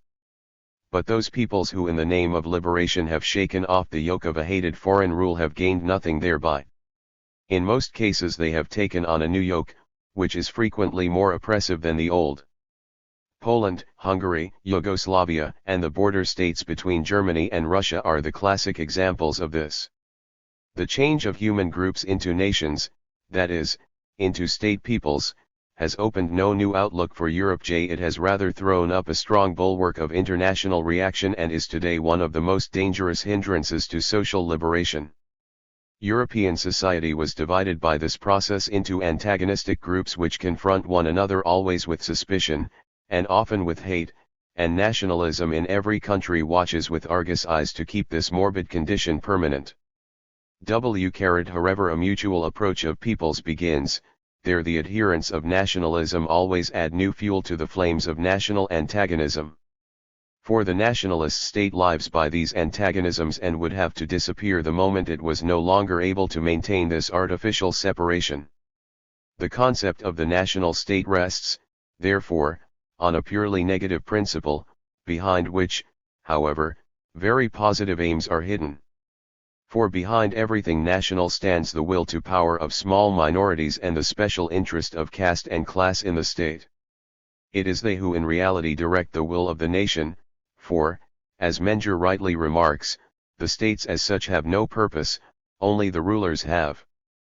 But that the will of the Jew may become the will of all, for only thus can it develop its full effectiveness. Every form of intellectual and moral drill must be employed to anchor it in the religious consciousness of the masses and make it a matter of faith. Now, the true strength of a faith lies in the fact that its priests draw sharply the lines which separate the orthodox from the adherents of any other religious communion. Without Satan's wickedness, it would go ill with God's greatness. National states are political church organizations. The so-called national consciousness is not born in many but trained into him. It is a religious concept. One is a German, a Frenchman, an Italian, just as one is a Catholic, a Protestant, or a Jew. With the spread of democratic ideas in Europe begins the rise of nationalism in the various countries. Only with the creation of the new state, which, at least in theory, secures for every citizen the constitutional right to participate in the political life of his country and to have a part in the choice of its government, could the national consciousness take root in the masses, and the conviction be bred in the individual that he was a member of the great political union of the nation, with which he was inseparably intergrown and which gave to his separate existence its content and purpose. In the pre-democratic period such a belief could take root only in the narrow circle of the privileged classes, remaining entirely alien to the great mass of the population. Quite rightly Lassalle remarks, "The principle of free independent nationalities is the basis, the source, the mother, and the root of the concept of democracy in general.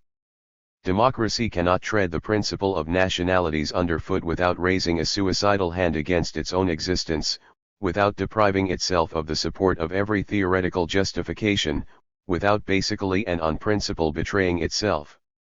We repeat, the principle of democracy has its foundation and life source in the principle of free nationalities. Without this it stands on air ***. In this respect, too, democracy differs essentially from liberalism, whose field of view embraces mankind as a whole, or at least that part of mankind belonging to the European American circle of culture or to one which has developed under similar social conditions. Since the point of view of liberalism starts with the individual and judges the social environment according as its institutions are useful or harmful to men, national limitations play but an unimportant part for its adherents, and they can exclaim with Thomas Paine, "The world is my country, all men are my brothers."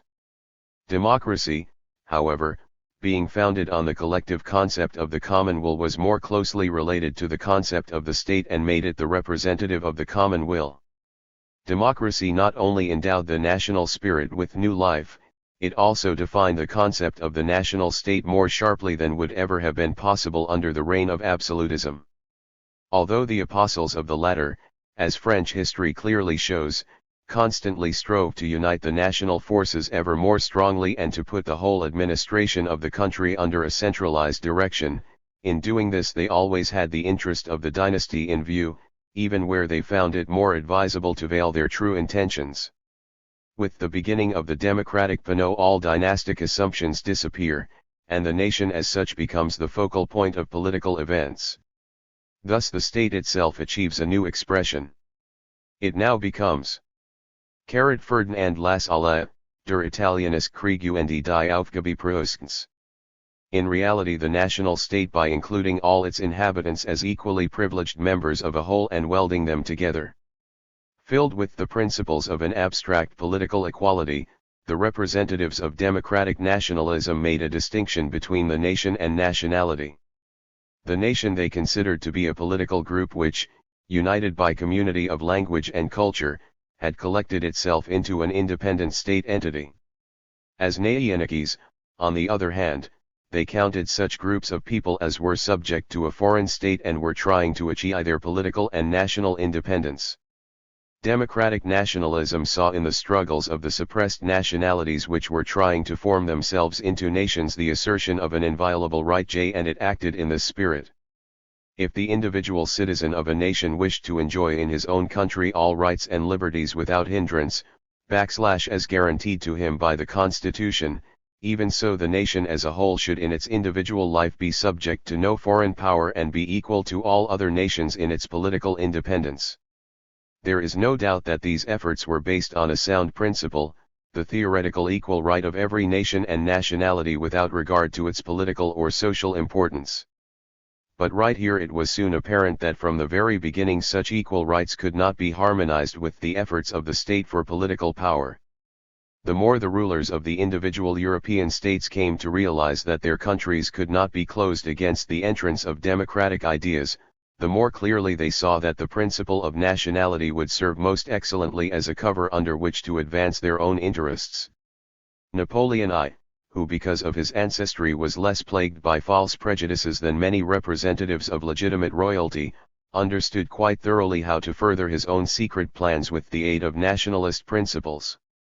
Thus, in May, 1809, he sent from Schönbrunn his well-known message to the Hungarians in which he appealed to them to throw off the yoke of the Austrians. "I ask nothing of you," says the imperial message. "I only wish to see you a free and independent nation." We know what this unselfish expression meant. Napoleon was just as indifferent to the independence of the Hungarians as, in his heart of hearts, he was to that of the French who in spite of his foreign descent had made him their national hero. What he really had at heart was his plans for political power. To realize these he played with Italians, Illyrians, Poles, and Hungarians the same comedy he had played for 14 years with the Grande Nation. How clearly Napoleon recognized the importance of the principle of nationality for his own political purposes is shown by a remark recorded by one of his companions on St. Helena. He could not marvel enough why, among the German princes, not a single one had been found with courage enough to use the idea of the national unity of Germany, widely spread among the people, as a pretext for uniting the Germans under a definite dynasty. Since then, the principle of nationality has assumed an important place in European politics. Thus, after the Napoleonic Wars, England on principle supported the rights of the oppressed peoples on the continent only for the reason that she thereby created difficulties for continental diplomacy which could but react to England's political and economic advancement. But of course the English diplomatists never for a moment thought of giving the Irish the same rights. Lord Palmerston directed his whole foreign policy by this method, but it never entered the mind of the cunning English statesman to help the suppressed nationalities when they most needed his assistance. On the contrary, he looked on with a most peaceful soul while their attempts at liberation perished under the claws of the Holy Alliance. Napoleon III pursued the same cunning policy, pretending to be the defender of suppressed nationalities while having in view only the interests of his own dynasty. His part in the movement for Italian liberation, which resulted in the inclusion of Nice and Savoy in France, is convincing proof of this. King Karl Albert of Sardinia likewise supported the movement for national liberation in Italy with all means in his power, as with clever prevision he had recognized what advantages would accrue to his dynasty. Mazzini and Garibaldi, the most radical supporters of revolutionary nationalism, had later to stand by and observe how the successor of the Sardinian garnered the fruits of their lifelong activities for himself as King of United Italy, which they had envisioned as a democratic republic. That the national feeling took root so rapidly in France during the Revolution and achieved such a mighty growth is principally traceable to the fact that the Revolution had opened an enormous chasm between the French and Old Europe, which the continued wars widened still more. For all that, the best and most valuable minds in all countries greeted the Declaration of Human Rights with unmixed enthusiasm, firmly believing that now the era of liberty and equality had begun in Europe. Even many men who later risked everything to enflame in Germany the revolt against the foreign rule of Napoleon, greeted the revolution with inner joy. Fichte, Gors, Hardenberg, Schleiermacher, Benzenberg, and many others stood at first wholly under the spell of the revolutionary ideas emanating from France. It was the bitter disappointment of this craving for liberty which moved men like Jean-Paul, Beethoven, and many others who formerly had been among the most glowing admirers of General Bonaparte, seeing in him the instrument of a coming social reconstruction in Europe, to turn from him after he had made himself emperor, and began to show more and more clearly the intentions of the conqueror. One can readily understand the unlimited enthusiasm of many of the best minds in Germany for the French when one views the hopeless political conditions which were a tragic reality in Germany on the eve of the revolution. The German Empire was now only a group of countries rotting in their own filth, their ruling caste no longer capable of an inner creative impulse, and for that reason clinging the more closely to the old institutions. The frightful misfortune of the 30 Years' War, whose hardly healed wounds had been freshly opened by Frederick IP's conquests, had marked the people of the unfortunate countries with its unmistakable stamp. A generation filled with nameless woes, says Treitschke in his German history, had broken the courage of the citizens and had habituated the little man to crawl before the mighty. Our free-spirited language learned the trick of abject submission, and came to contain that over-rich treasury of distorted, slavish forms of speech which even today it has not completely shaken off. 2/3 of the population at the beginning of the revolution was in a state of serfdom under unspeakably miserable conditions. The country groaned under the hard yoke of countless little despots whose heartless egoism did not shrink from peddling their own subjects as cannon fodder to foreign powers in order to fill their ever-empty coffers with the blood money paid them for the lives of these miserable beings. All thoughtful historians are agreed that no liberation could come to this unhappy country from within.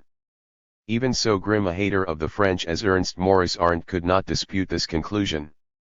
So the French invasion had at first the effect of a cleansing thunderstorm.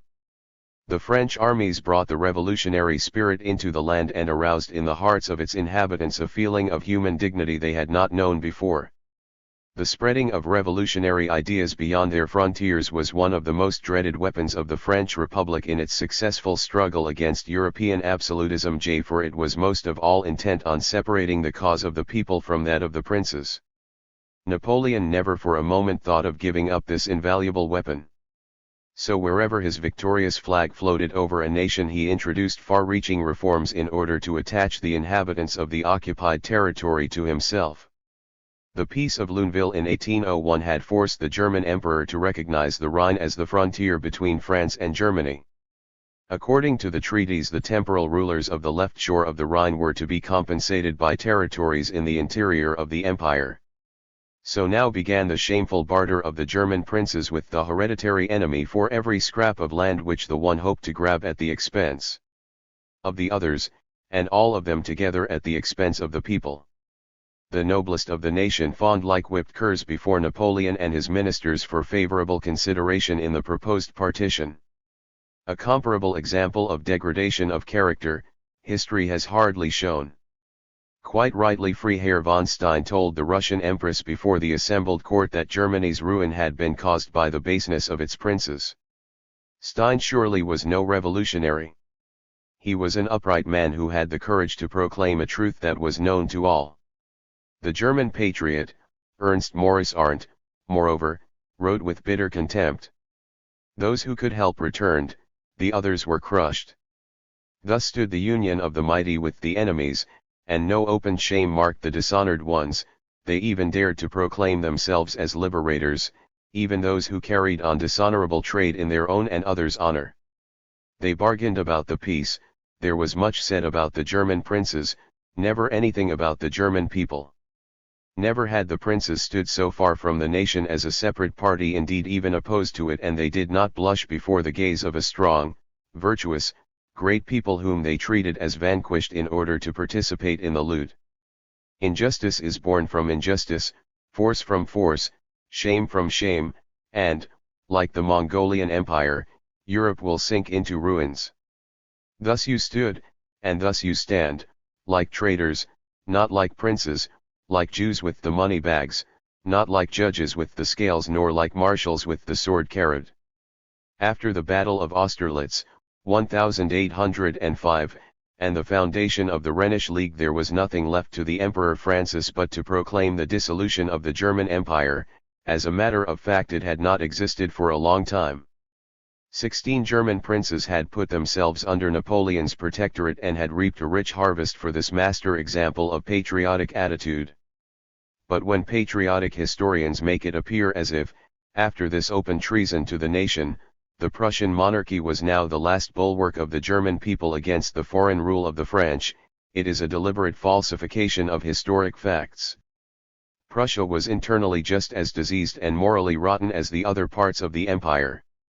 The debacle of 1806, the frightful defeat of the Prussian armies at Jena and Auerstadt, the shameful surrender of the fortresses to the French without even an attempt at any real resistance by the noble defenders, the flight of the king to the Russian frontier, the wretched machinations of the Prussian Junkers, who in the midst of this gruesome catastrophe thought of nothing but to preserve their miserable prerogatives, sufficiently characterize the then prevailing conditions in Prussia. Em Arndt, Geisterzeit, Erste Exil, Kapitel 7. The whole woeful history of the relations between the exalted allies, Russia, Austria, and Prussia, of whom each in turn, behind the other's backs, worked for or against Napoleon, is a very witches' Sabbath of cowardly baseness and contemptible treason, of which the like in scope can hardly be found in history. Only a small minority of upright men whose patriotism was more than lip service dared resistance in the land by secret societies and open propaganda, which became constantly easier as Napoleon's military rule rested more heavily on the population of the exploited countries, whose sons were now being forced to fill the gaps the war had made in the French armies. Neither the Prussian monarchy nor the Prussian Krautjunkerdom was equal to such a task. On the contrary, they opposed all attempts which threatened to endanger their privileges and treated men like Stein, Gneisenau, Scharnhorst, Fichte, Arndt, John, and even Blücher, with undisguised suspicion. Only when compelled did they yield to their urgency and betrayed them at the first opportunity. The characterless attitude of Friedrich Wilhelm III toward Stein and the cowardly cabals by which Prussian officialdom sought to thwart the efforts of the German patriots, tell a very eloquent tale. The Prussian monarchy, therefore, forms no exception in this sad saga of the German princes, and Siamy was quite right when he wrote, "Whatever might be hoped of the nation and for the nation, the princes and the nobles are sure to destroy in order to preserve their senseless privileges." Napoleon's best satraps are the German princes and nobles. We have now actually reached the point when we, like Cicero, do not know whether we are to wish for victory for our friends or our enemies. Here are whips, yonder are scorpions. And yet the men who worked for the national awakening of Germany and took such an important part in the so-called wars of liberation were by no means revolutionaries, although they were often enough denounced as Jacobins by the Prussian Junkers. Almost every one of them was king loyal to the bone and entirely untouched by a real libertarian thought. But they had clearly recognized one thing: if a nation is to be formed from serfs and hereditary subjects without any rights, and the great masses of the people are to be aroused to fight against foreign rule, one must first of all begin by abolishing the outrageous privileges of the nobles and must secure for the man of the people the civil rights which have hitherto been denied to him. Scharnhorst says, "One must infuse in the nation a feeling of self-reliance. One must give it a chance to become acquainted with itself so that it may be interested in itself, for only thus will it learn to respect itself and compel respect from others. To work toward this is all that we can do. To break the bonds of prejudice, to guide and nurse the rebirth and never to oppose free growth beyond this our utmost effectiveness does not reach." Also in the same way, Gneisenau, who in his memorial of July 1807 states that a European adjustment can be thought of only if one is resolved to emulate the French and by a constitution and the equalization of all classes to liberate the nation's natural forces. If the other states want to re-establish this balance, they must themselves reopen the sources of supply and use them.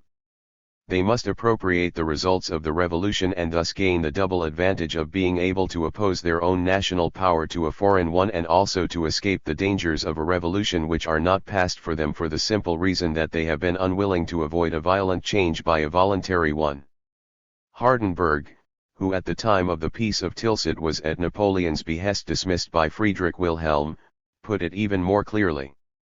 In his memorial for the reorganization the Prussian state September 12, 1807, he declares: "The illusion that the revolution can best be opposed by clinging to old institutions and by harsh persecution of the principles it announces has contributed greatly to aiding the revolution and giving it a steadily growing extension.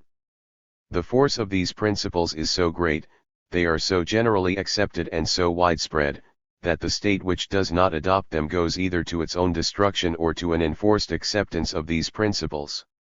Democratic principles within a monarchic government, this seems to be the most suitable form for the present spirit of the age." These were the ideas then current among the German patriots. Even Arndt, who surely cannot be accused of French sympathies, had to recognize that the Great Revolution was an event of European importance, and he reached the conclusion, all states, even those which are not yet democracies, will from century to century become more democratic. And Baron von Stein, a thoroughly conservative spirit and an outspoken opponent of all revolutionary movements, could not escape the conclusion that a rebirth of the state and liberation from the foreign yoke were possible only if one should decide to abolish serfdom and to institute a national assembly. Nevertheless, Stein was careful to add in the essay entitled His Political Testament prepared for him by Schahn, "The right and the power of the king were always sacred to me, and must remain so to us. But that this right and this unlimited power shall express the good inherent in it, it seems to me necessary to give to the highest power the means whereby it can learn the wishes of the people and give life to their intentions." These were surely no revolutionary ideas, and yet Stein encountered the greatest difficulty in instituting even the most modest reforms. It is well known that it was just the noblest of the nation who continually assailed him from behind and did not even shrink from treason to their country in order to thwart his patriotic plans. The facts are that while the famous Edict of Liberation of October 1807 abolished serfdom in name, its authors did not dare to touch the Junker landowners in the least. Thus the former serfs became wage slaves and could at any time be driven from the land by their masters if they did not submit unconditionally to their will.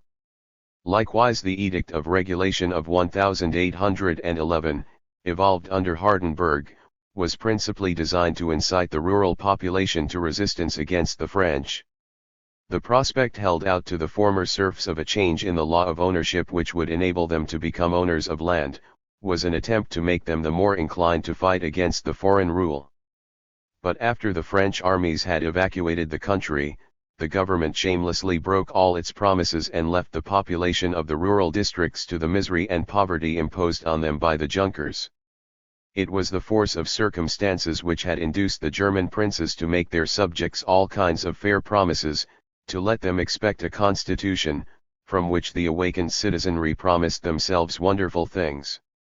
They had come to realize that only a people's war could free Germany from the French domination, no matter how much Austria was opposed to this idea. The events in Spain had spoken too clearly. So the noble lords suddenly discovered how dearly they loved the people and recognized following their need, not their inclination, that an uprising of the masses was the last desperate resort to support their shaking thrones. In the appeal of Kalisk the Russian Tsar appeared as a sworn guarantor for the coming free and united Germany, and the King of Prussia promised his faithful subjects a constitution. On the great masses who merely vegetated in mental stupidity even these promises would not have made a special impression, but the bourgeoisie, and especially the youth, were seized with patriotic enthusiasm and dreamed of Barbarossa's resurrection and the reconstruction of the ancient empire in all its power and glory. For all that, Friedrich Wilhelm still hesitated and sought to protect himself against both sides. Even when the Russian victory and the burning of Moscow had destroyed Napoleon's giant army and driven it in desperate flight to France, the king could still not reach a resolution, for the interests of the Prussian dynasty were nearer to his heart than a nebulous Germany for which neither he nor his East Albion Junkers had understanding. Only under the steadily growing pressure of patriotic passion did he finally decide on the war, because, in fact, no other course was open to him. What was the opinion of the patriots at this time is clearly apparent from a curious letter of Blücher to Scharnhorst, dated January 5, 1813, where among other things he says, as nearly as its illiteracy can be imitated in English.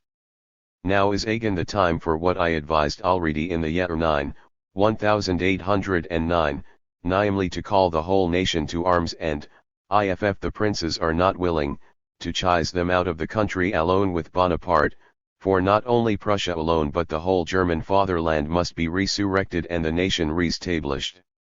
Carried.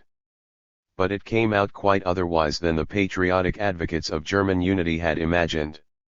All the promises of the great ones vanished in smoke as soon as Napoleon was defeated and the danger of a new invasion was removed. Instead of a constitution came the Holy Alliance, instead of the hoped for civil liberty came the Carlsbad resolutions and the persecution of the demagogues. That misshapen child, the Deutsche Bund, German League, John called it Deutscher Bund *, had to serve as a substitute for the desired unity of the realm. The idea of unification was outlawed by the government. Metternich even expressed the opinion that there was no more damnable idea than to desire to unite the German people into a German empire, and the investigating officials in Mainz were especially severe against John because he had first advocated the most dangerous doctrine of German unification which, by the way, was not at all correct. Fichte's addresses to the German nation were prohibited, and the great patriots delivered over to the henchmen of reaction.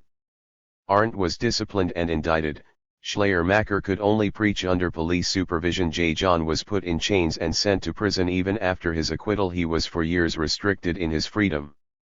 Gors, who in his Rhenish Mercury, called by Napoleon the fifth great power, had contributed so greatly to the national revolt against the French, had to flee and seek protection in the land of the hereditary enemy from the police of the Prussian reaction. Gneisenau resigned. Boyen, Humboldt, and others did the same. The Burschenschaften, students' leagues, were dissolved and the universities put under the moral guardianship of the police. Never has a people been so shamelessly and so thoroughly cheated of the fruits of its victory. It must, however, not be forgotten that it was only a small minority who had placed great hopes on the consequences of the overthrow of French dominion and really believed that the time had now arrived for German unification under the sign of civil liberty. The great masses were, as always, forced into the so-called wars of liberation, and there were other field marshals who spelled as badly as Blücher. Translator * John's misspelling Deutsche Arbeit would mean something like German patchwork, if anything. Translator simply followed their hereditary princes with dutiful obedience. Only thus can the unopposed subjugation of the population under the terrorism of the rising reaction be explained. Heine was quite right when in his articles about the Romantic school he wrote, "When God, Snow, and the Cossacks destroyed Napoleon's best forces, we Germans received the highest command to shake off the foreign yoke, and we blazed up in manly wrath over the all too long endured servitude, and we enthused ourselves with the good melodies and the bad verses of Corner, and we fought and achieved freedom, for we do everything that is commanded us by our princes." Likewise Goethe, who had witnessed the wars of liberation and who went more deeply into things than did the mocker, Heine, held in this matter the same opinion. He said in a discussion with Luden soon after the bloody battle of the nations at Leipzig, "You speak of the awakening and arising of the German people and are of the opinion that this people will not again allow itself to be deprived of what it has achieved and so dearly paid for with its blood and treasure, namely, freedom. But is the people really awake? Does it know what it wants and what it can achieve? And is every movement an uprising? Does he arise who is forcibly stirred up? We are not speaking here of the thousands of educated youth and men, we are speaking here of the mass, of the millions. And what is it that has been achieved or won? You say freedom. Perhaps it would be better if you were to call it liberation, that is, not from the yoke of the stranger, but from a strange yoke. It is true that I now see no Frenchmen, no Italians, but instead I see Cossacks, Bashkirs, Croats, Magyars, Kasubas, Samlanders, brown and other colored hussars. We have been accustomed for a long time to turn our glance westward and to expect all danger from there, but the earth extends also far to the east." Goethe was right. While from the east there came no revolution, there came the Holy Alliance, which for decades rested like an incubus on the people of Europe and threatened to stifle all spiritual life. Never had Germany suffered anywhere near as much under the French foreign rule as it did later under the shameful tyranny of its princely liberators. Chapter 13. Culture and Nationalism. German Romanticism. The Verlorene Heimat. The Redemption Idea. The Doctrine of the Vervolk. The Shades of the Past. Arndt's Hatred of the French. Kleist's German Catechism. Ludwig John, a pioneer of Hitlerism. Arrogant Germanism. German Jungle Spirit. The Burschenschaft. Rome's influence on Romanticism. After Damascus. Frederick of Gentz. Adam Muller and the Romantic Idea of the State. Ludwig von Haller and Neo-Absolutism. Franz von Bader, An Excursion into German Mysticism. German Unity as Dream and Reality. All nationalism is reactionary in its nature, for it strives to enforce on the separate parts of the great human family a definite character according to a preconceived idea. In this respect, too, it shows the interrelationship of nationalistic ideology with the creed of every revealed religion. Nationalism creates artificial separations and partitions within that organic unity which finds its expression in the genus man, while at the same time it strives for a fictitious unity sprung only from a wish concept J, and its advocates would like to tune all members of a definite human group to one note in order to distinguish it from other groups still more obviously. In this respect, so-called cultural nationalism does not differ at all from political nationalism, for whose political purposes as a rule it serves as a fig leaf. The two cannot be spiritually separated J, they merely represent two different aspects of the same endeavor. Cultural nationalism appears in its purest form when people are subjected to a foreign rule, and for this reason cannot pursue their own plans for political power. In this event, national thought prefers to busy itself with the culture-building activities of the people and tries to keep the national consciousness alive by recollections of vanished glory and past greatness. Such comparisons between a past which has already become legend and a slavish present make the people doubly sensitive to the injustice suffered, for nothing affects the spirit of man more powerfully than tradition. But if such groups of people succeed sooner or later in shaking off the foreign yoke and themselves appear as a national power, then the cultural phase of their effort steps only too definitely into the background, giving place to the sober reality of their political objectives.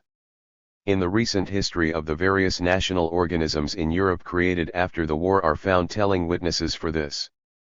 In Germany, also, the national strivings both before and after the wars of liberation were strongly influenced by Romanticism, whose advocates tried to make the traditions of a vanished age live again among the people and to make the past appear to them in a glorified light.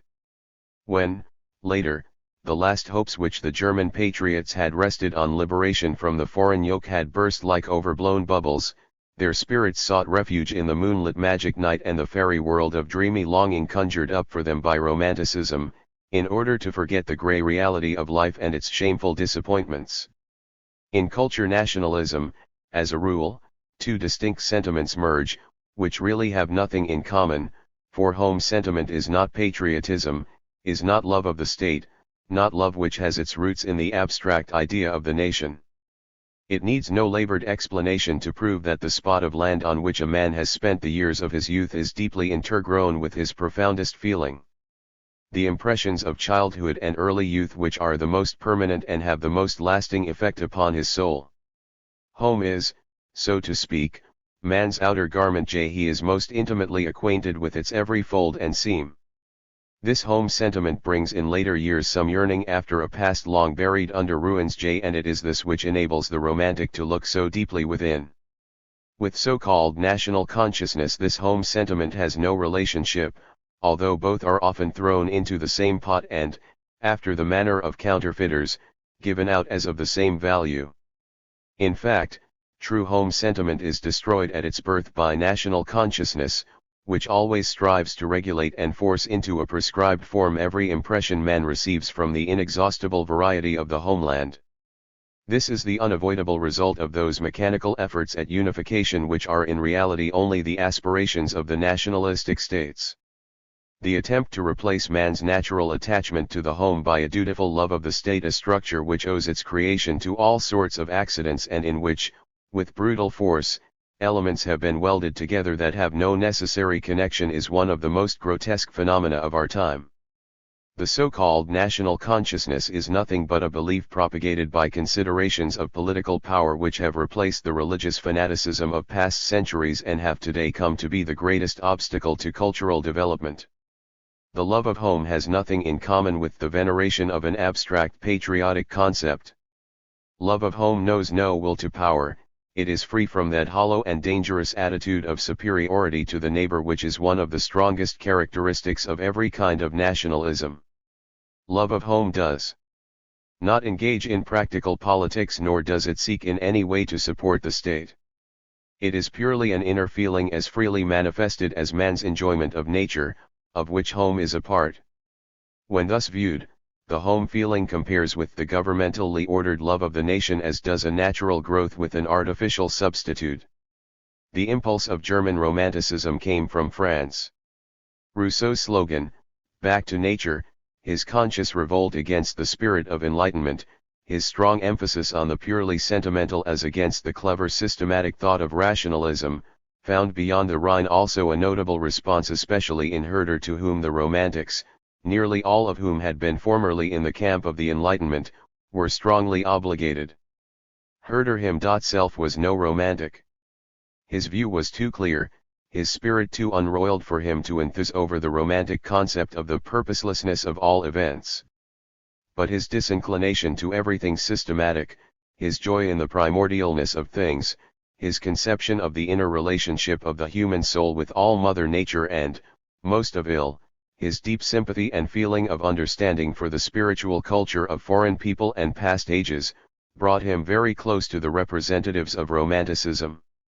In fact, the great service rendered by the Romantics through their introduction of foreign literatures, their rediscovery of the German legends and folklore, can largely be traced to the inspiration of Herder, who showed them the way. But Herder in all his thinking viewed mankind as a whole. He saw, as Heine so beautifully said, all mankind as a great harp in the hands of a great master. Every people was for him a string, and from the harmonious union of the sounds of all the strings arose for him life's eternal melodies. Swept along by this thought, he enjoyed the endless variety of the life of the people and followed with loving interest every manifestation of their cultural activity. He knew of no chosen people and had for the Negro and the Mongolian the same understanding as for the members of the white race. When one reads what he had to say concerning a plan for a natural history of mankind in a purely human sense, one gets the impression that he had foreseen the absurdities of our modern race theoreticians and nationalistic fetish worshippers. Most of all, one must be impartial as the genius of mankind itself, have no preferred tribes, no favored folk on earth. One is easily misled by such a preference to ascribe to the favored nation too much good, to the others too much evil. And when the favored people prove only a collective name, Celts, Semites, Chuschits, etc., which perhaps never existed and whose origin and continuity cannot be proved, then one has indeed written in sand. The adherents of the Romantic school at first followed these trails and developed a number of fruitful ideas which had a stimulating influence on the most divergent schools of thought. But we are here interested solely in the influence they had on the development of the national idea in Germany. The Romantics discovered for the Germans the German past and brought to light many of its features which had hardly been noticed before. They thoroughly reveled in this past, and their attempts to make it live again revealed many a hidden treasure and made many a silent string vibrate once more. And since most of their intellectual leaders were also inclined to philosophical reflections, they dreamed of a higher unity of life in which all phases of human activity, religion, state, church, science, art, philosophy, ethics, and everyday affairs are focused like a bundle of sun rays by the lens. The Romantic school believed in a verlorene Heimat, a lost home, a past condition of spiritual perfection in which the oneness of life they were striving for was once existent. Since then there had occurred a sort of fall into sin. Mankind had gotten into a chaos of hostile segregation, so that the inner communion of the individual members was destroyed and each one was set up as a distinct part and lost his deeper relation to the whole. The attempts again to unite men into a whole have so far led to merely mechanical union, lacking the inner impulse of individual growth and purity. Hence, they have only increased the evil and destroyed the gaily colored variety of internal and external vital relations. In this respect France was for the Romantics a repellent example, because there for centuries men had striven to embed every manifestation of life in a spiritless political centralism which falsified the primordial meaning of social relations and intentionally deprived them of their true character. According to the Romantic conception, the lost unity could not be restored by external means. It had rather to grow out of man's inner spiritual urge and then gradually to ripen. The Romantics were firmly convinced that in the soul of the people the memory of that state of former perfection still slumbered. But that inner source had been choked and had first to be freed again before the silent intuition could once more become alive in the minds of men. So they searched for the hidden sources and lost themselves ever deeper in the mystic dusk of a past age whose strange magic had intoxicated their minds. The German medieval age with its colorful variety and its inexhaustible power of creation was for them a new revelation. They believed themselves to have found there that unity of life which humanity had lost. Now the old cities and the Gothic cathedrals spoke a special language and testified to that verlorene Heimat on which the longing of Romanticism spent itself. The Rhine with its legend-rich castles, its cloisters and mountains, became Germany's sacred stream. All the past took on a new character, a glorified meaning. Thus there gradually developed a sort of cultural nationalism whose inner import culminated in the thought that the Germans, because of their splendid past, which was now to be reborn among the people, were destined to bring to sick humanity the longed-for healing. Thus the Germans became in the eyes of the Romantics the chosen people of the present age, selected by Providence itself to fulfill a divine mission. This thought occurs again and again in Fichte, whose philosophical idealism, together with the nature philosophy of Schelling, had the strongest influence on the Romantics. Fichte had called the Germans an Urvolkie *, a primary people, for whom alone man's final redemption was reserved. What originally had sprung from the pious enthusiasm of an over-intense poetic mood, and as such was rather harmless, assumed with Fichte the character of that construed antagonism which is at the base of all nationalism and already carries within itself the dragon's teeth of national hatred. From assumed national superiority to vilification and disparagement of everything foreign, it is as a rule but a step, which, especially in times of agitation, is very easily taken. If the Germans were indeed an Urvolk as Fichte maintained and as others have repeated after him, a people which had more of the verlorene Heimat feeling than all other people, then no other nation could rival them or could even endure comparison with them. To maintain this contention, to give the real or imaginary distinctions between them the meaning one desires, one is forced to conceive peoples as categories, not to take them as individuals. Thus began the work of idle speculation and construction, in which Fichte especially has achieved the extraordinary. For him the Germans were the only people who had character. To have character and to be German are indubitably synonymous. From this it naturally follows that other peoples, and especially the French, have no character. It was discovered that there is no French equivalent for the word Jemiot, whereby it was proved that God had endowed only the Germans with so noble a gift. From this and similar premises, Fichte gradually reaches the extremist conclusions. Since the Frenchman has no Jemiot, his mind is set solely on the sensual and the material, things naturally antagonistic to the inner chastity of the German so richly endowed with Jemiot.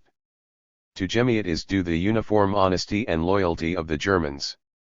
Only where Jemiot is lacking are cunning and guile at the bottom of the soul, qualities which the Germans freely leave to other people. True religion has its roots in the depths of the Jemiot. This explains why among the French that spirit of enlightenment had to develop which finally culminated in the crassest free thought and infidelity. The German, however, grasped the spirit of Christianity in its whole profundity, giving it a special meaning appropriate to its innermost essence. Fichte also spoke of the Ursprache, the primitive speech of the Germans, meaning by this a language which from the first sound uttered by This people has without a break developed from the actual common life of the people. Thus he reached the conclusion that only among an folk possessing an sprach does intellectual growth penetrate life. Among other people, who have forgotten their sprach and have adopted a foreign language, to these of course belonged first of all the French. Mental development and life each go their separate ways. From this assumption Fichte deduced certain political and social consequences in the life of a people, as when in his fourth address to the German nation he says, "In a nation of the first category the whole people are educable. The educators of such test their discoveries on the people and try to influence them. Whereas in a nation of the second category the educated classes separate themselves from the people and use the latter only as blind tools for the accomplishment of their plans." This arbitrary assertion, whose nonsense is disputed every hour by life itself, is today the subject of most curious commentaries and is proclaimed to the German youth as the profoundest wisdom of the fathers. The higher one elevates one's own nation, the poorer and the more meaningless must everything else appear compared with it. All creative gift even is denied to others. Thus, Fichte maintains of the French that they cannot raise themselves to the idea of freedom and of the legal state because by their system of thought they have missed the concept of personal values and cannot understand at all how other men or people can will or even think such a thing. Of course only Germans were chosen for freedom because they had Gemut and were an folk. Unfortunately, we hear today so often and so obtrusively of German freedom and German loyalty that we have become somewhat suspicious, for the Third Reich gives us none too clear a picture of what this alleged freedom and loyalty really consist of. Most of the men who played leading parts in the nationalist movement in Germany before and after 1813 were rooted deeply in the spirit of Romanticism, and from its descriptions of the Holy Roman Empire, of the German nation of medieval times, of the legendary world of ancient Germany, and of the magic of the native soil their patriotism drew rich nourishment. Arndt, John, Gors, Schenkendorf, Schleiermacher, Kleist, Eschendorf, Jentz, Korner, were deeply imbued with romantic ideas. Even Stein as he became older came ever more deeply under their influence. They dreamed of the return of the old realm of Austria's imperial banner. Only a few of them, with Fichte, saw in the King of Prussia the Zwingherr zur Deutschheit, the compeller towards Germanism, and believed that Prussia was destined to establish the unity of the realm. With most of these men the nationalistic idea reached its logical con. Fichte, Weber den Begriff de Wahrhaftigen Kriegs in Bezug auf den Krieg 1813. Drittvorlesung. Illusion. It had begun as an enticing nostalgia for the verlorene Heimat and a poetic glorifying of the German past. Later, they got the idea of the great historical mission of the Germans. They made comparisons between the various peoples and their own and used for the embellishment of their own so much paint that there was hardly anything left for the others. The end was a fierce hatred of the French and an idiotic exaltation of Germanism which frequently bordered on mental aberration. The same development can, however, be observed in every kind of nationalism, whether it be German, Polish, or Italian, the only difference being that the hereditary enemy has for each nation a different name. Let no one say that it was the harsh experience of foreign rule and war, releasing all the worst passions in man, that led the German patriots to such one-sided and hate-filled modes of thought. What then, and also after the wars of liberation, proclaimed itself as German patriotism, was more than a justified uprising against the foreign yoke.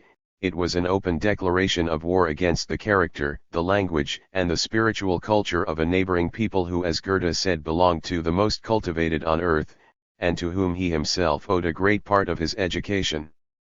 Arndt, who was one of the most influential men in the patriotic revolt against Napoleon's rule in Germany, knew actually no limits in his morbid hatred of the French. Hatred of the foreigner, hatred of the French, of their trifling, their vanity, their folly, their language, their customs, yes, burning hatred of all that comes from them, that must unite everything German firmly and fraternally, and German valor, German freedom, German culture, German honor and justice must again soar high and be raised to the old honor and glory whereby our fathers shone before most of the peoples of the earth. What has brought you to shame must bring you to honor again. Only bloody hatred of the French can unite German power, raise again the German glory, bring out the noblest traits of the people and submerge all the lowest. This hatred must be imparted to your children and your children's children as the palladium of German freedom, and must in future be the surest guardian of Germany's frontiers from the Scheldt to the Vosges and the Ardennes Carrot. With Kleist the hatred of everything French rose to blind rage. He derided Fichte's addresses to the GER7 Nan Nation Carrot and saw in him nothing but a weak-willed schoolmaster with whom impotent words had to do duty for courage, for action. What he demanded was a people's war such as the Spanish under the leadership of fanatical priests and monks were waging against the French. In such a war all means seemed to him poor. Em Arndt, and Die Prussen. January 1813. Miscibilge poison and the dagger, breach of faith and treason. His catechism for the Germans he modeled after the Spanishy for old and young, which, significantly, is written in the form of a dialogue between a father and his child, displays the wildest manifestation of unrestrained national fanaticism, and in its frightful intolerance treads every human feeling underfoot. Perhaps this gruesome fanaticism can be partly traced to the sick mentality of the unfortunate poet J. On the other hand, the present time gives us the best possible understanding how such a mental attitude can be artificially trained and can spread with uncanny power if favored by particular social conditions. Ludwig John, who after Fichte's death became the spiritual leader of German youth and was regarded by it with almost divine veneration, carried Francophobia and nationalistic craze so far that he got on the nerves even of his patriotic fellow fighters. Stein called him a grimacing, conceited fool, and Arndt a purified Eulenspiegel. John suspected everything and smelled everywhere foreign customs and French folly. Reading the biography of this peculiar saint one gets the impression of seeing in the bearded ancient an earlier pioneer of modern Hitlerism. His rude, presumptuous speech, his incredible arrogance, his hollow boasting, his delight in tying ideas into knots, his violent temper, his bold obtrusiveness, and most of all his boundless intolerance, which respected no other opinion and reviled every thought not in agreement with his own as un-German, all this makes him the ancestor of the present National Socialism. John really had no political ideas of his own. What mostly appealed to him was not medieval Germany, but primitive Germany. There he was at home, fairly wallowing in German primordialness. He proposed to create between Germany and France, a a barrier, a sort of primitive forest filled with bisons and other wild beasts. A special frontier guard was to see to it that no intercourse whatever should take place between the two countries, so that German youth might not be contaminated by French rottenness. In his crazy hatred of France, John went so far as to preach publicly, "It comes to the same thing if one teaches his daughters French or trains them for whores." In the brain of this strange prophet everything became perverted and distorted. Most of all, the German language, which he frightfully mistreated with his wild, fanatical purification. For all that, John enjoyed not only the boundless admiration of German youth, but Jena University gave him an honorary doctor's degree and compared his tiresome boasting with Luther's eloquence.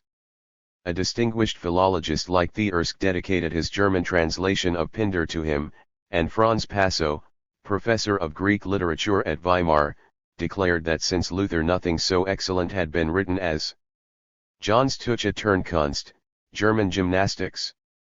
If the present Germany were not such a repellent example of how, under the pressure of special circumstances, a brainless phraseology supported by complicated illogic can impress wide sections of the nation and force them in a special direction, the influence of a confused mind like John's would be difficult to understand. That this man could be accepted by German youth as Fichte's successor can only be explained by the low mental level of the younger generation itself. Even such a thoroughly nationalistic historian as Treitschke remarks in his German history, it amounted to a social disease that the sons of an enlightened people could venerate a noisy barbarian as their teacher. But this came about simply because the narrow-minded Germanism which became the fashion in Germany after the wars of liberation had to lead to mental barbarism. The morbid mania of Außerordentlichkeit of electness, necessarily led to intellectual estrangement from all general culture of the time and to a total misconception of all human relations. It was a time when the spirit of Lessing and Herder could no longer inspire the young generation when Goethe lived beside, but not in, the nation. What resulted from it was the specific German patriotism which, according to Heine, consists in this, that in its supporters the heart becomes narrower and shrinks like leather in cold weather, that they hate everything foreign, that they no longer wish to be citizens of the world, no longer Europeans, but only narrow Germans. It is absurd to see in the men of 1813 the guardians of freedom, not one of them was moved by real libertarian ideas. Almost every one of them had his roots in a long past age which could no longer open new outlooks for the present. This applies also to the Burschenschaft, the Students' League, whose shameful suppression by the victorious reaction is probably the main reason why even today it is praised for its libertarian activities. No one will deny that the Burschenschaft had idealistic features, but this is no proof that it had a libertarian mind. Its Christian German mysticism, its grotesque rejection of all that is called foreign custom and foreign spirit, its anti-Semitic tendencies which had been from of old in Germany the heritage of all reactionary movements, and the general confusion of its views, all these fitted it to be the champion of a mystical faith in which elements of the most diverse conceptions mingled in motley patchwork, not to be the banner-bearer of a new future. When after Kotzebue's murder by the student, Karl Sand, reaction dealt a destructive blow, and the infamous Carlsbad resolution suppressed all leagues of youth, the Burschenschaft could confront Metternich's creatures with nothing but those helpless and submissive verses of Binzer which end with the words: "The tie has been cut, it was black, red, and gold, and God has endured it. His wish who's been told? The house it may fall, as fall it needs must, the Spirit lives in us, and God is our trust." Real revolutionaries would have hurled different words against this brutal violation of deepest human dignity. When one compares the bold beginnings of German Enlightenment and its great, all-dominating ideas of love and freedom of thought, with the sad results of an unfettered rampant national consciousness, one realizes the enormous spiritual throwback which Germany has suffered and can appraise the whole grim meaning of Heine's words. There we now see the idealistic brutality that John reduced to a system. It began as a shabby, loutish, unwashed opposition to a mental attitude which is the noblest, the holiest, that Germany has created, that is, against that humanity, against that general human fraternization, against that cosmopolitanism which our great spirits, Lessing, Herder, Schiller, Goethe, Jean Paul, and all Germans of culture have always venerated. It is a curious phenomenon that the best-known representatives of the Romantic school, who had contributed so much to the shaping of mystic nationalism in Germany, almost without exception landed in the camp of open political or clerical reaction. This was all the more remarkable since most of them had begun their literary careers as heralds of enlightenment and freedom of thought and had greeted the great revolution in the neighboring land with enthusiasm.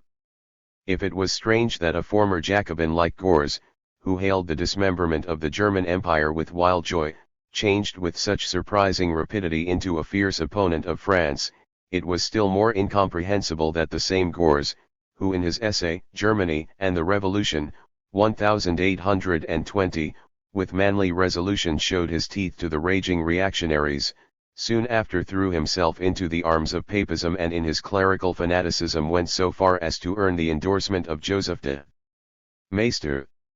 Wilhelm and Friedrich Schlegel, Stephens, Tieck, Adam Miller, Brentano, Fouque, Zacharias Werner, and many others, were swept away by the reactionary flood. Hundreds of young artists made pilgrimages to Rome and returned to the bosom of the Catholic Church, which was then reaping a good harvest. It was a very witches' Sabbath of mad fanaticism and ardent rage for conversion which, however, lacked the inner vigor of conviction of medieval man. This was the end of that cultural nationalism which had commenced as a burning longing for the verlorene Heimat and ended in the slough of the deepest reaction. George Brandes did not exaggerate when he said, "As regards their religious attitude, all the Romantics, who were so revolutionary in poetry, submissively bent the neck as soon as they saw the yoke. And in politics it was they who guided the Vienna Congress and drew up the manifesto for the abrogation of liberty of thought among the people between a solemnity in St. Peter's Cathedral and an oyster dinner at Fanny Elsler's Carrot. but one must not compare most of these men with gents, to whom Brandes referred in these words. They were not in his class. Gents, next to Metternich in whose pay he was chiefly responsible for the infamous Carlsbad resolutions. He was a rotten character, as Stein called him, a brilliant, venal scribbler who sold his pen to anyone who paid for it.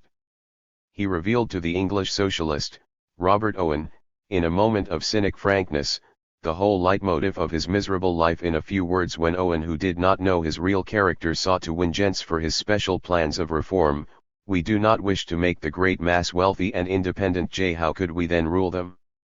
With gents one could perhaps compare only Friedrich Schlegel, who also degraded himself to become a purchased scribbler for Metternich.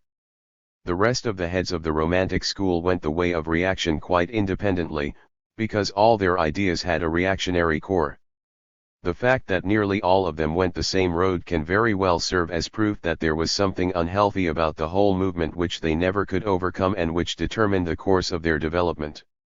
The reactionary core of German Romanticism is at once apparent from its view concerning the state, which traced directly back to theoretical absolutism. Novalis had begun by endowing the state with a special individual life of its own, treating it as a mystic individual and concluding that the perfected citizen lives wholly in the state. But only that kind of man can live wholly in the state who is wholly filled by the state. Such a concept is naturally not in harmony with the liberal ideas of the period of Enlightenment. It is their self-evident antithesis. Adam Miller, the real state theoretician of Romanticism, most decidedly opposed the chimera of natural rights upon which most of the ideas of liberalism are based.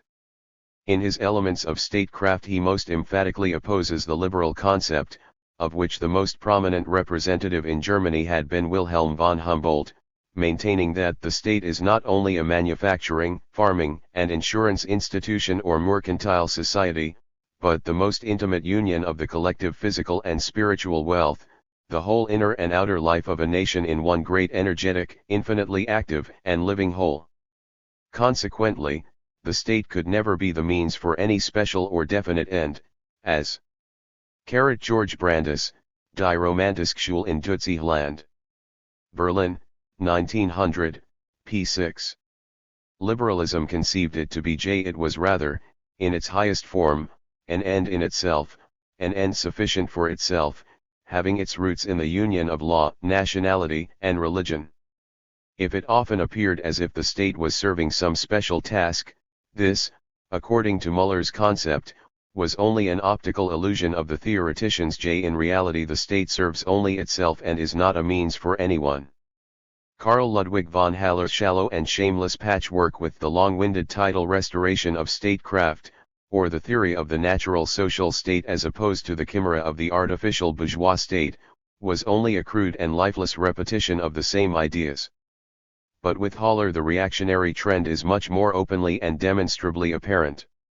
Haller on principle rejected the thought that civil society could have arisen from a written or unwritten contractual relation between the citizen and the state. The natural condition out of which all institutions of political society had gradually arisen is synonymous with the divine order, the origin of all things. The first outcome of this primal condition was, however, that the strong ruled over all others, from which it is apparent that all power springs from a natural law founded in divine order. The mighty one rules, founds the state, declares the law, and all on the basis of his strength and superiority. The power he possesses is a gift from God and, coming from God, it is for that reason inviolable. From this it follows that the king is not the servant of the state, but must be its master. State and people are his property, a legitimate legacy received from God wherewith to do as he pleases. If the king is unjust and harsh, this is certainly unfortunate for the subjects, but it does not justify their effecting a change by themselves. All that remains for them to do in such a case is to call on God to enlighten the ruler and guide him on the right way. One can understand how thoroughly such a doctrine must have satisfied the crowned heads. Haller more especially pleased the Prussian crown prince, later Friedrich Wilhelm IV, who has been called the Romantic on the king's throne. Hegel's deification of the state was but a further step in the same direction and found such ready acceptance in Germany for the reason that the state concept of the Romantics had smoothed the way for his ideas. The one superior mind among the Romantics, who even here went his own way, was the Catholic philosopher, Franz von Baader, whose diary contains a mass of profound reflections concerning state and society. Baader, who based his doctrine on man's original purity, most strenuously opposed Kant's concept of innate evil and especially fought the mania of government which smothers man's noblest talents and makes him incapable of any independent action. For this reason he praised anarchy as a healing force of nature against despotism because it compels men to stand on their own feet. Baader compared man infantilized by government to the fool, who thought he could not walk until a conflagration taught him the use of his legs. Error and vice receive their great strength through materialization, authorization by institutions, for example, as law. And the latter is the great evil, the great bar to our capacity for perfection, which only government can cause. It is therefore incapable of achieving anything good, but very capable of achieving evil, for it, so to speak, makes folly and vice immortal, giving them a permanence they could not have of themselves. Baader's state-critical concept does not hark back to liberalism, but to German mysticism. He had gone to school to Master Eckhart and Jacob Boehme and had reached a kind of theosophy which looked very sceptically at all temporal means of compulsion. What most attracted him to Catholicism was the universality of the Church and the idea of Christendom as a world-embracing community held together only by the inner tie of religion and hence not in need of any external protection. Baader was a solitary, a deeply probing spirit, who inspired many but had no influence on the general course of German development. Hence, neither Romanticism nor its immediate practical result, the newly created national movement leading to the wars of liberation, could give Germany new spiritual outlooks for the free development of her tribes and peoples. On the contrary, the state philosophical concepts of the Romantic school only served reaction as a moral justification, while the absurd super-Germanism of German youth estranged all other peoples. And the strange thing happened that many of the advocates of the German national idea never realized that they owed their apparent liberation not to their German exclusiveness, but to those very foreign thorough-fluences against which their Germanism fought with such berserker rage. Neither John's acorn-eating Germanism with its enthusiasm for the primitive forest nor Arndt's romantic dreams of a new German order of knighthood on the Western Front, nor the nostalgic call of the imperial herald, Schenkendorf, for a glorious return of the old empire, could have brought about Napoleon's downfall. It was the effect of foreign ideas and institutions taken over from abroad which accomplished this miracle. To shake off the foreign rule, Germany had to accept at least a part of the ideas which the French Revolution had called into life. The very fact that it was a people's war before which Napoleon's power bled to death proves how deeply democratic ideas had already penetrated into Germany. For at the root of all national exaltation lies consciously or unconsciously a democratic thought. It was this form of warfare which had enabled France to maintain itself against the whole of Europe. Hence the German princes, and more especially Austria, were almost to the last the bitterest opponents of a national uprising, behind which they saw the hydra of revolution lurking. They even feared with Jens that the national war of liberation might easily change into a liberating war. The establishment of the militia, indeed the whole army organization instituted by Scharnhorst in Prussia, was after the French pattern. But for this the French would still have been equal to their opponents even after the frightful catastrophe in Russia.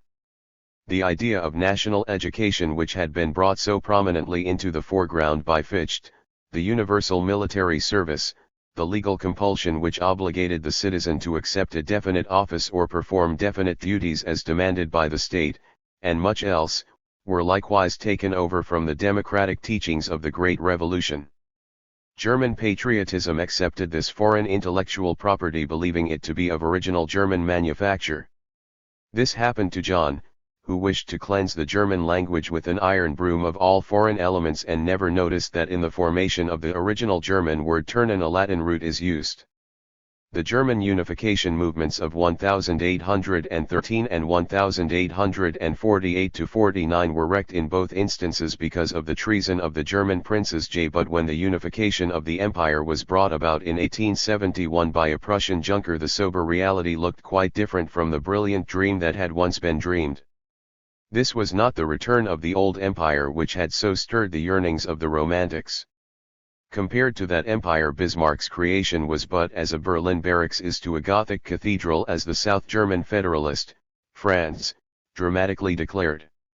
Just as little was it like the liberal conceptions of a free Germany which was to lead the European family of nations in spiritual culture, as Hoffmann von Fallersleben and the pioneer fighters for German unity of 1848 had once prophesied. No, this misshapen political brat, got by a Prussian junker, was nothing more than a Greater Prussia come to power, which had changed Germany into a gigantic barracks, and with its insane militarism and its definite aims of world political power now assumed the same fateful role which Bonaparte had up to that time played in Europe. The very fact that it was just Prussia, the most reactionary and in its cultural history the most backward country, which assumed the leadership of all German peoples, left no doubt as to what would result from such a creation. This was felt keenly by Bismarck's most important opponent, Constantin Franz, whose weighty writings are as little known to the Germans as the Chinese language, when he expressed the opinion: "It must be generally admitted that it is an unnatural situation when the ancient Western Germany, which for centuries before Prussia was thought of had a history in comparison with which the history of Prussia looks very small indeed, and when speaking of the Mark Brandenburg was only dealing with the half-waste land of the Wends, that this old Germany with its primeval tribes of the Bavarians, Saxons, Franks and Swabians, Thuringians and Hessians, is now ruled by the Mark. Asterisk. The majority of the German patriots of 1813 refused to hear of a unified Germany under Prussian leadership, and Gors wrote in his Rhenish Mercury at the time of the Vienna Congress that the Saxons and the Rhinelanders could not believe that 4/5 of the Germans should call themselves after the most distant 1/5, which beside was half Slavic. In fact, the Slavic portion of the Prussian population was greatly increased by the conquest of Silesia and the partition of Poland under Frederick II, and now amounted to 2/5 of the total population of the country. It is most comical that it should be just Prussia which later on so noisily announced itself as the chosen guardian of genuine German interests. William Pearson, who was himself convinced of Prussia's historic mission for the accomplishment of German unity, described in his Preußisches very clearly the desire of the Prussian royalty for the creation of the Prussian nationality, and proved against his will the old truth that it is the state which makes the nation, and not the nation the state. The state achieved a definite nationality. The separate tribes belonging to it were more easily and quickly blended into a unified body, since as Prussians all had the same name, all had the same colors, the black and white flag. However, Prussiandom now developed itself as distinct from the rest of Germany as all the more definitely a unique entity. The Prussian state stepped forth as something unique, something separate. That under these circumstances the national unity of the Germans created by Bismarck could never lead to a Germanizing of Prussia, but inevitably to a Prussianizing of Germany, was to be anticipated, and has been proved in every way by the course of German history since 1871. Konstantin Frnntz, der FN/Idealism des das Leitende Prinzip für die Tinsiale, I late Visu und die Internationale Organisation unter besonderer Bezugnahme auf Deutschland. Mainz, 1879. Page 253. Chapter 14. Socialism and its various tendencies. Influence of democratic and liberal ideas on the socialist movement. Bobovism and Jacobinism. Caesaristic and theocratic ideas in socialism. Proudhon and federalism. The International Workingmen's Association. Bakunin opposed to the central state power. The Paris Commune and its influence on the socialist movement. Parliamentary activity and the International. The Franco-Prussian War and the political change in Europe. The modern labor parties and the struggle for power. Socialism and national politics. Authoritarian and libertarian socialism. Government or administration. With the development of socialism and the modern labor movement in Europe, there became noticeable among the people a new intellectual trend which has not yet terminated. Its fate will be determined according as libertarian or authoritarian ideas win and hold the upper hand among its leaders. Socialists of all schools share the common conclusion that the present state of social organization is a continuous cause of most dangerous social evils and cannot permanently endure. Common also to all socialist schools is the conviction that a better order of things cannot be brought about by changes of a purely political nature but can be achieved only by a fundamental reform of existing economic conditions, that the earth and all other means of social production can no longer remain the private property of privileged minorities in society but must be transferred to the ownership and administration of the generality. Only thus will it be possible to make the end and aim of all productive activity, not the prospect of personal gain, but the satisfaction of the needs of all members of society. But as to the special form of the socialist society, and the ways and means of achieving it, the views of the various socialistic factions differ widely.